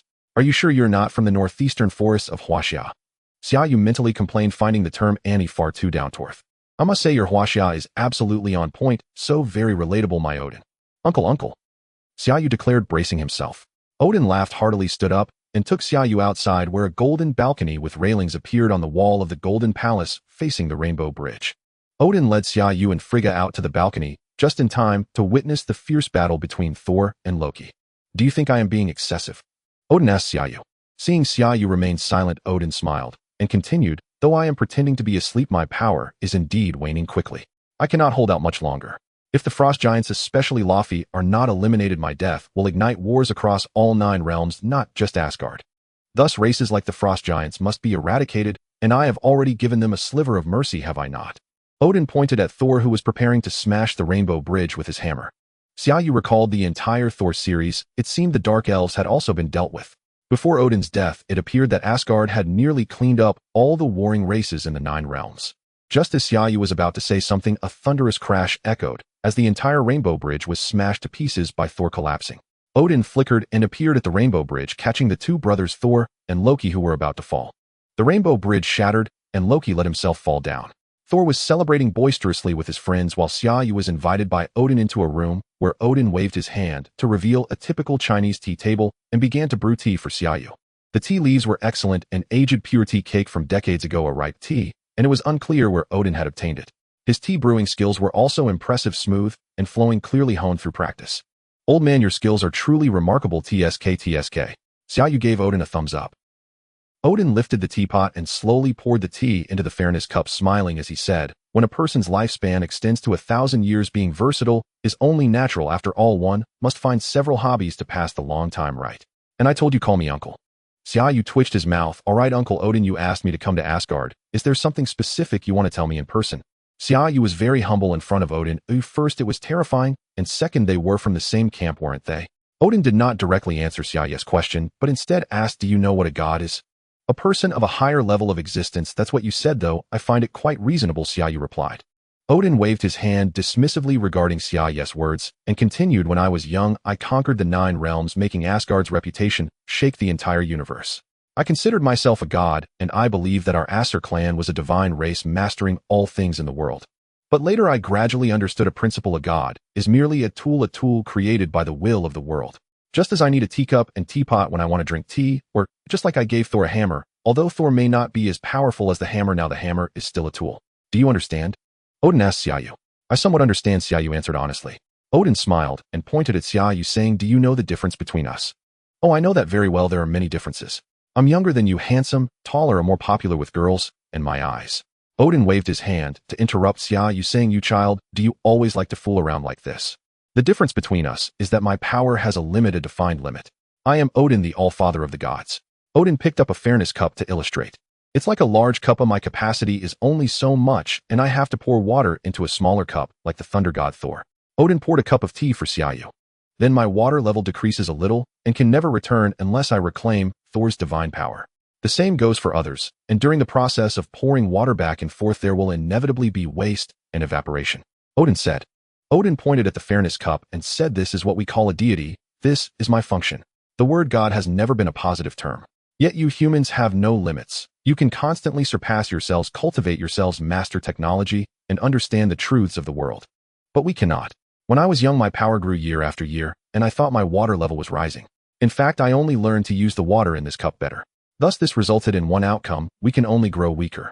Even if all the water ends up in one cup, it will inevitably evaporate slowly. Odin paused to take a sip of tea and continued speaking to Xia Yu. So we are merely tools created by certain existences. I do not know when I will be discarded for being useless, such as the destined Ragnarok.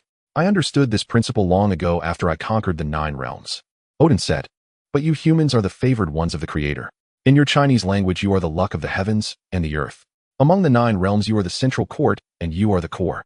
Therefore, if the Aster clan does not want to disappear in this universe, we can only go to the central court, transforming from gods into humans. Odin said lightly.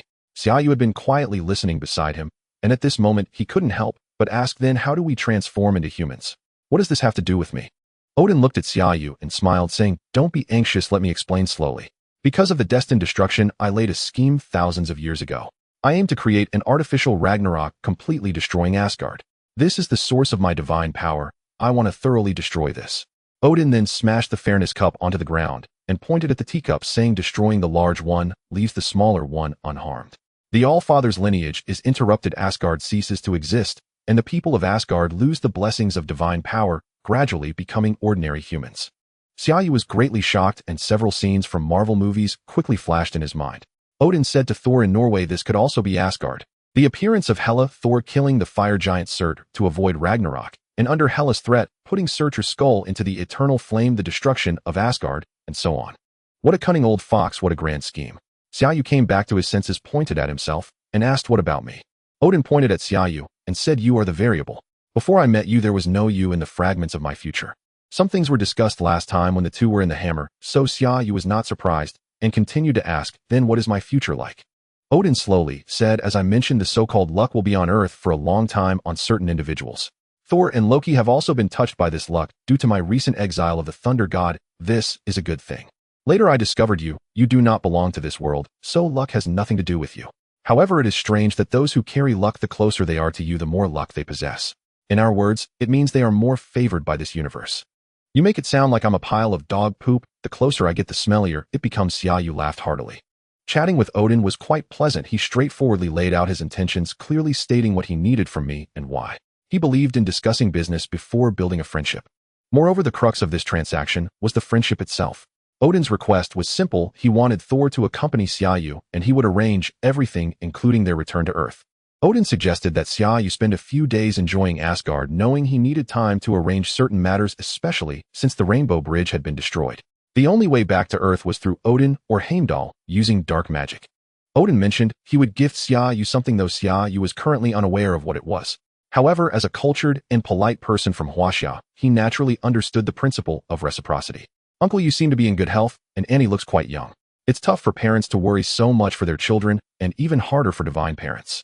I have something good that can alleviate your concerns in this regard. Oh, consider it a gift for your hospitality this time. Xia Yu sincerely placed a small box wrapped in plastic down and turned to follow someone. Odin had arranged for someone to take care of Xia Yu's meals and accommodations in Asgard. Although Odin could see fragments of the future, he had never encountered certain items from Earth. Curiously, he opened the box to discover about 10 packaged square bags inside. Odin wondered why they were so greasy as he opened one and blew on it. The father of all gods could not comprehend what it was for until he saw the instruction manual inside the box. Half of Asgard heard Odin's furious roar, and everyone assumed it was due to the loss of Loki, but only Xia Yu had an inkling of the truth. That old man wouldn't think it's a balloon and just blew it up for fun, would he? Xia Yu mused silently. Blow a big balloon and play with it. Xia Yu stood by the broken rainbow bridge, enjoying the scenery as Odin sent someone to deliver a gift to him. It was a golden rune, a legacy of the war god of Asgard. According to Odin's theory, he had poured a cup of tea for Xia Yu from his own fair cup. This was the divine position of the most powerful physical strength in Asgard, a position that Odin had not bestowed in thousands of years, unexpectedly benefiting Xia Yu. Master energy that can be absorbed has been detected. Shall I absorb it immediately? The voice of Tian Mao rang out. Xia Yu hurried back to his room and chose to absorb it. Congratulations, Master. The Dragon Elephant Prajna skill has been upgraded to level 10. Congratulations, Master. The Dragon Elephant Prajna skill has been upgraded to level 11. Congratulations, Master. The Dragon Elephant Prajna skill has been upgraded to level 12. Congratulations, Master. The Dragon Elephant Prajna skill has been upgraded to its pinnacle. This energy absorption has exceeded the limit of the Dragon Elephant Prajna skill. It has automatically advanced to the Xuanwu Golden Body Technique. Congratulations, Master. The Xuanwu Golden Body Technique has been upgraded to level 1. Congratulations, Master. The Xuanwu Golden Body Technique has been upgraded to level 2. Congratulations, Master. The Xuanwu Golden Body Technique has been upgraded to level 3. Finally, the energy of the War God's legacy was completely absorbed by Xia Yu. Compared to before, this time felt like his entire body was being hammered by an enormous meow meow hammer, causing Xia Yu to cry out in pain. The Dragon Elephant Prajna skill evolved into the Xuanwu Golden Body Technique. Xia Yu tried it out. His physical strength had roughly tripled, meaning he now possessed around 30 tons of immense power. This was impressive and strong, certainly surpassing the current Thor, but it was uncertain against the Hulk in a rage. However, the requirement for the Xuanwu Golden Body Technique's upgrade points was daunting, needing 1 points for each level. Additionally, after Xia Yu absorbed the War God's energy, the system issued a task. Absorb a portion of the Eternal Flame to purify the inner strength of the 9 Yang Divine skill. It was just that simple, without rewards or penalties. The task itself was essentially a reward, more like a hint. Tianmao, why didn't you tell me to absorb the Eternal Flame when I arrived in Asgard? Xia Yu curiously asked. Because your body couldn't withstand the Eternal Flame before. Tianmao replied. If it required complete absorption of the Eternal Flame, Xia Yu would have felt a bit embarrassed to ask, but for a portion, he felt indifferent. Thus, Xia Yu approached Odin, expressing his desire to visit Asgard's treasury. Odin not only gladly accepted allowing Thor to show Xia Yu around his treasury, but also proactively offered that anything Xia Yu fancied in the treasury could be gifted to him. Xia Yu expressed deep gratitude for Odin's generosity, suggesting he would like to gift some small specialties from Earth, but Odin firmly refused. If it weren't for Thor being present, Odin would have thought about throwing Xia Yu out of the Golden Palace. Aside from some weapons and equipment, Odin's treasury had little of value. There were replicas of the Infinity Gauntlet, the Frost Giant's Icebox, and the Space Gem, but the Cosmic Cube wasn't currently in Asgard. It needed Thor to return with it, and Loki after the Avengers. The Rainbow Bridge was repaired using the Cosmic Cube. Thor, what is this? Is it one of your collections? Xia Yu asked, pointing at a pot of flames. This is the Eternal Flame from the King of the Fire Realm, Surtur, also known as the Flame Giant. He is quite formidable, but now my father has stripped him of the Eternal Flame, and his power has greatly diminished. Thor explained to Xia Yu. The Eternal Flame will never extinguish, right? Xia Yu pretended to be curious as he reached out. Hey! Thor did not manage to stop Xia Yu in time. The power of the Eternal Flame was immense. He dared not touch it lightly. Thor originally thought Xia Yu would be harmed, but instead he firmly held the Eternal Flame in his hand, without any sign of injury. How is this possible? How did you do that? Thor asked Xia Yu. It really keeps burning, looks fun. I just grabbed it and pulled it out. Why don't you give it a try? Xia Yu offered it to Thor. Thor shook his head repeatedly. Xia Yu was a monster, and he dared not touch it. He initially thought Xia Yu's surprises were already enough, but what Xia Yu said next almost scared Thor to death. It looks like it might taste great. I've never eaten fire before. Xia Yu stared intently at the Eternal Flame in his hand. Hey, you must be joking. Put it back. You can't take this out. It would be a hassle if it caught fire, Thor warned, fearing Xia Yu would do something reckless. To Thor's shock, Xia Yu actually opened his mouth and swallowed the Eternal Flame. Hey! Thor was so startled, he almost swung his hammer down as Xia Yu had truly eaten it, and it seemed he was completely fine. Wouldn't he get burned? Thor cautiously asked Xia Yu from a distance of more than a meter, was it tasty? Odin had not explained many things to Thor, which left Thor puzzled as to why Odin treated Xia Yu so favorably. Surely it couldn't be just because he had helped Odin by giving him a beating. In truth, Thor still felt dissatisfied inside, as he had never fought Xia Yu with his full strength. The last time Xia Yu took him down, he hadn't even used his meow meow hammer or summoned any lightning. However, seeing Xia Yu swallow the Eternal Flame truly frightened Thor. No matter how he looked at it, Xia Yu was 100% human, not a flame giant. This act of Xia Yu made Thor wary for several days, afraid that fire might suddenly erupt from Xia Yu's belly. Xia Yu had no time to consider Thor's thoughts. A small cluster of Eternal Flame had directly settled into his dantian. The internal energy of the 9 Yang Divine Art was directly refined and compressed dozens of times by the Eternal Flame. When applied to his techniques, like the 18 palms of the dragon, subduing its power increased by more than 100-fold. During this trip to Asgard, the benefits Xia Yu gained were beyond description, with mere points. All he had given in return was pulling Thor into the Avengers early. Was that really a sacrifice? Odin mentioned that sending them both to Earth using dark magic required some preparations. Xia Yu didn't ask what specifically was needed. Anyway, Odin said it would be soon, just a few days, and the scenery of Asgard was quite nice. Walking along the road, Xia Yu felt like he was playing a virtual game, the kind with a Western fantasy medieval style. Throughout the journey, he saw guards dressed in armor wielding two-handed swords. There were blacksmith shops, tailor shops, and taverns. It felt like they just needed a few class mentors at a corner or a building, and perhaps a village chief to issue quests. Perfect a novice village. One day Xia Yu was recommending an eye drops to Heimdall when someone from Odin came to find him. When Xia Yu ran back to the Golden Palace, he saw Thor was there as well. Odin was speaking to Thor. Thor, my child, you are now a qualified warrior. During your last exile to Earth, you learned to let go of your arrogance and practiced mercy. However, you still have a long way to go to become a qualified king. I have decided to send you back to Earth for further training. At this time, Xia entered, and Odin smiled at him before continuing to Thor. This time you go to Earth. Xia will arrange everything for you, but you must follow his arrangements while on Earth. Thor had just started a relationship with Jane Foster, and going to Earth suited him well. He was very happy, but he felt dissatisfied with having to follow Xia's arrangements. Why should I listen to his arrangements? He's a monster. I saw him eat a ball of eternal flame with my own eyes. Xia Yu had already vaguely explained the matter of the eternal flame to Odin. Odin slammed his eternal spear onto the ground, angrily shouting, "What monster? He is cultivating with the help of the eternal flame. If you do not listen to his arrangements, what will you do on Earth? What will you eat? Do you have the ability to live on your own? Does my son have to rely on robbery to survive on Earth? I can go find Jane," Thor said. "Shut up. Is the god of thunder from Asgard only able to survive on Earth by relying on a woman?" Odin rebuked. "But father," Thor was still unwilling. "There are no buts. Otherwise I will strip you of your divine powers again and prohibit you from going to Earth forever," Odin said. A father knows his son best. Thor was now entirely focused on Jane Foster and could only nod in agreement. "To prevent you from disobeying Xia on Earth, I will establish a contract for you. Follow me if Xia Yu come too." Odin had a backup plan.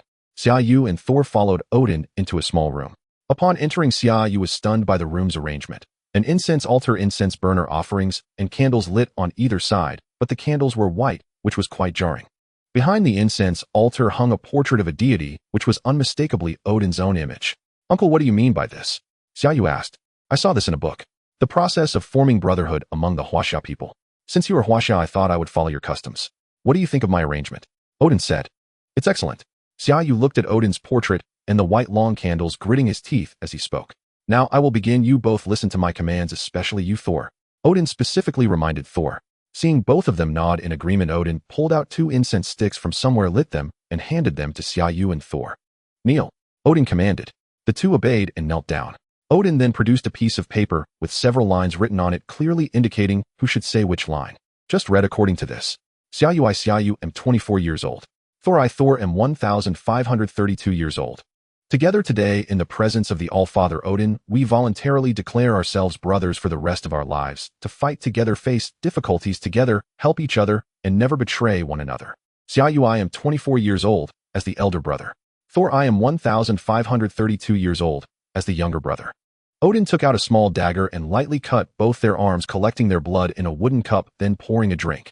A cup of beer. Xia Yu almost burst out laughing. Watching the two share a cup of beer, Odin laughed heartily and said to Thor, "From now on, Xia will be your brother. Thor, you are still young and do not understand many things. Remember to listen to your brother."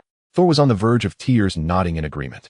Odin then turned to Xia Yu and sincerely said, "Xia, you must take care of Thor from now on." "Of course I understand what you mean," Xia Yu replied, seriously nodding. "Don't worry, I will do my best to take care of my brother." The two inserted the incense, completing the ceremony. Thor swore in Odin's name, which was very significant. Xia Yu had already agreed to Odin's request and received the benefits, so this absurd brotherhood was established. Then the two prepared to set off for Earth. Before leaving, Xia Yu couldn't help but ask Odin, "Which Huaxia book did you read this brotherhood process from? Is there something wrong?" Odin asked. Xia Yu quickly waved his hand. No, I just found it amusing and wanted to take a look. I can't remember the name of the book, but I remember this little segment was called the Peach Garden Oath." Odin recalled. "Uncle, you are impressive." Odin clearly did not choose the coordinates well as the two of them returned to Earth, still in that small town in New Mexico. After only a few days in Asgard, Xia Yu was surprised to find Jane Foster still in this town. Seeing Jane, Thor was reluctant to leave. Since there was nothing pressing, Xia Yu allowed him to stay with Jane for the time being and went to buy him a phone. 598-231-759. This is my number. Have Jane teach you how to use the phone. I will go settle some things. If you need anything, just give me a call," Xia Yu instructed. Before leaving, he pondered for a moment, realizing he was now like a brother to Thor, and took out $10,000 to hand to him. He contacted Nick Fury. After all, it was a business trip, and he needed to check in upon returning. Just at that time, Natasha was also in New York, so Xia Yu flew over directly in his armor. The Stark Group's skyscraper in New York was under rapid construction, and S.H.I.E.L.D.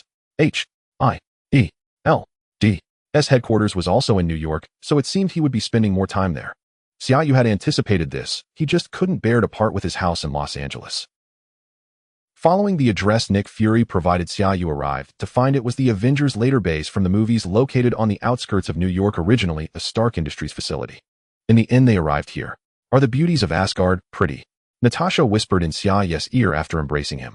Each one looks like a cow, very strong, but beauty has nothing to do with it, let alone compared to my Natasha, Xia Yu replied sweetly. Natasha rolled her eyes at him knowing he was joking, yet she sweetly kissed him. Watching my beautiful agent with you like this gives me a feeling like a daughter being taken away by a jerk. Nick Fury had come out without anyone noticing. Xia Yu rolled his eyes. Couldn't you come out a little later and let the two young lovebirds embrace a bit longer? I know you're getting older and some functions are fading, but I have to say, Nick, if you interrupt us anymore you'll soon be squatting to pee. The three of them walked in together to find a place to sit down. Xia Yu began to recount his experiences in Asgard, omitting his conversation with Odin and changing it to Odin wanting Thor to come to Earth for training, thus asking him to take Thor along. So you brought the god of thunder back with you, and he has become your brother? Nick Fury asked. Xia Yu nodded and took out a few books to hand to Nick Fury. These are some basic materials about the universe, including several major civilizations, not limited to the 9 realms. But I must tell you the people of Asgard are somewhat closed-minded, so this information may be outdated. Nick Fury waved his hand dismissively. It's just to get a general understanding. Our technology isn't advanced enough for direct contact with aliens yet. Now that the location is decided, the Avengers initiative can begin, right? By the way, you'd better help Thor get a legitimate ID. I need him to look like an Earthling. I don't want him flying around in a cape all the time while I have to clean up after him. Xia Yu said helplessly, having such a brother was quite a pressure, you know. Coulson will get you the ID in a few days. Hawkeye's mission will also wrap up soon, so everyone can meet. Steve Rogers is no problem, and Stark, you can handle the contact. So that means there isn't much going on these days, right? Xia Yu asked. Oh, our hero just returned from an alien business trip, so I have to give him a few days to enjoy quality time with his girlfriend. I don't want to end up squatting to PO. I have already lost my woman, and I can't lose the urinal too. Nick Fury exaggeratedly said. Xia Yu took something out of his spatial ring and slapped it on the table, declaring, You're outdated, old man. Women can also have urinals. Nick Fury, upon seeing what Xia Yu pulled out, was shocked to find it was a female urination device. He was completely speechless and waved his hand, leaving first, or he would eventually be driven to death by Xia Yu. How do you even have something like this? Natasha pinched Xia Yu's waist. I was just thinking about going to Asgard, so I bought various random things and put them in the ring. Xia Yu shrugged. Could he mention that he even had an inflatable doll in his ring? Forget about that. I didn't expect the base you chose to be so large. I was just thinking that if I stay in New York long term, I wouldn't be suitable for living in Chinatown anymore. This is perfect since it's just the two of us now. Let's pick the biggest and best room. Xia Yu pulled Natasha, wanting to see the entire base. Tony Stark purchased this place in his personal capacity from his own company. Originally a large warehouse, it was used to store weapon materials and small arms, housing a large number of security personnel for a long time, thus providing a well-equipped living area. After some initial renovations, it was ready for use. After all, the initial Avengers team only consisted of a few people, so Xia Yu decided to generously fund the purchase of daily necessities for everyone, treating it as a shopping outing with Natasha. Xia Yu and Natasha were decorating their living space together for the first time. Initially, they only intended to buy some basic necessities, but as they shopped, they began to feel as if they were setting up a love nest. As they accumulated more items, their excitement grew. However, upon returning home, Xia Yu realized there was a significant issue. They had decided not to recruit any support staff initially for the sake of secrecy. What would they do about cleaning such a large space? The security system was manageable. Tony Stark would have certainly anticipated that, and J.R.V.I.S. could handle it. Natasha was fiddling with the new coffee machine when Xia Yu quickly called Tony. Have you conquered any goddesses yet? Not exactly, but I did try urinating off the Rainbow Bridge, and I felt like I conquered the entire Asgard, Tony responded. Xia Yu honestly stated, wondering if he could really say he brought back a thunder god. After some banter, Xia Yu finally revealed his true purpose, which Tony Stark had overlooked, mentioning that his company had semi-finished products that could be modified for use. Tony Stark had been in Los Angeles for the past few days and was scheduled to come to New York soon to attend the Avengers' first assembly. Time flew by, and in the blink of an eye, the day of the assembly finally arrived. Nick Fury had arranged everything meticulously. He assigned Jane Foster and her team to work related to their expertise, and even brought Jane's father into S.H.I.E.L.D. Xia Yu knew they were going to study the Tesseract, but didn't expose it.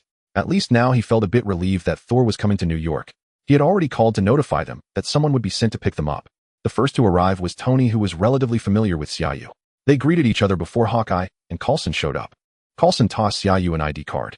When Xia Yu opened it, he found it was Thor's ID, which amusingly read, Thor Xia. He wondered if Nick was joking about the thunder god becoming Xia Yu's little brother. The identity document stated that he was Xia Yu's brother adopted by their grandfather.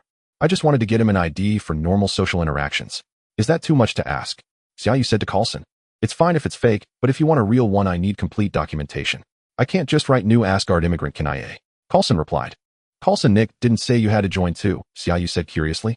Actually, I'm here to coordinate your personnel matters and handle some logistics work. I'm your caretaker, Coulson self-deprecatingly remarked. That's not necessary. J.R.V.I.S. can manage communications just fine. Coordinating personnel. What is this do you expect us to fight? Xia Yu replied just as his voice fell.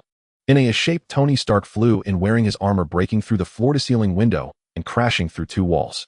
Xia Yu with sharp eyes clearly saw that when Tony flew in he had a hammer wedged against his belly clearly having been hit by Mjolnir thrown by Thor. See, it's definitely necessary. Coulson spread his hands and said to Xia Yu. Xia Yu glanced at Hawkeye and noticed he was sneakily hiding in a corner preparing to watch the chaos unfold.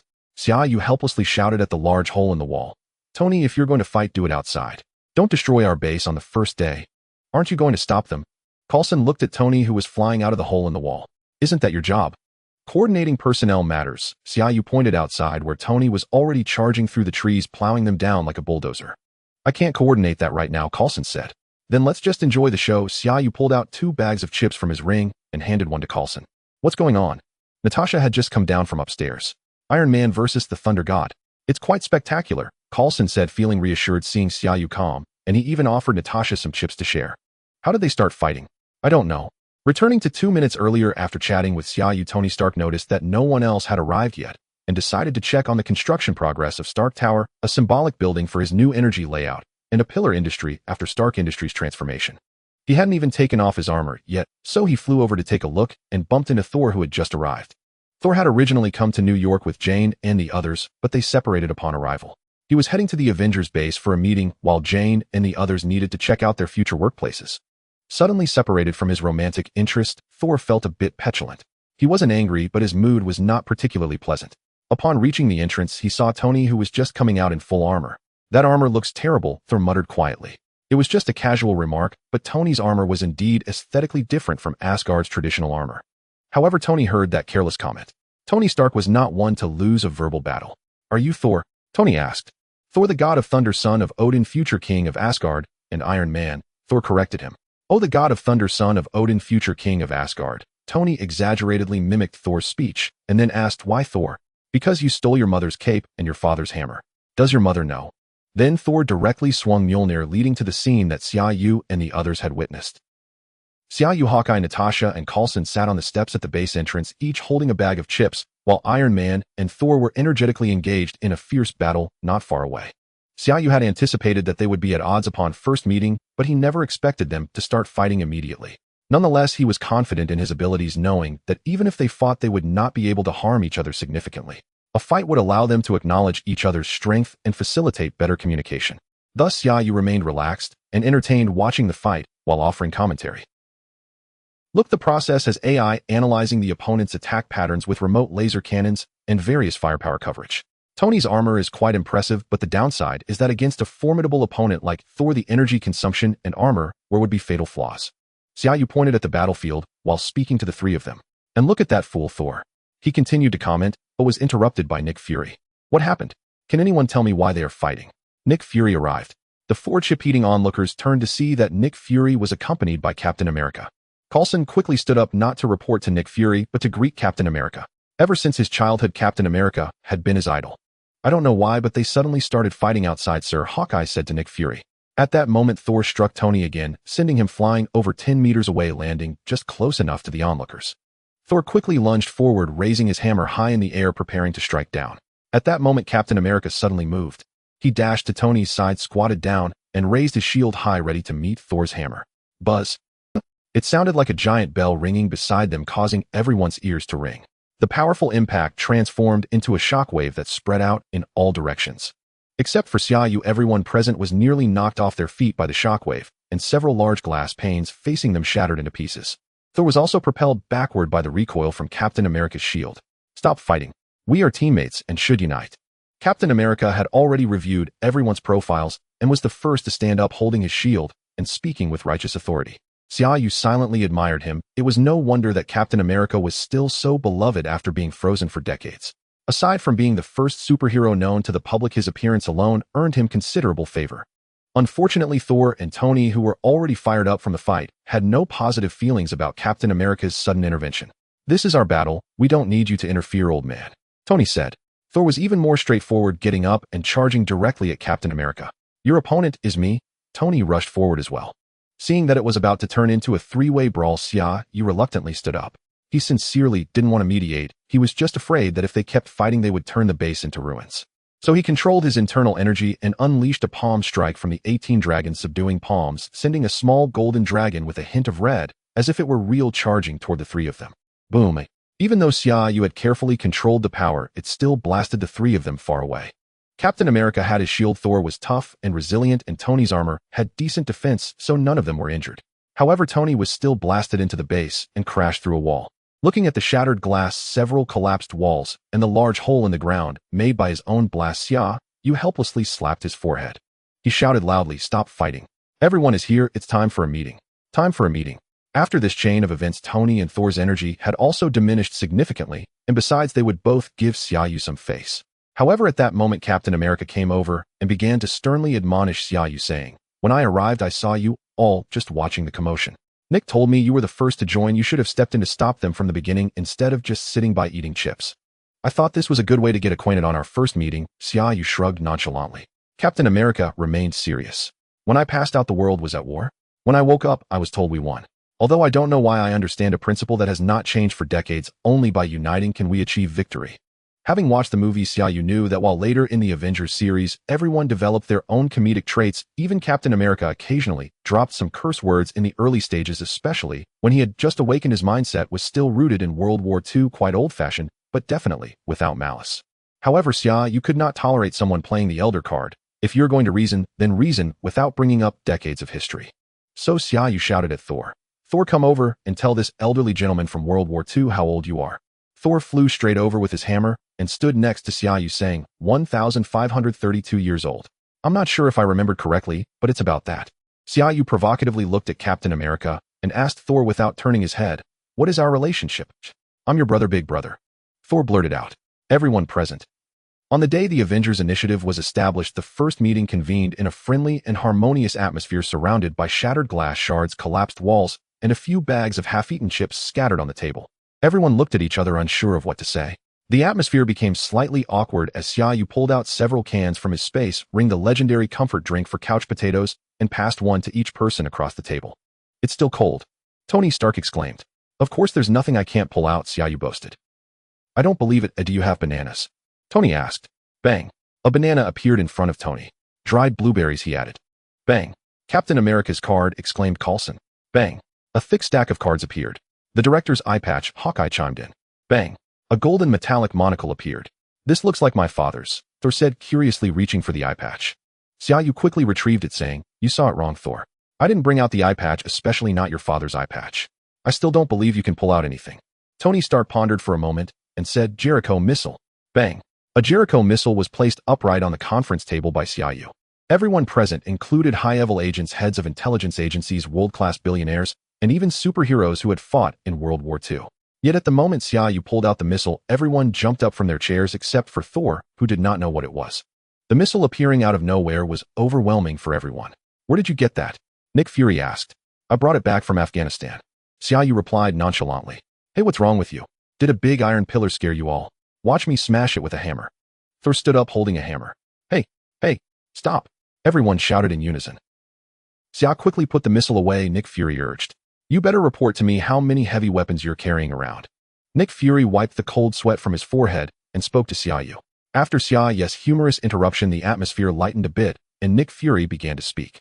A single eye scanned the conference table, and the Avengers plan had finally taken its initial shape. This was his dream team. Nick Fury was slightly excited, saying, "Since 1995, I have had the Avengers plan in my mind. I want to gather the most powerful people in the world together to protect this world in times of crisis or danger." Although most present already knew, Nick Fury reiterated the purpose of establishing the Avengers, mentioning Captain Marvel, the Skrulls, the Kree, and so on continuing until he reached the topic of Thor's exile on Earth. We are extraordinarily insignificant in the universe. There are many civilizations out there that are far more advanced than us, and there are also high-level combat races like Thor known as the Asgardians. This world is not safe. Nick Fury began his indoctrination. Do you want to end the war? Every time someone wants to stop a war before it starts, someone ends up sacrificing themselves. Captain America interrupted Nick Fury. I'm not trying to end the war. I just want us to have a shield to protect us when war comes. You have a decent shield to protect yourself, Rogers, but this world does not.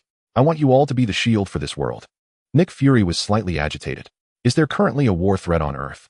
Thor asked curiously. The initiative has never been in our hands, Prince Thor of Asgard. Your brother destroyed one of our small towns to gain a little more love from your father, and reportedly also destroyed half a planet inhabited by frost giants. Nick Fury stared at Thor and continued, the universe is not just your Asgard. There are many races and planets out there. Not to mention your Asgard, what if the next time you have a sister or brother who competes for your father's favor? Destroy half the Earth. Xia Yu secretly gave Nick Fury a thumbs up in his mind, thinking that he was only one eye short of becoming a fortune teller. Thor indeed had a war-crazy sister, and he himself was unaware. Thor retorted, I have no sisters or brothers, and Asgard stands on the side of humanity. We will protect you. But I cannot entrust the fate of the whole world to relying on others' protection. Do you understand? We can choose not to wield swords, but at least when others' swords fall, we have a shield to block them. Nick Fury slammed his hands on the table. The room fell silent. Nick Fury's idea was quite right. One must always be wary of others. Seeing no one speaking, Xia Yu was the first to speak up. I was the first to join. Let me speak. Those who are willing to join the Avengers must agree with Nick's idea. At least our larger goals are the same. There is a saying in Huaxia, speak the ugly words first, so I will get the unpleasant words out of the way first. Xia Yu nodded at Nick Fury and continued, I told you before that I trust Nick Fury, but I don't trust the director of S.H.I.E.L.D. You are right. The Avengers are a shield that protects the world, and we do not wish to become weapons in the hands of certain politicians. Therefore, whether it's S.H.I.E.L.D., the government, or the World Security Council, we don't want to be concerned with them. Even you, Nick, can supervise us. As you said, we are a nuclear warhead combined, and I understand your concerns, but I believe the Avengers should have relative independence. That's my suggestion. What do you all think? Xia Yu asked everyone. Tony Stark naturally raised his hand in agreement. Thor, being a simpleton, just followed his brother and raised his hand. Captain America thought for a moment and agreed. Natasha also naturally agreed. The only one left without expressing an opinion was Hawkeye, and everyone turned to look at him. Hawkeye sat silently, and seriously the others looked at him, but he had not spoken. Hey Clinton, speak up, Natasha called to him. Oh, what? What happened? Hawkeye replied, clearly distracted. Everyone is asking for your opinion. What are you thinking? Be serious, Natasha insisted. Oh, I'm sorry. I was still thinking about whether the half of the frost giant's planet that was destroyed was the top half, or the side half. Would it look like the Apple logo, like it was bitten off? And can a planet that is half of it destroyed still rotate? As long as a team shares a common goal, everything else can be gradually adjusted, so the first gathering meeting was quite successful overall. With everything that needed to be said already addressed, the first day was meant for everyone to get acquainted. Given the earlier scuffle, a team-building activity was indeed necessary to strengthen their bonds. Excitedly, Xia Yu pulled out a pile of items from his spatial ring for everyone to have a barbecue celebrating the establishment of the Avengers. There would be much work to do later. That was a matter for the future. Thinking about the upcoming tasks, Xia Yu glanced at Tony Stark and Captain America. The Winter Soldier Bucky was definitely a wild card. They would need to devise a good plan. Captain America was chatting with Nick Fury, suggesting that since the alliance was established, they should embark on a mission together to familiarize themselves with each other's combat styles. Nick Fury patted the captain's shoulder and said, don't rush, Rogers. Your first mission now is to integrate into this world.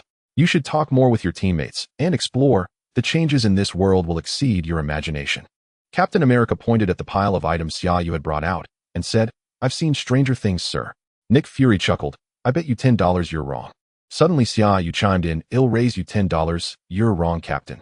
After saying this, Xia Yu produced an unopened inflatable doll from his spatial ring and handed it to Captain America along with an instruction manual. A minute later, Captain America took out two $10 bills, giving one to Nick Fury and the other to Xia Yu, who winked at him. Mystically, he said, Captain, did you know that on a certain website the item I just gave you is the top seller? The face is modeled after your photo, and it even comes with a shield. Eventually, they confirmed the first mission, which couldn't really be termed a mission. It was merely to recruit one person who happened to be quite dangerous. That's right, it was Bruce Banner, the Hulk. General Ross was still searching for him worldwide, unaware that Bruce had been under the surveillance and protection of S.H.I.E.L.D. all along. Secretly, he had been assisted by S.H.I.E.L.D. in fending off many who were interested in him or his transformation. Bruce Banner became uncontrollable once he transformed into the Hulk, so S.H.I.E.L.D. needed to maintain constant control over him. Now that the Avengers were formed, Nick Fury felt it was better to keep such a ticking time bomb close rather than let it roam free. At least there were Thor, Xia Yu, Captain America, and others around to temporarily restrain him if necessary. Thus, this invitation was extended. Since it was their first mission, they all decided to go out together. In a poor neighborhood in India, Bruce Banner had been living in seclusion for over half a year. He could now basically control his anger and maintain his form without transforming. As the saying goes, the bold are often the most skilled. In the movie, it was Natasha who lured him to a secluded place in S.H.I.E.L.D. had dispatched a team of elite agents just in case. However, this time, Xia Yu boldly approached Bruce Banner's residence alone while the others stayed at a distance. After assessing their strengths, it was determined that Xia Yu could speak with Banner. Even if things went south, Xia Yu wouldn't be killed by the Hulk, and Thor could definitely escape from the Hulk, but sending him to negotiate was another matter. Xia Yu sat in Banner's house for about 10 minutes before Bruce Banner returned. "Who are you, Dr.?" Banner asked calmly. "Guess." Xia Yu didn't follow the usual script, knowing that Bruce Banner was very wary of government personnel. "I remember you. I saw you on TV. They call you the Dragon Knight. You are with S.H.I.E.L.D. Why send someone with superpowers to deal with me this time?" Bruce Banner said. Xia Yu directly threw his S.H.I.E.L.D. credentials across the table, saying, "Look, I'm just an advisor with a title at S.H.I.E.L.D. In fact, I don't count as a government agent, nor am I interested in doing their bidding." "Then what is your purpose in coming to see me?" "I'm doing fine now and don't want to be disturbed by anyone." "I think you'll be disappointed this time." Bruce Banner continued organizing his medical bag. Xia Yu confidently replied, "I believe I won't be disappointed. Dr. Banner, you've always seen the Hulk as a sickness. You resist him, suppress him, but I'm telling you that this method is ineffective. The more you suppress the Hulk, the greater the uproar when he emerges. You know you can't suppress him forever. You think you're avoiding disaster, but you're accumulating it instead." Bruce Banner slammed his hands on the table, towering over Xia Yu as he shouted, "Do you have a good solution? Damn it, I've even tried to kill myself. It didn't work. Tell me, besides suppressing him, what else can I do?" Xia Yu didn't flinch. He knew Bruce Banner was pretending to be angry to gauge his reaction. This was exactly how Natasha approached him in the first Avengers film, successfully revealing Banner's defensive psychology. Xia Yu had genuinely come alone, and he wasn't afraid of the Hulk emerging, so he was completely unfazed. "You don't need to test me. I truly came alone. I don't represent the government. I represent a newly formed organization, the Avengers, to invite you to join us." "The Avengers? Not representing the government? A terrorist organization or something else? What do you want?" "I have no interest in this, sorry." Bruce Banner directly refused. "This is a bit complicated, but you can think of us as a group of superheroes responsible for fighting crime, terrorists, and saving the world, among other things." Xia Yu went on to explain the relationship between the Avengers and S.H.I.E.L.D., the composition of their personnel, and more. Bruce Banner remained silent, visibly considering for a moment before saying, "I still refuse your invitation, Mr. Xia, or should I say Mr. Dragon Knight. Although your reasons seem just and your actions noble, I'm truly uninterested. I'm a scientist with 7 doctoral degrees. I am weary of fighting, dislike combat, and absolutely abhor becoming the Hulk to fight. You seem to have forgotten what I just said, Dr. Banner. Suppressing the Hulk is not a long-term solution. I know you've been researching ways to prevent yourself from transforming into the Hulk. We won't stop you. On the contrary, if you come back with me, you'll have better facilities and laboratories along with funding from Stark. And before that, if you do transform into the Hulk, it can help you control him. I can't trust you. The last time I appeared in New York, I destroyed half of Harlem. I can't take that risk. You say you can control the Hulk when he comes out. I can't believe you. Nothing can control the Hulk. Are you trying to cage me?" Bruce Banner said. "You can give it a try, of course not here. Come with me. Let's go to the largest desert in the world. You can transform there and test it. Trust us, Dr. Banner. We've seen footage and data of the Hulk in battle. We are confident we are stronger than you think." Xia Yu urged repeatedly. Bruce Banner still shook his head. "No, I can't agree to that." Xia Yu smiled, and a Gatling gun suddenly appeared in his hands, aimed squarely at Bruce Banner. "I'm afraid you have no choice, Dr. Banner." Bruce Banner also smiled, saying, "If you have read the information on Hulk, you should know that this thing is useless to me, although I am quite curious about where you got it from." Without saying a word, Xia Yu directly fired several shots at the ceiling, causing Bruce Banner to almost lose control and transform. Xia Yu aimed the gun at Bruce Banner again and said, "I don't mean to threaten your life. What I want to say is you either transform here and we prove it to you, or you come with us to the Sahara." After saying that, Xia Yu fired a few more shots at the ceiling, continuing, You see, I have plenty of ways to make you lose control. Let's go Dr. Banner with 7 degrees. Bruce Banner was impressed. He didn't expect Xia Yu would actually shoot, even if it was at the ceiling. Was he really not afraid of turning into Hulk? Xia Yu's seemingly crazy actions instead increased Bruce Banner's confidence. They say that the bold are not afraid of transformation, but Hulk's destructive power is indeed too great, especially against ordinary people like Hawkeye and Natasha, who have no superpowers. So this time they were fully prepared, arriving with 2 Quinjet fighter jets. Hawkeye piloted one accompanied by Captain America and Tony Stark. Natasha piloted the other, taking along Xia Yu and Thor, and now Bruce Banner was added to the mix. This way, even if Bruce Banner transformed during the flight, Xia Yu could help Natasha escape, and Thor could completely hold off Hulk for a while. The Sahara Desert is the largest desert in the world, covering almost the entire northern part of Africa, accounting for 25 of the continent's total area. The desert stretches approximately 4800 kilometers east to west and 1300 to 1900 kilometers north to south, with a total area of about 90650 square kilometers, which is roughly enough to fit the entire continental United States. Such a vast space is more than enough for Hulk to rampage. The Quinjet arrived at the middle of the desert, both jets hovering at least 500 meters above ground, as Hulk's jumping ability is astonishing. Flying lower risks Hulk jumping up and tearing apart a jet like ripping a cardboard box. We have arrived, Dr. Banner, get ready, Xia Yu said to Bruce Banner. I am very curious about how you plan to control Hulk. How do we start this? Bruce Banner asked Xia Yu.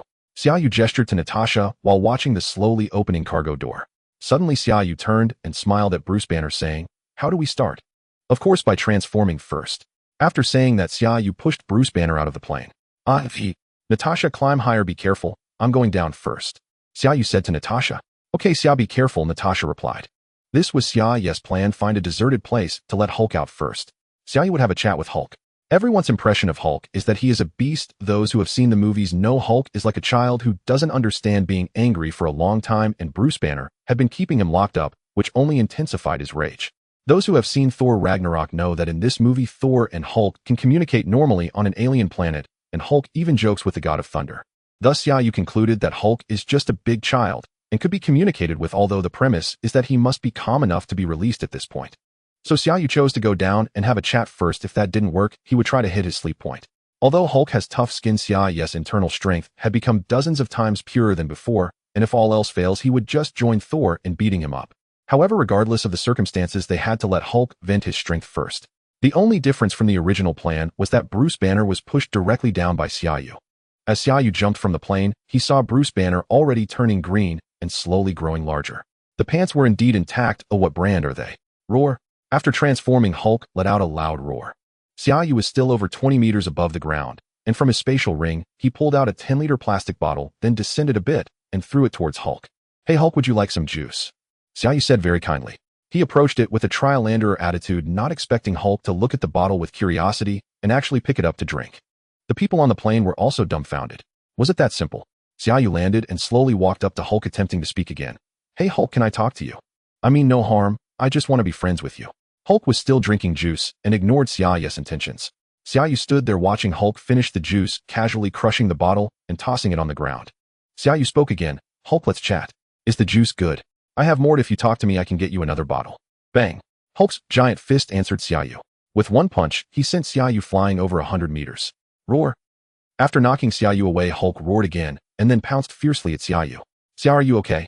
Voices of concern came through the earpiece. Xia Yu stood up, shook his head and said, It's definitely not that easy. I'm fine, I'll go vent with him for a while. As he spoke, Hulk had already jumped next to Xia Yu, his right fist resembling a huge hammer crashing down towards Xia Yu. Xia Yu dared not take it lightly and used all his strength to brace against it with both hands. Upon contact, Xia Yu discovered that Hulk was not as difficult to handle as he had imagined. Though you don't need to come down yet, and Tony, there's no need for support for now, though everything is under control. Xia Yu finished speaking and slapped towards Hulk. Having absorbed the Asgardian warrior's legacy, Xia Yu's physical strength was not inferior to that of the current Thor. In the first Avengers film, Thor was able to go several rounds with Hulk, so Xia Yu naturally wouldn't have much trouble. Caught off guard, Hulk was hit by a powerful blow from Xia Yu, causing him to stagger back several steps before sitting down heavily in the sand. Hulk, isn't it good to make a friend? Why do we have to fight? Xia Yu began to show off. Hulk became furious and stood up, jumping over to deliver a punch, and Xia Yu also wanted to test just how strong he had become. Without dodging, he faced Hulk's punch heat in. Bang!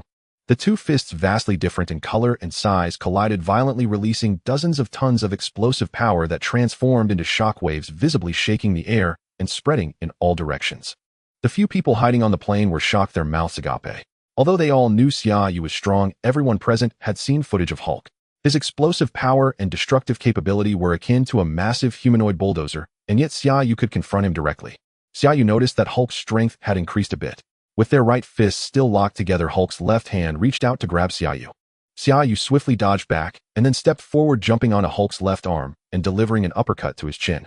Hulk fell backward. When he stood up again, he was furious and charged directly at Xia Yu. Xia Yu sidestepped the charge, but Hulk swung his powerful arm horizontally towards him. In a hurried attempt, Xia Yu raised his forearms to block, but Hulk's strength seemed to have increased once more. Xia Yu's makeshift defense was sent flying several dozen meters away, filling his mouth with sand. Hulk lunged at him again.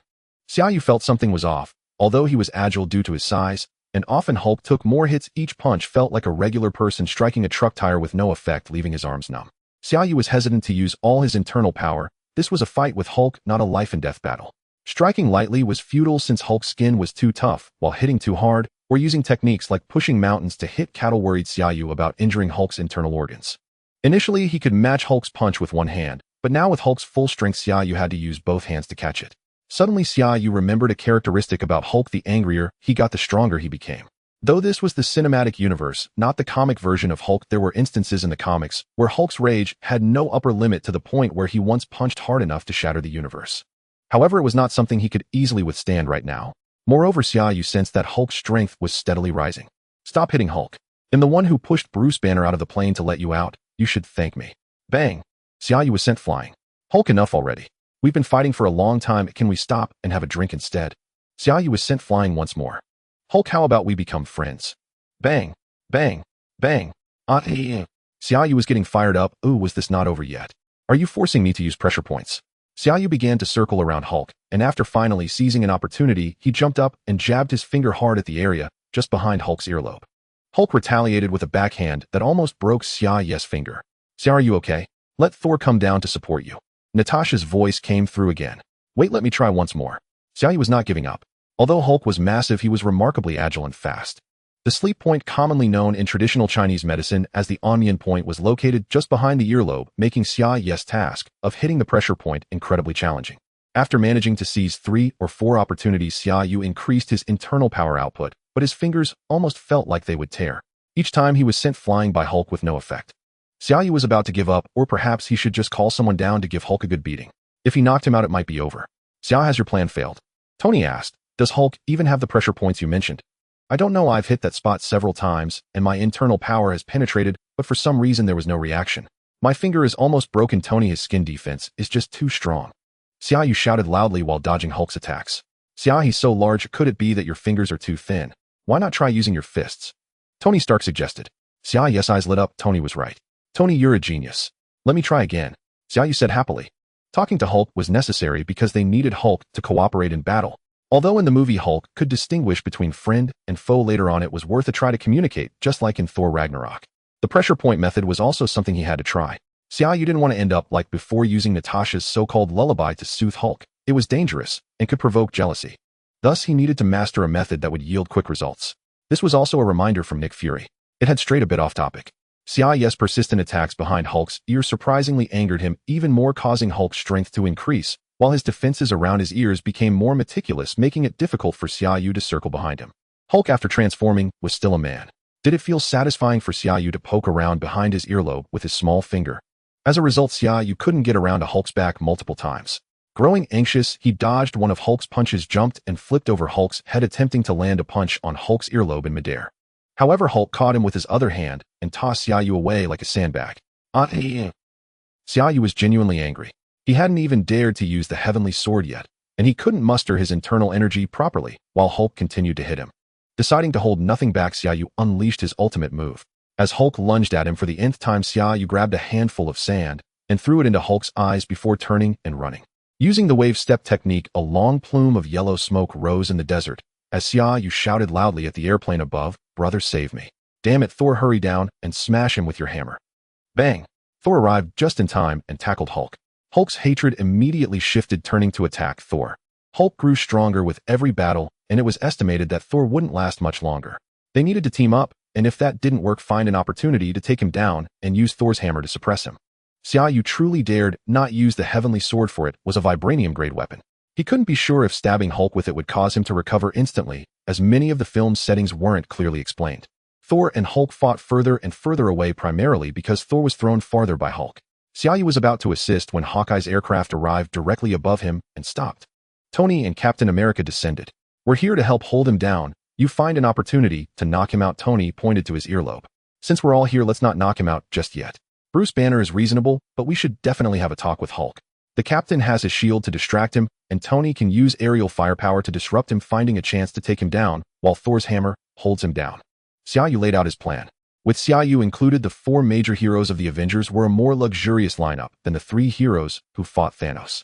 However, Iron Man and Thor were significantly weaker compared to their later selves, and even Captain America had secretly mastered the hammer-shield combo by then.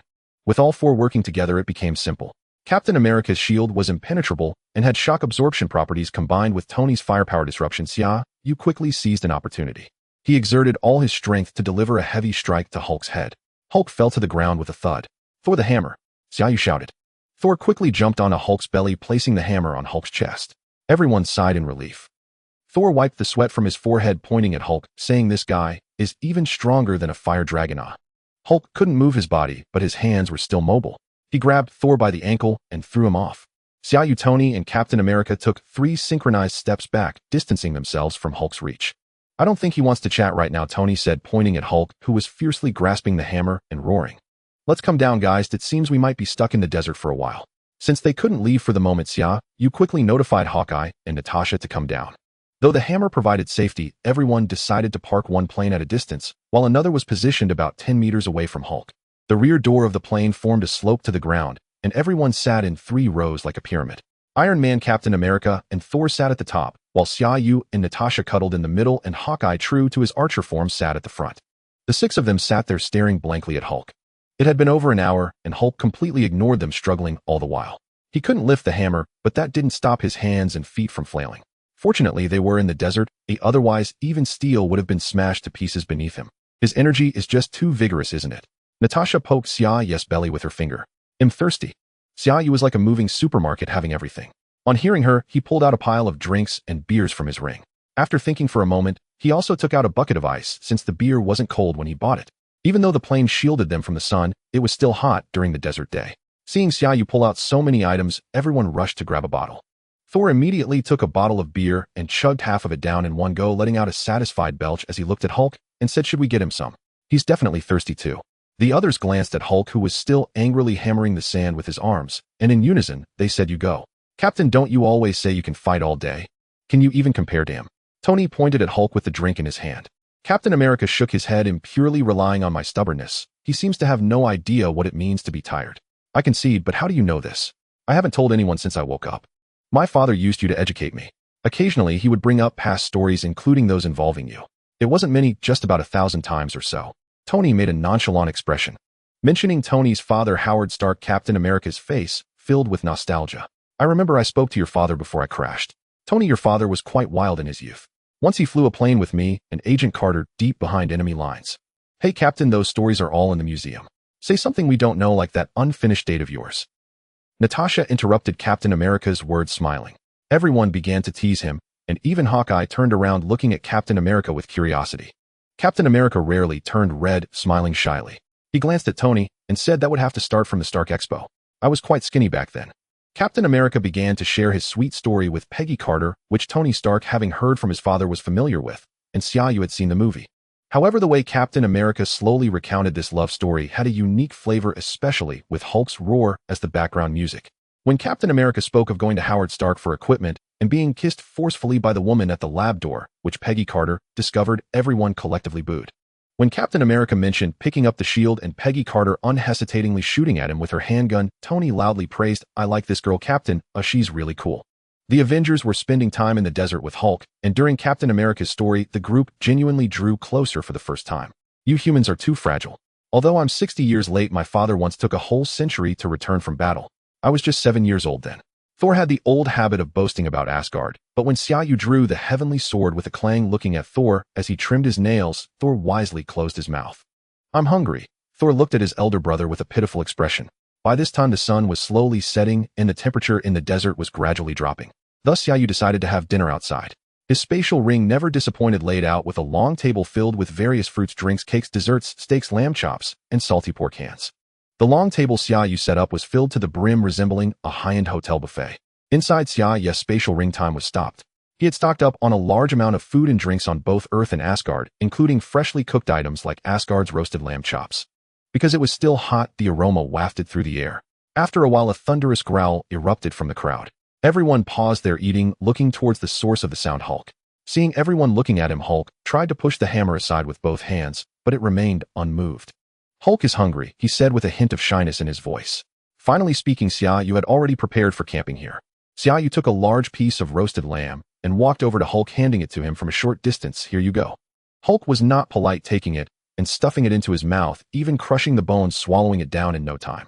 A piece was barely enough to fill Hulk's gaps, and the growling from his stomach grew louder. Hulk is still hungry, he said, straining to look up at the table. Xia Yu smiled. It's easier to talk now.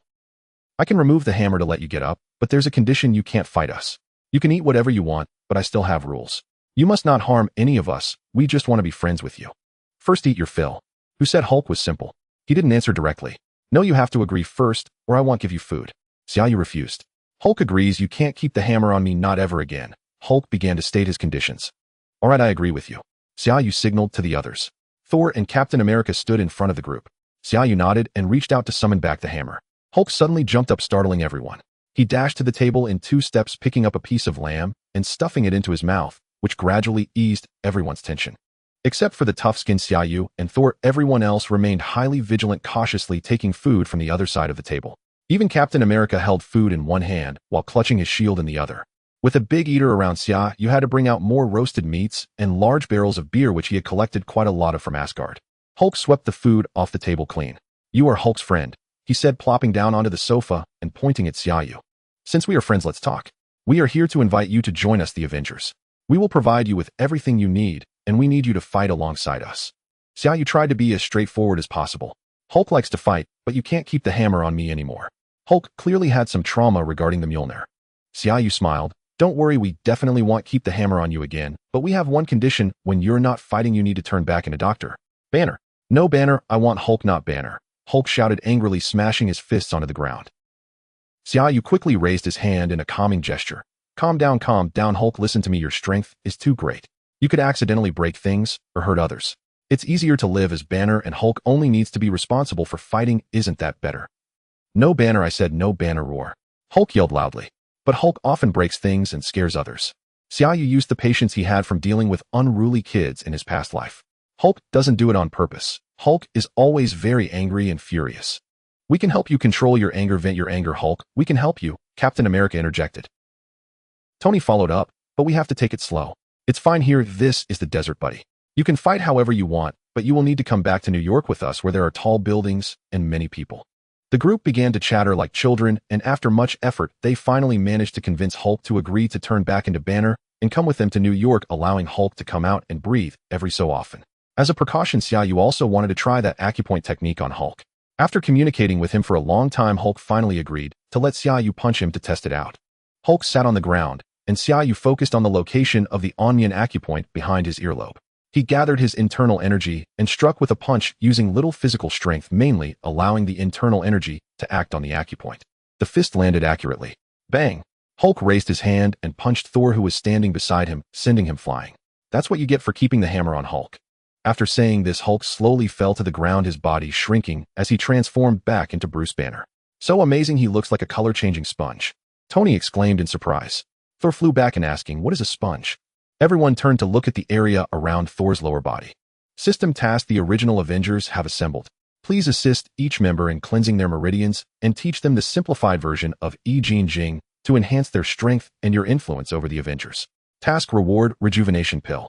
Xia Yu stared blankly at the task reward. Whether it was cleansing the meridians or teaching them I Ching Jing, there were no problems with that, but this task reward. Xia Yu looked towards Captain, who was outside practicing combat coordination with Thor, and thought the targeting was too obvious. Xia Yu recalled the ending of Avengers 4, where Natasha and Tony sacrificed themselves, and Captain returned to 1945 for that date, living in seclusion for a lifetime, becoming an old man with white hair. When he arrived in this world, the two who had the best relationship were precisely the ones who sacrificed themselves. Coupled with this reward, it was clear that the system wanted him to change something. Xia Yu remembered what Oldley had told him: do what you want, follow your heart. Damn it, why think so much? Let's get the reward first and talk later. Xia Yu cursed inwardly and headed out towards Thor and Captain. After Bruce Banner joined, Tony found a common language with the genius scientist and quickly had many pieces of equipment brought in to set up a laboratory. Xia Yu threw the remains of the destroyer to the two for research, asking Tony to update his and the armor's designs while leaving the rest to be tinkered with as they wished. Every day, Xia Yu systematically cleansed the meridians of everyone and led them in practicing the simplified version of I Ching Jing. Even Coulson participated, although Nick Fury had placed him here mostly for monitoring. However, he was still considered half an ally, and in the movies S, H, I, E, L, D, and the Avengers all had hidden savior attributes, often taking it upon themselves to protect all of humanity. This sense of responsibility transcended borders and races, reminiscent of the great love spoken by Tang Sing in Journey to the West. Aside from Tony and Natasha, who didn't need to cleanse their meridians, Thor was also filled with energy. As Odin said, the limits for the gods had already been set, the cup could not be expanded. Yet the simplified version of I Ching Jing was unexpectedly suitable for everyone. For others, this practice served as a foundation, but for Thor, each training session rapidly improved his absorption of the energy within him. Though it was slow, if this continued, Thor would awaken his godly powers much earlier than in the film. However, due to Xia Yu's previous nonsensical teachings of I Ching Jing to Tony this time, they naturally could not avoid the ritual of 3 bows and 9 prostrations at the incense table. The difference was that this time Xia Yu stood by, reciting for the revolution to protect vision eye exercises. While everyone knelt and prostrated, Tony stood aside with the demeanor of a master senior brother. Of course, the sect titles were also unavoidable. Xia Yu Shiman Shueishua Tony Dongfang Booby, Thor hammer-wielding Heaven's Wrath, Captain King of the Golden Will Banner, Invincible Divine Fist, Natasha Crimson Serpent Fairy, Hawkeye Eagle Eye Hero. Although Banner, Hawkeye, and Natasha could speak some Chinese, it was limited to communication. They did not fully comprehend the meaning behind these names or nicknames. This was merely a ritual of Xia Yu's mysterious inheritance, and everyone wore a solemn expression. Inside, Xia Yu was almost laughing madly, thinking, what kind of Avengers is this? It resembled the 7 heroes of the Sun and Moon sect in New York. Finally, Xia Yu approached Coulson, patted his shoulder, and said, although what I've taught is the same, you are an outer disciple, and your title will differ from ours. Seeing your upright character, your title will henceforth be Junzi, Sword Yu Buchuan. Coulson seriously repeated the title in his mind several times, nodding to Xia Yu to indicate that he had memorized it. The division of labor for the Avengers was roughly completed. Tony and Bruce Banner served as scientists in the laboratory, developing equipment and clothing for everyone. Xia Yu took on the role of instructor, responsible for helping everyone enhance their physical strength.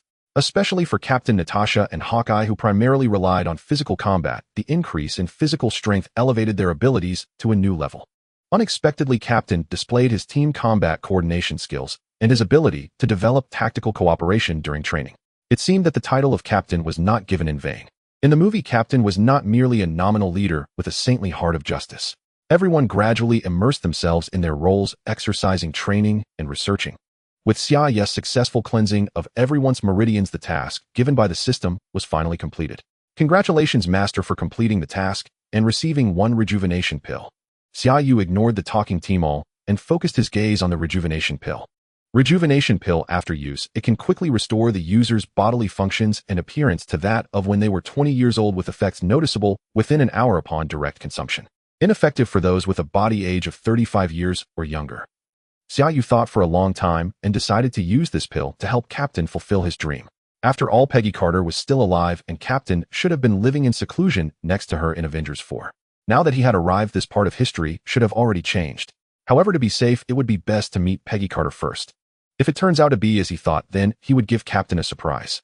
Everyone had experienced Xia Yu's extraordinary abilities, but when he brought out the rejuvenation pill, everyone was left in shock.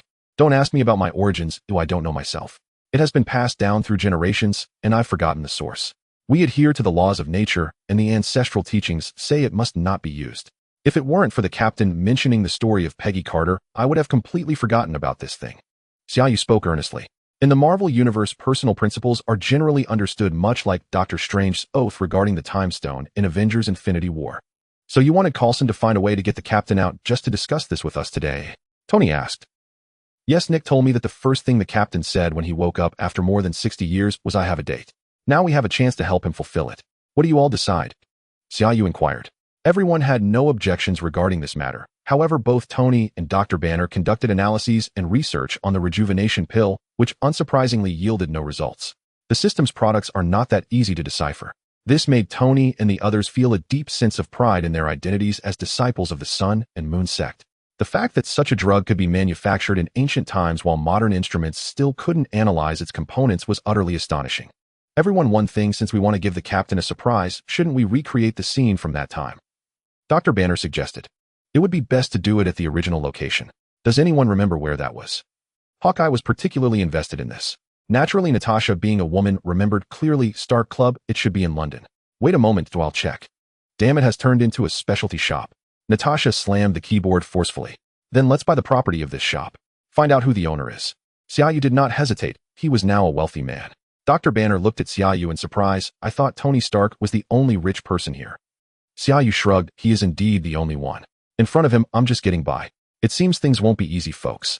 Natasha turned her computer screen around and said to everyone, you see, the whole street has been bought by a bank in Paris.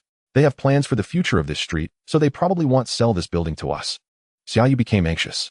You communicate with them. They'll offer 5 times the price. Oh, I want this building. Dr. Banner and Hawkeye gave Xia Yu a thumbs up. So bold. Having been a spy for many years, Natasha was fluent in various languages and had undergone many undercover operations in major corporations. She was very skilled in business negotiations and quickly made a phone call to clarify the timing.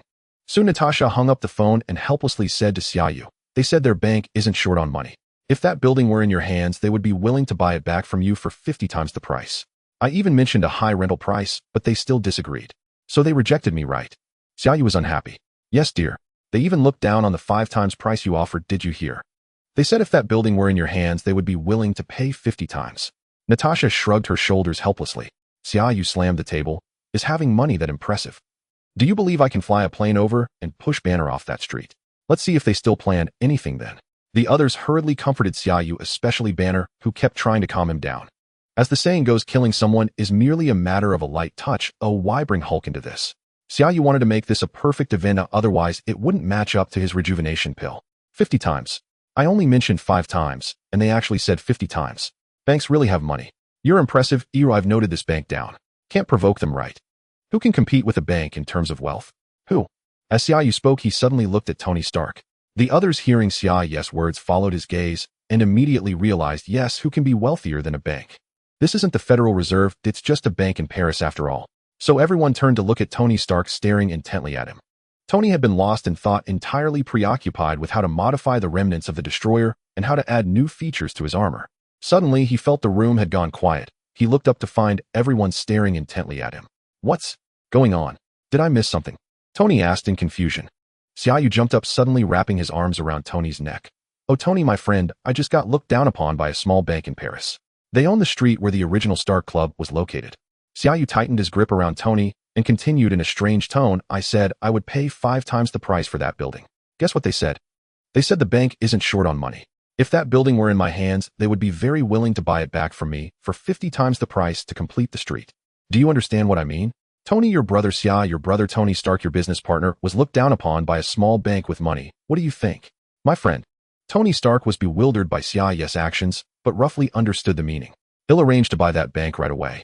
The room fell silent, everyone originally thought they were just going to buy that street at a high price, but when it came to cash power, it was terrifying. A manor located somewhere in the outskirts of London, the secluded residence of Peggy Carter after her retirement. No one knows that a legendary figure, a wartime spy, and one of the founders of S.H.I.E.L.D. has been living there quietly, the girlfriend of Captain America. Each of her identities could be deemed legendary in the eyes of ordinary people. Yet this remarkable elder carries an irreplaceable regret in her life. Despite having lived a vibrant life, she never had the chance to meet Steve Rogers again in her lifetime, leaving her with the unfulfilled promise of a date over 60 years ago. At this moment, Xia Yu and Natasha through S.H.I.E.L.D. meet the legendary Peggy Carter. Now over 90 years old, Peggy Carter struggles to lift a cup to drink water. Despite this, as Xia Yu explains his intentions, Peggy's mind remains sharp and clear. Xia Yu reveals everything without holding back. about the formation of the Avengers, Captain America's joining their regrets, and the rejuvenation pill he possesses. Peggy fell silent after hearing this. Natasha grew anxious, saying, "Rest assured we are definitely not here to harm you. Although this potion sounds extraordinary, I trust Xia. He always has many miraculous things up his sleeve." Peggy chuckled, looking up at Natasha. "You misunderstood. I have encountered many extraordinary things in my life. I do not doubt you. Even if it were poison at my age, what does it matter? I am just wondering if this is fair to Steve, who deserves a chance to start anew." Xia Yu's heart skipped a beat at her words. His greatest fear was that Captain America was still accompanying Peggy through her life, which not only pertained to Captain America, but also suggested a future that mirrored that of the movies, something he could not accept. "Miss Carter, we have heard Steve tell his story about you. You may know him better than we do. He is someone who is willing to help others and make the world a better place. That is part of his work. However, in his life, he deeply misses the past. When I say misses, it is not just that era." Xia Yu paused briefly before continuing. "He is a wonderful person who looks forward. In that era, he had everything. Now he has also learned to work to help the world and to make new friends. He has not stopped moving forward nor closed his heart, but he still yearns to return to the past, to that Saturday, to the club where you had planned to meet. He would go to any lengths for that. In this era, everything exists except for you living by his side. That is what he truly desires." Peggy attempted to sit up, trembling, and Natasha hurried to support her, placing 2 pillows behind her. Peggy touched Natasha's hand and said, "He is quite eloquent. You have a wonderful boyfriend. I thought I would be satisfied just to see Steve once more, but unexpectedly, I have been given a second chance. Thank God and thank you both." Xia Yu felt relieved, saying, "Well then, let's get started. Once you regain your youth, there are still many things waiting for you to do. Restoring the Stuck Club to its former glory relies entirely on you." Without hesitation, Peggy reached out and took the rejuvenation pill from Xia Yu, swallowing it immediately. "Natasha, I will have a new identity. Inform Nick Fury that apart from you two, I do not wish for anyone else to know about this." As soon as her words fell, visible changes began to occur in Peggy's body. Her once dry and white hair rapidly became thick and lustrous, regaining its deep brown color. The transformation of her body was even more astonishing, resembling a shriveled balloon being swiftly inflated, becoming round and full. "Oh my God," Natasha exclaimed, holding Xia Yu's hand in astonishment. "Don't just focus on God, this is your man's doing," Xia Yu remarked. The miracle occurring with Peggy Carter swiftly ignited everyone's enthusiasm. All were filled with zeal for this event, as the entire street housing the Stuck Club and the bank behind it transformed into Stark Industries property. Only that building was transferred to Peggy Carter's new identity. She gladly accepted, as Howard Stark was a very good friend of hers. Xia Yu felt a bit embarrassed since it was his suggestion, and thus he told Tony that he would cover the cost of the building, only to be ruthlessly mocked by Tony for his financial capabilities. Tony raised his chin, slightly resembling a proud rooster, and said to Xia Yu, "Forget it. You might as well save that little money to buy a yacht." With this, things officially began. Coulson brought the captain back to S.H.I.E.L.D.'s training facility to help train the new operational team members, utilizing the captain's iconic strength. Xia Yu excused himself, taking Natasha to Iran for a secret mission, while Thor said he had to return to Asgard to handle some matters. Banner planned to accompany Tony to the large laboratory in Los Angeles to research new equipment. Though the captain expressed suspicion at so many people having tasks simultaneously under Coulson's meticulous arrangements, he found himself busy every day, with little time left beyond eating and sleeping, leading him not to ponder further. After researching documents and photos, and with Peggy Carter's memories and Tony's powerful financial support, the Stuck Club was finally restored to the appearance from Peggy's recollections. One day, Xia Yu called Coulson, saying, "Preparations are complete. We can begin. Remember Saturday night at 8. The time has finally come to this day at the old place, the old club with the old decor." This event ignited the obsessive compulsions of Xia Yu and Tony as they meticulously recreated everything from the outfits to the bottles and the matches on the table to resemble that era. In the words of Peggy Carter, "I don't know if it's like this, but it looks fine." Apart from Coulson accompanying the captain, everyone from the Avengers was present, all dressed in attire from that time. To match the date of tonight's outing, "Why don't we take a car?" the captain asked a young man beside him on the streets of London. This young man was a new recruit from S.H.I.E.L.D.'s action team living in London. He mentioned that his grandfather had been rescued by Captain America from a Hydra base during World War II, but unfortunately, he was unable to join the Howling Commandos. Now his grandfather was gravely ill and had little time left. His only wish before passing was to meet Captain America. The captain could not refuse this request. There were too few of his contemporaries still alive. So he resolutely followed the young man to London, even changing into military uniform per his request. However, he felt a bit embarrassed to walk the streets of London dressed like this. But since he was already there, and the young man claimed they were almost there, they continued walking. As they walked, the captain sensed something was off. It was too quiet. Was there really no one and no lights on this street? The captain suddenly turned around, and there was no one there. Oh no, his first thought was that he had been ambushed.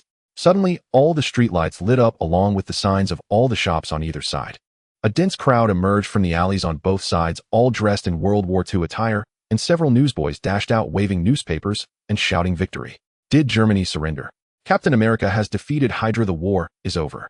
Everything around, the signs, the people, the lights, the shops, felt so familiar.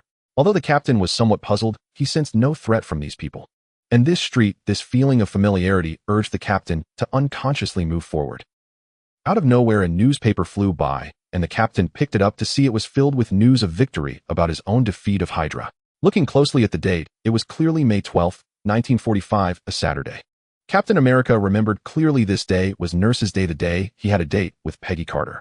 But hadn't he flown toward the Arctic Circle and crashed in Greenland? After sleeping for over 60 years, the war was won and Peggy Carter was already in her 90s. Yet everything before him seemed real. At this moment, Steve Rogers had no capacity for thought. He could only follow his instincts and keep walking until he saw a neon sign. Star Club. When Steve Rogers saw this sign, his heartbeat seemed to skip a beat. What victory in war, what sleep or wakefulness, what is real or fake, it didn't matter. Whoever wanted to save the world could do so. He, however, had a date to keep at all costs. Taking a glance at his watch, it was almost time. 7:56. Boom, boom, boom, boom. Steve Rogers felt he could hear his own heartbeat, even more so than when he had bravely dived into the Arctic Circle with a bomb. He took a deep breath to calm his emotions, thinking that guy Bucky would laugh at me if he knew. Finally, he took a difficult step forward, walking into the Star Club. 1 step, 2 steps, he reached the front door and finally entered. The bartender, the band, and a table of soldiers beside him were shaking their bottles and singing Bail D on the riser. The band on stage seemed to be on a break with a banner hanging that read "The war is over." Steve Rogers felt his hands start to tremble. He was afraid he wouldn't see the person he had come to meet. Suddenly, the lights dimmed in the entire venue and everything fell silent. Slowly, the sound of a saxophone began to play. It's been a long, long time. Steve had heard this song before. It was what he wanted for his date. A spotlight illuminated the center of the stage. A lovely lady in a red evening gown stood in the spotlight, her back facing Steve Rogers. Her silhouette was familiar as Steve opened his mouth to call out Peggy Carter, but no sound came out. It felt like an eternity had passed before the woman in the red dress slowly turned around. In Steve's eyes, the entire scene moved frame by frame. He stared intently at the face of the girl who turned to him, starting from the curve of her hair at her forehead. Her brows nosed the corners of her mouth, her eyes. Yes, it was her, Peggy Carter. It was indeed her. It seemed like she was even younger than before. Peggy Carter turned to look at the captain and smiled. With a smile that could captivate a nation, the captain was utterly enchanted. "You've been late for over 60 years, Steve. So, have you learned to dance now?" My hero. With a single turn and a sentence, Steve Rogers' entire world lit up. "It's been a long, long time" isn't from the captain's era, but it was indeed the song he danced to with Carter in Avengers Endgame. So be it. One by one, the people present left until finally Xia Yu pulled Bruce Banner, who was playing the saxophone on stage, away. Under the lights, the two seemed to have lost all awareness, merely swaying gently, as if the world around them had vanished, leaving only each other. A group of people ran out, and the extras on the street had also dispersed. "I bought a bank for this street and spent ages setting it up, yet I'm not the main character. I should just rename myself as a philanthropist," Tony said. "Are we just leaving like this? Aren't we concerned about those two?" Banner asked, pointing inside. "It's fine, my friend. Those two combined are almost 200 years old. They can take care of themselves. Besides, I've prepared a double bed for them in the office upstairs, complete with safety equipment," Tony reassured Banner. Hearing Tony speak, Xia Yu unexpectedly chimed in. "Is it a trumpet?" "Just like last time," Tony replied. "Oh, yeah." The two of them high-fived in celebration. The group returned triumphantly to New York. Xia Yu left a message on Steve's phone stating that none of them wished to be seen in New York for a week, wanting to enjoy their sweet time before returning. In the vast universe, in an unknown star region, a piece of broken land measuring no more than 20 kilometers floated in space. Such broken land or meteors are common in the universe, but what's unusual is that there were people on this land. "I am ready, my lord. As long as the Chitauri army is fine, I will surely bring the Tesseract to you," Loki spoke. "You better accomplish your task. Remember, it was my lord who gave you a chance for a comeback, you failed hound," a man in a black robe said to Loki. "No need for your reminders. I will definitely retrieve the Tesseract. I am the king of Asgard," Loki retorted angrily. "Maintain your humility before my lord, you wretched hound," the man in black reminded Loki. "Take care of yourself. I hope your army does not disappoint me." Loki did not back down. "Dare you question my race's army?" The man in black also grew furious. "Stop arguing, go fulfill your task, Asgardian." I sense the Tesseract has appeared. You must head to Earth immediately. Above them sat a floating throne, and there was Thanos himself. With a casual wave of his hand, a gem-encrusted scepter was thrust into the ground before Loki. Take this and go. Thanos waved his hand, and Loki left after a shallow bow. My lord, this Asgardian cannot be relied upon, the man in black said to Thanos. Odin is still alive, albeit weak, but no one knows how much power that old man still hides. There is no better candidate than Loki. Let him give it a try, Thanos replied. Mentioning Odin, even in his weakened state, Thanos did not dare underestimate him. My lord, I also wish to go to Earth. Please grant me an opportunity, the shadow kneeling before the floating throne said. You? A faint smile of amusement appeared on Thanos' face. I give you a chance to redeem yourself. Oh, take the sanctum too, and if necessary, help Loki. If everything goes smoothly, do not act recklessly. Thank you, my lord. In a certain underground research facility of S.H.I.E.L.D., Nick Fury quietly stood behind a table, seemingly waiting for someone. On the table lay a white box, and Nick Fury's eyes were fixed on it. It seemed to contain something extremely important. Finally, two S.H.I.E.L.D. agents brought a person down, their head covered with a hood.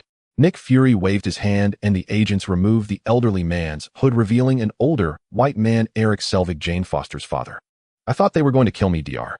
Selvig said, realizing that he had been brought in by some secret government department for research. Nick Fury slowly approached, saying, I've heard about the events in New Mexico. Your research has impressed many brilliant scientists. I still have many things to do. Foster's theory, the portal to another dimension, are all research that has never been done before. Dr. Selvig politely declined the invitation.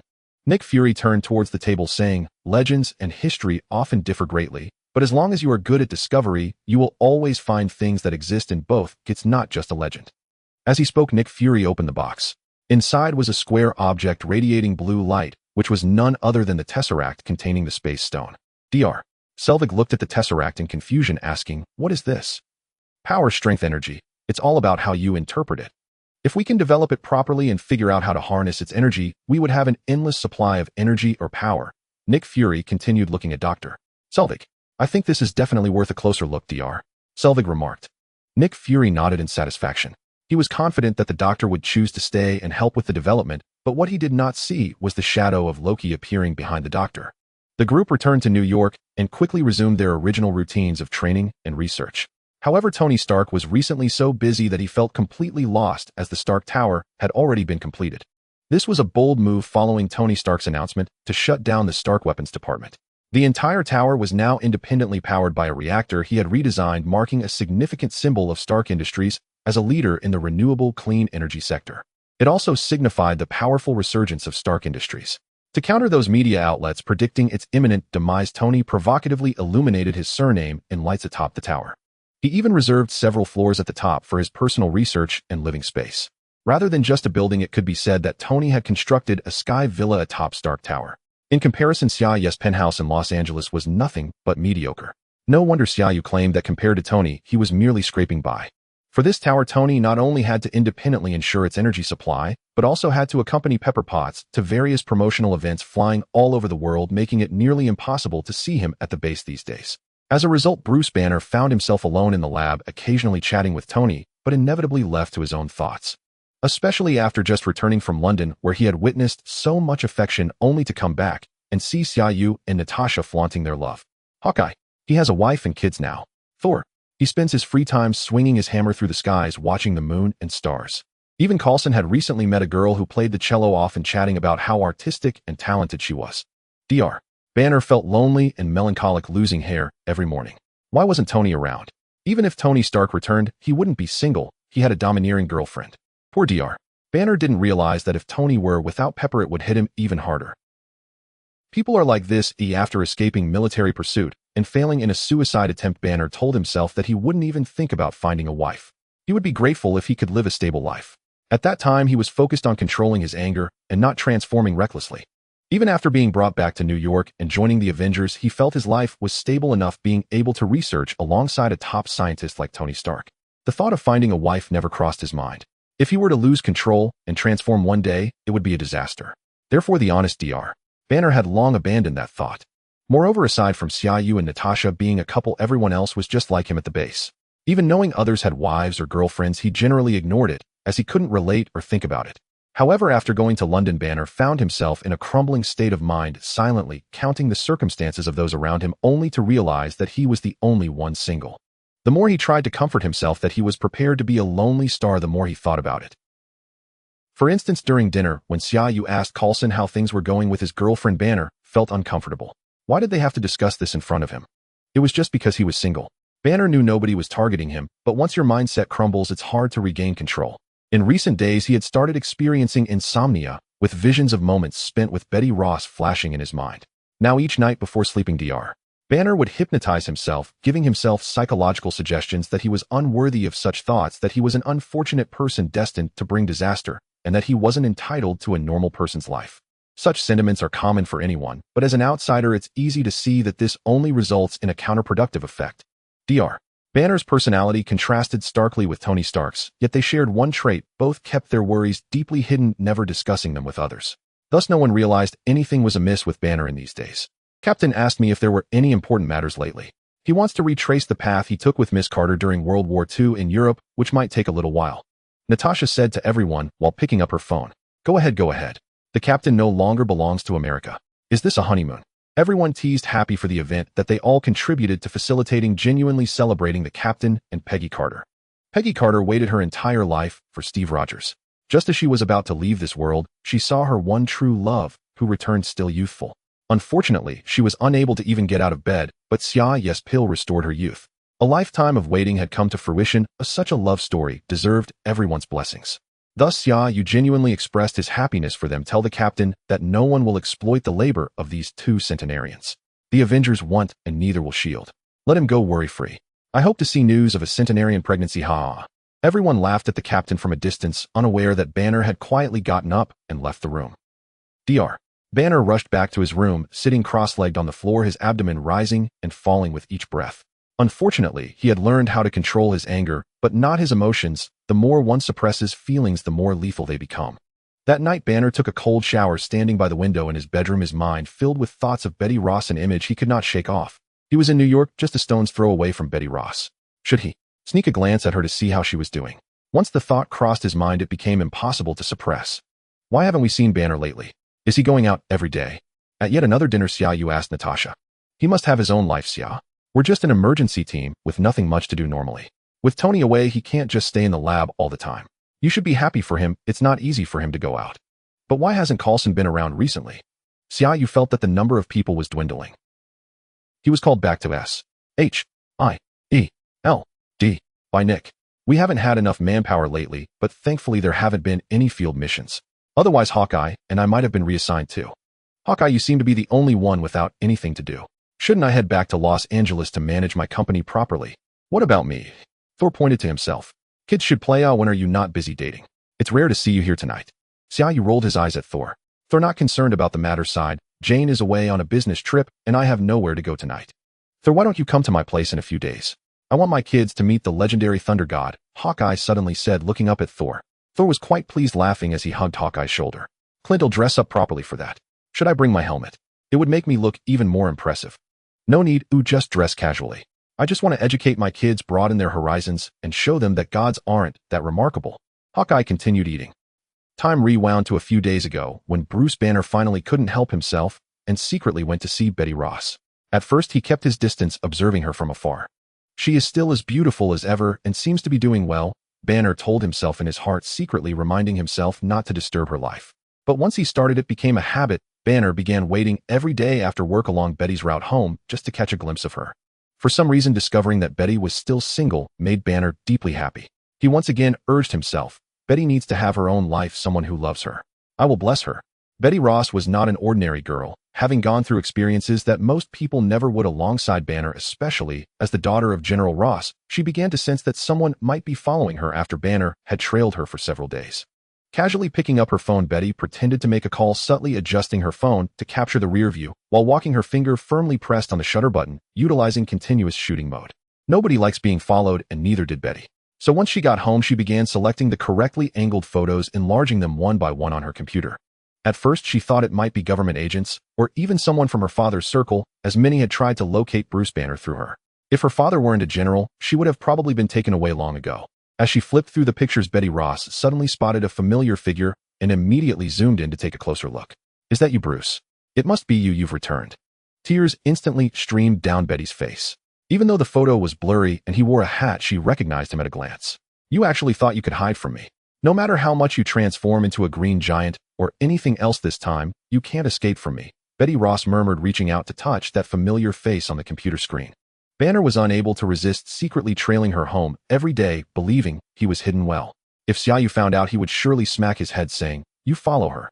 Why not learn from Hawkeye or Natasha first? You think your bookish knowledge makes you an expert in stalking." That day, Banner was once again hiding in the crowd following behind Betty. Just as she passed a narrow alley, two men suddenly emerged and forcibly dragged Betty into the alley. "Betty, damn it." Banner could no longer care about hiding himself and hurriedly gave chase. Upon entering the alley, finding it completely empty, Banner didn't have time to think too much and rushed deeper until he reached the other end, where he was suddenly pushed back forcefully. Before Banner could even see who had pushed him, that figure quickly closed in, forcefully covering Banner's mouth with their own. Indeed, Banner was wall-pressed. The moment Betty Ross kissed Banner, she knew it was him without even looking. This feeling was too familiar. Without mentioning how long they had been together, just recently Banner had dreamt about it countless times. Uncertain how much time had passed, the two exchanged tender kisses, expressing their longing for each other. Only then did Banner regain his senses and stutteringly ask, "Did I just see you being? That was a temporary actor I hired. The two of them cost me $80 just to lure you out, you stalker." Betty Ross still didn't let go, staring at Banner without moving. Betty, I can't. You know I have to go up." Banner's words were cut short when Betty struck him in the abdomen with her knee. Note that it was the abdomen, not the groin. It was the abdomen, the abdomen, the abdomen. Why emphasize the abdomen 3 times? Firstly, to prevent nitpickers from questioning why Banner didn't transform. Secondly, how would Betty deal with her own issues if they were broken? Thirdly, most importantly, just filling up word count, thank you. Banner took a sharp breath, his body slowly bending down. Betty Ross directly grabbed his shoulders, lifting him up and pressing him against the wall. She said forcefully, "Listen up, Bruce Banner, don't tell me about being afraid of hurting me. If you're worried about hurting others, then don't show up in New York. Don't sneak around following me. Since you're here, I don't plan to let you go. We'll face everything together from now on. I'm not afraid, or why should you be? If you dare to leave me again, I'll jump off the Empire State Building." Originally meant to say Stark Tower, but thinking about Men in Black 3, giving a nod to Will Smith, one of my favorite actors. Tomorrow, Bad Boys for Life is releasing, and it's going to be a box office hit. Bruce Banner was not good with words to begin with, and after being interrupted by Betty Ross, his lips trembled, yet he couldn't say anything. He could deceive others, but not himself. He turned to leave, unable to do that now. Then Banner found himself following Betty Ross in a daze, not knowing how they ended up at her home, how they ended up on her bed, not knowing how. "Are you saying you are now in a secret team of S-H-I-E-L-D in New York?" Betty Ross asked excitedly, sitting up in bed. "Yes, there are Captain America, Tony Stark, etc. It's an emergency team formed by the director of S-H-I-E-L-D. We mainly deal with worldwide crises, although there's really nothing to do at the moment." Banner recounted everything to Betty Ross. She didn't care much about it and directly asked, "So you don't have to worry about the military anymore? I mean my father or anyone else bothering you, right?" Theoretically it should be like that, but they said it's best to keep a low profile for now since our abilities might attract attention from various forces. If the pressure gets too high, even S-H-I-E-L-D might not be able to solve everything unless a global crisis occurs, and we successfully save the world, gaining immense prestige, but the feasibility of that is too low. That's still much better than before. Listen, Bruce, I wasn't joking when I said that if you disappear from my life again, I'll jump off the Empire State Building." Betty Ross warned Banner once more. As they spoke, Betty Ross suddenly teared up, hugging Banner and choking out, "I've thought about starting my own life again, but I just can't. All I can think about is you. I don't care if you turn into a big green guy or anything else. Don't leave me again, okay?" With both soft and hard tactics, Bruce Banner, who was already thinking about her, couldn't withstand Betty Ross's threat of jumping off a building. His heart softened as he said, "I promise you I won't run away again. No matter what happens, I won't leave you. I promise." Hearing his repeated assurances, Betty Ross finally showed a smile again and passionately offered him her kiss once more. In a flash of imagination, Xia Yu did not expect that his arrival and the early establishment of the Avengers would rekindle the romance between Bruce Banner and Betty Ross. Even if Xia Yu knew this, he would feel greatly comforted. After all, Natasha later had deep feelings for Bruce Banner. If it weren't for Banner's inferiority complex, they would definitely be together. Xia Yu felt a slight guilt facing Banner. Of course, it was just guilt, not regret at all. After all, Banner didn't provide Natasha with the dream home. When watching the movie back, then seeing Banner reject Natasha made him want to hit him. Thus, Banner was forcefully kept by Betty Ross. Xia Yu's arrival had not yet helped the Avengers save the world, but it had already saved their romantic lives. Not only Banner, but also Captain America and Carter and Tony Stark and Pepper Potts, destined to be a couple, also entered the love phase early under Xia Yu's influence. If Xia Yu were to know about Banner's situation, he would definitely call himself Marvel's matchmaker. Returning to Banner and Betty Ross, the two had not seen each other for a long time. Their reunion felt like a honeymoon. Therefore, in the past few days, Banner had been picking Betty Ross up from work every night, heading home together like a normal couple in love. Target confirmed as Bruce Banner. A man stood by a window in a distant apartment, putting down his telescope and picking up the phone. Looking out the window, he saw Banner and Betty Ross entering the apartment building, chatting and laughing together. The rating dropped a bit. Please give me a wave of 5-star reviews. Thank you, I'm on my knees begging. The Avengers base was bustling with a rare excitement as Captain America returned, but he came back alone. Peggy Carter had gone to Washington. Her identity could not be revealed, nor could the effects of this elixir. However, she needed to take care of some old friends and wished to personally cover up certain traces. This spared the two from the embarrassment of returning together and being teased by everyone. Captain America, originally resilient and naturally bearing an aura of justice, now appeared much more down-to-earth. Thank you all. Thank you, Xia. Captain America sincerely expressed his gratitude, and God knows how happy he truly was. Xia Yu looked at Captain America with genuine sincerity. Captain, we are genuinely happy for you. You should have your own life. Each of us deserves it. This is the best outcome we could hope for now. Xia Yu was indeed happy and a bit moved. This feeling of being moved stemmed from the fact that in his past life, Captain America chose to return to a life of anonymity. Seeing the elderly Captain America felt somewhat fulfilling, yet there remained a sense of heroes fading away. Now he could personally make up for this regret, and Xia Yu felt a strange sensation in his heart. This feeling, in short, was very warm. Xia Yu looked at each of them, recalling them as superheroes from the movies in his past life. Now each person was a teammate, a comrade, a family member to Xia Yu. He hoped that his presence in this world could bring a different positive outcome for everyone, which was what he wished to see most. Are you alright? Natasha appeared out of nowhere, holding Xia Yu's hand. I am fine, and we will all be fine, right? Xia Yu looked up at the sky over New York, his expression a bit complicated. With Captain America's return, the pace of the entire base had evidently quickened. In his past life, Captain America was not merely the leader before the Civil War of the Avengers, due to his title as Captain America. Under his leadership, everyone took their daily combat training very seriously. At least now the remote shockwave attack of Thor's hammer against the shield had been developed. In some aspects, Captain America did have considerable talent. For instance, today Xia Yu spent the entire day conducting various attack tests with Captain America, using the 18 dragon subduing palms, with different internal energy intensities over 100 times, leaving Xia Yu nearly too fatigued to engage in daily activities with Natasha that evening. However, when Xia Yu saw Natasha gazing at him with charming eyes, he couldn't help but lean in for a kiss. Life, after all, requires striving and unyielding self-improvement, doesn't it? Just as Xia Yu was about to take action, a ringtone interrupted their intimacy. Whoever you are, you better give me a reason. Xia, I'm Betty Ross. Bruce is in trouble. He has been taken by my father's people, and he needs your help. On the line was Betty Ross, the girlfriend of Dr. Banner. Banner, you're his girlfriend. Xia Yu slapped his forehead, realizing she was indeed Dr. Banner's legitimate girlfriend, the daughter of General Ross. Where are you? I'll come find you, Xia Yu said without hesitation, obtaining her address and preparing to leave to search for Betty Ross. But Natasha stopped him abruptly. Don't go. I'll go with Hawkeye. Why, oi?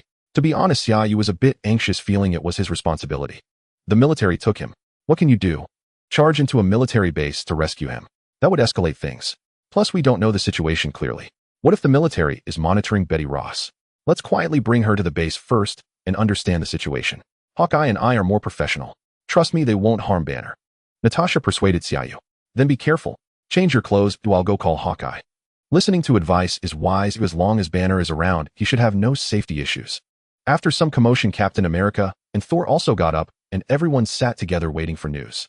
Natasha was indeed very professional. Within an hour, the person returned. Xia Yu had not seriously watched the movie Hulk in his past life, and had not paid attention to what Betty Ross looked like. She was quite beautiful, but not delicate enough, appearing a bit rugged.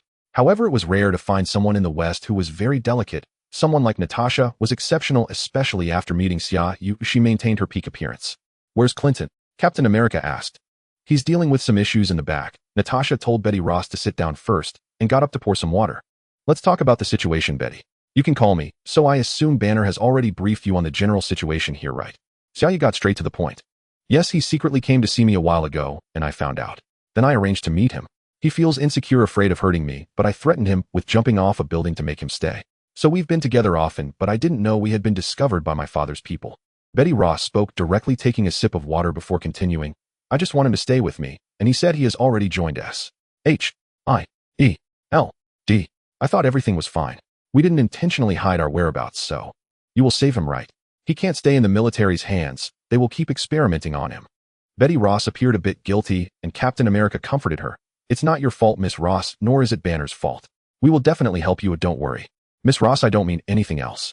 It's just that Banner was taken away so easily. I mean, didn't Hulk come out to resist? Xia Yu asked in confusion. He doesn't want to hurt anyone, and there were too many people there.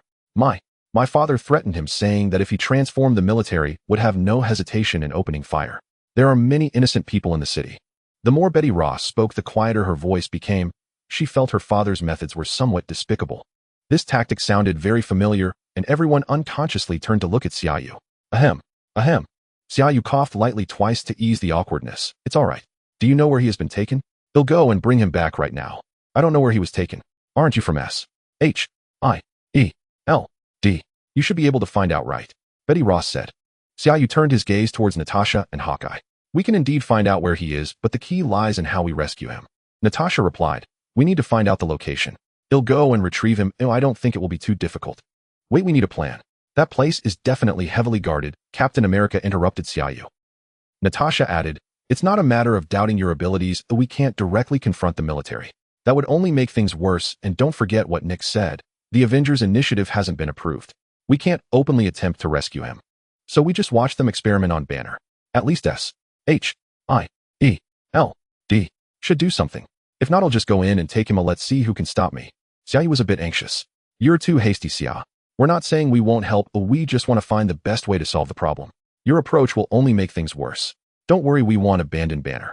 Natasha's last comment was also directed at Betty Ross, as she found Xia Yu to be overly anxious. Xia Yu fell silent. He was indeed anxious. He felt that it was because of his arrival that things had changed, otherwise they would normally wait for Loki to bring the alien threat before the Hulk emerged, and the Avengers would save the world then, at which point no one would dare to touch them. Call Nick. Let him approach the military for Banner. If that doesn't work, we'll go in ourselves to rescue him, the captain suggested. I'm afraid that if S. H. I. E. L. D. steps in, things will also be problematic. Last time, because of Tony's Iron Man armor, S. H. I. E. L. D. already slapped the military in the face. Tony still holds the position of S. H. I. E. L. D. consultant, but Banner does not, and according to the military, the Hulk is their property. Hawkeye expressed his opinion. I understand. Normal communication won't work for us, and barging in won't be justified either. So what, shall we just sit here and pray to the gods? Xia Yu slammed the table and shouted, calm down, Xia. We're just analyzing, okay? The gods. Natasha recalled something halfway through and turned to look at Thor. Everyone suddenly reacted, turning to Thor. Why are you all looking at me? I don't understand the relationships among your Earth departments. I only know how to fight. Thor felt uneasy under everyone's gaze. Thor, do you have any identity with S. H. I. E. L. D. Xia Yu asked. No, they just gave me an ID card saying I'm your brother. Didn't you give it to me? Thor replied. No, think about it. Besides being my brother, what other identity do you have? Xia Yu coaxed. Thor looked at everyone and raised his voice slightly. I've changed that habit. I haven't spoken like that in a long time. Aren't we discussing how to rescue Banner? Why bring me up? Xia Yu continued. Look, Miss Ross has been here for a while and doesn't know you. Don't you want to introduce yourself? Thor, confused, extended his hand to introduce himself, saying, hello, Miss Ross. I am Thor. Betty Ross, not understanding Xia Yu's meaning, politely shook Thor's hand and said, hello, I am Betty Ross. Thor, you didn't introduce yourself like that before. Aren't you proud to be an Asgardian? Xia Yu continued, teasing Thor. Thor was a bit upset, saying, you made me say that. I am Thor, the god of thunder, son of Odin and prince of Asgard.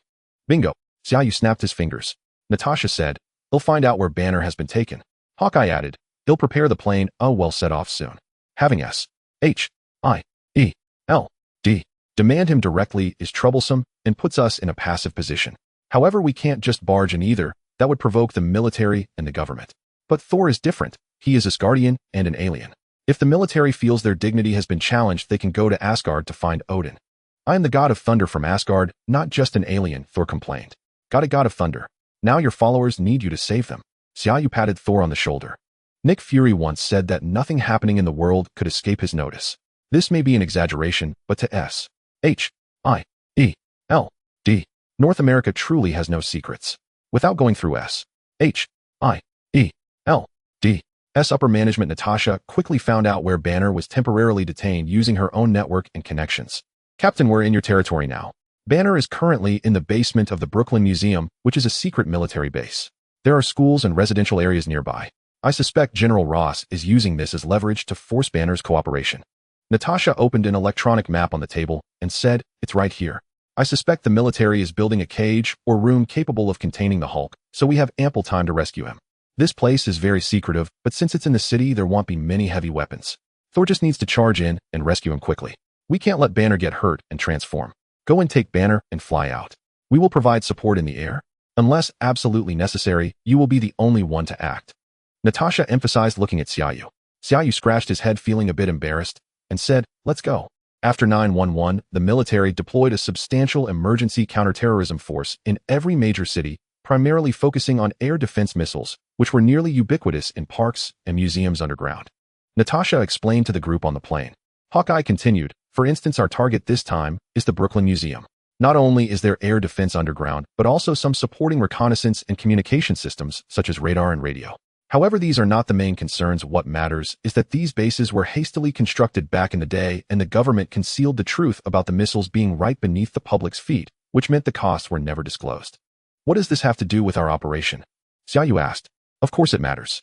The extensive secret construction combined with undisclosed expenses has resulted in insufficient military funding. Thus, this secret base is actually divided into two connected sections. The first section is for air defense missiles surrounded by 20 centimeters of reinforced steel plates. However, due to budget constraints, the personnel and office space in this area are relatively weak." Natasha interjected, "So once Thor enters and confirms Banner's location, he doesn't have to come out the same way. The risk of Banner transforming is too high. He just needs to make a large hole in the ceiling to access the sewer system in New York City, and then follow our instructions to find an exit with fewer people and simply lift the manhole cover to emerge." "Why can't I just break through the ground?" Thor asked. "Because that would expose too large a target and carry the risk of being detected," Captain said. "Also, you might damage the gas pipelines, which could cause an explosion," Xia Yu added. "Absolutely correct." Natasha concluded, handing Thor a headset. "Put this on. Besides allowing you to communicate with us, it also has a positioning system. Once you're in the sewer, just follow my directions." Xia Yu, feeling uneasy, made Thor repeat all the steps before nodding in agreement. He turned to Betty Ross and said, "Don't worry, Miss Ross, we will definitely bring Banner out without causing any harm to your father." "Bruce, why did you come back? I had given up on tracking you." "You shouldn't have returned to find Betty," General Ross said to Bruce Banner in the underground base. Banner's expression was also quite complex. "I just wanted to catch a glimpse of her from afar. I didn't expect to be discovered. I had intended to leave her behind, but now my thoughts have changed. She loves me, and I love her. Nothing can separate us." "What right do you have to talk about love, especially regarding my daughter?"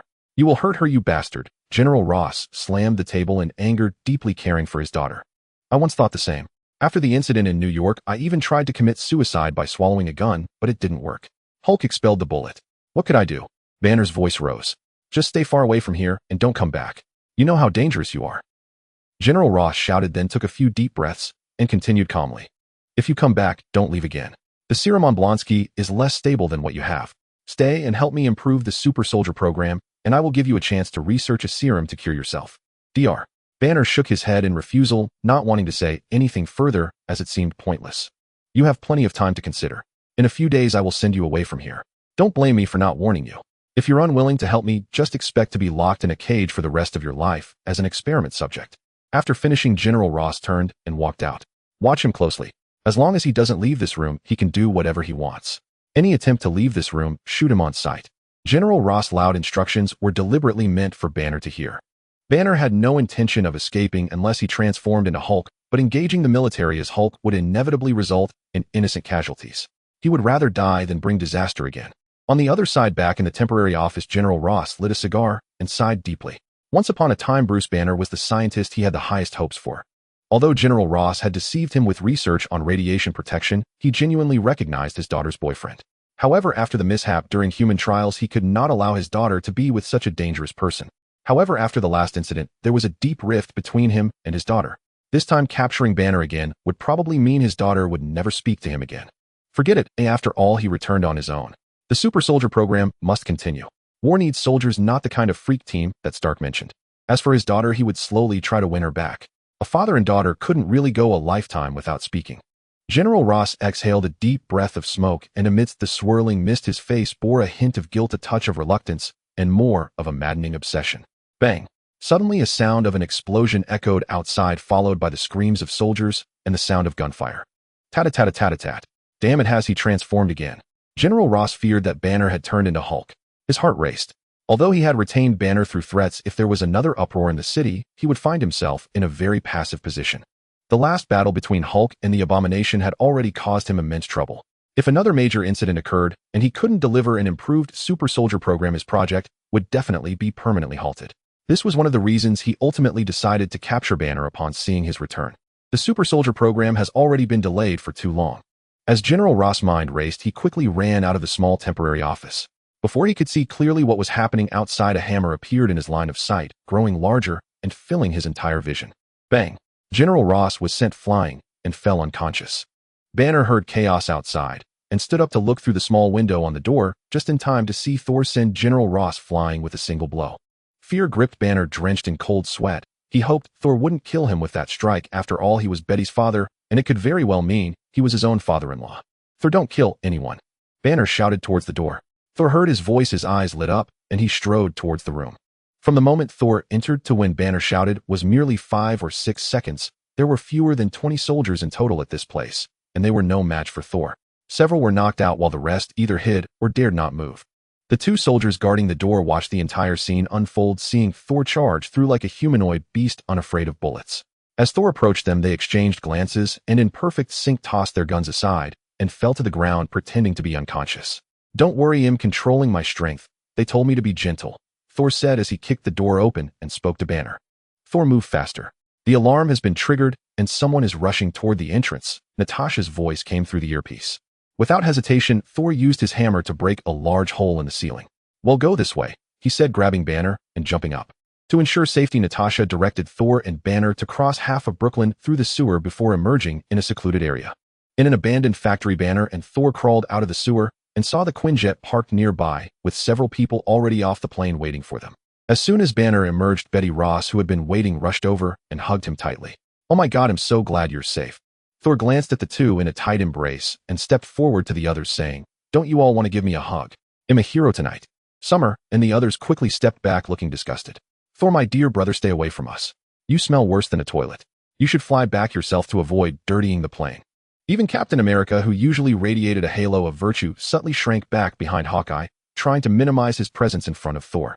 Bruce, let's leave New York together, leave this country. Oh, anywhere is fine, just the 2 of us, Betty Ross said affectionately to Banner. She didn't want to live in constant fear, but also couldn't bear to leave him. Don't worry, Miss Ross, we will protect you and won't let Banner be taken away again. Captain America stepped forward to reassure. You won't be safe anywhere, trust us, Betty. Natasha joined the persuasion. But Banner fell back into his indecisiveness. Betty, maybe your father is right. Staying by your side will only bring you harm. Repeatedly. Bang! This time it was his groin. This time it really was his groin. Betty Ross struck out in anger and Banner doubled over like a shrimp, clutching his groin tightly, disregarding the pain as he hurriedly tried to slow his heart rate with deep breaths. With each breath, he involuntarily gasped for air, producing a sound that was incredibly odd. Betty Ross wasted no time in delivering a knee strike, causing everyone to gasp in shock. Captain America quickly drew his shield. Summer donned his armor, and Thor raised his hammer. Seeing Banner on the ground still taking deep breaths, without any other changes, they slowly relaxed their vigilance. This is my last warning to you, Bruce Banner. If you dare to say anything about leaving my side again, I'll drag you off the Empire State Building with me. With that, she turned and boarded the plane. Is he all right? He looks severely hurt. Should we take him to the hospital? It's fine. Once Banner transforms, all his injuries heal. It's no big deal. Look, his face has turned purple. Should we lift him onto the plane? The group surrounded the fallen Banner, forming a circle, and began to murmur quietly. Finally, Hawkeye voiced his opinion. He's definitely fine. Just leave him be. He'll be all right in a minute. Why? Thor asked curiously. I noticed Miss Ross' strike was very practiced. That can't have been the first time. Banner probably has gotten used to it. Hawkeye analyzed professionally. Everyone nodded in agreement, but all looked at Banner on the ground with pity, wondering what it meant for a girlfriend to strike her boyfriend's groin so skillfully. Recovering from the shock, Banner slowly extended 2 fingers and trembling said, TW. Twice. If the U.S. had no secrets in the eyes of S.H.I.E.L.D., then New York, the headquarters of S.H.I.E.L.D., was utterly transparent. Just as a few of them boarded the plane, Natasha's phone rang. It's Nick, she said, holding the phone up to everyone. Let me take it, Summer said as he took the phone. Nick, every time you look for someone, it's either breaking into homes or in the dead of night. Does anyone else not need to rest? Summer fired up, directly confronting Nick Fury. Even Nick Fury, who had been at S.H.I.E.L.D. for decades, was left stunned for a few seconds by Summer's words. This conversation felt off. It shouldn't be like this. Summer heard 3 seconds of silence on the line, and just as he was about to say hello again to confirm the connection, a loud commotion erupted from the receiver, causing him to quickly pull the phone away from his ear. Damn it, you dare say you're sleeping? Do you think I'm an idiot? I can hear the noise of flying from your end through the phone. Nick was extremely angry, his voice loud enough for everyone to hear. Summer shouted back with equal volume. Why do you think I'm not sleeping? What flying? That's just the noise from my air conditioner acting up. What the hell do you want from me in the middle of the night? You think I care whether I'm sleeping or flying? And you dare ask me what I want from you? Thor, what the hell happened with breaking into that base? Why was Banner discovered? Why was he allowed to leave freely? And why did you take General Ross' daughter? Nick Fury felt he was about to explode. Hadn't he just fallen asleep? With such a huge incident happening, it would be fine if it could be covered up, but if it couldn't, tomorrow might bring unimaginable trouble. Did they really think the military would save face? Summer rubbed his ear, lowering his voice, but still spoke somewhat awkwardly. First, we were bringing Banner back for work, not to monitor him. Second, him neither Betty Ross babysitter nor guardian. They're both legal adults with their own freedom. Third, Thor is from Asgard. You want to know what happened? He went to the military base. You can have the military negotiate with Asgard. Nick Fury fell into silence again for a moment before he spoke up. The military isn't stupid. S.H.I.E.L.D. isn't omnipotent. Sooner or later, General Ross will come knocking, and this matter won't just be swept under the rug. Summer also fell silent for a few seconds before speaking slowly. The person is in our hands. The military has no reason to forcefully take them away from us. The one who broke into the base is Thor from Asgard, with no relation to S.H.I.E.L.D. He's simply Banner's private friend. I will do my best to conceal this matter, but if anything happens next time, you must inform me first. Tomorrow I'll have Coulson return. Nick Fury finished and hung up the phone. After hanging up, everyone fell silent for a while before Banner spoke up. Summer, why don't we just leave? Let's find a place where no one can find us. This situation isn't good for anyone. Summer frowned and was about to curse when Captain America spoke first. Banner, you can't run away. Only we can protect you in this world. We can't choose to compromise just because of pressure. We are family, united together. No one can take you away from us. Early the next morning, Coulson hurried over, whispering to Hawkeye and Natasha. Xia Yu found it amusing and said loudly, Coulson, we all consider you a friend. You don't have to be like this. Yesterday was an emergency and accident. We'll definitely notify you in the future if something comes up. Coulson looked up in protest. I'm not blaming you, Xia. I just want those two to inform me in the future. Even though I wasn't there, I am responsible for it. When Nick called me yesterday, I didn't even know what happened. Coulson pointed at Hawkeye and Natasha, continuing, I understand that you didn't have time to notify me, but these two have been my colleagues for many years. They should have let me know, otherwise when the boss asks, I won't know how to respond. Xia Yu laughed heartily, estimating that Nick Fury must have vented his frustrations on Coulson after being humiliated yesterday. Xia Yu walked over and patted Coulson on the shoulder, saying, let's not dwell on the past. Tell us about that cellist. Did you manage to get to first base? Coulson's expression fell immediately. I had a well-prepared date and I was confident I could make a move, but the boss called me away at the last minute. Now I don't even know how to explain my absence. Hawkeye chimed in, don't worry, Coulson. As long as your girlfriend doesn't use her knees to hit your groin, everything will be easy to discuss. Everyone burst into laughter while Coulson looked confused, not understanding the joke. What kind of girlfriend would hit someone in the groin with her knees? Coulson also arrived, and aside from Tony, everyone else was gathered again. The group resumed their earlier rhythm, but Betty Ross couldn't go back to work as General Ross was said to be searching for her everywhere. However, she didn't care much about work at the moment. The reunion with Banner made them both realize the preciousness of rekindled feelings, and they were willing to give up everything for each other. Xia Yu felt that when they made eye contact, there were sparks flying. Perhaps due to Betty Ross' gentle persuasion, Banner began to take their relationship more seriously. Soon he approached Xia Yu with a request. Have you thought it through? Xia Yu asked Banner. Yes, I can't avoid it. I must face Hulk. I need to take the initiative to let him out so he can adapt to you all, to this place, and to Betty. Only then can I comfortably integrate into life and be with Betty. Banner was quite resolute this time. Xia Yu nodded and went to call Thor and Captain America over. The three of them discussed for a while and felt that it wouldn't be a problem to work together to suppress Hulk quickly, so they agreed with Banner's idea. Captain America was the most enthusiastic. If they could let Hulk out every day and keep him within a controllable range, it would greatly benefit their combat training. Everyone got ready, and with the decision made, Captain America, Thor, and Xia Yu took Banner outside to a large open space, while the others observed from a distance. As soon as Banner transformed, he punched Xia Yu into the sky. However, it was only Xia Yu. Hulk commented, liar, you said you often let Hulk out. but Hulk feels like he hasn't been out in a long time. Xia Yu covered his head, feeling that this punch was definitely a waste, as if he had deceived a child. Hulk was very difficult to communicate with because he often existed in a state of anger, but being hard to communicate with didn't mean he couldn't communicate. Especially under the threat of the three of them wielding hammers, they reached an agreement to let him out 3 times a week, each time for 6 hours. Hulk was like a child, but not foolish. He could distinguish whether others had malicious intent toward him when he wasn't in a rage. He was just a child with immense strength and a bit of insecurity. Xia Yu realized this when he watched Thor Ragnarok, feeling that Hulk's intelligence might even be higher than Thor's. However, Hulk demanded food every time he came out and had quite the appetite. Xia Yu's supplies in his ring were nearly consumed. For the first time, he felt the threat of bankruptcy. Later, he remembered that the food at the base was supplied by Stark, and he chuckled for a long time. One day, Xia Yu was sitting on the steps at the base entrance with Hulk beside him, learning Chinese from Xia Yu. Ever since that training session where Xia Yu was punched into the air and exclaimed, "Damn it," Hulk had been repeating that phrase, finding it very cool, and insisted on learning Chinese. Hulk, Hulk. Xia Yu, green fatty Chinese. Hulk, Thor is a noob. Xia Yu, Thor is an idiot. Hulk, wait, why is Thor still Thor and Hulk is just green? Fatty. Xia Yu replied, because I'm too lazy to translate noob's name. Hulk nodded, alright, Thor is an idiot. Xia Yu also nodded, very standard pronunciation indeed, Thor is an idiot. As the two were happily engaged in their QA, a sudden roar of vehicles came from outside. Judging by the sound, it was not just 1 or 2 cars. Xia Yu stood up to look into the distance, seeing at least 2 or 3 dozen vehicles. In front were military jeeps, and behind them were unexpectedly 7 or 8 tanks, along with some vehicles that Xia Yu couldn't identify, but clearly were armed transporters. Guys, come out. We have trouble. Xia Yu shouted loudly inside. Xia Yu's shout, infused with internal energy, drew everyone out of the base. In fact, there were hardly a few people. Without Tony, and with only Betty Ross and Coulson, there were merely 8 in total. Upon seeing the situation, Natasha, Hawkeye, and Coulson's expressions changed dramatically, especially Coulson, who muttered to himself, "It's impossible. With such a significant military movement, how could we have received no wind of it?" As if to slap Coulson in the face, just as he finished speaking, 4 armed helicopters appeared in the distance. "It's General Ross," Hawkeye asserted. Xia Yu turned back in surprise and asked Hawkeye, "Clinton, what kind of eyes do you have? I can't even see the people inside after using internal energy. That can't be right." Hawkeye shot Xia Yu a disdainful glance. "Do I need to see? Who else could it be?"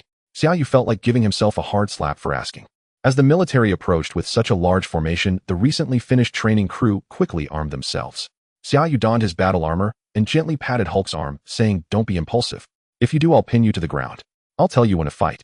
Hulk let out an unwilling roar, but obediently nodded. "You go negotiate with them. Make sure Xia Yu and the others don't act impulsively. I'll contact the military right away if something isn't right. We haven't received any news. You must control the situation."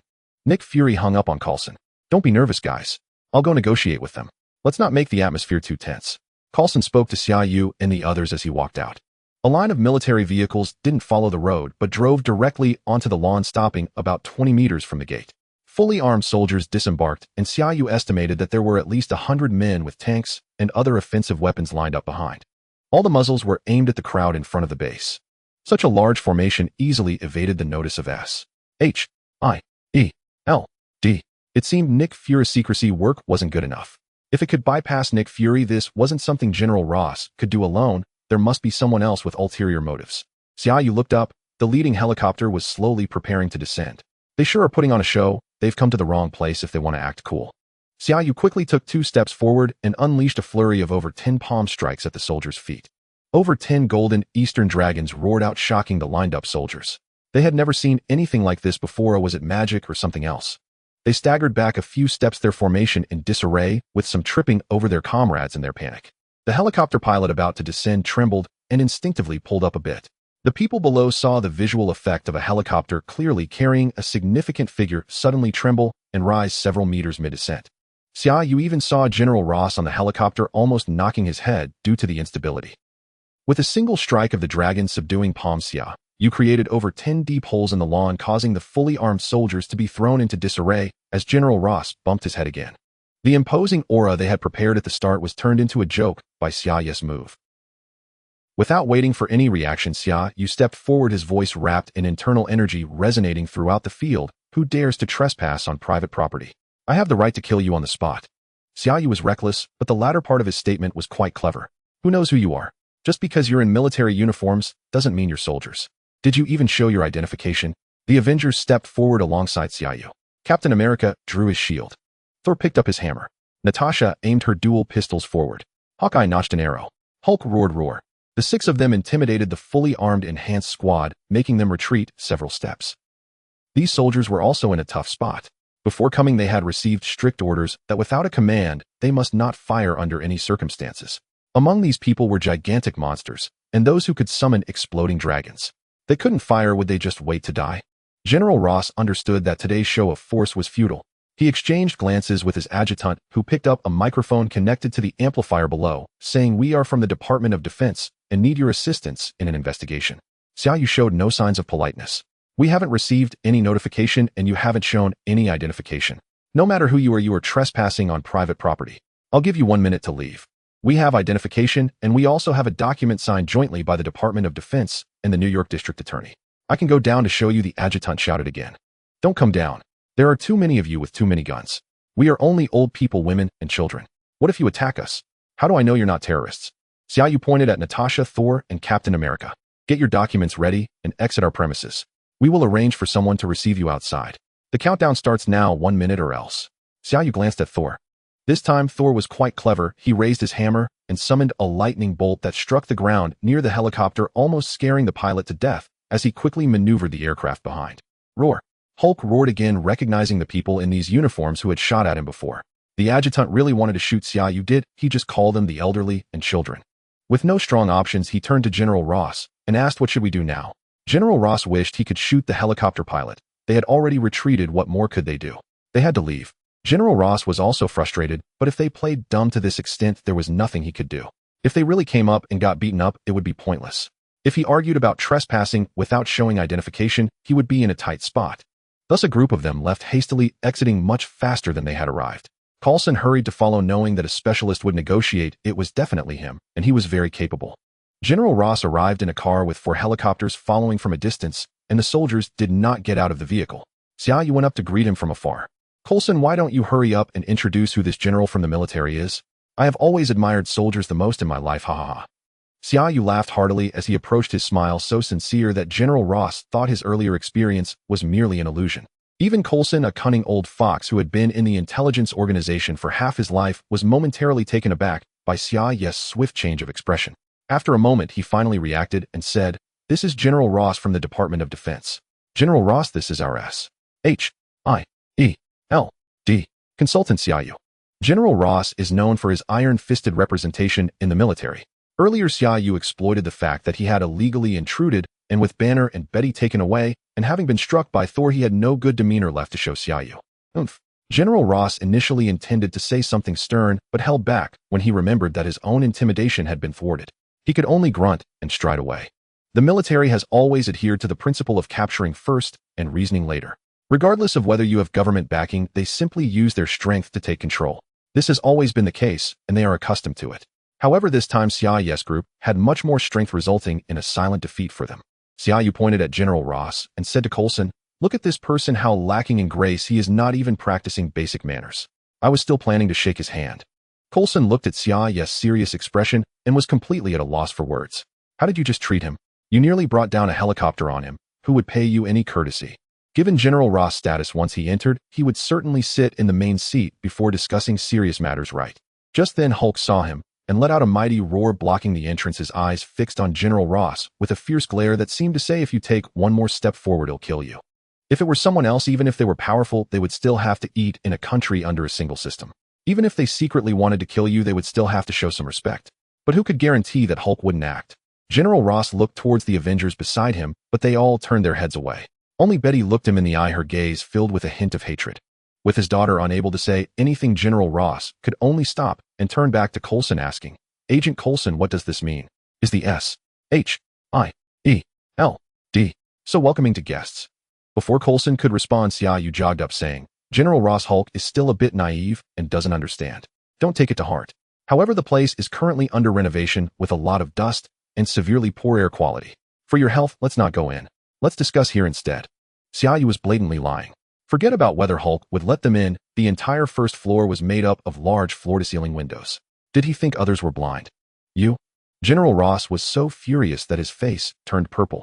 He turned to Coulson, who despite appearing honest was now looking away, pretending not to see him. Coulson wasn't foolish either. Xia Yu was clearly not letting him in, and with Hulk blocking the way, he dared not proceed. General Ross took a deep breath and said, "Good, very good. It's best to conduct business formally. We need to contact our Department of Defense." His words were cut off by Xia Yu's merciless interruption. "It must be done formally. You follow legal procedures, and I will fully cooperate. However, you just barged in with people and vehicles. I can overlook the negligence, but you need to compensate for damaging the lawn." "That's enough." "What do you mean? When did I damage your lawn?" General Ross couldn't control himself and shouted. Xia Yu suddenly flashed in front of General Ross's finger, almost poking Ross' face. "Are you blind? Did you not see all those big holes over there? The ground was fine when I got up this morning. If it wasn't you who damaged it, then who? You chose to come through the lawn instead of using the large road. Don't think that just because you're a general I won't dare to call you out. You need to compensate first." Xia Yu shot a series of questions like a rapid fire, then ran to point at the lawn he had destroyed with his dragon-subduing palm, saying, "Tsk tisk tisk, look at what you've done to this lawn. You had a road, but chose to trample the lawn. Is this the quality of the soldiers from your Department of Defense? Is our property illegal? Is it not protected by the Constitution of the United States?" General Ross gasped for breath. "You clearly damaged it yourself. Stop changing the subject. I came here to—" Xia Yu ruthlessly interrupted him again. "I damaged it myself. We don't have any weapons of mass destruction here, nor do we have any excavators. You refuse to compensate, huh? Well, Natasha called the reporters. I think they would be very interested in reporting how the military trespassed into private property and damaged citizens' property." General Ross had never encountered such a situation in his life. What has happened to this world? Xia Yu's playful banter completely disrupted his plans and rhythm, and Xia Yu had pinpointed his Achilles heel from the start, from the trespass to now calling the reporters. It was entirely unexpected but remarkably effective. Xia Yu pointed at Hulk and said, "I know why you are here, but one thing at a time. Let's settle this account first. You have documents and orders. I will absolutely cooperate with you." General Ross extended his right hand, gripping his aide's shoulder tightly, his fingers almost digging into the flesh. After a long pause, he finally spoke, each word painfully slow. "Count. They have to compensate. How much money do we need to pay?" Natasha quickly stepped forward to engage with the aide, assessing the damage to the lawn and estimating a price. Xia Yu chimed in from the side. "Natasha, Tony Stark buys the best of everything. Let's calculate at the market's highest price. There's no need to save them money. The military is rolling in wealth."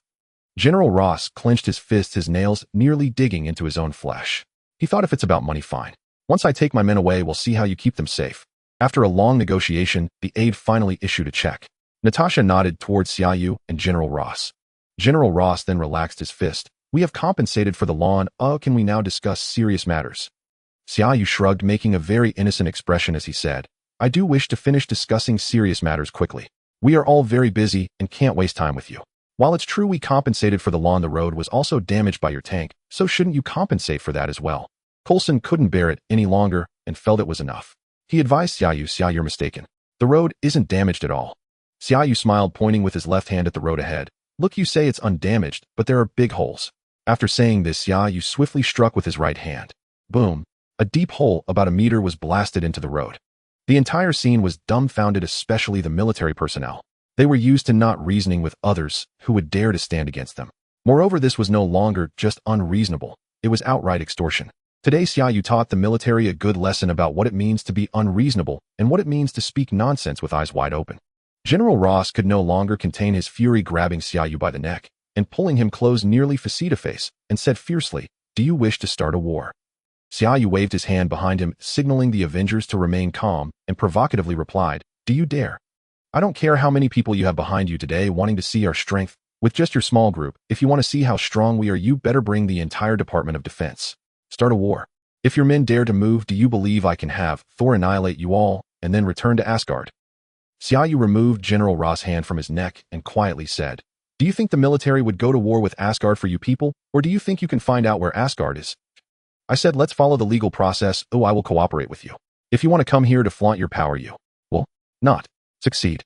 General Ross raised his right hand in anger, and everyone knew this was a signal to attack. If he waved his hand forward, it would lead to a situation of no return. A terrifying silence enveloped the room. No one spoke, only the heavy breathing of General Ross could be heard. Natasha approached and gently patted Xia Yu's palm, signaling him not to make too much of a scene, and Xia Yu gave her a reassuring glance. After a long pause, General Ross slowly lowered his hand and said, "Good, I hope you remember your words, pay up." This time there was no negotiation. The officer directly produced a check. Xia Yu took the check and saw a string of zeros on it. He whistled happily, realizing the military was indeed quite wealthy. With a radiant smile once again he asked, "Honorable General, since you brought so many people today, is there anything I can assist you with?"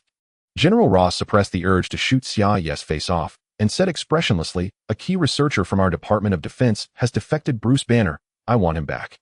Xia Yu's smile remained unchanged. "General, I believe this must be a misunderstanding. Look, we are all government employees here, and we have the Prince of Asgard from outer space, as well as your daughter. Where would a defected researcher come from? Why don't you let your soldiers come in and search?" The officer beside him pointed at Hulk and was about to speak when Xia Yu pressed down his arm and said, "Don't point randomly. That's Hulk, a green-skinned titan and the attendant of Prince Thor from Asgard. He's very strong and has a bad temper, so it wouldn't be good if he accidentally hurt you." "Nonsense, this is obviously." The officer was interrupted again. "This is clearly a mistake on your part. There is no Bruce Banner here at all." Xia Yu was clearly being unreasonable. "I warn you, kid, stop pretending. Do you really think we came here unprepared to catch someone, or to catch a green monster like Hulk?" With a wave of his hand, General Ross signaled for 8 small transport trucks to emerge. The 8 trucks were spaced about 10 meters apart, forming a semicircle, subtly indicating an intention to encircle the entire base.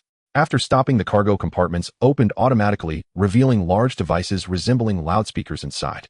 These are ultrasonic weapons that General Ross customized a few years ago from Stark Industries. Activating both together will be enough to incapacitate Hulk, even severely injuring him back to Banner. Upon seeing the soundwave weapons, Natasha's expression grew serious. Indeed, SHIELD is well informed. General Ross glanced at Natasha and then said to Xia Yu, "The soldiers inside are on full alert. It wouldn't take a second to activate those devices. Do you have confidence that all of you can retreat unscathed?" Xia Yu frowned. "Your daughter is inside here." "Precisely because my daughter is here, I have not launched an immediate attack. Perhaps you are right. Thor could wipe us out alone, but do you have confidence that the remaining few of you will survive? I must take Bruce Banner away today. Don't think that your daughter or even the president can save him today," General Ross stated firmly. Xia Yu fell silent. General Ross might not dare to fire first, but the situation was now clear. Continuing to escalate meant refusing arrest. The current situation is that whoever holds the person has the upper hand. If the person is in one's own hands, one can say anything and deny it. At worst, one could find another place for Banner to stay for a while. If he falls into the military's hands, they can justify anything, but he absolutely must not be handed over. If he is handed over now, he will definitely not return, but fighting would be problematic since those soundwave weapons cover too large an area. There can be no casualties. This battle will not be easy. Xia Yu stared intently at General Ross. The best opportunity would be to directly control General Ross, but nobody would be willing to take that risk. He could care less, but those present were government officials living in this country. What should they do? General Ross seemed to see what Xia Yu was thinking. "Taking me hostage is a good idea, but you will all become wanted criminals. Perhaps that Mr. Thor wouldn't care, but what about you? Kid, you've taken advantage of this enough today. I hand the person over." "Damn Tony Stark," Xia Yu muttered under his breath. General Ross felt confident of victory. "Tony Stark is indeed a damned person, but I must say he is a genius with weapons. Xia, we cannot compromise, or we cannot hand over the person. No matter what, we must stand united." This choice was difficult, and the captain was the first to offer his support to Xia Yu. This is also Captain America's principle: no compromise, stand united. Everyone bears the burden together regardless of whether the outcome is good or bad.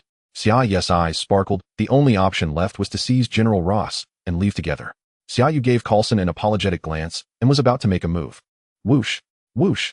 Several micro-missiles flew down from the sky, each accurately hitting the loudspeaker of the ultrasonic weapon. Boom, boom, boom.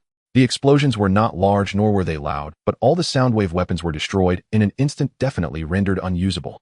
Joy surged on Xia Yu's face. "I say, have today's robbers become so heavily armed?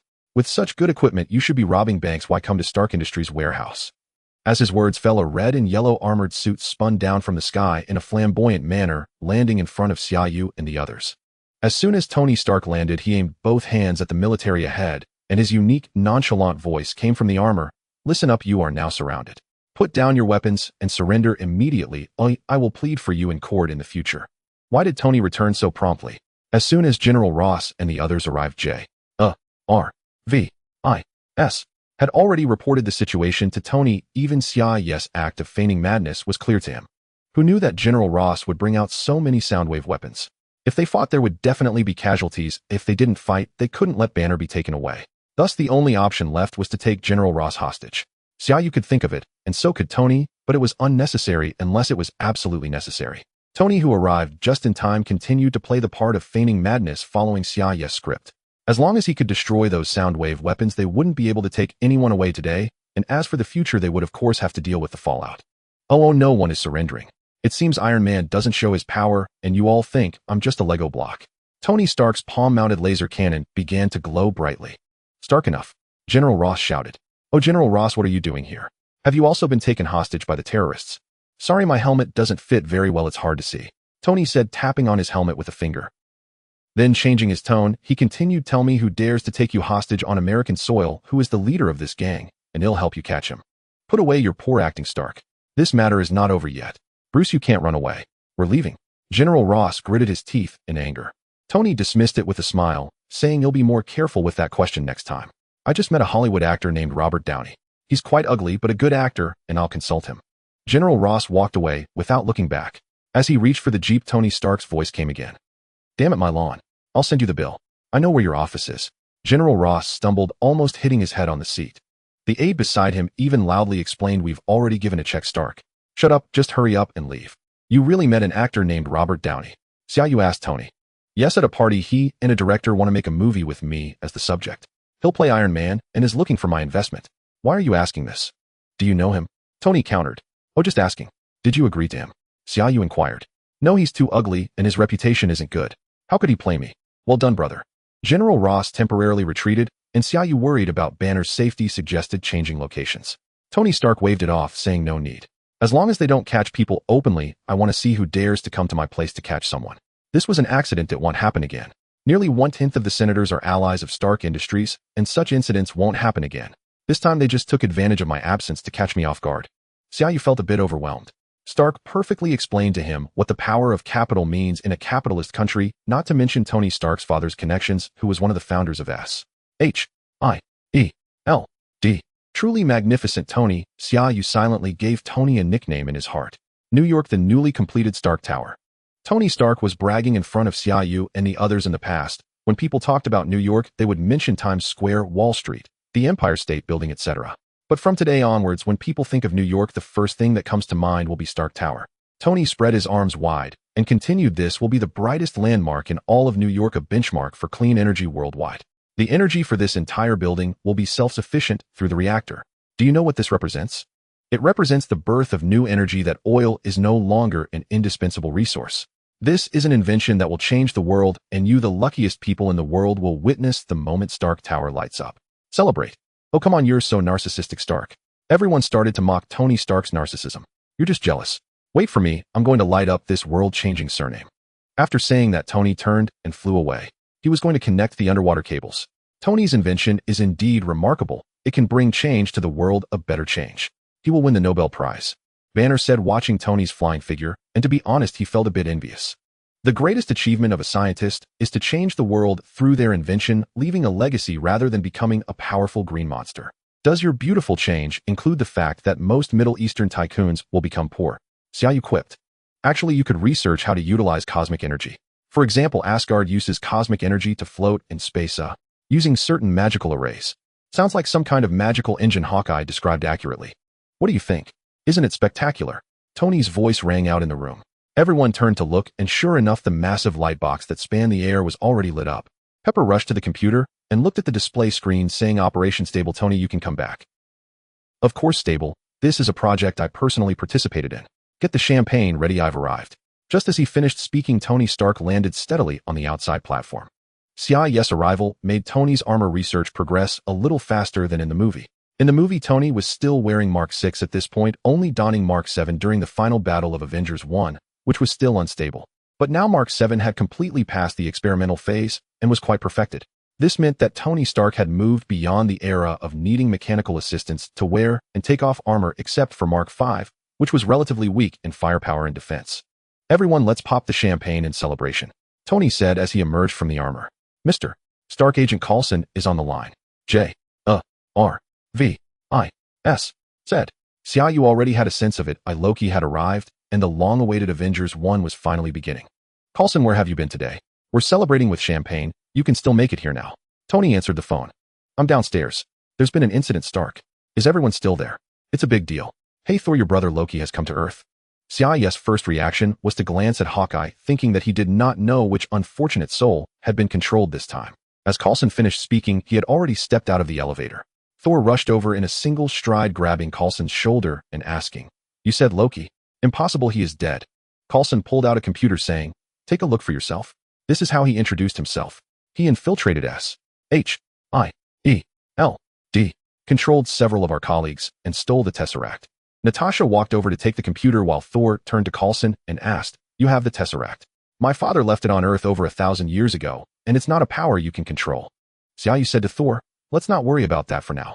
Come over and take a look first, we can discuss the rest later." After watching the video, Thor murmured, "I need to contact Heimdall." The news from Heimdall was that Loki was not dead, rather he had formed an alliance with the Chitauri to attack Earth, and the Chitauri forces were already assembling. Thor initially wanted Heimdall to locate Loki's whereabouts, but Heimdall informed him that Loki must have something on him that masked his life signals, possibly the Tesseract, making it impossible for Heimdall to search among billions of people on Earth.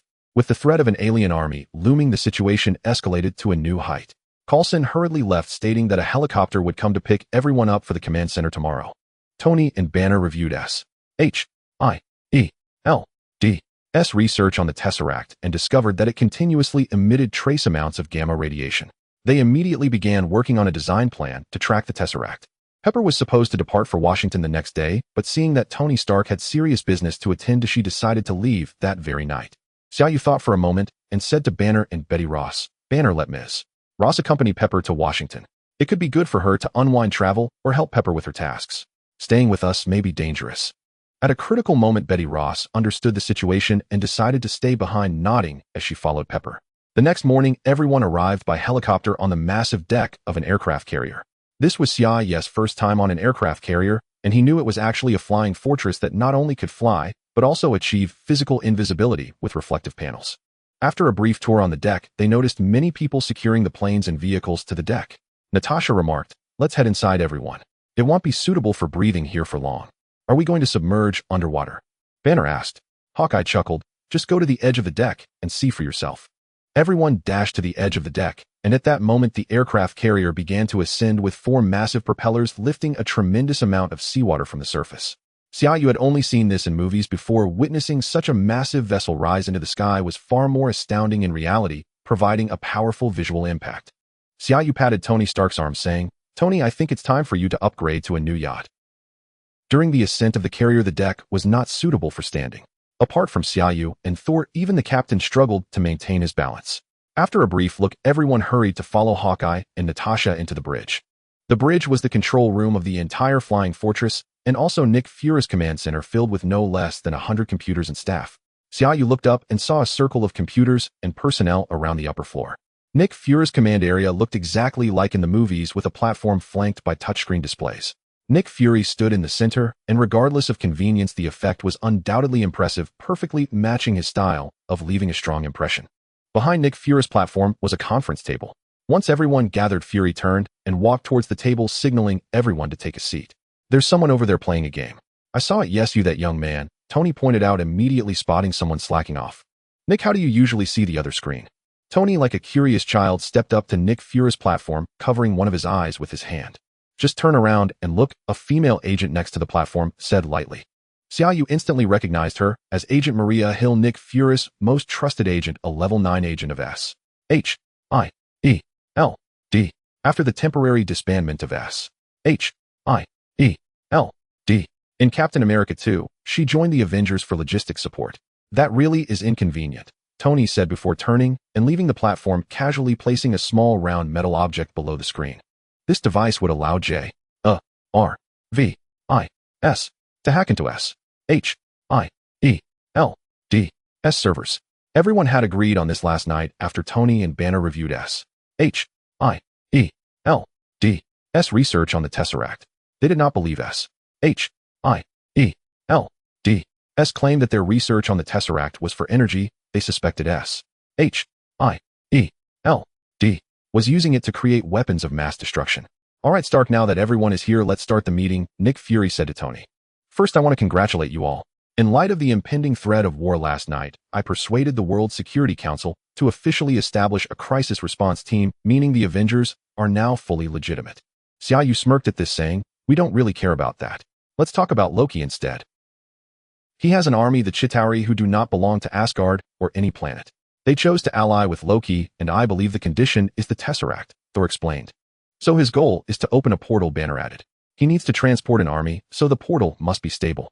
He requires metal to stabilize it, ensuring it doesn't collapse like it did when he arrived.